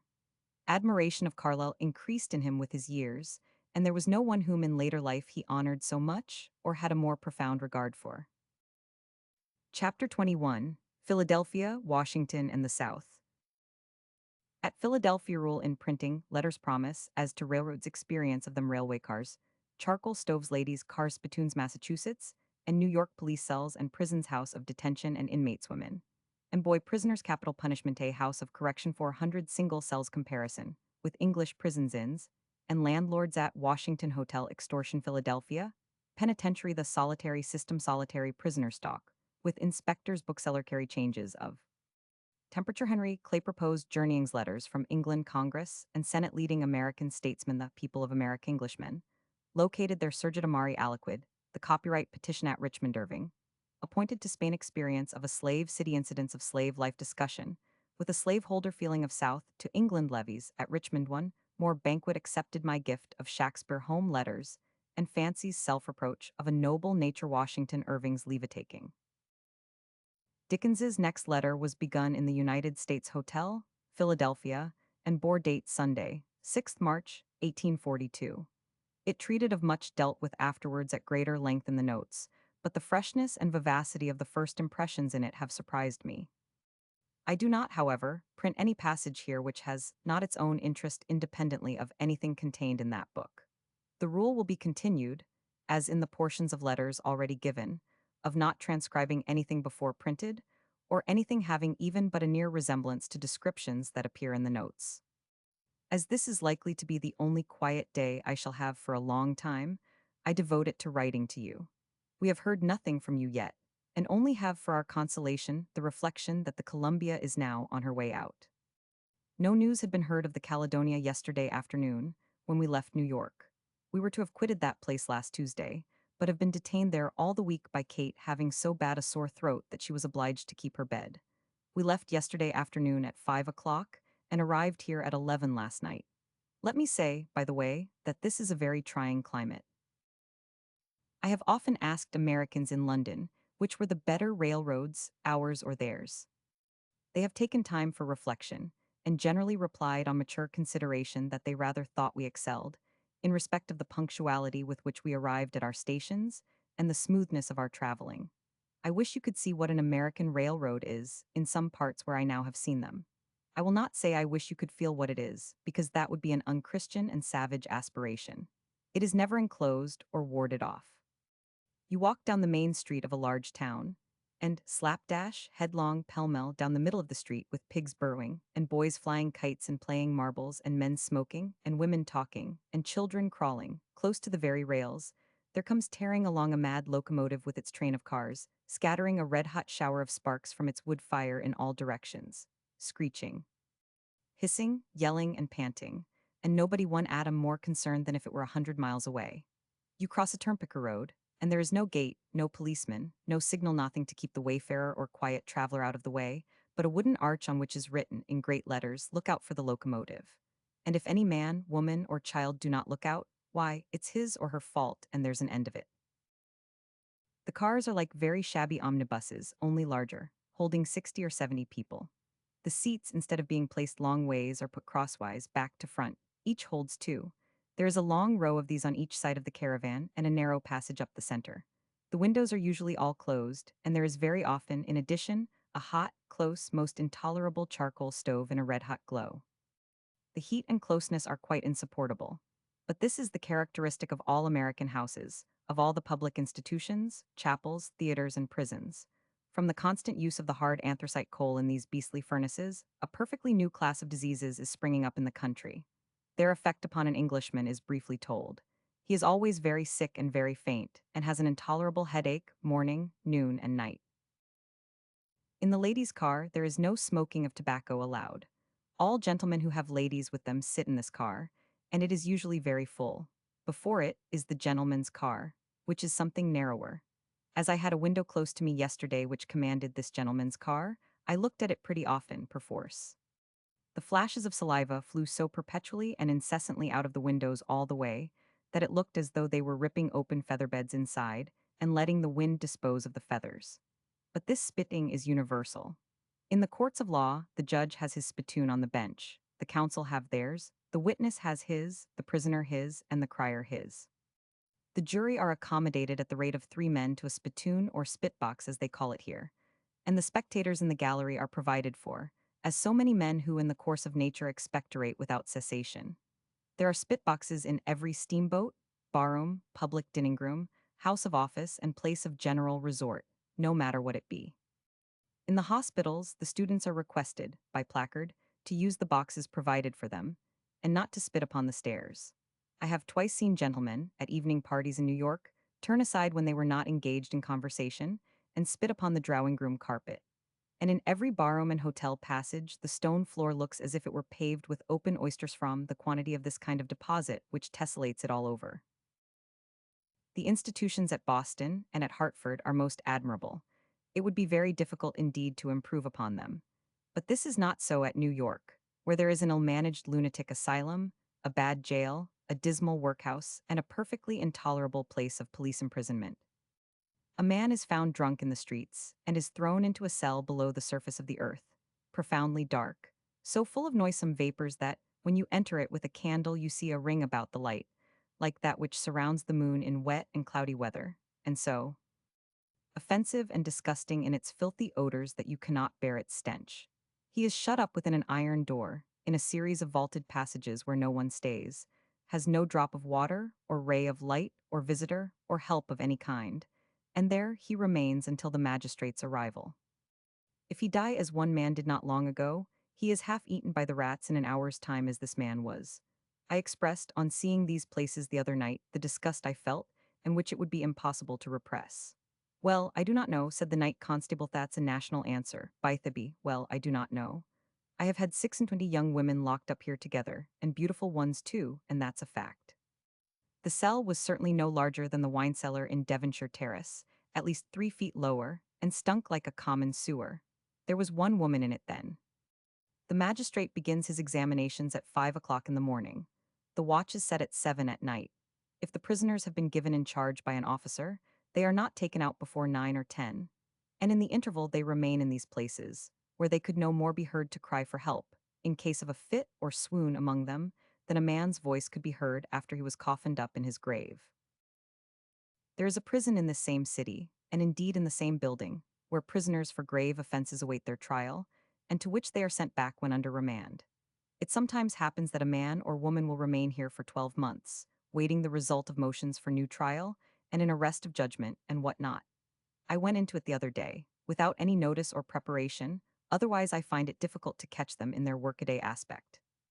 I stood in a long, high, narrow building, consisting of 4 galleries one above the other, with a bridge across each, on which sat a turnkey, sleeping or reading as the case might be. From the roof, a couple of windsails dangled and drooped, limp and useless, the skylight being fast closed, and they only designed for summer use.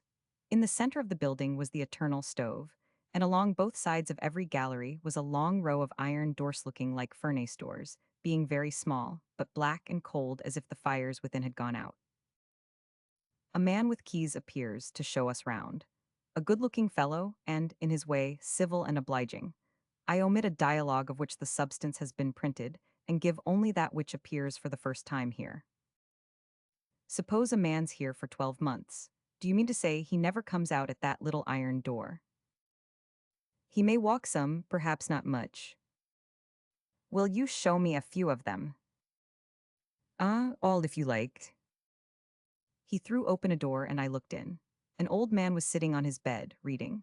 The light came in through a small chink, very high up in the wall.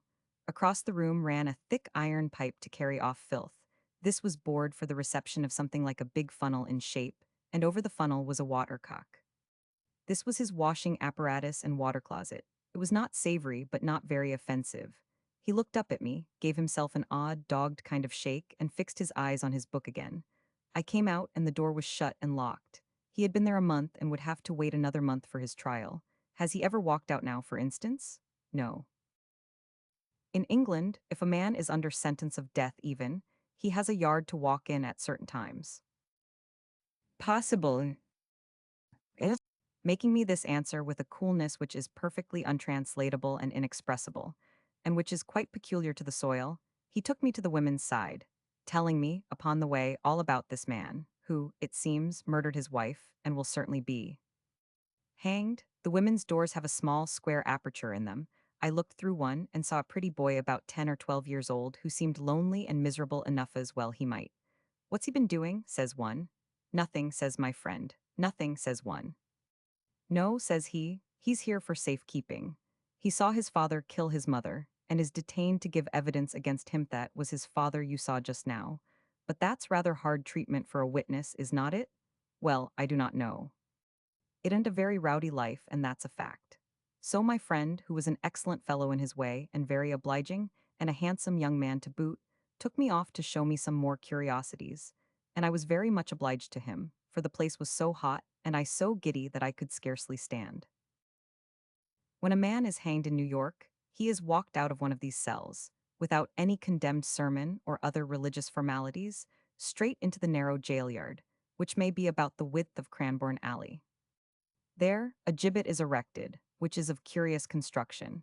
For the culprit stands on the earth with the rope about his neck, which passes through a pulley in the top of the tree. See Newgate calendar pass him, and is attached to a weight something heavier than the man.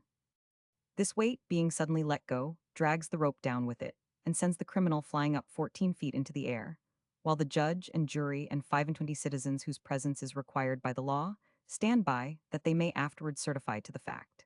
This yard is a very dismal place, and when I looked at it, I thought the practice infinitely superior to ours, much more solemn and far less degrading and indecent.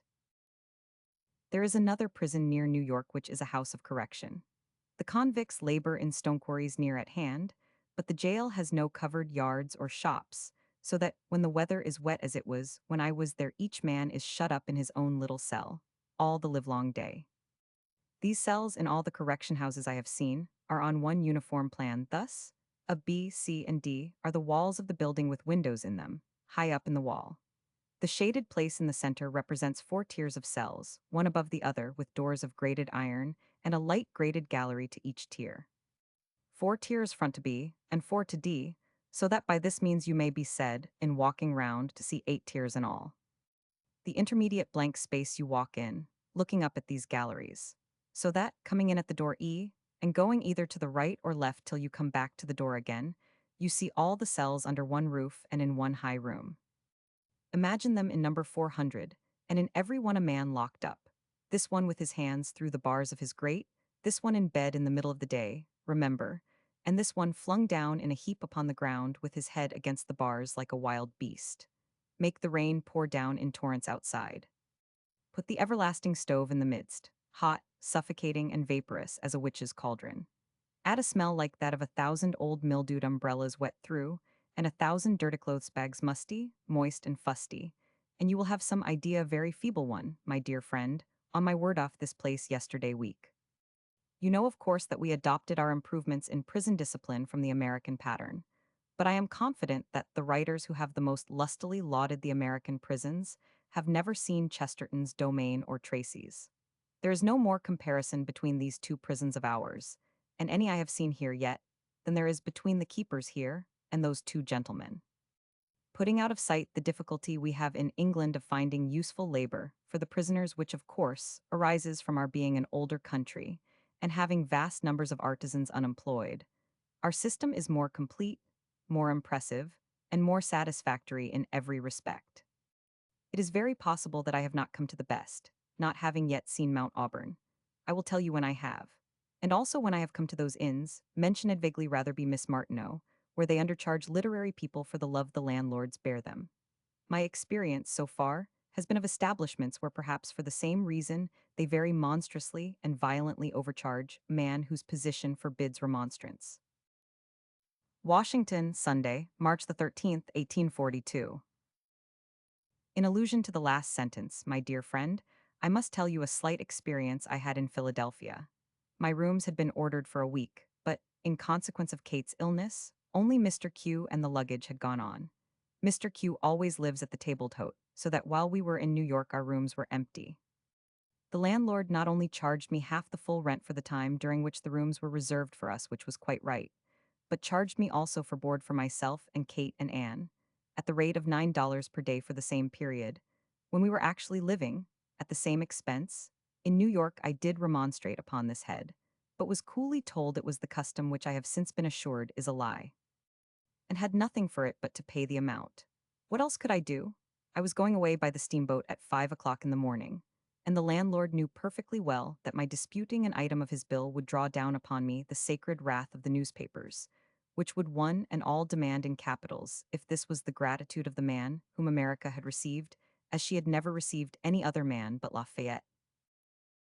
I went last Tuesday to the Eastern Penitentiary near Philadelphia, which is the only prison in the States, or I believe in the world, on the principle of hopeless, strict, and unrelaxed solitary confinement during the whole term of the sentence.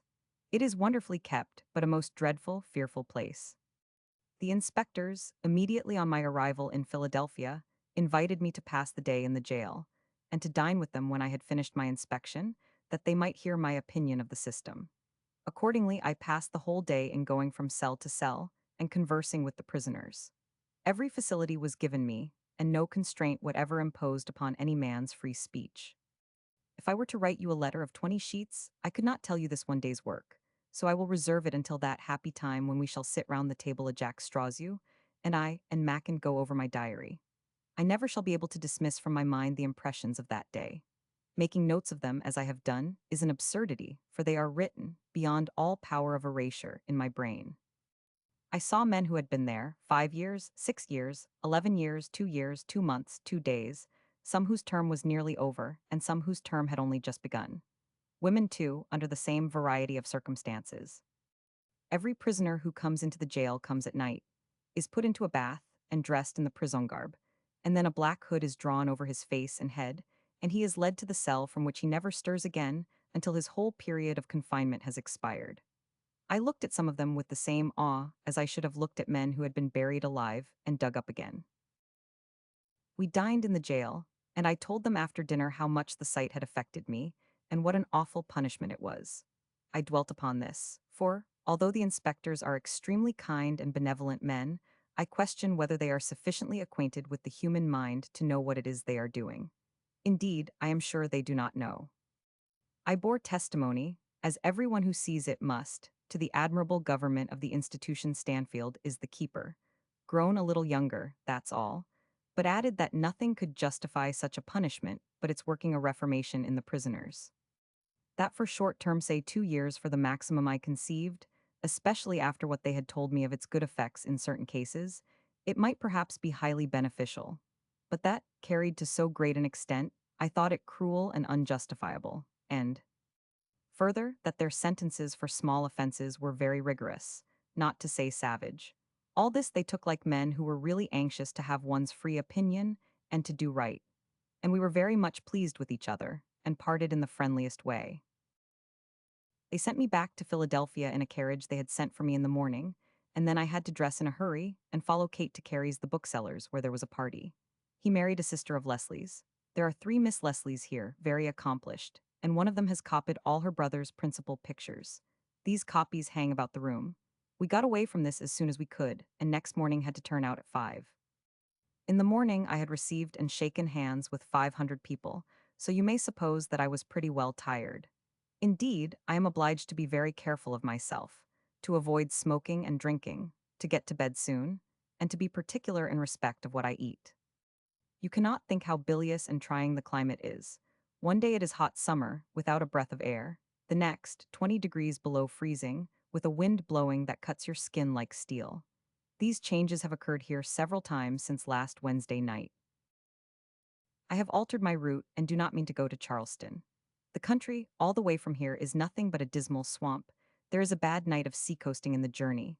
The equinoctial gales are blowing hard, and Clay, a most charming fellow, Bytheby, whom I have consulted, strongly dissuades me. The weather is intensely hot there. The spring fever is coming on, and there is very little to see after all. We therefore go next Wednesday night to Richmond, which we shall reach on Thursday. There we shall stop 3 days, my object being to see some tobacco plantations. Then we shall go by James River back to Baltimore, which we have already passed through, and where we shall stay 2 days. Then we shall go west at once, straight through the most gigantic part of this continent, across the Alleghany Mountains and over a prairie. Still at Washington, 15th March, 1842. It is impossible, my dear friend, to tell you what we felt when Mr. Q, who is a fearfully sentimental genius, but heartily interested in all that concerns us, came to where we were dining last Sunday, and sent in a note to the effect that the Caledonia had arrived. Being really assured of her safety, we felt as if the distance between us and home were diminished by at least 1/2. There was great joy everywhere here, for she had been quite despaired of, but our joy was beyond all telling. This news came on by express. Last night your letters reached us. I was dining with a club, for I cannot avoid a dinner of that sort, now and then, and Kate sent me a note about 9 o'clock to say they were here. But she did not open them, which I consider heroic, until I came home. That was about 10:30, and we read them until nearly 2 in the morning. I will not say a word about your letters, except that Kate and I have come to a conclusion which makes me tremble in my shoes, for we decide that humorous narrative is your forte, and not statesmen of the Commonwealth. I will not say a word about your news, for how could I in that case, while you want to hear what we are doing, resist the temptation of expending pages on those darling children? I have the privilege of appearing on the floor of both houses here, and go to them every day. They are very handsome and commodious. There's a great deal of bad speaking, but there are a great many very remarkable men in the legislature, such as John Quincy Adams, Clay, Preston, Calhoun, and others, with whom I need scarcely add I have been placed in the friendliest relations. Adams is a fine old fellow, 26 years old, but with most surprising vigor, memory, readiness, and pluck. Clay is perfectly enchanting, an irresistible man. There are some very notable specimens, too, out of the West. Splendid men to look at, hard to deceive, prompt to act, lions in energy, Crichtons in varied accomplishments, Indians in quickness of eye and gesture, Americans in affectionate and generous impulse. It would be difficult to exaggerate the nobility of some of these glorious fellows. When Clay retires, as he does this month, Preston will become the leader of the Whig party. He so solemnly assures me that the international copyright shall and will be passed that I almost begin to hope, and I shall be entitled to say, if it be, that I have brought it about. You have no idea how universal the discussion of its merits and demerits has become, or how eager for the change I have made a portion of the people. You remember what was, in England. If you could but see him here, if you could only have seen him when he called on us the other day, feigning abstraction in the dreadful pressure of affairs of state, rubbing his forehead as one who was hoary of the world, and exhibiting a sublime caricature of Lord Burleigh. He is the only thoroughly unreal man I have seen on this side the ocean. Heaven help the president. All parties are against him, and he appears truly wretched. We go to a levee at his house tonight. He has invited me to dinner on Friday, but I am obliged to decline, for we leave, per steamboat, tomorrow night. I said I would not write anything more concerning the American people for 2 months.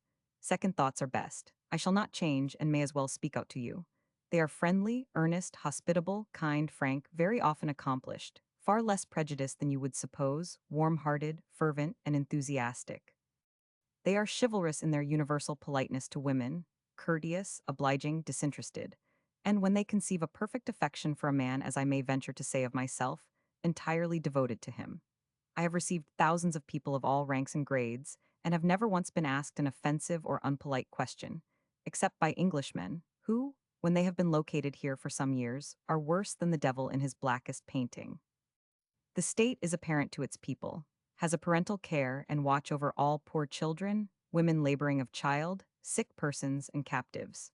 The common men render you assistance in the streets, and would revolt from the offer of a piece of money.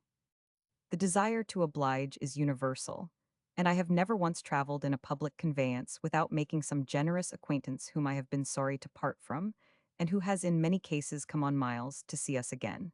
But I do not like the country. I would not live here, on any consideration.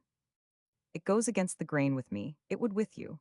I think it impossible, utterly impossible, for any Englishman to live here and be happy.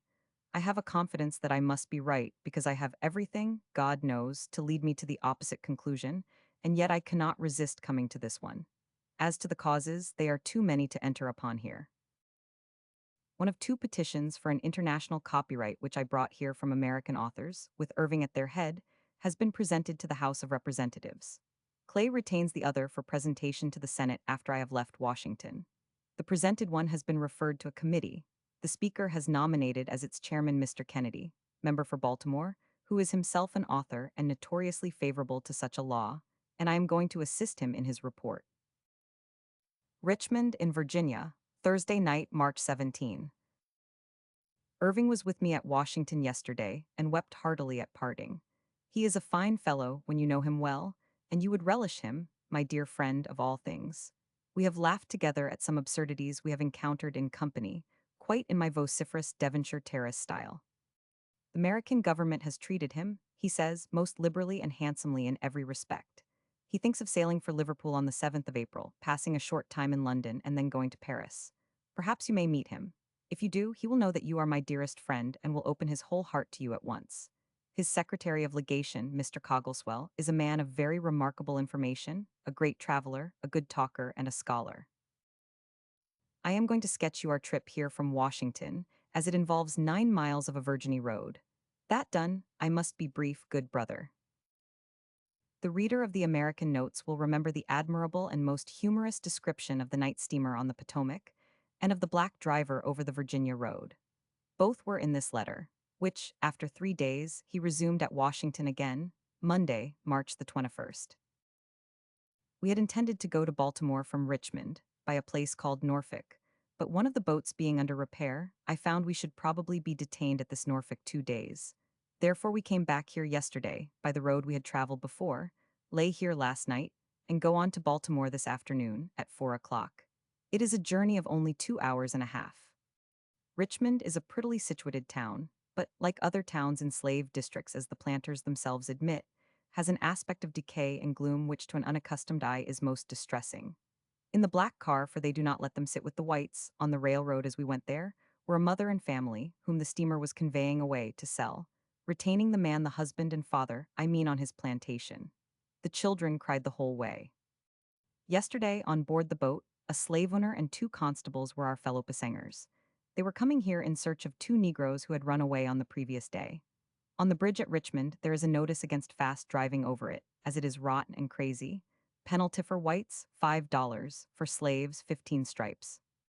My heart is lightened as if a great load had been taken from it, when I think that we are turning our backs on this accursed and detested system. I really do not think I could have borne it any longer. It is all very well to say be silent on the subject. They will not let you be silent. They will ask you what you think of it, and will expatiate on slavery as if it were one of the greatest blessings of mankind. It's not, said a hard, bad-looking fellow to me the other day, it's not the interest of a man to use his slaves 99. It's damned nonsense that you hear in England.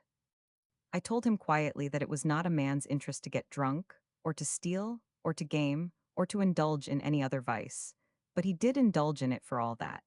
That cruelty and the abuse of irresponsible power were 2 of the bad passions of human nature, with the gratification of which considerations of interest or of ruin had nothing whatever to do. And that, while every candid man must admit that even a slave might be happy enough with a good master, all human beings knew that bad masters, cruel masters, and masters who disgraced the form they bore, were matters of experience and history, whose existence was as undisputed as that of slaves themselves. He was a little taken aback by this, and asked me if I believed in the Bible. Yes, I said, but if any man could prove to me that it sanctioned slavery, I would place no further credence in it. Well then, he said, by God, sir, the niggers must be kept down, and the whites have put down the colored people wherever they have found them. That's the whole question, said one. Yes, and by God, says he, the British had better not stand out on that point when Lord Ashburton comes over, for I never felt so warlike as I do now, and that's a fact. I was obliged to accept a public supper in this Richmond, and I saw plainly enough there that the hatred which these southern states bear to us as a nation has been fanned up and revived again by this Creole business, and can scarcely be exaggerated. We were desperately tired at Richmond, as we went to a great many places and received a very great number of visitors. We appoint usually 2 hours in every day for this latter purpose, and have our rooms so full at that period that it is difficult to move or breathe. Before we left Richmond, a gentleman told me, when I really was so exhausted that I could hardly stand, that 3 people of great fashion were much offended by having been told, when they called last evening, that I was tired and not visible then, but would be at home from 12 to 2 next day. Another gentleman, no doubt of great fashion, also sent a letter to me 2 hours after I had gone to bed, preparatory to rising at 4 next morning, with instructions to the slave who brought it to knock me up and wait for an answer. I am going to break my resolution of accepting no more public entertainments, in favor of the originators of the printed document overleaf. They live upon the confines of the Indian Territory, some 2,000 miles or more west of New York. Think of my dining there. And yet, please God, the festival will come off, I should say, about the 12th or 15th of next month. The printed document was a series of resolutions, moved at a public meeting attended by all the principal citizens, judges, professors, and doctors of St. Louis, urgently inviting to that city of the far west the distinguished writer, then the guest of America, eulogizing his genius, and tendering to him their warmest hospitalities. He was at Baltimore when he closed his letter. Baltimore, Tuesday, March 22d.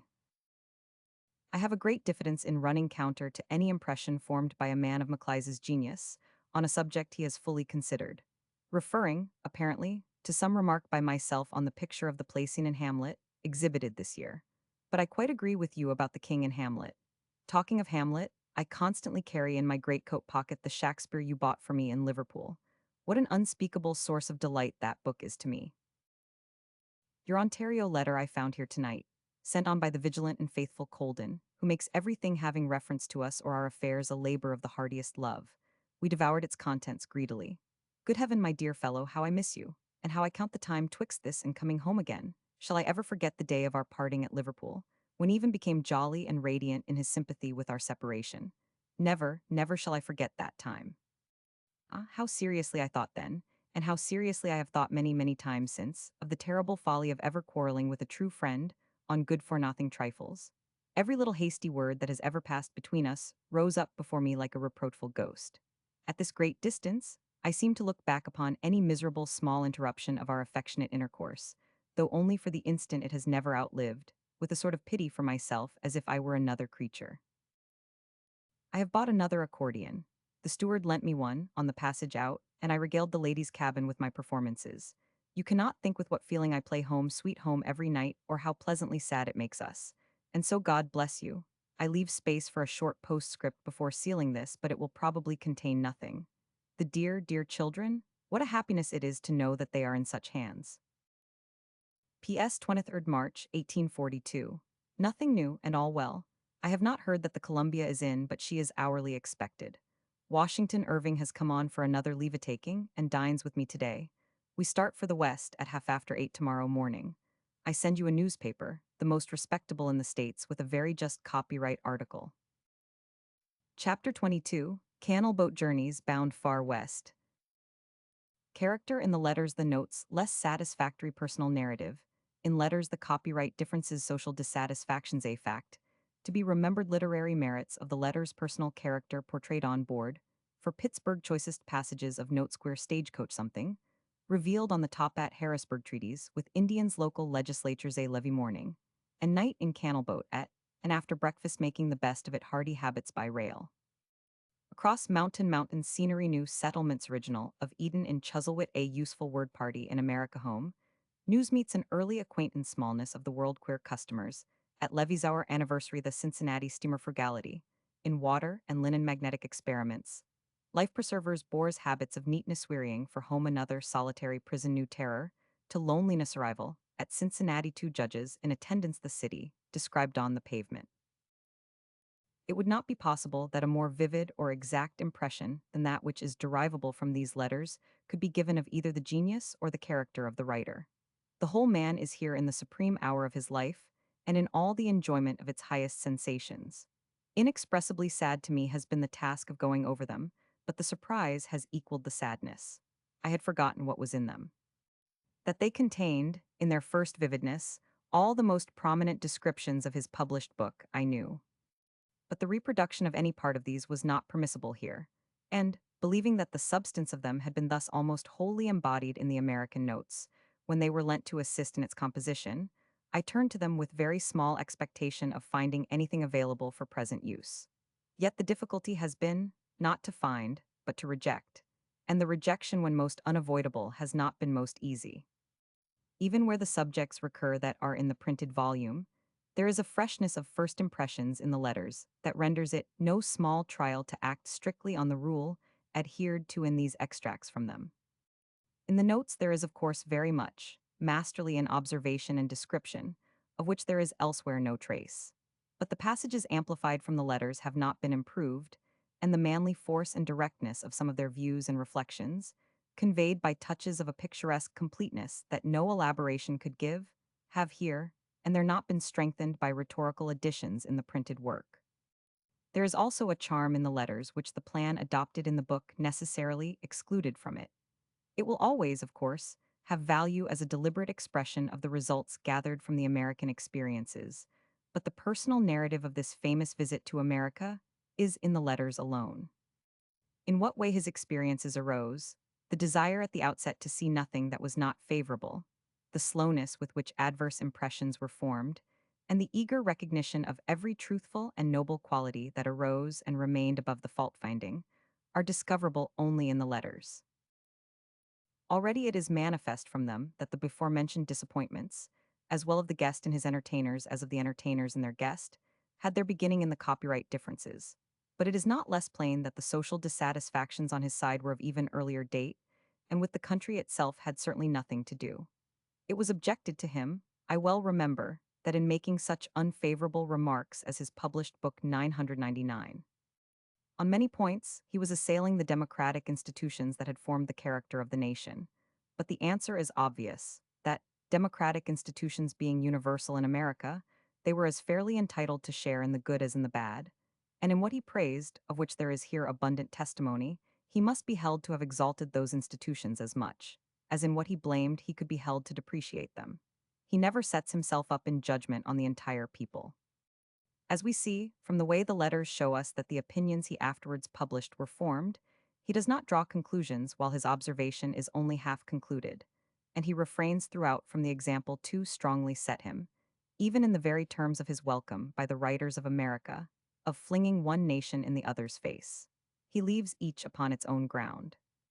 His great business in his publication, as in the first impressions recorded here, is to exhibit social influences at work as he saw them himself, and it would surely have been of all bad compliments the worst, when resolving, in the tone and with the purpose of a friend, to make public what he had observed in America, if he had supposed that such a country would take truth amiss.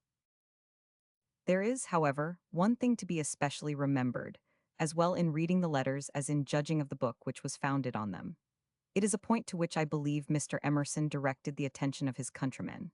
Everything of an objectionable kind, whether the author would have it so or not, stands out more prominently and distinctly than matter of the opposite description. The social sin is a more tangible thing than the social virtue. Pertinaciously to insist upon the charities and graces of life is to outrage their quiet and unobtrusive character, but we incur the danger of extending the vulgarities and indecencies if we seem to countenance by omitting to expose them. And if this is only kept in view in reading what is here given, the proportion of censure will be found not to overbalance the just admiration and unexaggerated praise. Apart from such considerations, it is to be also said, the letters, from which I am now printing exactly as they were written, have claims, as mere literature, of an unusual kind. Unrivaled quickness of observation, the rare faculty of seizing out of a multitude of things the thing only that is essential, the irresistible play of humor, such pathos as only humorists of this high order possess, and the unwearied, unforced vivacity of ever fresh, buoyant, bounding. Animal spirits never found more natural, variously easy, or picturesque expression. Written amid such distraction, fatigue, and weariness as they describe, amid the jarring noises of hotels and streets, aboard steamers, on canal boats, and in log huts, there is not an erasure in them. Not external objects only, but feelings, reflections, and thoughts are photographed into visible forms with the same unexampled ease. They borrow no help from the matters of which they treat. They would have given to the subjects described old acquaintance and engrossing interest if they had been about a people in the moon. Of the personal character at the same time self-portrayed, others, whose emotions it less vividly awakens, will judge more calmly and clearly than myself. Yet to myself only can it be known how small were the services of friendship that sufficed to rouse all the sensibilities of this beautiful and noble nature. Throughout our lifelong intercourse it was the same. His keenness of discrimination failed him never excepting here, when it was lost in the limitless extent of his appreciation of all kindly things, and never did he receive what was meant for a benefit that he was not eager to return it 100-fold. No man more truly generous ever lived. His next letter was begun from on board the canal boat, going to Pittsburgh, Monday, March 28, 1842, and the difficulties of rejection, to which reference has just been made, have been nowhere felt by me so much. Several of the descriptive masterpieces of the book are in it, with such touches of original freshness as might fairly have justified a reproduction of them in their first form. Among these are the Harrisburg coach on its way through the Susquehanna Valley, the railroad across the mountain, the brown forester of the Mississippi, the interrogative man in Pepper and Salt, and the affecting scene of the emigrants put ashore as the steamer passes up the Ohio. But all that I may here give, bearing any resemblance to what is given in the notes, are the opening sketch of the small creature on the top of the queer stagecoach, to which the printed version fails to do adequate justice, and an experience to which the interest belongs of having suggested the settlement of Eden in Martin Chuzzlewit. We left Baltimore last Thursday, the 21st, at 8:30 in the morning, by railroad, and got to a place called York about 12. There we dined and took a stagecoach for Harrisburg, 25 miles further. This stagecoach was like nothing so much as the body of one of the swings you see at a fair, set upon four wheels and roofed, and covered at the sides with painted canvas. There were 12 inside. I thank my stars was on the box. The luggage was on the roof, among it a good-sized dining table and a big rocking chair. We also took up an intoxicated gentleman, who sat for 10 miles between me and the coachman, and another intoxicated gentleman who got up behind, but in the course of a mile or two fell off without hurting himself, and was seen in the distant perspective reeling back to the grog shop where we had found him. There were 4 horses to this landark, of course, but we did not perform the journey until after 6:30 that night. The first half of the journey was tame enough, but the second lay through the valley of the Susquehanna. I think I spell it right, but I have not that American geography at hand, which is very beautiful. I think I formerly made a casual remark to you touching the precocity of the youth of this country. When we changed horses on this journey, I got down to stretch my legs, refresh myself with a glass of whiskey and waiter, and shake the wet off my greatcoat, for it was raining very heavily, and continued to do so all night. Mounting to my seat again, I observed something lying on the roof of the coach, which I took to be a rather large fiddle in a brown bag. In the course of 10 miles or so, however, I discovered that it had a pair of dirty shoes at one end and a glazed cap at the other, and further observation demonstrated it to be a small boy in a snuff-colored coat, with his arms quite pinioned to his sides by deep forcing into his pockets. He was, I presume, a relative or friend of the coachman's, as he lay atop of the luggage, with his face towards the rain, and, except when a change of position brought his shoes in contact with my hat, he appeared to be asleep. Sir, when we stopped to water the horses, about 2 miles from Harrisburg, this thing slowly upreared itself to the height of 3 foot 8, and fixing its eyes on me with a mingled expression of complacency, patronage, national independence, and sympathy for all outer barbarians and foreigners, said, in shrill piping accents, "Well now, stranger, I guess you find this a most like an English afternoon, hey?" It is unnecessary to add that I thirsted for his blood. We had all next morning in Harrisburg, as the canal boat was not to start until 3 o'clock in the afternoon. The officials called upon me before I had finished breakfast, and, as the town is the seat of the Pennsylvanian legislature, I went up to the Capitol. I was very much interested in looking over a number of treaties made with the poor Indians, their signatures being rough drawings of the creatures or weapons they are called after, and the extraordinary drawing of these emblems, showing the queer, unused, shaky manner in which each man has held the pen, struck me very much. You know my small respect for our House of Commons.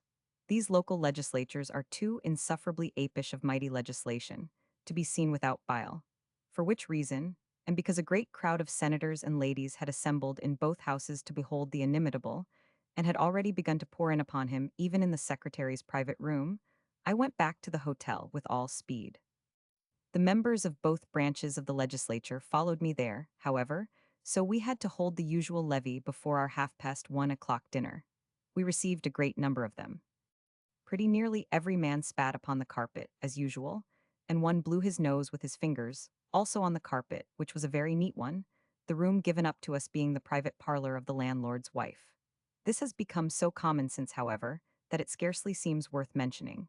Please to observe that the gentleman in question was a member of the Senate, which answers as they very often tell me to our House of Lords. The innkeeper was the most attentive, civil, and obliging person I ever saw in my life. On being asked for his bill, he said there was no bill, the honor and pleasure, etc., being more than sufficient. I did not permit this, of course, and begged Mr. Q to explain to him that, traveling 4 strong, I could not hear of it on any account. And now I come to the canal boat. Bless your heart and soul, my dear fellow, if you could only see us on board the canal boat. Let me think, for a moment, at what time of the day or night I should best like you to see us. In the morning, between 5 and 6 in the morning, shall I say? Well, you would like to see me, standing on the deck, fishing the dirty water out of the canal with a tin ladle chained to the boat by a long chain, pouring the same into a tin basin also chained up in like manner, and scrubbing my face with the jack towel. At night, shall I say? I do not know that you would like to look into the cabin at night, only to see me lying on a temporary shelf exactly the width of the sheet of paper. When it's open, I measured it this morning, with one man above me and another below, and, in all, 8 and 20 in a low cabin, which you cannot stand upright in with your hat on. I do not think you would like to look in at breakfast time either, for then these shelves have only just been taken down and put away, and the atmosphere of the place is, as you may suppose, by no means fresh.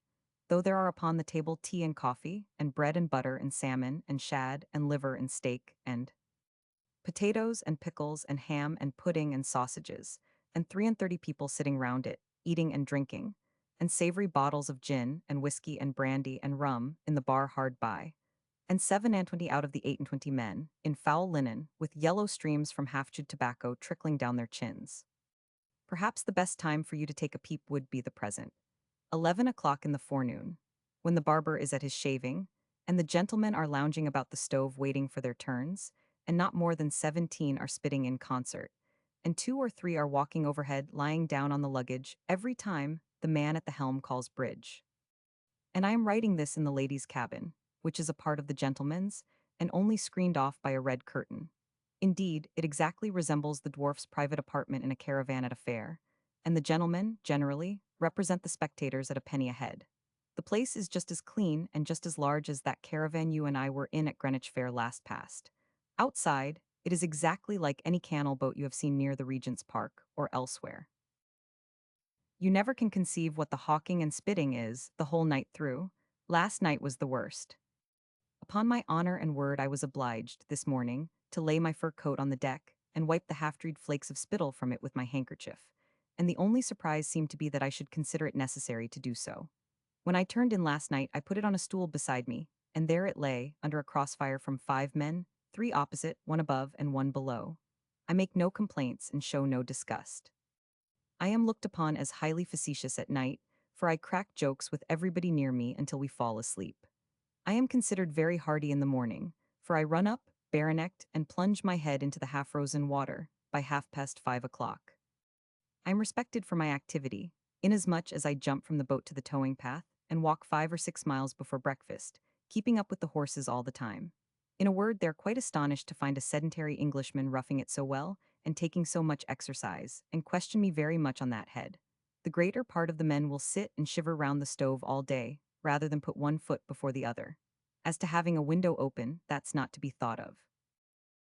We expect to reach Pittsburgh tonight between 8 and 9 o'clock, and there we ardently hope to find your March letters awaiting us. We have had, with the exception of Friday afternoon, exquisite weather but cold, clear starlight and moonlight nights. The canal has run, for the most part, by the side of the Susquehanna and Iwanata rivers, and has been carried through tremendous obstacles. Yesterday we crossed the mountain. This is done by railroad. You dine at an inn upon the mountain, and, including the half-hour allowed for the meal, are rather more than 5 hours performing this strange part of the journey. The people north and down east have terrible legends of its danger, but they appear to be exceedingly careful and do not go to work at all wildly. There are some queer precipices close to the rails, certainly, but every precaution is taken, I am inclined to think, that such difficulties and such a vast work will admit of. The scenery, before you reach the mountains, and when you are on them, and after you have left them, is very grand and fine, and the canal winds its way through some deep, sullen gorges, which, seen by moonlight, are very impressive, though immeasurably inferior to Glencoe, to whose terrors I have not seen the smallest approach. We have passed, both in the mountains and elsewhere, a great number of new settlements and detached log houses. Their utterly forlorn and miserable appearance baffles all description. I have not seen 6 cabins out of 600 where the windows have been whole. Old hats, old clothes, old boards, old fragments of blanket and paper are stuffed into the broken glass, and their air is misery and desolation. It pains the eye to see the stumps of great trees thickly strewn in every field of wheat, and never to lose the eternal swamp and dull morass, with hundreds of rotten trunks, of elm and pine and sycamore and logwood, steeped in its unwholesome water, where the frogs so croak at night that after dark there is an incessant sound, as if millions of phantom teams, with bells, were traveling through the upper air, at an enormous distance off. It is quite an oppressive circumstance, too, to come upon great tracts, where settlers have been burning down the trees, and where their wounded bodies lie about, like those of murdered creatures. While here and there some charred and blackened giant rears two bare arms aloft, and seems to curse his enemies. The prettiest sight I have seen was yesterday, when we on the heights of the mountain, and in a keen wind looked down into a valley full of light and softness, catching glimpses of scattered cabins, children running to the doors, dogs bursting out to bark, pigs scampering home like so many prodigal sons, families sitting out in their gardens, cows gazing upward with a stupid indifference, men in their shirt sleeves, looking on at their unfinished houses and planning work for tomorrow, and the train riding on, high above them like a storm. But I know this is beautiful, very beautiful. I wonder whether you and Mac mean to go to Greenwich Fair. Perhaps you dine at the Crown and Scepter today, for it's Easter Monday, who knows? I wish you drank punch, dear Forster. It's a shabby thing, not to be able to picture you with that cool green glass. I told you of the many uses of the word fix. I ask Mr. Q on board a steamboat if breakfast be nearly ready, and he tells me yes, he should think so, for when he was last below the steward was fixing the tables, in other words, laying the cloth. When we have been writing, and I beg him, do you remember anything of my love of order at this distance of time? To collect our papers, he answers that he will fix 'em presently. So when a man's dressing, he's fixing himself, and when you put yourself under a doctor, he fixes you in no time. T'other night, before we came on board here, when I had ordered a bottle of mulled claret and waited some time for it, it was put on table with an apology from the landlord, a lieutenant colonel, that he feared it was not fixed properly. And here, on Saturday morning, a Western man, handing the potatoes to Mr. Q.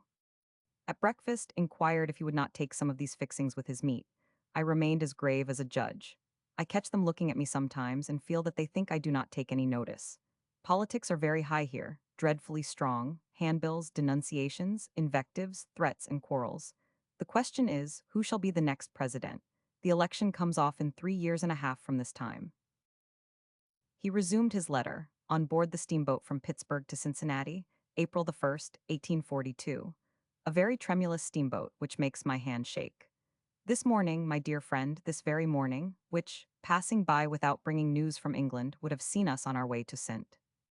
Louis via Cincinnati and Louisville with sad hearts and dejected countenances, and the prospect of remaining for at least 3 weeks longer, without any intelligence of those so inexpressibly dear to us. Thy's very morning, bright and lucky morning that it was, a great packet was brought to our bedroom door from home. How I have read and reread your affectionate, hearty, interesting, funny, serious, delightful, and thoroughly Forsterian Columbia letter, I will not attempt to tell you, or how glad I am that you liked my first, or how afraid I am that my second was not written in such good spirits as it should have been, or how glad I am again to think that my third was, or how I hope you will find some amusement from my fourth, this present missive. All this and more affectionate and earnest words than the post office would convey at any price, though they have no sharp edges to hurt the stamping clerk. I will understand, I know, without expression or attempt at expression. So, having got over the first agitation of so much pleasure, and having walked the deck, and being now in the cabin, where one party are playing at chess, and another party are asleep, and another are talking round the stove, and all are spitting, and a persevering bore of a horrible New Englander with a droning voice like a gigantic bee will sit down beside me, though I am writing and talk incessantly in my very ear to Kate. Here goes again. Let me see. I should tell you first that we got to Pittsburgh between 8 and 9 o'clock of the evening of the day on which I left off at the top of this sheet, and were there received by a little man, a very little man whom I knew years ago in London. He rejoiceth in the name of 500. G. And, when I knew him, was in partnership with his father on the stock exchange, and lived handsomely at Dalston. They failed in business soon afterwards, and then this little man began to turn to account what had previously been his amusement and accomplishment, by painting little subjects for the fancy shops. So I lost sight of him nearly 10 years ago, and here he turned up t'other day as a portrait painter in Pittsburgh. He had previously written me a letter which moved me a good deal, by a kind of quiet independence and contentment at breath, and still a painful sense of being alone, so very far from home. I received it in Philadelphia and answered it. He dined with us every day of our stay in Pittsburgh. They were only 3, and was truly gratified and delighted to find me unchanged, more so than I can tell you. I am very glad tonight to think how much happiness we have fortunately been able to give him. Pittsburgh is like Birmingham, at least its townsfolk say so, and I did not contradict them. It is, in one respect. There is a great deal of smoke in it. I quite offended a man at our yesterday's levee, who supposed I was now quite at home, by telling him that the notion of London being so dark a place was a popular mistake. We had very queer customers at our receptions, I do assure you. Not least among them, a gentleman with his inexpressibles imperfectly buttoned and his waistband resting on his thighs, who stood behind the half-open door, and could by no temptation or inducement be prevailed upon to come out. There was also another gentleman, with one eye and one fixed gooseberry, who stood in a corner, motionless like an 8-day clock, and glared upon me as I courteously received the Pittsburgians. There were also 2 red-headed brothers boys, young dragons rather, who hovered about Kate and would not go. A great crowd they were for 3 days, and a very queer one. Still in the same boat, April the 2nd, 1842. Many, many happy returns of the day. It's only 8 o'clock in the morning now, but we mean to drink your health after dinner, in a bumper, and scores of Richmond dinners to us. We have some wine, a present sent on board by our Pittsburgh landlord, in our own cabin, and we shall tap it to good purpose, I assure you, wishing you all manner and kinds of happiness, and a long life to ourselves, that we may be partakers of it. We have wondered 100 times already, whether you and Mac will dine anywhere together in honor of the day. I say yes, but Kate says no. She predicts that you will ask Mac, and he will not go. I have not yet heard from him. We have a better cabin here than we had on board the Britannia, the berths being much wider, and the den having 2 doors, one opening on the ladies' cabin, and one upon a little gallery in the stern of the boat. We expect to be at Cincinnati some time on Monday morning, and we carry about 50 passengers. The cabin for meals goes right through the boat, from the prow to the stern, and is very long, only a small portion of it being divided off by a partition of wood and ground glass for the ladies. We breakfast at 7:30, dine at 1, and sup at 6. Nobody will sit down to any one of these meals, though the dishes are smoking on the board, until the ladies have appeared and taken their chairs. It was the same in the canal boat. The washing department is a little more civilized than it was on the canal, but bad is the best. Indeed, the Americans, when they are traveling, as Miss Martineau seems disposed to admit, are exceedingly negligent, not to say dirty. To the best of my making out, the ladies, under most circumstances, are content with smearing their hands and faces in a very small quantity of water. So are the men, who superadd to that mode of ablution a hasty use of the common brush and comb. It is quite a practice, too, to wear but 1 cotton shirt a week, and 3 or 4 fine linen fronts. Anne reports that this is Mr. Q.'s course of proceeding, and my portrait painting friend told me that it was the case with pretty nearly all his sitters, so that when he bought a piece of cloth not long ago, and instructed the sempstress to make it all into shirts, not fronts, she thought him deranged. My friend the New Englander, of whom I wrote last night, is perhaps the most intolerable bore on this vast continent. He drones and snuffles and writes poems and talks small philosophy and metaphysics, and never will be quiet under any circumstances. He is going to a great temperance convention at Cincinnati, along with a doctor of whom I saw something at Pittsburgh. The doctor, in addition to being everything that the New Englander is a phrenologist besides. I dodge them about the boat. Whenever I appear on deck, I see them bearing down upon me to fly. The New Englander was very anxious last night that he and I should form a magnetic chain and magnetize the doctor for the benefit of all incredulous passengers, but I declined on the plea of tremendous occupation in the way of letter writing. And speaking of magnetism, let me tell you that the other night at Pittsburgh, there being present only Mr. Q and the portrait painter, Kate sat down, laughing, for me to try my hand upon her. I had been holding forth upon the subject rather luminously, and asserting that I thought I could exercise the influence but had never tried. In 6 minutes I magnetized her into hysterics, and then into the magnetic sleep. I tried again next night, and she fell into the slumber in little more than 2 minutes. I can wake her with perfect ease, but I confess, not being prepared for anything so sudden and complete, I was on the first occasion rather alarmed. The western parts being sometimes hazardous, I have fitted out the whole of my little company with life preservers, which I inflate with great solemnity when we get aboard any boat, and keep, as Mrs. Cluppins did her umbrella in the Court of Common Pleas, ready for use upon a moment's notice. He resumed his letter, on Sunday, April the 3rd, with allusion to a general who had called upon him in Washington with two literary ladies, and had written to him next day for an immediate interview, as the two LLs were ambitious of the honor of a personal introduction. Besides the doctor and the dread New Englander, we have on board that valiant general who wrote to me about the two LLs. He is an old, old man with a weazen face and the remains of a pigeon breast in his military surtout. He is acutely gentlemanly and officer-like. The breast has so subsided, and the face has become so strongly marked, that he seems, like a pigeon pie, to show only the feet of the bird outside, and to keep the rest to himself. He is perhaps the most horrible bore in this country, and I am quite serious when I say that I do not believe there are, on the whole earth besides, so many intensified bores as in these United States. No man can form an adequate idea of the real meaning of the word without coming here. There are no particular characters on board, with these three exceptions. Indeed, I seldom see the passengers but at meal times, as I read and write in our own little stateroom. I have smuggled two chairs into our crib and write this on a book upon my knee. Everything is in the neatest order, of course, and my shaving tackle, dressing case, brushes, books, and papers are arranged with as much precision as if we were going to remain here a month. Thank God we are not. The average width of the river rather exceeds that of the Thames at Greenwich. In parts it is much broader, and then there is usually a green island, covered with trees, dividing it into two streams. Occasionally we stop for a few minutes at a small town, or village I ought to say city. Everything is a city here. But the banks are for the most part deep solitudes, overgrown with trees which, in these western latitudes, are already in leaf and very green. All this I see, as I write, from the little door into the stern gallery, which I mentioned just now.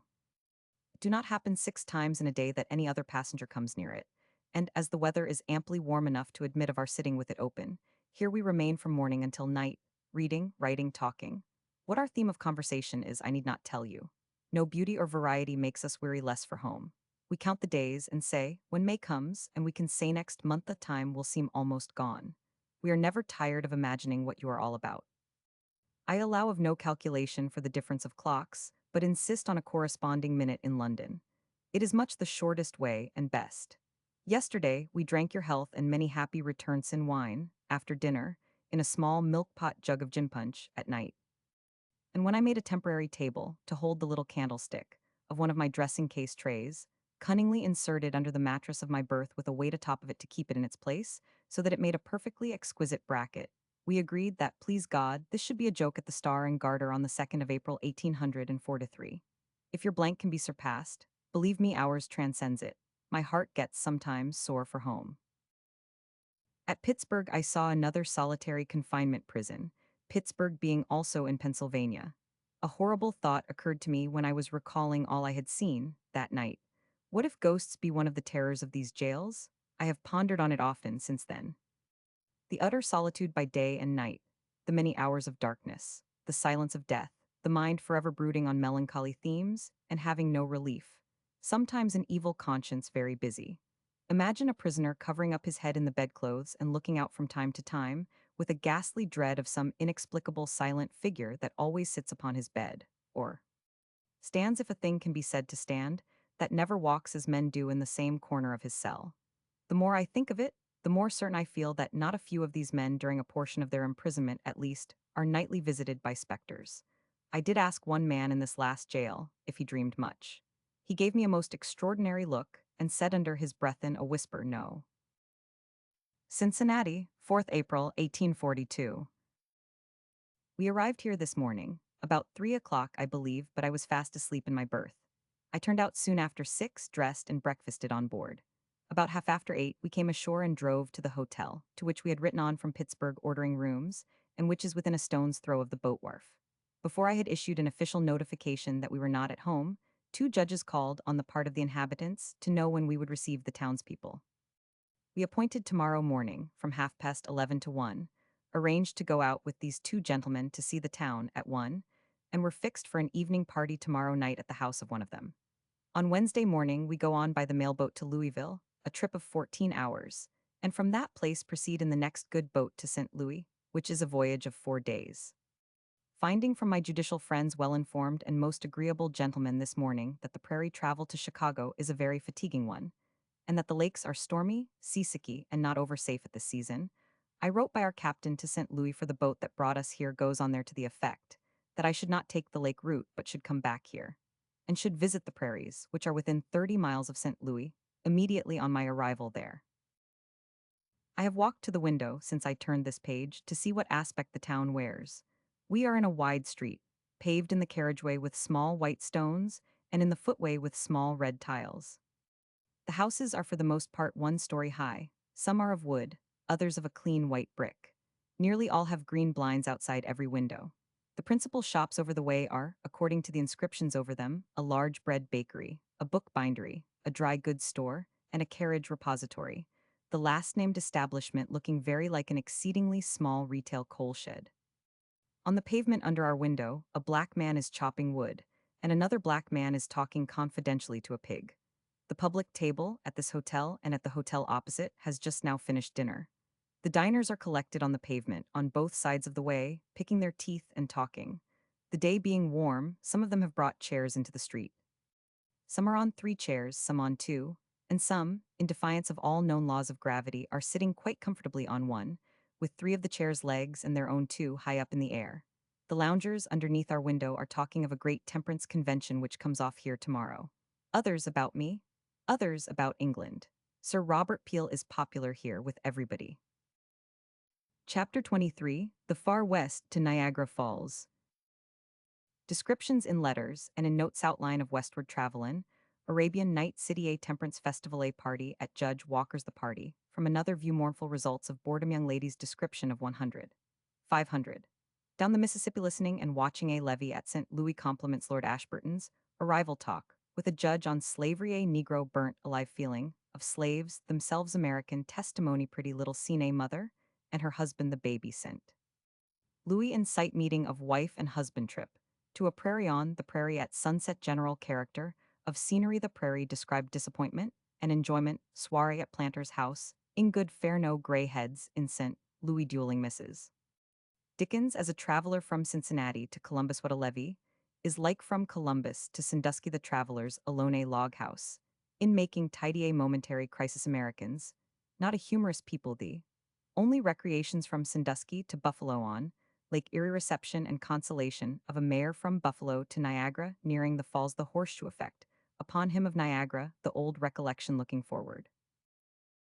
The next letter described his experiences in the far west, his stay in St. Louis, his visit to a prairie, the return to Cincinnati, and after a stagecoach ride from that city to Columbus, the travel thence to Sandusky, and so, by Lake Erie, to the Falls of Niagara. All these subjects appear in the notes, but nothing printed there is repeated in the extracts now to be given. Of the closing passages of his journey, when he turned from Columbus in the direction of home, the story, here for the first time told, is in his most characteristic vein. The account that will be found of the prairie will probably be preferred to what is given in the notes. The Cincinnati sketches are very pleasant, and even such a description as that of the Niagara Falls, of which so much is made in the book, has here an independent novelty and freshness. The first vividness is in his letter. The naturalness of associating no image or sense but of repose, with a grandeur so mighty and resistless, is best presented suddenly, and, in a few words, we have the material as well as moral beauty of a scene unrivaled in its kind upon the earth. The instant impression we find to be worth more than the eloquent recollection. The captain of the boat that had dropped them at Cincinnati and gone to St. Louis had stayed in the latter place until they were able to join and return with him. This letter bears date accordingly, on board the messenger again, going from St. Louis back to Cincinnati. Friday, 15th April, 1842, and its first paragraph is an outline of the movements which it afterwards describes in detail. We remained in Cincinnati 1 whole day after the date of my last, and left on Wednesday morning, the 6th. We reached Louisville soon after midnight on the same night, and slept there. Next day at 1 o'clock we put ourselves on board another steamer, and traveled on until Sunday evening, the 10th, when we reached St. Louis at about 9 o'clock. The next day we devoted to seeing the city. Next day, Tuesday, the 12th, I started off with a party of men. We were 14 in all to see a prairie. Returned to St. Louis about noon on the 13th. Attended a soiree and ball, not a dinner given in my honor that night. And yesterday afternoon at 4 o'clock, we turned our faces homewards. Thank heaven. Cincinnati is only 50 years old, but is a very beautiful city. I think the prettiest place I have seen here, except Boston. It has risen out of the forest like an Arabian Nights city, is well laid out, ornamented in the suburbs with pretty villas, and above all, for this is a very rare feature in America, has smooth turf plots and well-kept gardens. There happened to be a great temperance festival, and the procession mustered under and past our windows early in the morning. I suppose they were 20,000 strong at least. Some of the banners were quaint and odd enough. The ship carpenters, for instance, displayed on one side of their flag the good ship Temperance in full sail, on the other, the steamer Alcohol blowing up sky high. The Irishmen had a portrait of Father Matthew, you may be sure. And Washington's broad lower jaw Bythaby, Washington had not a pleasant face figured in all parts of the ranks. In a kind of square at one outskirt of the city, they divided into bodies, and were addressed by different speakers. Drier speaking I never heard. I own that I felt quite uncomfortable to think they could take the taste of it out of their mouths with nothing better than water. In the evening, we went to a party at Judge Walker's, and were introduced to at least 150 first-rate bores, separately and singly. I was required to sit down by the greater part of them, and talk. In the night we were serenaded, as we usually are in every place we come to, and very well serenaded, I assure you. But we were very much knocked up. I really think my face has acquired a fixed expression of sadness from the constant and unmitigated boring I endure. The LLs have carried away all my cheerfulness. There is a line in my chin on the right side of the underlip, indelibly fixed there by the New Englander I told you of in my last. I have the print of a crow's foot on the outside of my left eye, which I attribute to the literary characters of small towns. A dimple has vanished from my cheek, which I felt myself robbed of at the time by a wise legislator. But on the other hand, I am really indebted for a good broad grin to P.E., literary critic of Philadelphia, and sole proprietor of the English language in its grammatical and idiomatical purity. To P.E., with the shiny straight hair and turn-a-down shirt collar, who taketh all of us English men of letters to task in print, roundly and uncompromisingly, but told me at the same time that I had awakened a new era in his mind. The last 200 miles of the voyage from Cincinnati to St. Louis are upon the Mississippi, for you come down the Ohio to its mouth. It is well for society that this Mississippi, the renowned father of waters, had no children who take after him. It is the beastliest river in the world. His description is in the notes. Conceive the pleasure of rushing down the stream by night, as we did last night at the rate of 15 miles an hour, striking against floating blocks of timber every instant, and dreading some infernal blow at every bump. The helmsman in these boats is in a little glass house upon the roof. In the Mississippi, another man stands in the very head of the vessel, listening and watching intently. Listening, because they can tell in dark nights by the noise when any great obstruction is at hand. This man holds the rope of a large bell which hangs close to the wheelhouse, and whenever he pulls it, the engine is to stop directly, and not to stir until he rings again. Last night, this bell rang at least once in every 5 minutes, and at each alarm there was a concussion which nearly flung one out of bed. While I have been writing this account, we have shot out of that hideous river, thanks be to God, never to see it again, I hope, but in a nightmare. We are now on the smooth Ohio, and the change is like the transition from pain to perfect ease. We had a very crowded levee in St. Louis. Of course, the paper had an account of it. If I were to drop a letter in the street, it would be in the newspaper next day, and nobody would think its publication an outrage. The editor objected to my hair, as not curling sufficiently. He admitted an eye, but objected again to dress, as being somewhat foppish, and indeed perhaps rather flash. But such, he benevolently adds, are the differences between American and English taste rendered more apparent, perhaps, by all the other gentlemen present being dressed in black. Oh, that you could have seen the other gentlemen. A St. Louis lady complimented Kate upon her voice and manner of speaking, assuring her that she should never have suspected her of being Scotch or even English. She was so obliging as to add that she would have taken her for an American, anywhere, which she, Kate, was no doubt aware, was a very great compliment, as the Americans were admitted on all hands to have greatly refined upon the English language. I need not tell you that out of Boston and New York, a nasal drawl is universal, but I may as well hint that the prevailing grammar is also more than doubtful. that the oddest vulgarisms are received idioms, that all the women who have been bred in slave states speak more or less like Negroes, from having been constantly in their childhood with black nurses, and that the most fashionable and aristocratic these are two words in great use. Instead of asking you in what place you were born, inquire where you hail from. Lord Ashburton arrived at Annapolis t'other day, after a voyage of 40-odd days in heavy weather. Straightway the newspapers state, on the authority of a correspondent who rode round the ship, I leave you to fancy her condition, that America need fear no superiority from England, in respect of her wooden walls. The same correspondent is quite pleased with the frank manner of the English officers, and patronizes them as being, for John Bulls, quite refined. My face, like Haji Baba's, turns upside down, and my liver is changed to water when I come upon such things, and think who writes and who read them. They will not let me alone about slavery. A certain judge in St. Louis went so far yesterday that I fell upon him to the indescribable horror of the man who brought him and told him a piece of my mind. I said that I was very averse to speaking on the subject here, and always forbore, if possible. But when he pitied our national ignorance of the truths of slavery, I must remind him that we went upon indisputable records, obtained after many years of careful investigation, and at all sorts of self-sacrifice, and that I believed we were much more competent to judge of its atrocity and horror than he who had been brought up in the midst of it. I told him that I could sympathize with men who admitted it to be a dreadful evil, but frankly confessed their inability to devise a means of getting rid of it. But that men who spoke of it as a blessing, as a matter of course, as a state of things to be desired, were out of the pale of reason, and that for them to speak of ignorance or prejudice was an absurdity too ridiculous to be combated. It is not 6 years ago since a slave in this very same St. Louis, being arrested I forget for what, and knowing he had no chance of a fair trial, be his offense what it might, drew his bowie knife and ripped the constable across the body. A scuffle ensuing, the desperate Negro stabbed two others with the same weapon.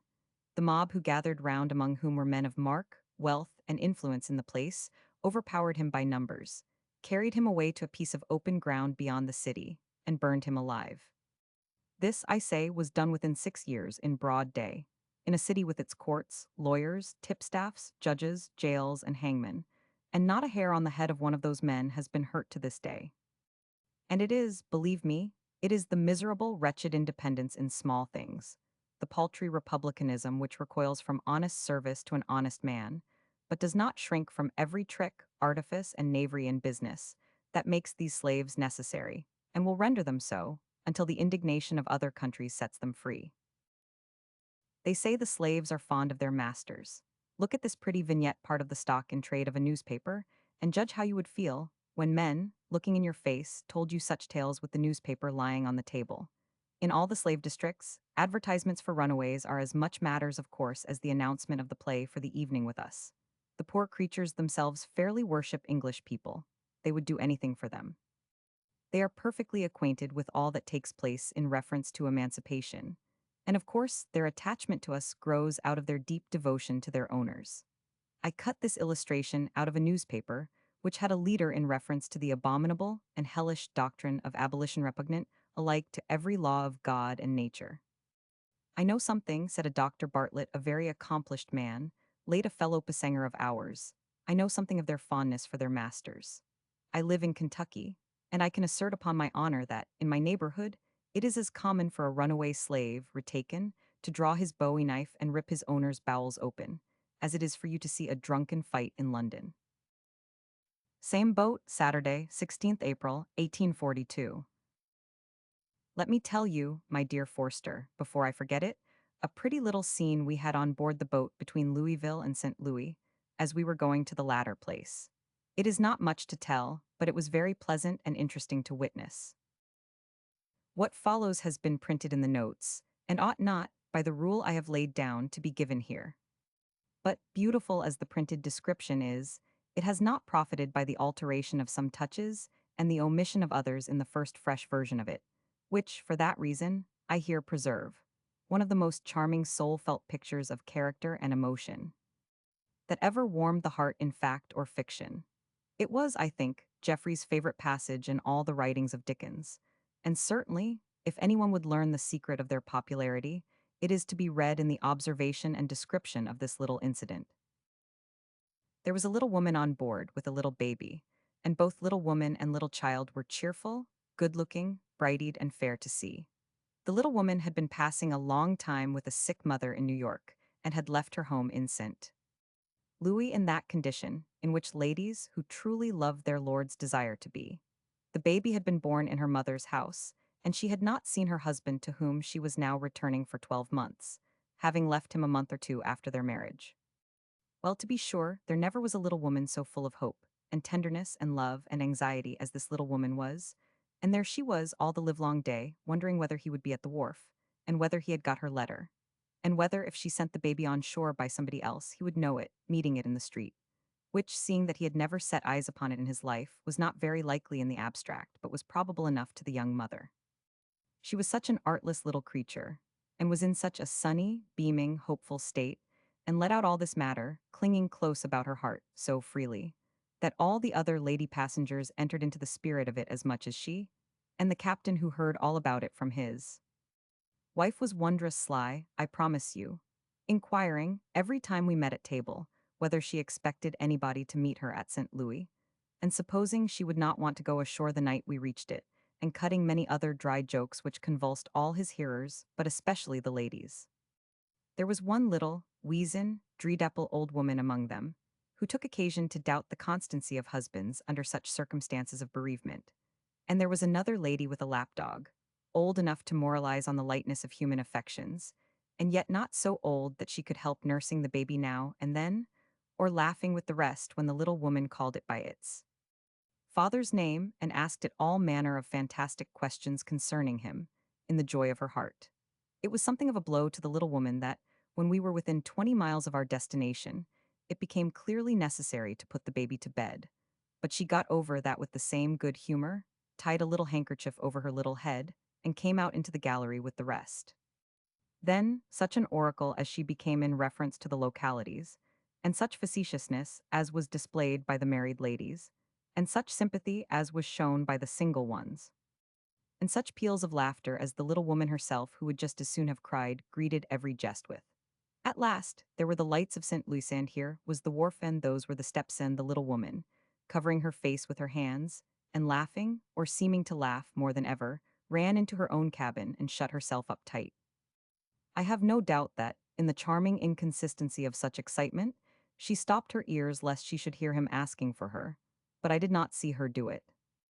Then a great crowd of people rushed on board, though the boat was not yet made fast, and was staggering about among the other boats to find a landing place, and everybody looked for the husband, and nobody saw him, when all of a sudden, right in the midst of them, God knows how she ever got there was the little woman hugging with both arms round the neck of a fine, good-looking, sturdy fellow.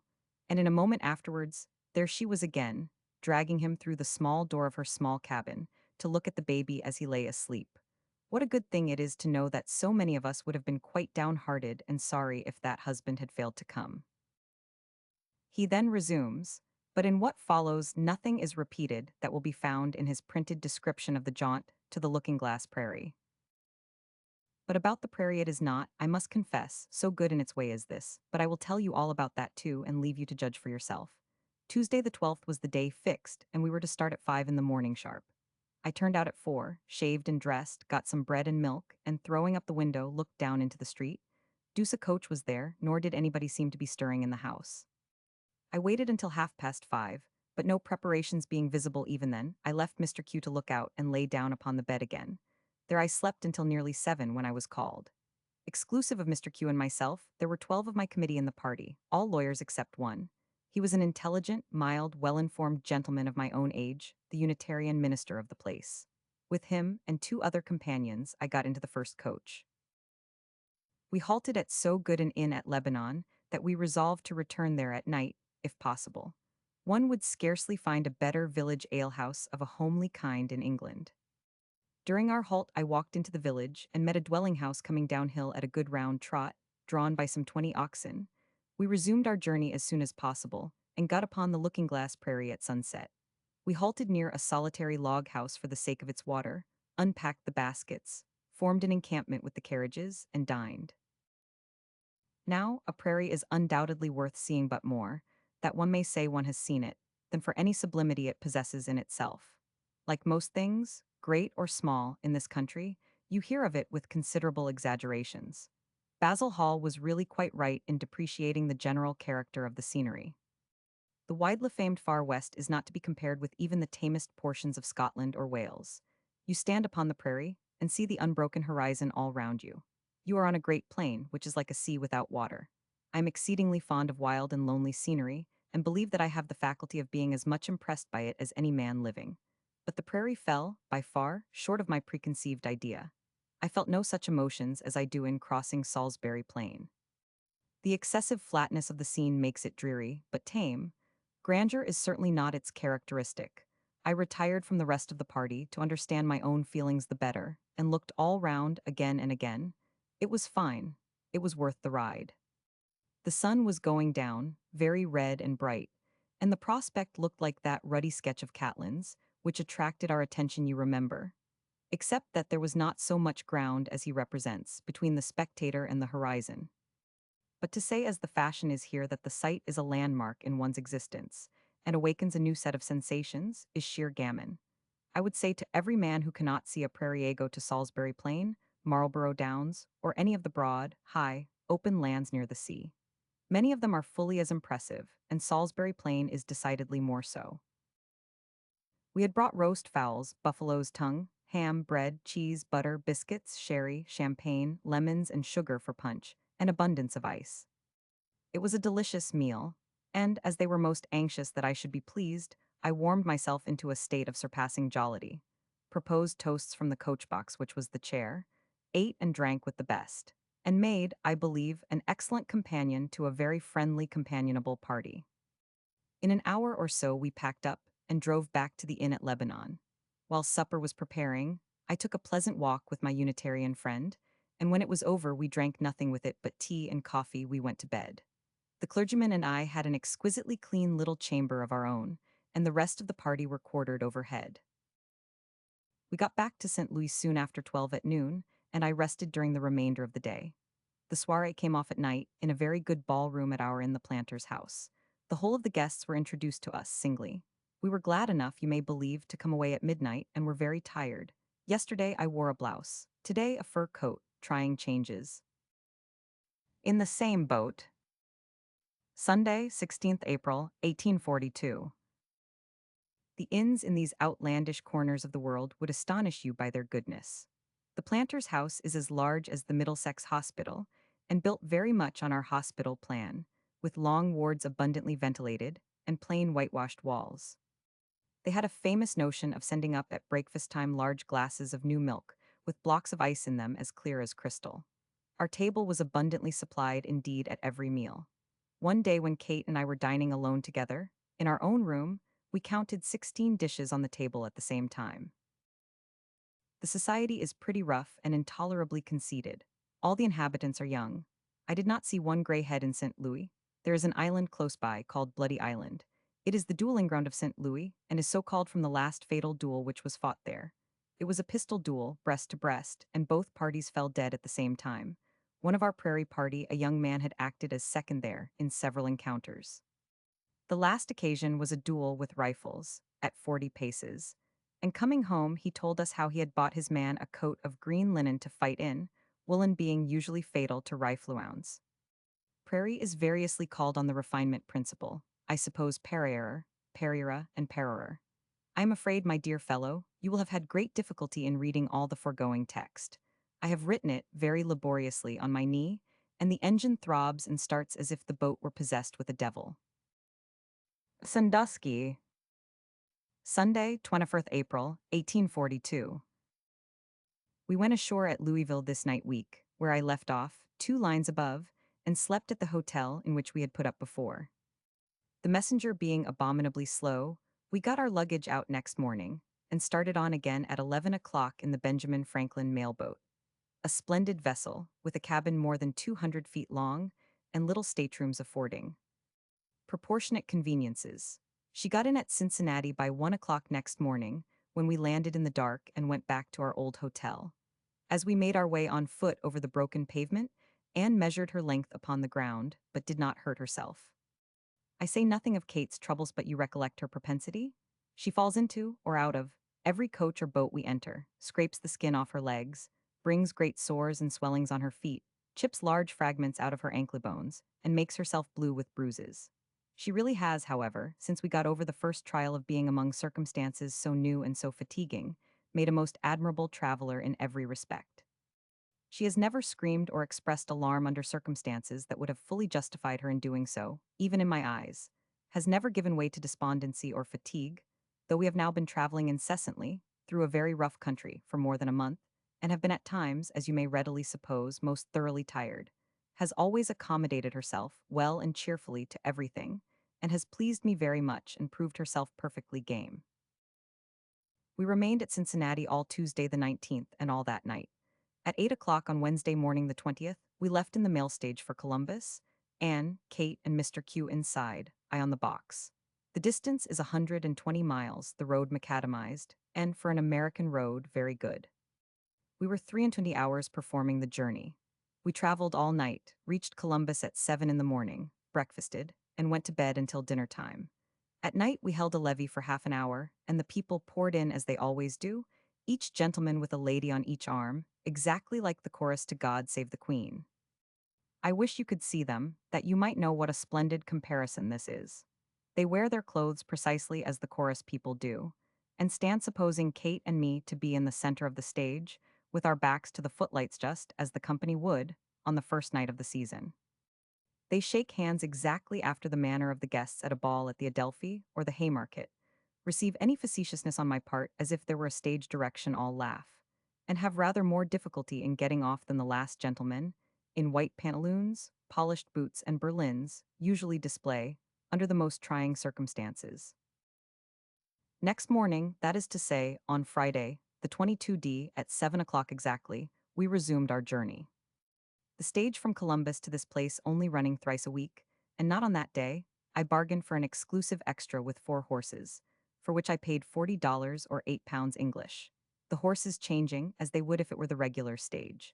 To ensure our getting on properly, the proprietors sent an agent on the box, and with no other company but him and a hamper full of eatables and drinkables, we went upon our way.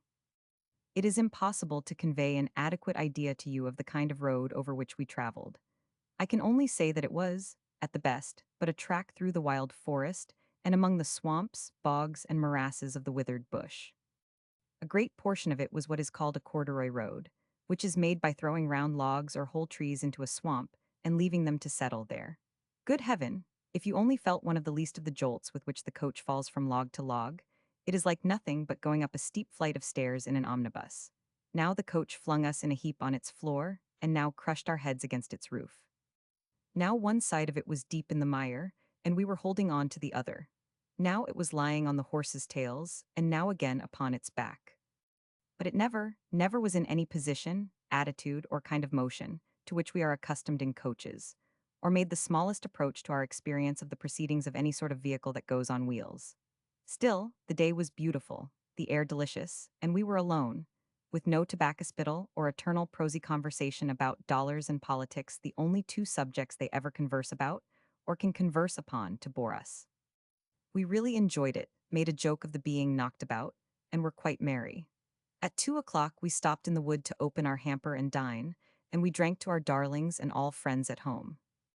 Then we started again and went on until 10 o'clock at night, when we reached a place called Lower Sandusky, 62 miles from our starting point. The last 3 hours of the journey were not very pleasant, for it lightened edifully, every flash very vivid, very blue, and very long, and the wood being so dense that the branches on either side of the track rattled and broke against the coach, it was rather a dangerous neighborhood for a thunderstorm. The inn at which we halted was a rough log house. The people were all abed, and we had to knock them up. We had the queerest sleeping room, with 2 doors, one opposite the other, both opening directly on the wild black country, and neither having any lock or bolt. The effect of these opposite doors was that one was always blowing the other open, an ingenuity in the art of building, which I do not remember to have met with before. You should have seen me, in my shirt, blockading them with portmanteaus, and desperately endeavoring to make the room tidy. But the blockading was really needful, for in my dressing case I have about 250 L. In gold, and for the amount of the middle figure in that scarce metal, there are not a few men in the West who would murder their fathers. Apropos of this golden store, consider at your leisure the strange state of things in this country. It has no money, really no money. The bank paper will not pass. The newspapers are full of advertisements from tradesmen who sell by barter, and American gold is not to be had or purchased. I bought sovereigns, English sovereigns at first, but as I could get none of them at Cincinnati to this day, I have had to purchase French gold, 20-franc pieces, with which I am traveling as if I were in Paris. But let's go back to Lower Sandusky. Mr. Q went to bed up in the roof of the log house somewhere, but was so beset by bugs that he got up after an hour and lay in the coach, where he was obliged to wait till breakfast time. We breakfasted, driver and all, in the one common room. It was papered with newspapers, and was as rough a place as need be. At 7:30 we started again, and we reached Sandusky at 6 o'clock yesterday afternoon. It is on Lake Erie, 24 hours' journey by steamboat from Buffalo. We found no boat here, nor has there been one since. We are waiting with everything packed up, ready to start on the shortest notice, and are anxiously looking out for smoke in the distance. There was an old gentleman in the log inn at Lower Sandusky, who treats with the Indians on the part of the American government, and has just concluded a treaty with the Wyandot Indians at that place to remove next year to some land provided for them west of the Mississippi, a little way beyond St. Louis. He described his negotiation to me, and their reluctance to go, exceedingly well. They are a fine people, but degraded and broken down. If you could see any of their men and women on a race course in England, you would not know them from gypsies. We are in a small house here, but a very comfortable one, and the people are exceedingly obliging. Their demeanor in these country parts is invariably morose, sullen, clownish, and repulsive. I should think there is not, on the face of the earth, a people so entirely destitute of humor, vivacity, or the capacity of enjoyment. It is most remarkable. I am quite serious when I say that I have not heard a hearty laugh these 6 weeks, except my own, nor have I seen a merry face on any shoulders but a black man's. Lounging listlessly about, idling in barrooms, smoking, spitting, and lolling on the pavement in rocking chairs outside the shop doors are the only recreations. I do not think the national shrewdness extends beyond the Yankees, that is, the Eastern men. The rest are heavy, dull, and ignorant. Our landlord here is from the East. He is a handsome, obliging civil fellow. He comes into the room with his hat on, spits in the fireplace as he talks, sits down on the sofa with his hat on, pulls out his newspaper and reads, but to all this I am accustomed. He is anxious to pleasen, that is enough. We are wishing very much for a boat, for we hope to find our letters at Buffalo. It is 1:30, and, as there is no boat in sight, we are fain sorely against our wills to order an early dinner. Tuesday, April 26th, 1842. Niagara falls upon the English side. I do not know at what length I might have written you from Sandusky, my beloved friend, if a steamer had not come in sight just as I finished the last unintelligible sheet. Oh, the ink in these parts. Whereupon I was obliged to pack up bag and baggage, to swallow a hasty apology for a dinner, and to hurry my train on board with all the speed I might. She was a fine steamship, 400 tons burden, named the Constitution, had very few passengers on board, and had bountiful and handsome accommodation. It's all very fine talking about Lake Erie, but it will not do for persons who are liable to seasickness. We were all sick. It's almost as bad in that respect as the Atlantic. The waves are very short and horribly constant. We reached Buffalo at 6 this morning, went ashore to breakfast, sent to the post office forthwith, and received—o, who or what can say with how much pleasure and what unspeakable delight, our English letters. We lay all Sunday night at a town, and a beautiful town too called Cleveland, on Lake Erie. The people poured on board, in crowds, by 6 on Monday morning to see me, and a party of gentlemen actually planted themselves before our little cabin, and stared in at the door and windows while I was washing, and Kate lay in bed. I was so incensed at this, and at a certain newspaper published in that town, which I had accidentally seen in Sandusky advocating war with England to the death, saying that Britain must be whipped again, and promising all true Americans that within 2 years they should sing Yankee Doodle in Hyde Park and hail Columbia in the courts of Westminster, that when the mayor came on board to present himself to me, according to custom, I refused to see him, and bade Mr. Q tell him why and wherefore. His honor took it very coolly, and retired to the top of the wharf with a big stick and a whittling knife, with which he worked so lustily staring at the closed door of our cabin all the time that long before the boat left, the big stick was no bigger than a cribbage peg. I never in my life was in such a state of excitement as coming from Buffalo here this morning. You come by railroad and are nigh 2 hours upon the way. I looked out for the spray and listened for the roar as far beyond the bounds of possibility as though, landing in Liverpool, I were to listen for the music of your pleasant voice in Lincoln's Inn Fields. At last, when the train stopped, I saw two great white clouds rising up from the depths of the earth, nothing more. They rose up slowly, gently, majestically into the air.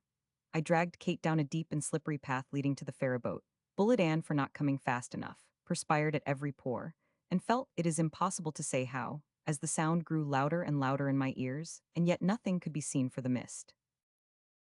There were two English officers with us.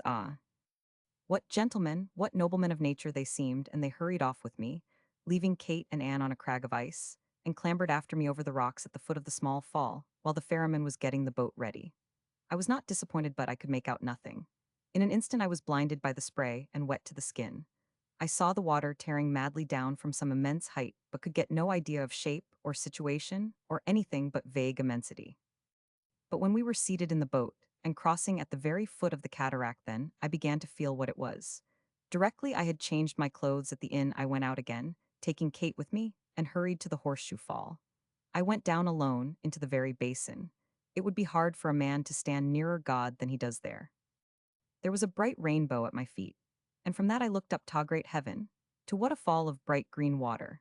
The broad, deep, mighty stream seems to die in the act of falling, and from its unfathomable grave arises that tremendous ghost of spray and mist which is never laid, and has been haunting this place with the same dread solemnity perhaps from the creation of the world. We purpose remaining here a week. In my next I will try to give you some idea of my impressions, and to tell you how they change with every day. At present it is impossible. I can only say that the first effect of this tremendous spectacle on me was peace of mind, tranquility, great thoughts of eternal rest and happiness, nothing of terror. I can shudder at the recollection of Glencoe, dear friend. With heaven's leave we must see Glencoe together, but whenever I think of Niagara I shall think of its beauty. If you could hear the roar that is in my ears as I write this. Both falls are under our windows. From our sitting room and bedroom we look down straight upon them. There is not a soul in the house but ourselves. What would I give if you and Mac were here to share the sensations of this time? I was going to add, what would I give if the dear girl whose ashes lie in Kensal Green had lived to come so far along with us, but she has been here many times? I doubt not, since her sweet face faded from my earthly sight. One word on the precious letters before I close. You are right, my dear fellow, about the papers, and you are right, I grieve to say, about the people. Am I right? Quoth the conjurer. Yes, from gallery, pit, and boxes. I did let out those things at first against my will, but when I come to tell you all well, only wait till the end of July. I say no more. I do perceive a perplexingly divided and subdivided duty in the matter of the book of travels. Oh, the sublimated essence of comicality that I could distill from the materials I have. You are a part, and an essential part, of our home, dear friend, and I exhaust my imagination in picturing the circumstances under which I shall surprise you by walking into 58 Lincoln's Inn Fields. We are truly grateful to God for the health and happiness of our inexpressibly dear children and all our friends. But one letter more, only one.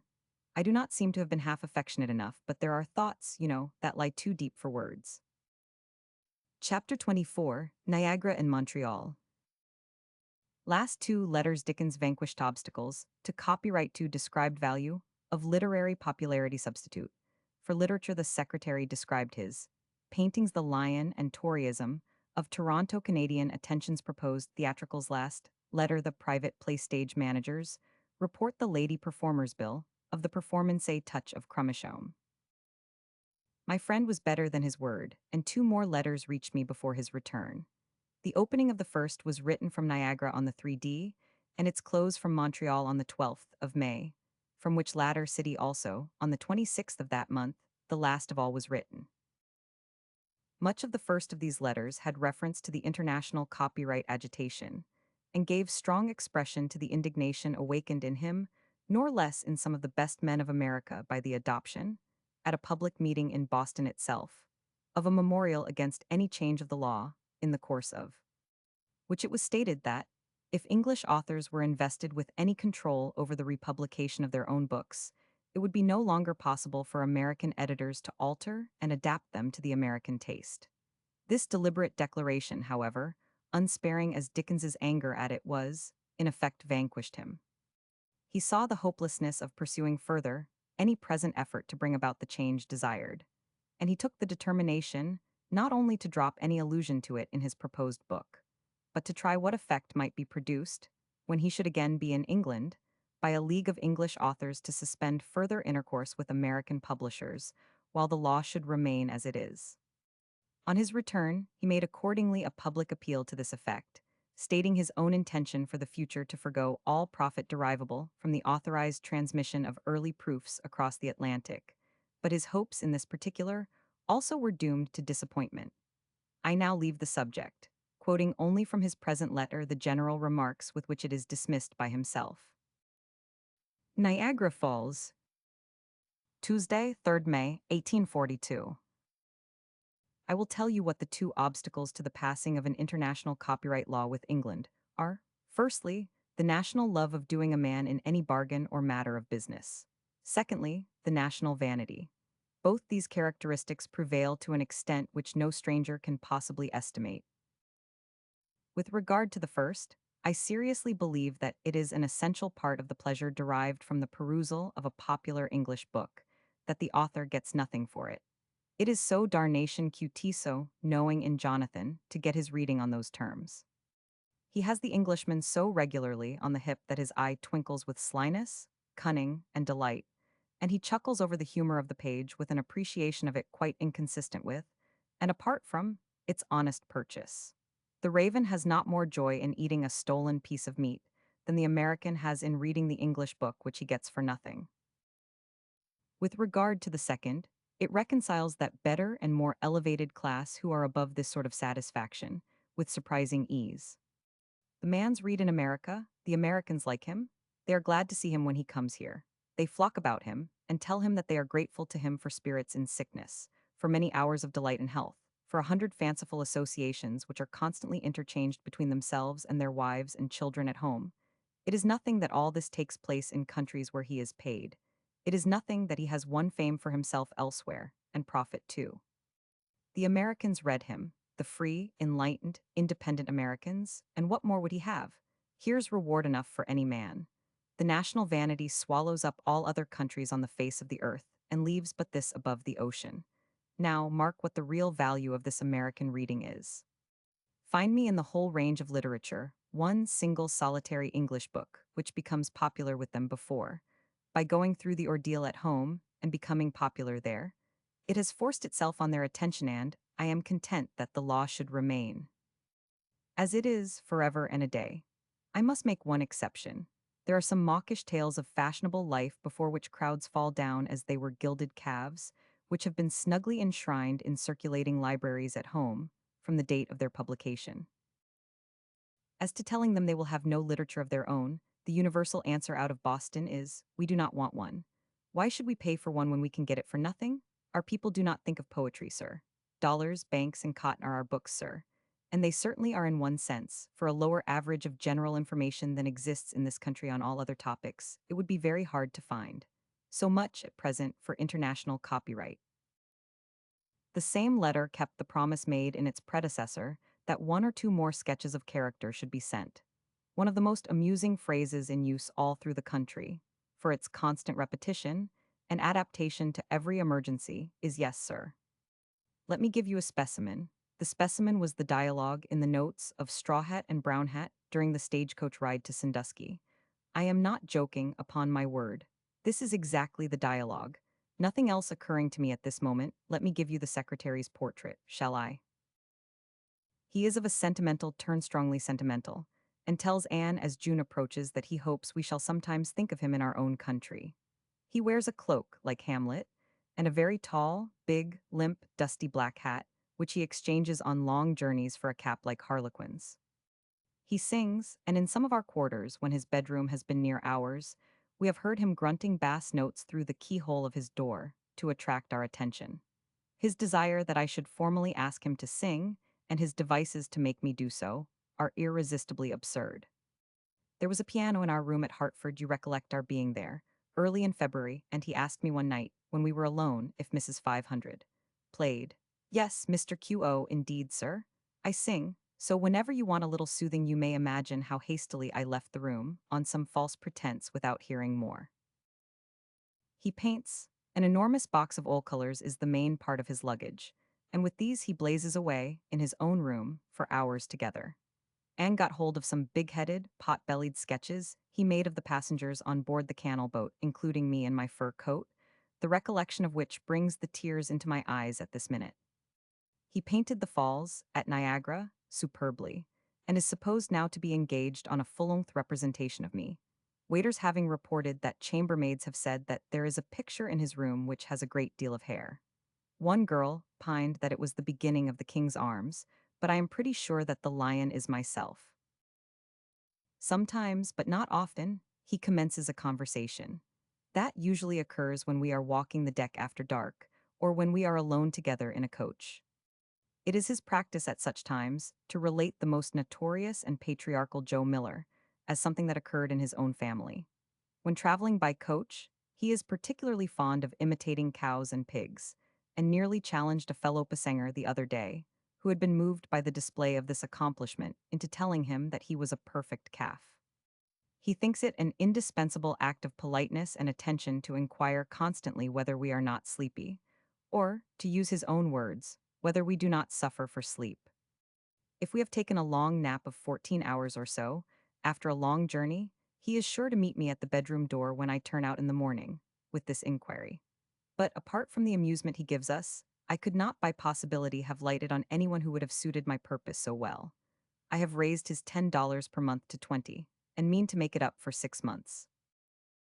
The conclusion of this letter was dated from Montreal, Thursday, 12th May, and was little more than an eager yearning for home. This will be a very short and stupid letter, my dear friend, for the post leaves here much earlier than I expected, and all my grand designs for being unusually brilliant fall to the ground. I will write you one line by the next Cunard boat, reserving all else until our happy and long looked-for meeting. We have been to Toronto and Kingston, experiencing attentions at each which I should have difficulty in describing. The wild and rabid Toryism of Toronto is, I speak seriously, appalling. English kindness is very different from American. People send their horses and carriages for your use, but they do not exact as payment the right of being always under your nose. We had no less than 5 carriages at Kingston waiting our pleasure at one time, not to mention the Commodore's barge and crew, and a beautiful government steamer. We dined with Sir Charles Bagot last Sunday. Lord Mulgrave was to have met us yesterday at Latching, but as he was windbound in his yacht and could not get in, Sir Richard Jackson sent his drag four-in-hand, with 2 other young fellows who are also his aides, and in we came in grand style. The theatricals, I think I told you I had been invited to play with the officers of the Coldstream Guards. Here are a Roland for an Oliver, 2 o'clock in the morning, and either the young widow or deaf as a post. Ladies Unprofessional are going to play, for the first time. I wrote to Mitchell at New York for a wig for Mr. Snobbington, which has arrived and is brilliant. If they had done Love, Law, and Physic, as at first proposed, I was already up and flexible, having played it of old before my authorship days. But if it should be Splash and the Young Widow, you will have to do me the favor to imagine me in a smart livery coat, shiny black hat and cockade, white knee cords, white top boots, blue stock, small whip, red cheeks, and dark eyebrows. Conceive Topping's state of mind if I bring this dress home and put it on unexpectedly? God bless you, dear friend. I can say nothing about the 7th, the day on which we sail. It is impossible. Words cannot express what we feel now that the time is so near. His last letter, dated from Pisco's Hotel, Montreal, Canada, 26th of May, described the private theatricals, and enclosed me a bill of the play. This, like my last, will be a stupid letter, because both Kate and I are thrown into such a state of excitement by the near approach of the 7th of June that we can do nothing and think of nothing. The play came off last night. The audience, between 500 and 600 strong, were invited as to a party, a regular table with refreshments being spread in the lobby and saloon. We had the band of the 23rd, one of the finest in the service, in the orchestra. The theater was lighted with gas. The scenery was excellent, and the properties were all brought from private houses. Sir Charles Bagot, Sir Richard Jackson, and their staffs were present, and as the military portion of the audience were all in full uniform, It was really a splendid scene. We went also splendidly, though with nothing very remarkable in the acting way. We had for Sir Mark Chase a genuine odd fish, with plenty of humor, but our Tristram Sappy was not up to the marvelous reputation he has somehow or other acquired here. I am not, however, let me tell you, placarded as stage manager for nothing. Everybody was told they would have to submit to the most iron despotism, and did not I come macrady over them? Oh no, by no means, certainly not. The pains I have taken with them, and the perspiration I have expended during the last 10 days, exceed in amount anything you can imagine. I had regular plots of the scenery made out, and lists of the properties wanted, and had them nailed up by the prompter's chair. Every letter that was to be delivered was written, every piece of money that had to be given, provided, and not a single thing lost sight of. I prompted myself when I was not on. When I was, I made the regular prompter of the theatre my deputy, and I never saw anything so perfectly touch and go as the first two pieces. The bedroom scene in the interlude was as well furnished as Vestris had it, with a practicable fireplace blazing away like mad, and everything in a concatenation accordingly. I really do believe that I was very funny. At least I know that I laughed heartily at myself, and made the part a character, such as you and I know very well. A mixture of T, Harley, Yates, Keeley, and Jerry Sneak. It went with a roar all through, and as I am closing this, they have told me I was so well made up that Sir Charles Bagot, who sat in the stage box, had no idea who played Mr. Snobbington, until the piece was over. Private theatricals. But only think of Kate playing, and playing devilish well, I assure you. All the ladies were capital, and we had no wait or hitch for an instant. You may suppose this when I tell you that we began at 8 and had the curtain down at 11. It is their custom here, to prevent heartburnings in a very heartburning town, whenever they have played in private, to repeat the performances in public. So, on Saturday substituting, of course, real actresses for the ladies, we repeat the two first pieces to a paying audience, for the manager's benefit. I send you a bill, to which I have appended a key. I have not told you half enough, but I promise you I shall make you shake your sides about this play. Was not it worthy of Crummles that, when Lord Mulgrave and I went out to the door to receive the Governor-General, the regular prompter followed us in agony with 4 tall candlesticks with wax candles in them, and besought us with a bleeding heart to carry 2 apiece, in accordance with all the precedents. I have hardly spoken of our letters, which reached us yesterday, shortly before the play began. 100,000 thanks for your delightful mainsail of that gallant little packet. I read it again and again, and had it all over again at breakfast time this morning. I heard also by the same ship from Talford, Miss Coutts, Brougham, Rogers, and others. A delicious letter from Mac too, as good as his painting, I swear. Give my hearty love to him. God bless you, my dear friend. As the time draws nearer, we get fevered with anxiety for home. Kiss our darlings for us. We shall soon meet, please God, and be happier and merrier than ever we were in all our lives. Oh, home, home, home, home, home, home, home. End of Vol 1, I. The Life of Signature Charles Dickens. Roman 2. Charles Dickens. Roman 3. The Life of Charles Dickens. By John Forster. Vol 1, 1852. Roman 4. V. Corrections made in the later editions. Of the first volume, a notice written under date of the 23rd December, 1871, appeared with the 10th edition. Such has been the rapidity of the demand for successive impressions of this book, that I have found it impossible, until now, to correct at pages 31, 87, and 97 3 errors of statement made in the former editions, and some few other mistakes, not in themselves important, at pages 96, 101, and 102. I take the opportunity of adding that the mention at is not an allusion to the well-known penny and Saturday magazines, but to weekly periodicals of some years earlier date resembling them in form. One of them, I have since found from a later mention by Dickens himself, was presumably of a less wholesome and instructive character. I used, he says, when I was at school, to take in the terrific register, making myself unspeakably miserable, and frightening my very wits out of my head, for the small charge of a penny weekly, which, considering that there was an illustration to every number in which there was always a pool of blood, and at least one body was cheap. An obliging correspondent writes to me upon my reference to the Foxener at, will you permit me to say that the house, shut up and almost ruinous, is still to be found at the bottom of a curious and most precipitous court, the entrance of which is just past Salisbury Street. It was once, I think, the approach to the halfpenny boats. The house is now shut out from the waterside by the embankment. I proceed to state in detail what the changes thus referred to were. The passage about James Lambert, beginning at the 13th line of Now Stands. His chief ally and encourager in these displays was a youth of some ability, much older than himself, named James Lambert, stepson to his mother's sister, and therefore a sort of cousin, who was his great patron and friend in his childish days. Mary, the eldest daughter of Charles Barrow, himself a lieutenant in the Navy, had for her first husband a commander in the Navy called Allen, on whose death by drowning at Rio Janeiro she had joined her sister, the Navape clerk's wife, at Chatham, in which place she subsequently took for her second husband Dr. Lambert, an army surgeon, whose son James, even after he had been sent to Sandhurst for his education, continued still to visit Chatham from time to time. He had a turn for private theatricals, and as his father's quarters were in the Ordnance Hospital there, a great rambling place otherwise at that time almost uninhabited, he had plenty of room in which to get up hisvy entertainments. Two other corrections were consequent on this change. At the 21st line of page 38, for the elder cousin read the cousin by marriage, and at the 31st line of cousin by his mother's side should be cousin by his aunt's marriage. At the 15th line of the 41st page, his bachelor uncle, fellow clerk 100, should be the uncle who was at this time fellow clerk 100. At the 11th line of page 54, Charles Court should be Clare Court.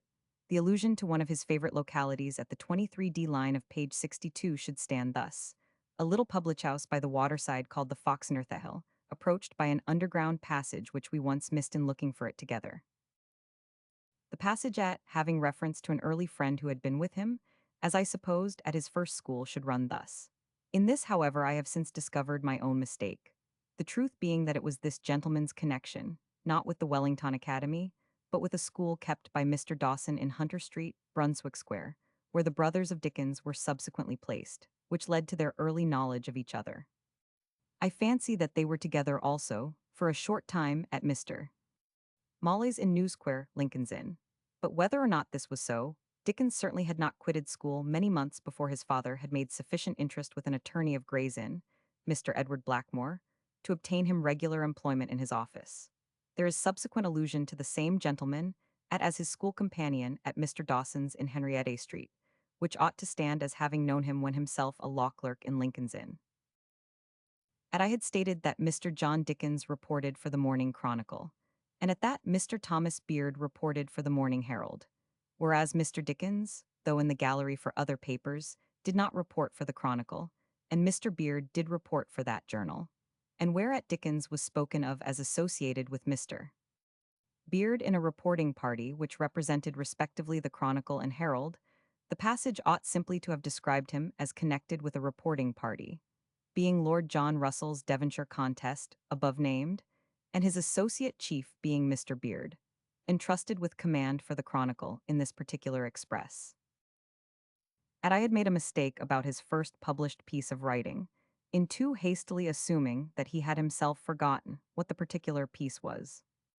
It struck an intelligent and kind correspondent as very unlikely that Dickens should have fallen into error on such a point, and, making personal search for himself as I ought to have done, discovered that what I supposed to be another piece was merely the same under another title. The description of his first printed sketch should therefore be Mr. Minns and his cousin, as he afterwards entitled it, but which appeared in the magazine as a dinner at Poplar Walk. There is another mistake at of Bandalegd instead of Bulkalegd, and at of fresh fields for fresh woods. Those several corrections were made in the 10th edition. To the 11th, these words were prefixed under date of the 23rd of January, 1872. Since the above-mentioned edition went to press, a published letter has rendered necessary a brief additional note to the remarks made at pp. 1556. The remark occurs via in my notice of the silly story of Mr. Cruikshank having originated Oliver Twist, and, with the note referred to, now stands in the form subjoined. Whether all Sir Benjamin's laurels, however, should fall to the person by whom the tale is told, or whether any part belongs to the authority alleged for it, is unfortunately not quite clear. There would hardly have been a doubt if the fable had been confined to the other side of the Atlantic, but it has been reproduced and widely circulated on this side also, and the distinguished artist whom it calumniates by attributing the invention to him has been left undefended. From its slander, Dickens's letter spares me the necessity of characterizing, by the only word which would have been applicable to it, a tale of such incredible and monstrous absurdity as that one of the masterpieces of its author's genius had been merely an illustration of etchings by Mr. Cruikshank. Note to the words person by whom the tale is told. This question has been partly solved, since my last edition, by Mr. Cruikshank's announcement in the Times, that, though Dr. Mackenzie had confused some circumstances with respect to Mr. Dickens looking over some drawings and sketches, the substance of his information as to who it was that originated Oliver Twist and all its characters had been derived from Mr. Cruikshank himself. The worst part of the foregoing fable, therefore, has not Dr. Mackenzie for its author, and Mr. Cruikshank is to be congratulated on the prudence of his rigid silence respecting it as long as Mr. Dickens lived. In the 12th edition I mentioned, in the note at, a little work of which all notice had been previously omitted, and the close of that note now runs, he had before written for them, without his name, Sunday under 3 heads, and he added subsequently a volume of young couples. At parish abuses is corrected in the same addition to parish practices, and at in his later works to in his latest works. I have received letters from several obliging correspondents, among them 3 or 4 who were scholars at the Wellington House Academy before or after Dickens's time, and one who attended the school with him. But such remark as they suggest will more properly accompany my third and closing volume. Palace Gate House, Kensington, th of October, 1872. Roman 8. Illustrations. Page. Autograph of Charles Dickens Flyleaf. Charles Dickens, T47. From the portrait painted for the author in 1859 by W. P. Frith, R.A. engraved by Robert Graves, A.R.A. Frontispiece. Charles Dickens, his wife, and her sister, drawn by Daniel Maclise, R.A. in 1842, engraved by 100, H. Jeans. Sketch of the Villa Bagnerello Albero, by Angus Fletcher, 121. Drawing of the Palazzo Peschiere Genoa, by Mr. Batson, 141. At 58, Lincoln Sinfields, Monday the 2nd of December, 1844. From a drawing by Daniel Maclise, R.A. engraved by 100, H. Jeans. Rosemont, Lausanne, from a drawing by the Hun, Mrs. Watson, 229. 1000, Bartholomew's Card, 325. 17 Fancies for Mr. Domy, designed by H. K. Brown, 345.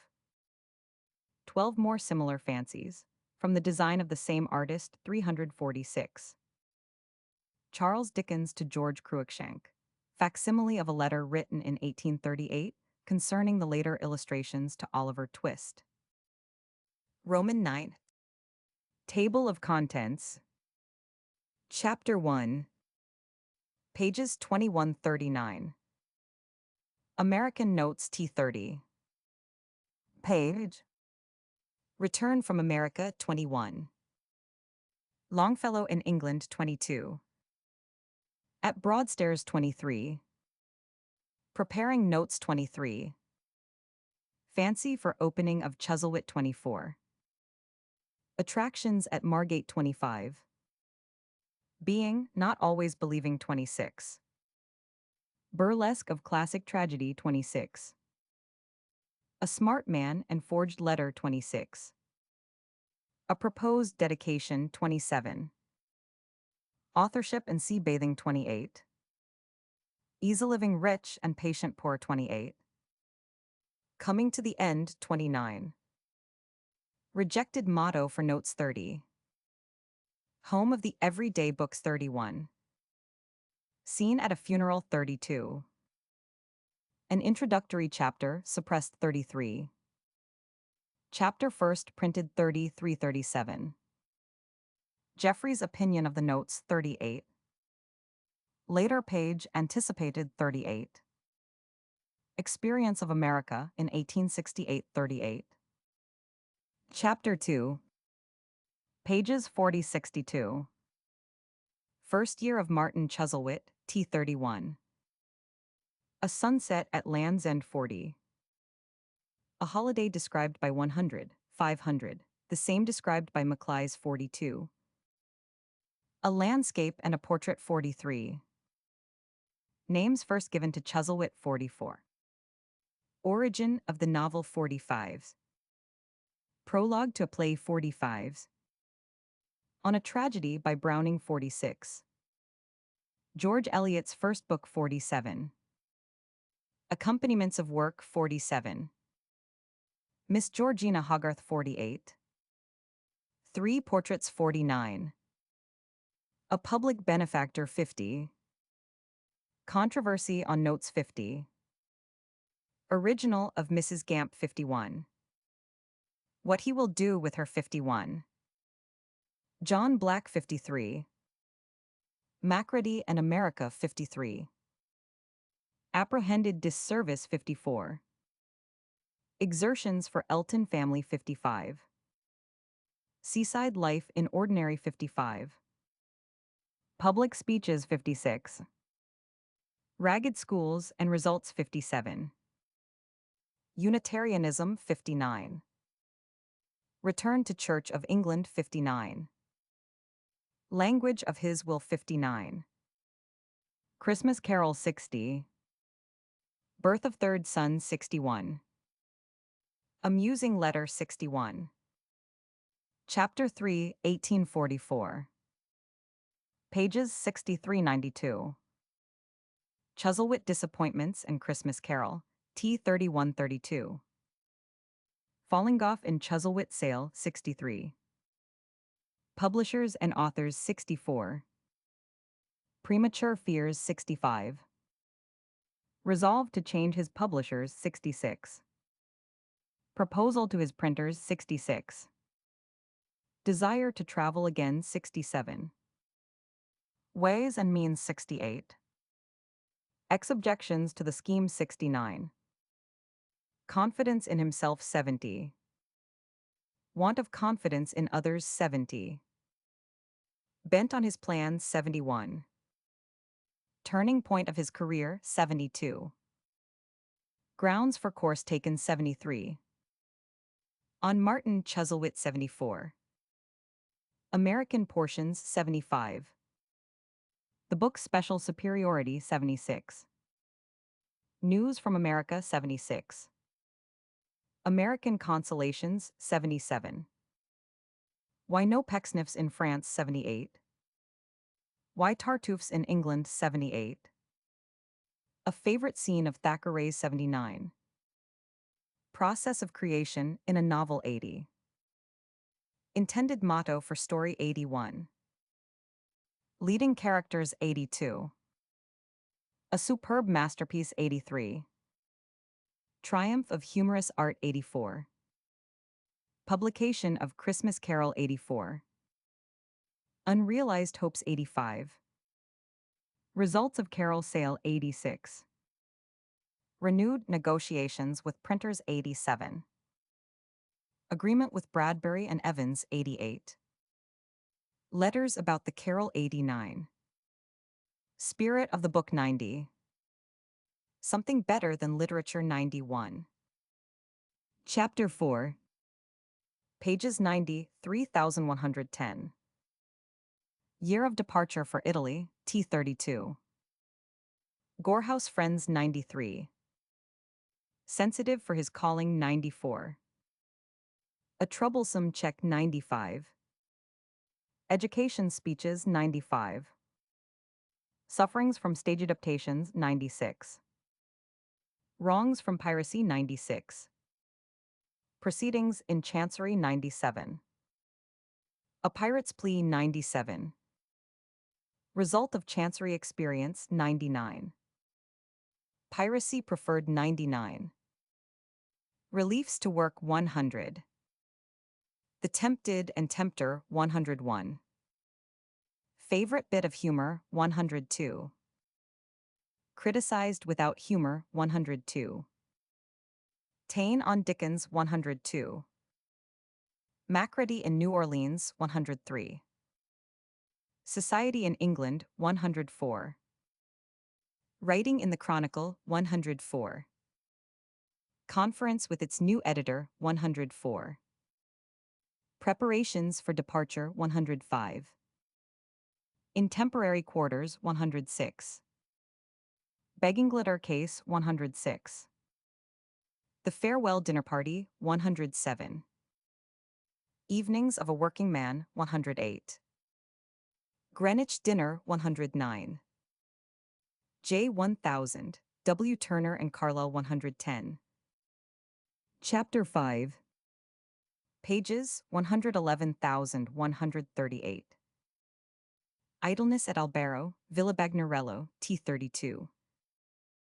The Travel to Italy, 111. A Bit of Character, 112. French Throne Away, 112. The Albaro Villa, 113. First Experiences, 114. Cloudy Weather, 115. Sunsets and Scenery, 116. Address to Maclay's, 116. The Mediterranean, 117. Colors of Sky and Sea, 117. Warning to Maclay's, 118. Perishing Frescoes, 118. French Consul at Genoa, 119. Rooms in Villa described, 120. Surrounding Scenery, 121. Church Ruin on the Rocks, 121. Angus Fletcher's Sketch, 121. Work in Abeyance, 122. Learning Italian, 122. Domestic News, 123. His English Servants, 123. English Residents, 124. Genoa the Superb, 125. Church Splendors and Tinsel, 126. Theaters, 126. Italian Plays, 127.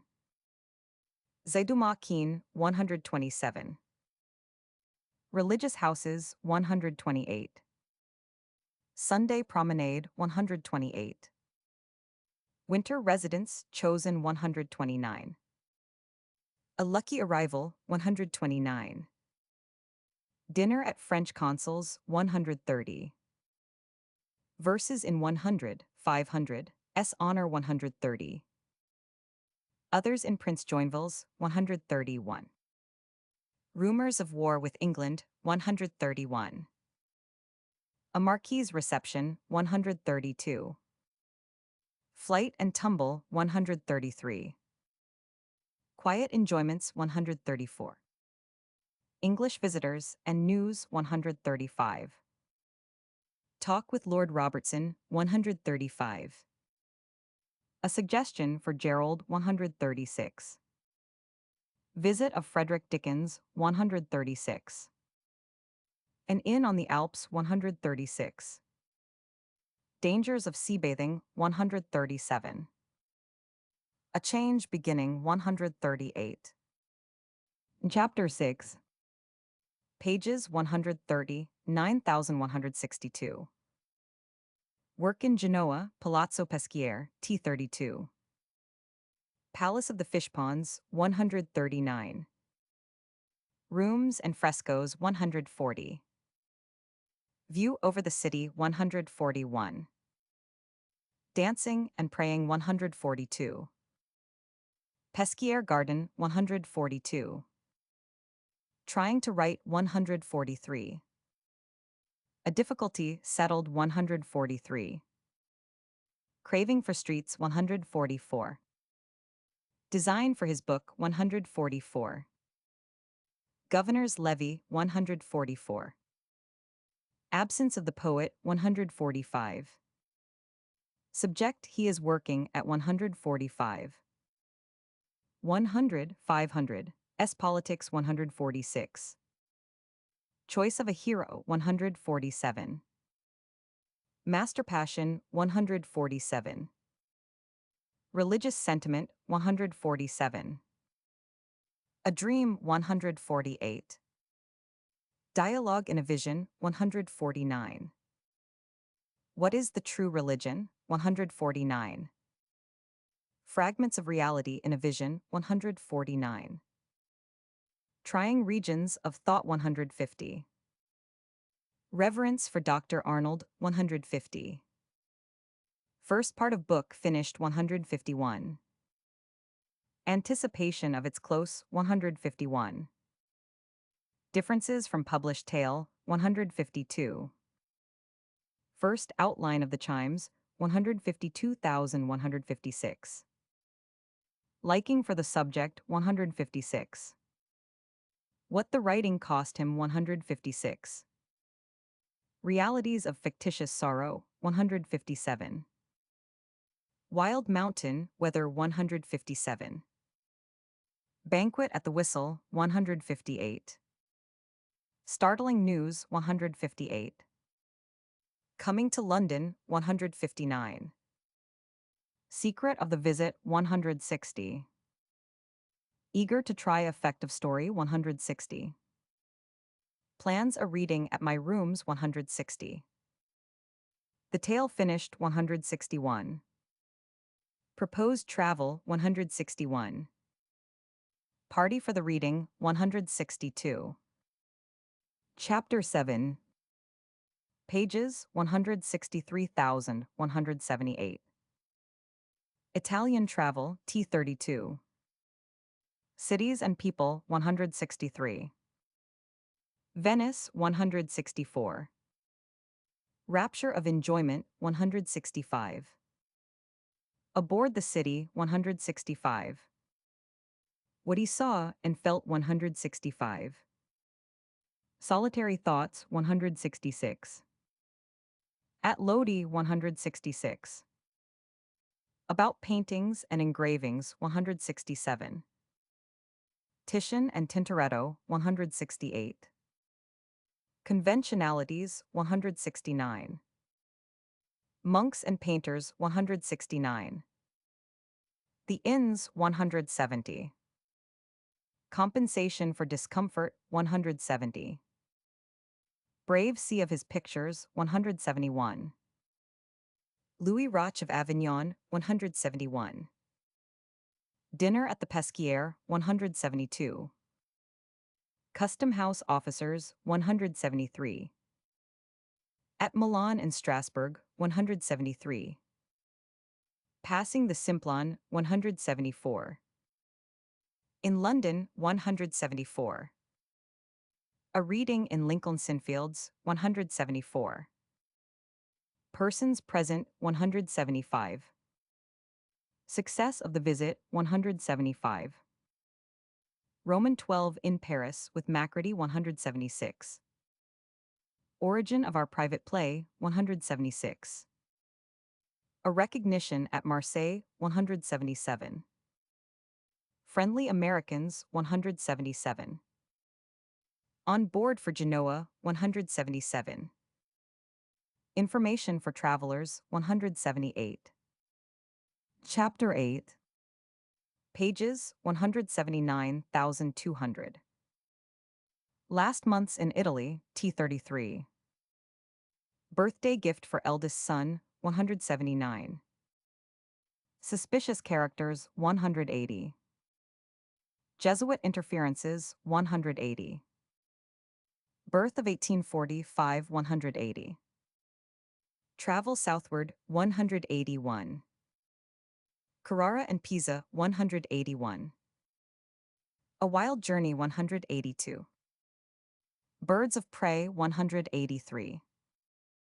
A beggar and his staff, 183. My lord loses temper, 184.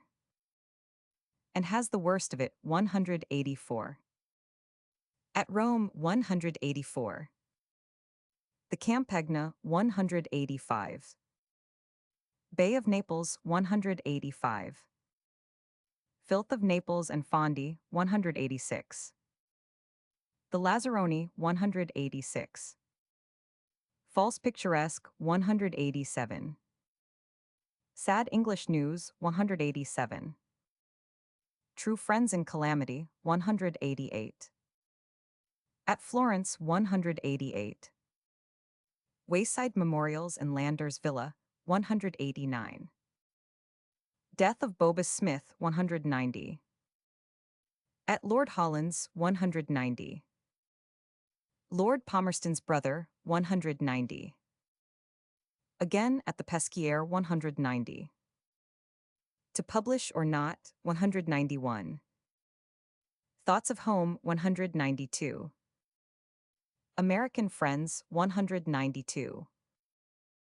Deaths among English residents 193. Scarlet Breeches Out of Place 193. Angus Fletcher 193. Complaint of a Meek Footman 194. Recalling Lady Holland 194. A Touch of Portsmouth 195. Plans for Meeting 196. Last Letter from Genoa 196. Closing Excitements and Troubles 196. Italians Hard at Work 197. Returning by Switzerland 197. Passage of the St. Gothard 198. Splendors of Swiss Scenery 198. Dangers of it 199. What is Left Behind the Alps 199. A Week in Flanders 200. Chapter 9, 1846. Pages 201,221. Again in England, T 3334. Old Hopes Revived 201. Notions for a Periodical 201. Proposed Prospectus 202. Chances for and against it 203. Swept Away by Larger Venture 203. Christmas Book of 1845 204. D'Orsay and the Courier 204. Another Passage of Autobiography 204. More of the Story of Early Years 205. Wish to Try the Stage 205. Applies to Manager of Covent Garden 205. Sister Fanny in the Secret 206. Stage Studies and Rehearsings 206. Strange News for Macready 207. Requisites of Author and Actor 208. Play Chosen for Private Performance 209. Fanny Kelly and Her Theatre 209. Every Man in His Humor 209.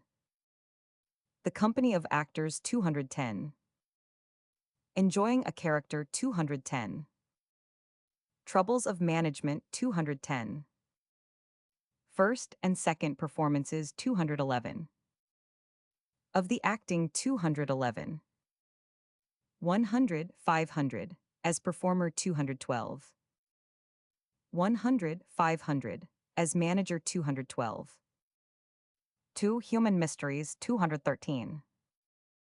The Mysteries Explained 213. Training for the Stage 213. Roman 13 at Broadstairs 214. Ramsgate Entertainments 214. Birth of Fourth Son 215. Second Raven's Death 215. Intended Daily Paper 215. Disturbing Engagements 216. Old Ways Interrupted 216. My Appeal Against the Enterprise 217. Reply and Issue 217. Interruption and Renewal 218. The Beginning and the End 218. Forming New Resolve 219. Back to Old Scenes 219. Editorship Ceased 219. Going to Switzerland 220. A Happy Saying 221. Leaves England 221. Chapter 10. Pages 222,243. A Home in Switzerland, T34. On the Rhine 222. German readers of Dickens 223. Traveling Englishmen 223. A Hoaxing Match 224. House Hunting 224. Tempted by a Mansion 225. Chooses a Cottage 225. Earliest Impressions 226. Lausanne described 227. Views from his farm 228. Under his windows 228. A sketch of Rosemont 229. Design as to work 230. The English Colony 231. Unaccommodating Carriage 232. A Death in the Lake 232. Boatman's Narrative 233. The Theatre 233. The Prison 234. The Blind Institution 235. Interesting Cases 235,240. Beginning Work 240. First Slip of New Novel 241. Sorties Shandian 242. The Christmas Tale 242. Chapter 11. Pages 240, 4,260. Swiss People and Scenery, T34. The Mountains and Lake 244. The People and Their Manners 245. A Country Fate 246. Family Sketch 246. Rifle Shooting 247. A Marriage on the Farm 248. Gunpowder Festivities 248. Bride and Mother 248. First Number of Dommy 249. Christmas Book 249. General Idea for New Story 250. Hints for Illustration of it 250. Haldeman's and Surjets 251.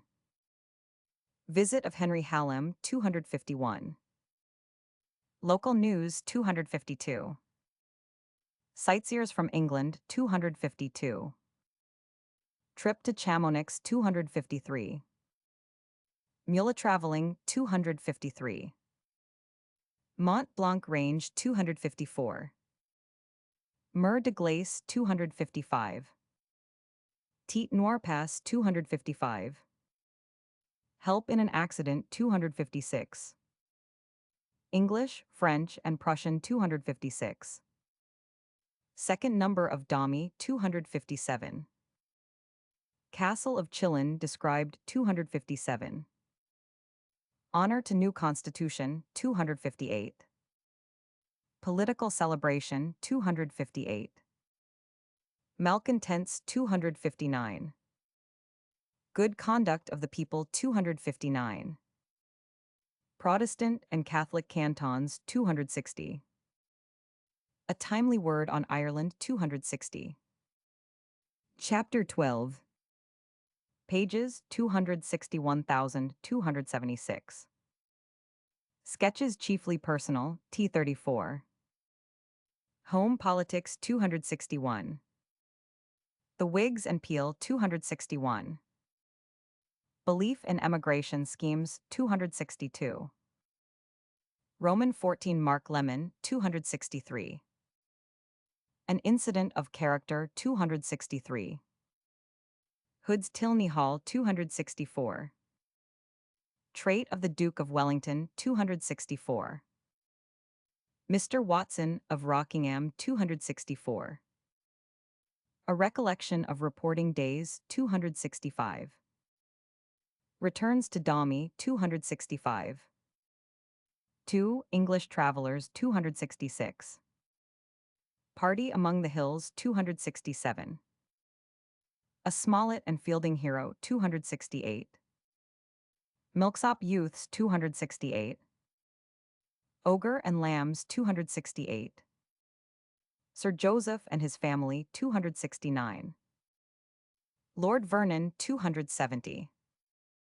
Passion for Rifle Shooting, 270. A Wonderful Carriage, 270. The Lady's Tailor, 271. Proposed Reading of First Domy, 272. A Sketch from Life, 272. Two Sisters and Their Books, 272. Trip to Great St. Bernard, 273. Ascent of the Mountain, 274. The Convent, 274. Scene at the Mountain Top, 274. Bodies Found in the Snow, 275. The Holy Fathers, 275. A Tavern All But Sign, 276. The Monk and Pickwick, 276. Chapter 13. Pages 277,294. Literary Labor at Lausanne, T34. A Picture Completed, 277. Great Present Want, 277. Daily Life, 278. Imaginative Needs, 278. Self-Judgments, 279. The Now and the Hereafter, 279. Fancies for Christmas Books, 280. Second Number of Domy, 280. A Personal Revelation, 281. Craving for Streets, 281. Food for Fancy, 282. Second Domy Done, 282.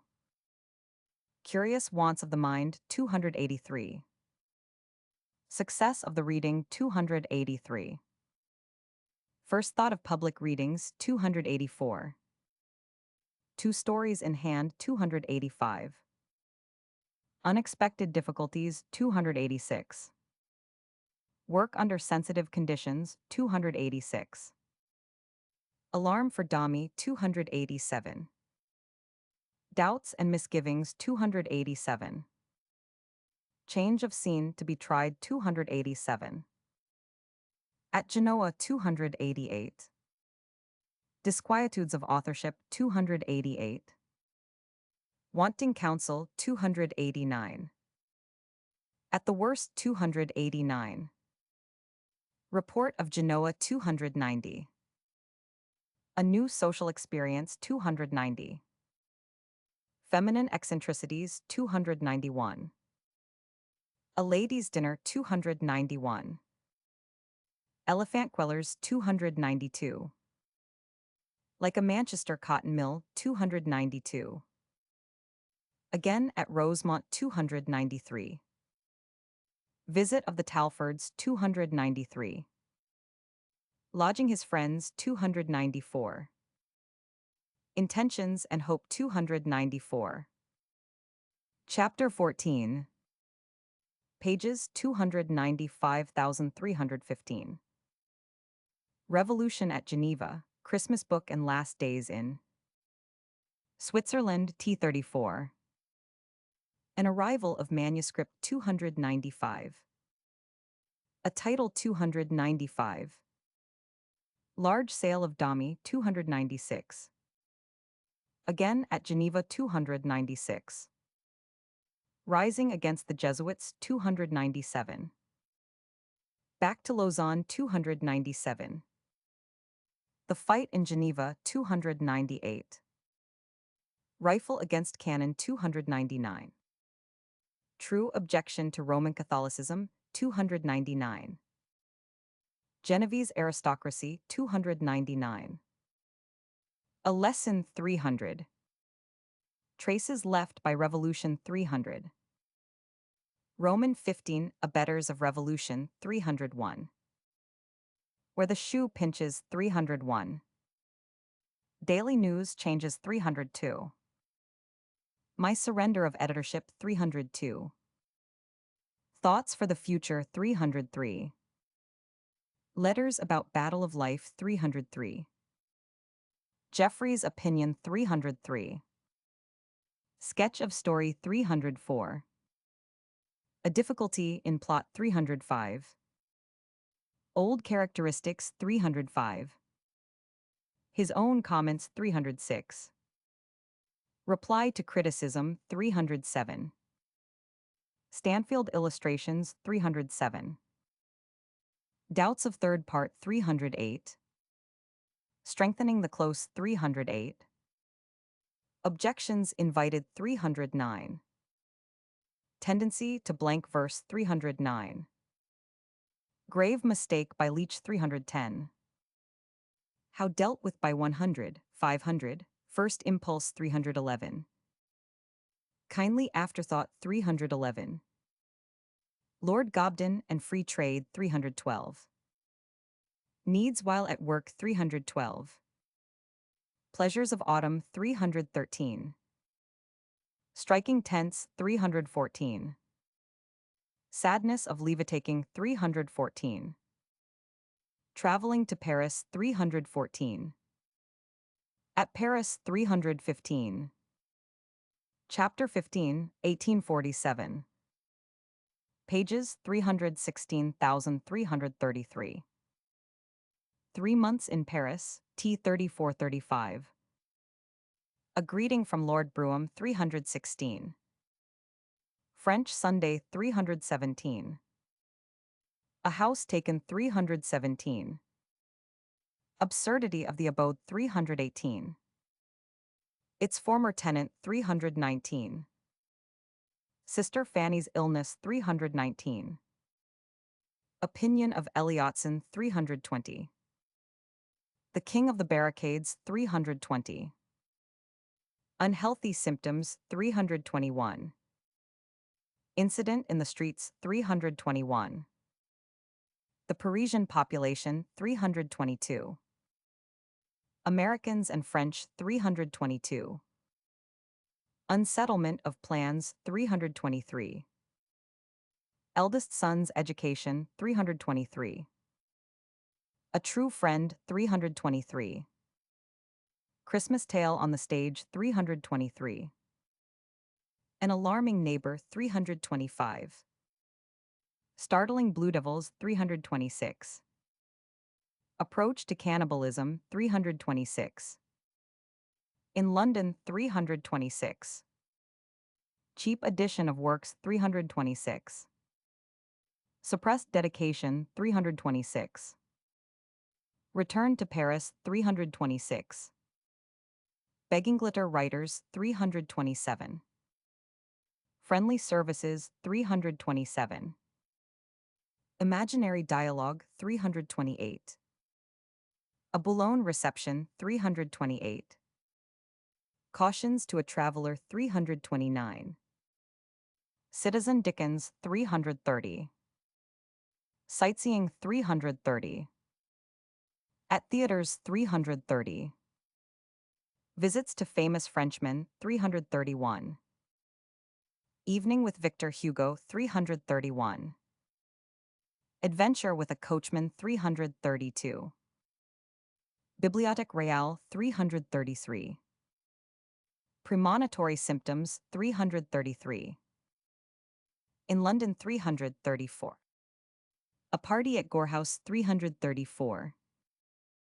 Illness of Eldest Son 335. Snuff Shop Readings 336. Old Charwoman's Compliment 336. Chapter 16, 1848. Pages 330, 7367. Domi and Son, T 3436. Drift of the Tale 337. Why Undervalued 338. Mistakes of Critics 338. Adherence to First Design 338. Plan for Paul and his sister 339. For Domi and his daughter 339. Proposed course of the story 340. The Stock of the Soup 340. Walter Gay and His Fate 341. Decided favorably 341. 6 pages too much 342. Omissions objected to 342. Romans 16, new chapter written 343. Portions sacrificed 343. Anxiety for the face of his hero 344. A suggested type of City Gentleman 344. Artist fancies for Mr. Domy 3456. Dickens and his illustrators 347. A silly story repeated 347. Why noticed again 348. Facsimile of letter to Cruikshank 34,950. Dickens's words at the time 349. Cruikshank's 34 years after 350. A masterpiece of Dickens's writing 351. Picture of him at work 352. An experience of Ben Jonson's 352. How objections are taken 352. Shall Paul's life be prolonged 353. A reading of the second number 353. A number to be added to Paul's life 354. Failure of an illustration 354. What it should have been 355. The Mrs. Pipchin of his childhood 355. First thought of his autobiography 356. Opening his fourth number 356. At Dr. Blimber's 357. Paul's school life 357. Paul and Florence 357. Geoffrey's forecast of the tale 358. Beginning his fifth number 359. What he will do with it 359. A damper to the spirits 359. Close of Paul's life 360. Geoffrey on Paul's death 361. Thoughts for Edith 362. Florence and Little Nell 362. Judgments and comparisons 363. Edith's first destiny 363. Doubts suggested 364. An important change 364. Diogenes remembered 365. Other characters 365. Blimber establishment 366. Supposed originals 366. Surmises entirely wrong 367. Chapter 17, 1852. Pages 368,402. Splendid strolling T 3540. Birth of fifth son 368. Death of Lute Sidney Dickens 368. Proposed benefit for Leigh Hunt 369. The plays and actors 370. The manager 370. Troubles at rehearsals 371. Pains rewarded 371. Leigh Hunt's account 372. Receipts and expenses 373. Lord Lytton's prologue 373. Appearance of Mrs. Gamp 374. Fancy for a Jew Desprit 374. Mrs. Gamp at the play 375. Failure of artists 375. An unfinished fancy 375. Mrs. Gamp with the strollers 376. Alarm of Mrs. Harris 376. Leigh Hunt and Poole 377. Ticklish Society 378. Mrs. Gamp's cabman 378. George Cruikshank 379. Mr. Wilson the barber 379. Wig experiences 380. Fatigues of a powder ball 380. Manager's mustache and whiskers 381. Leech lemon and Gerald 3812. Mrs. Gamp's dislike of Dougledge 382. Costello stone and egg 383. Only the engine 384. Cruikshank's bottle 384. Profits of Dami 385. Time come for savings 385. Proposed edition of old novels 385. Another dropped design 386. The Praslin tragedy 386. Penalty for seeing before others 387. Street music 387. Margate Theatre and manager 387. As to Christmas book 388. Romans 17 delay found necessary 389. A literary kitely 389. Meetings at Leeds and Glasgow 390. Book Friends 391. Sheriff Allison 391. Hospitable Welcome 391. Scott Monument 392. Purchase of Shakespeare's House 392. Scheme to benefit Knowles 393.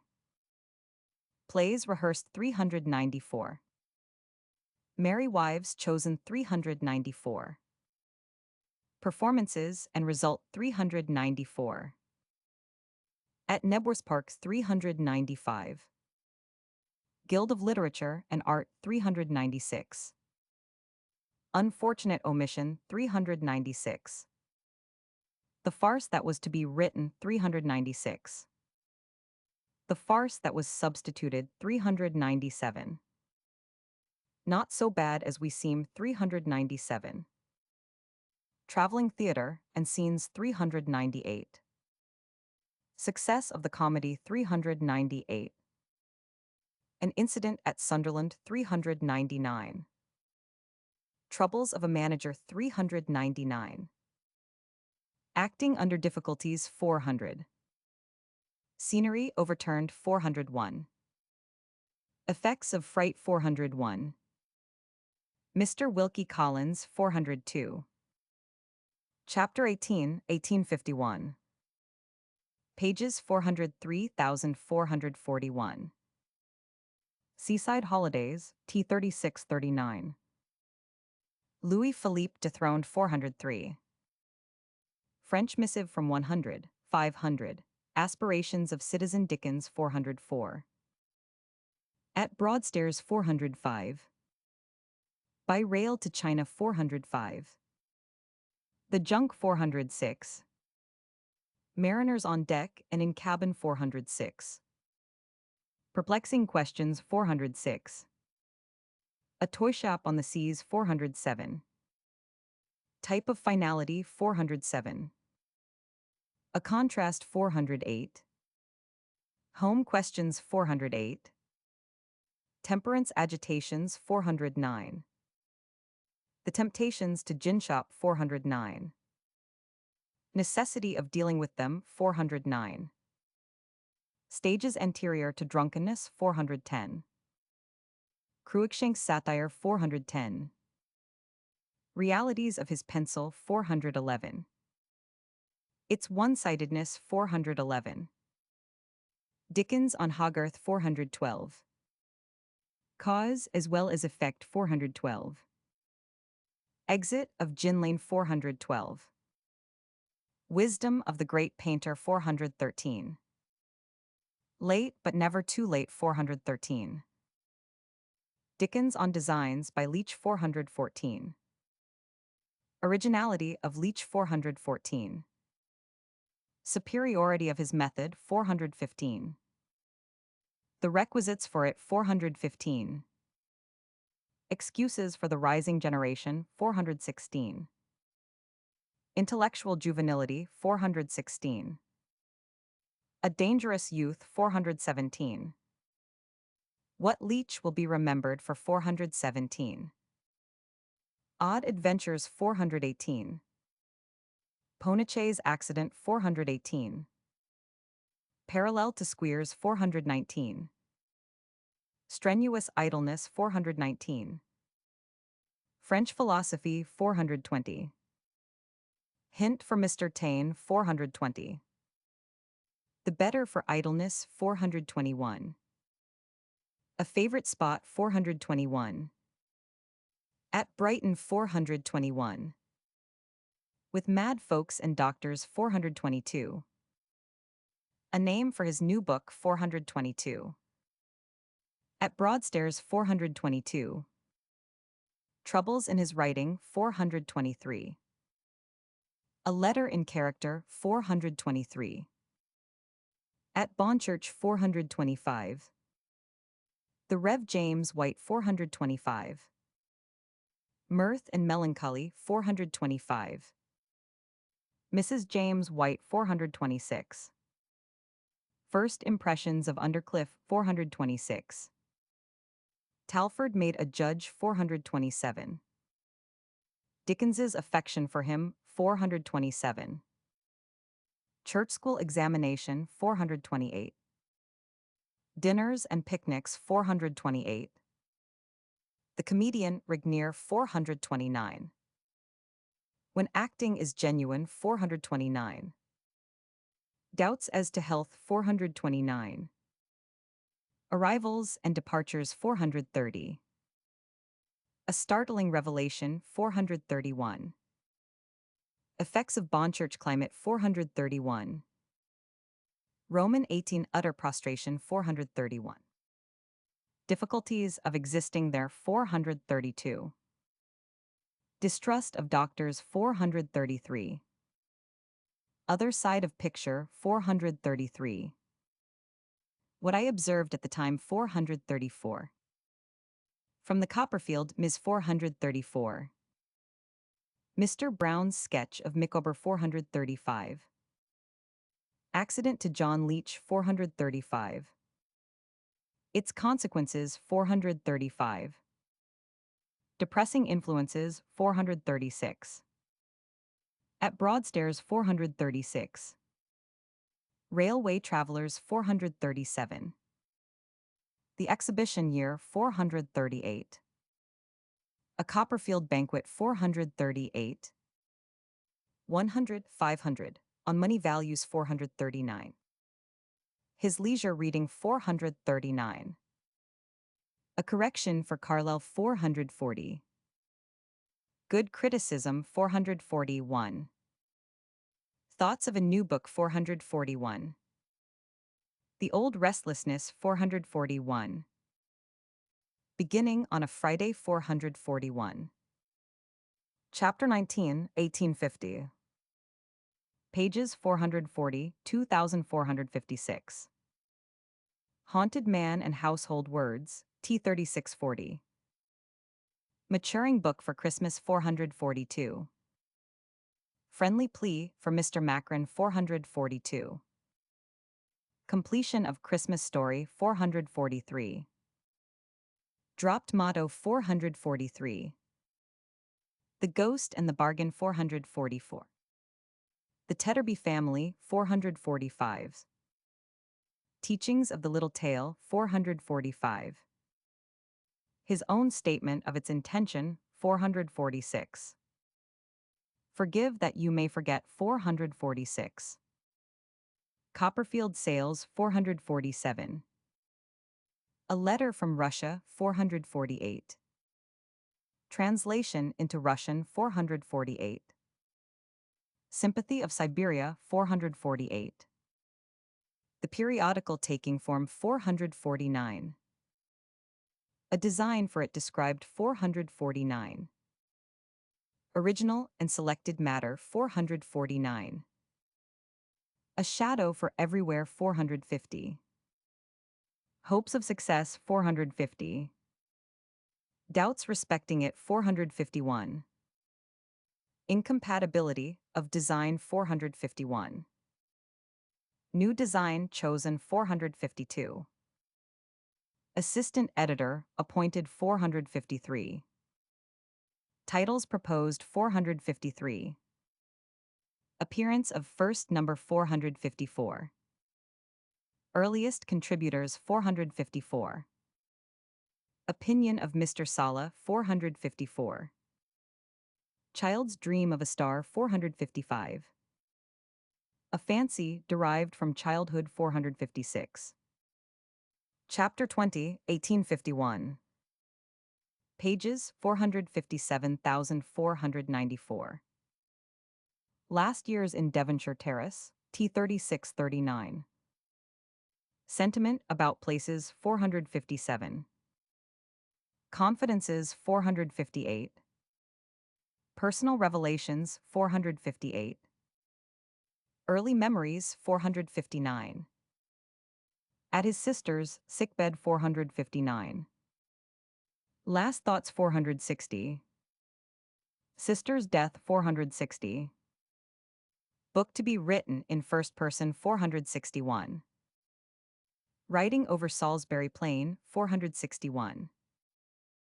Visiting scene of a tragedy 462. First sees Yarmouth 462. Birth of sixth son 462. Notion for a character 463. Choosing a title 463. Mag's Diversions 464. Copperfield chosen 464. Varieties of it proposed 465. Title finally determined 466. Difficulties of opening 466. Rogers and Benedict 466. Wit of Fonblanc 467. Proctor and Macready 467. The Sheridans 468. Lord Byron's Ada 469. Dinner to Halevy and Scribe 469. Brougham and the Punch People 469. The Duke at Vauxhall 470. Carlyle and Thackeray 470. Judicious Change of a Tag 471. Roman 19, A Fact for a Biographer 471. Marryat's Delight with Children 472. Bulwer Lytton and Monckton Milnes 472. Lords Nugent and Dudley Stewart 4723. Kemble, Harness, and Dice 473. Mrs. Siddons and John Kemble 473. Comparison and Good Distinction 474. Mazzini and Edinburgh Friends 474. Artist Acquaintance 475. Visitors at his house 475. Friends from America 476. 1000, Van de Weyer 476. Ambition to See, Into Heaven 477. Literature and Art in the City 477. Doubtful Compliment 478. A Hint for London Citizens 478. Letter Against Public Executions 479. American Observer in England 479. Marvels of English Manners 480. A Letter from Rockingham 481. Private Theatricals 481. Major Bentley and General Vauxhall 4812. A Family Scene 482. Doing Too Much 483. Death of Francis Jeffrey 483. Progress of Work 484. The Childwife 484. A Run to Paris 484. Banker or Proctor 485.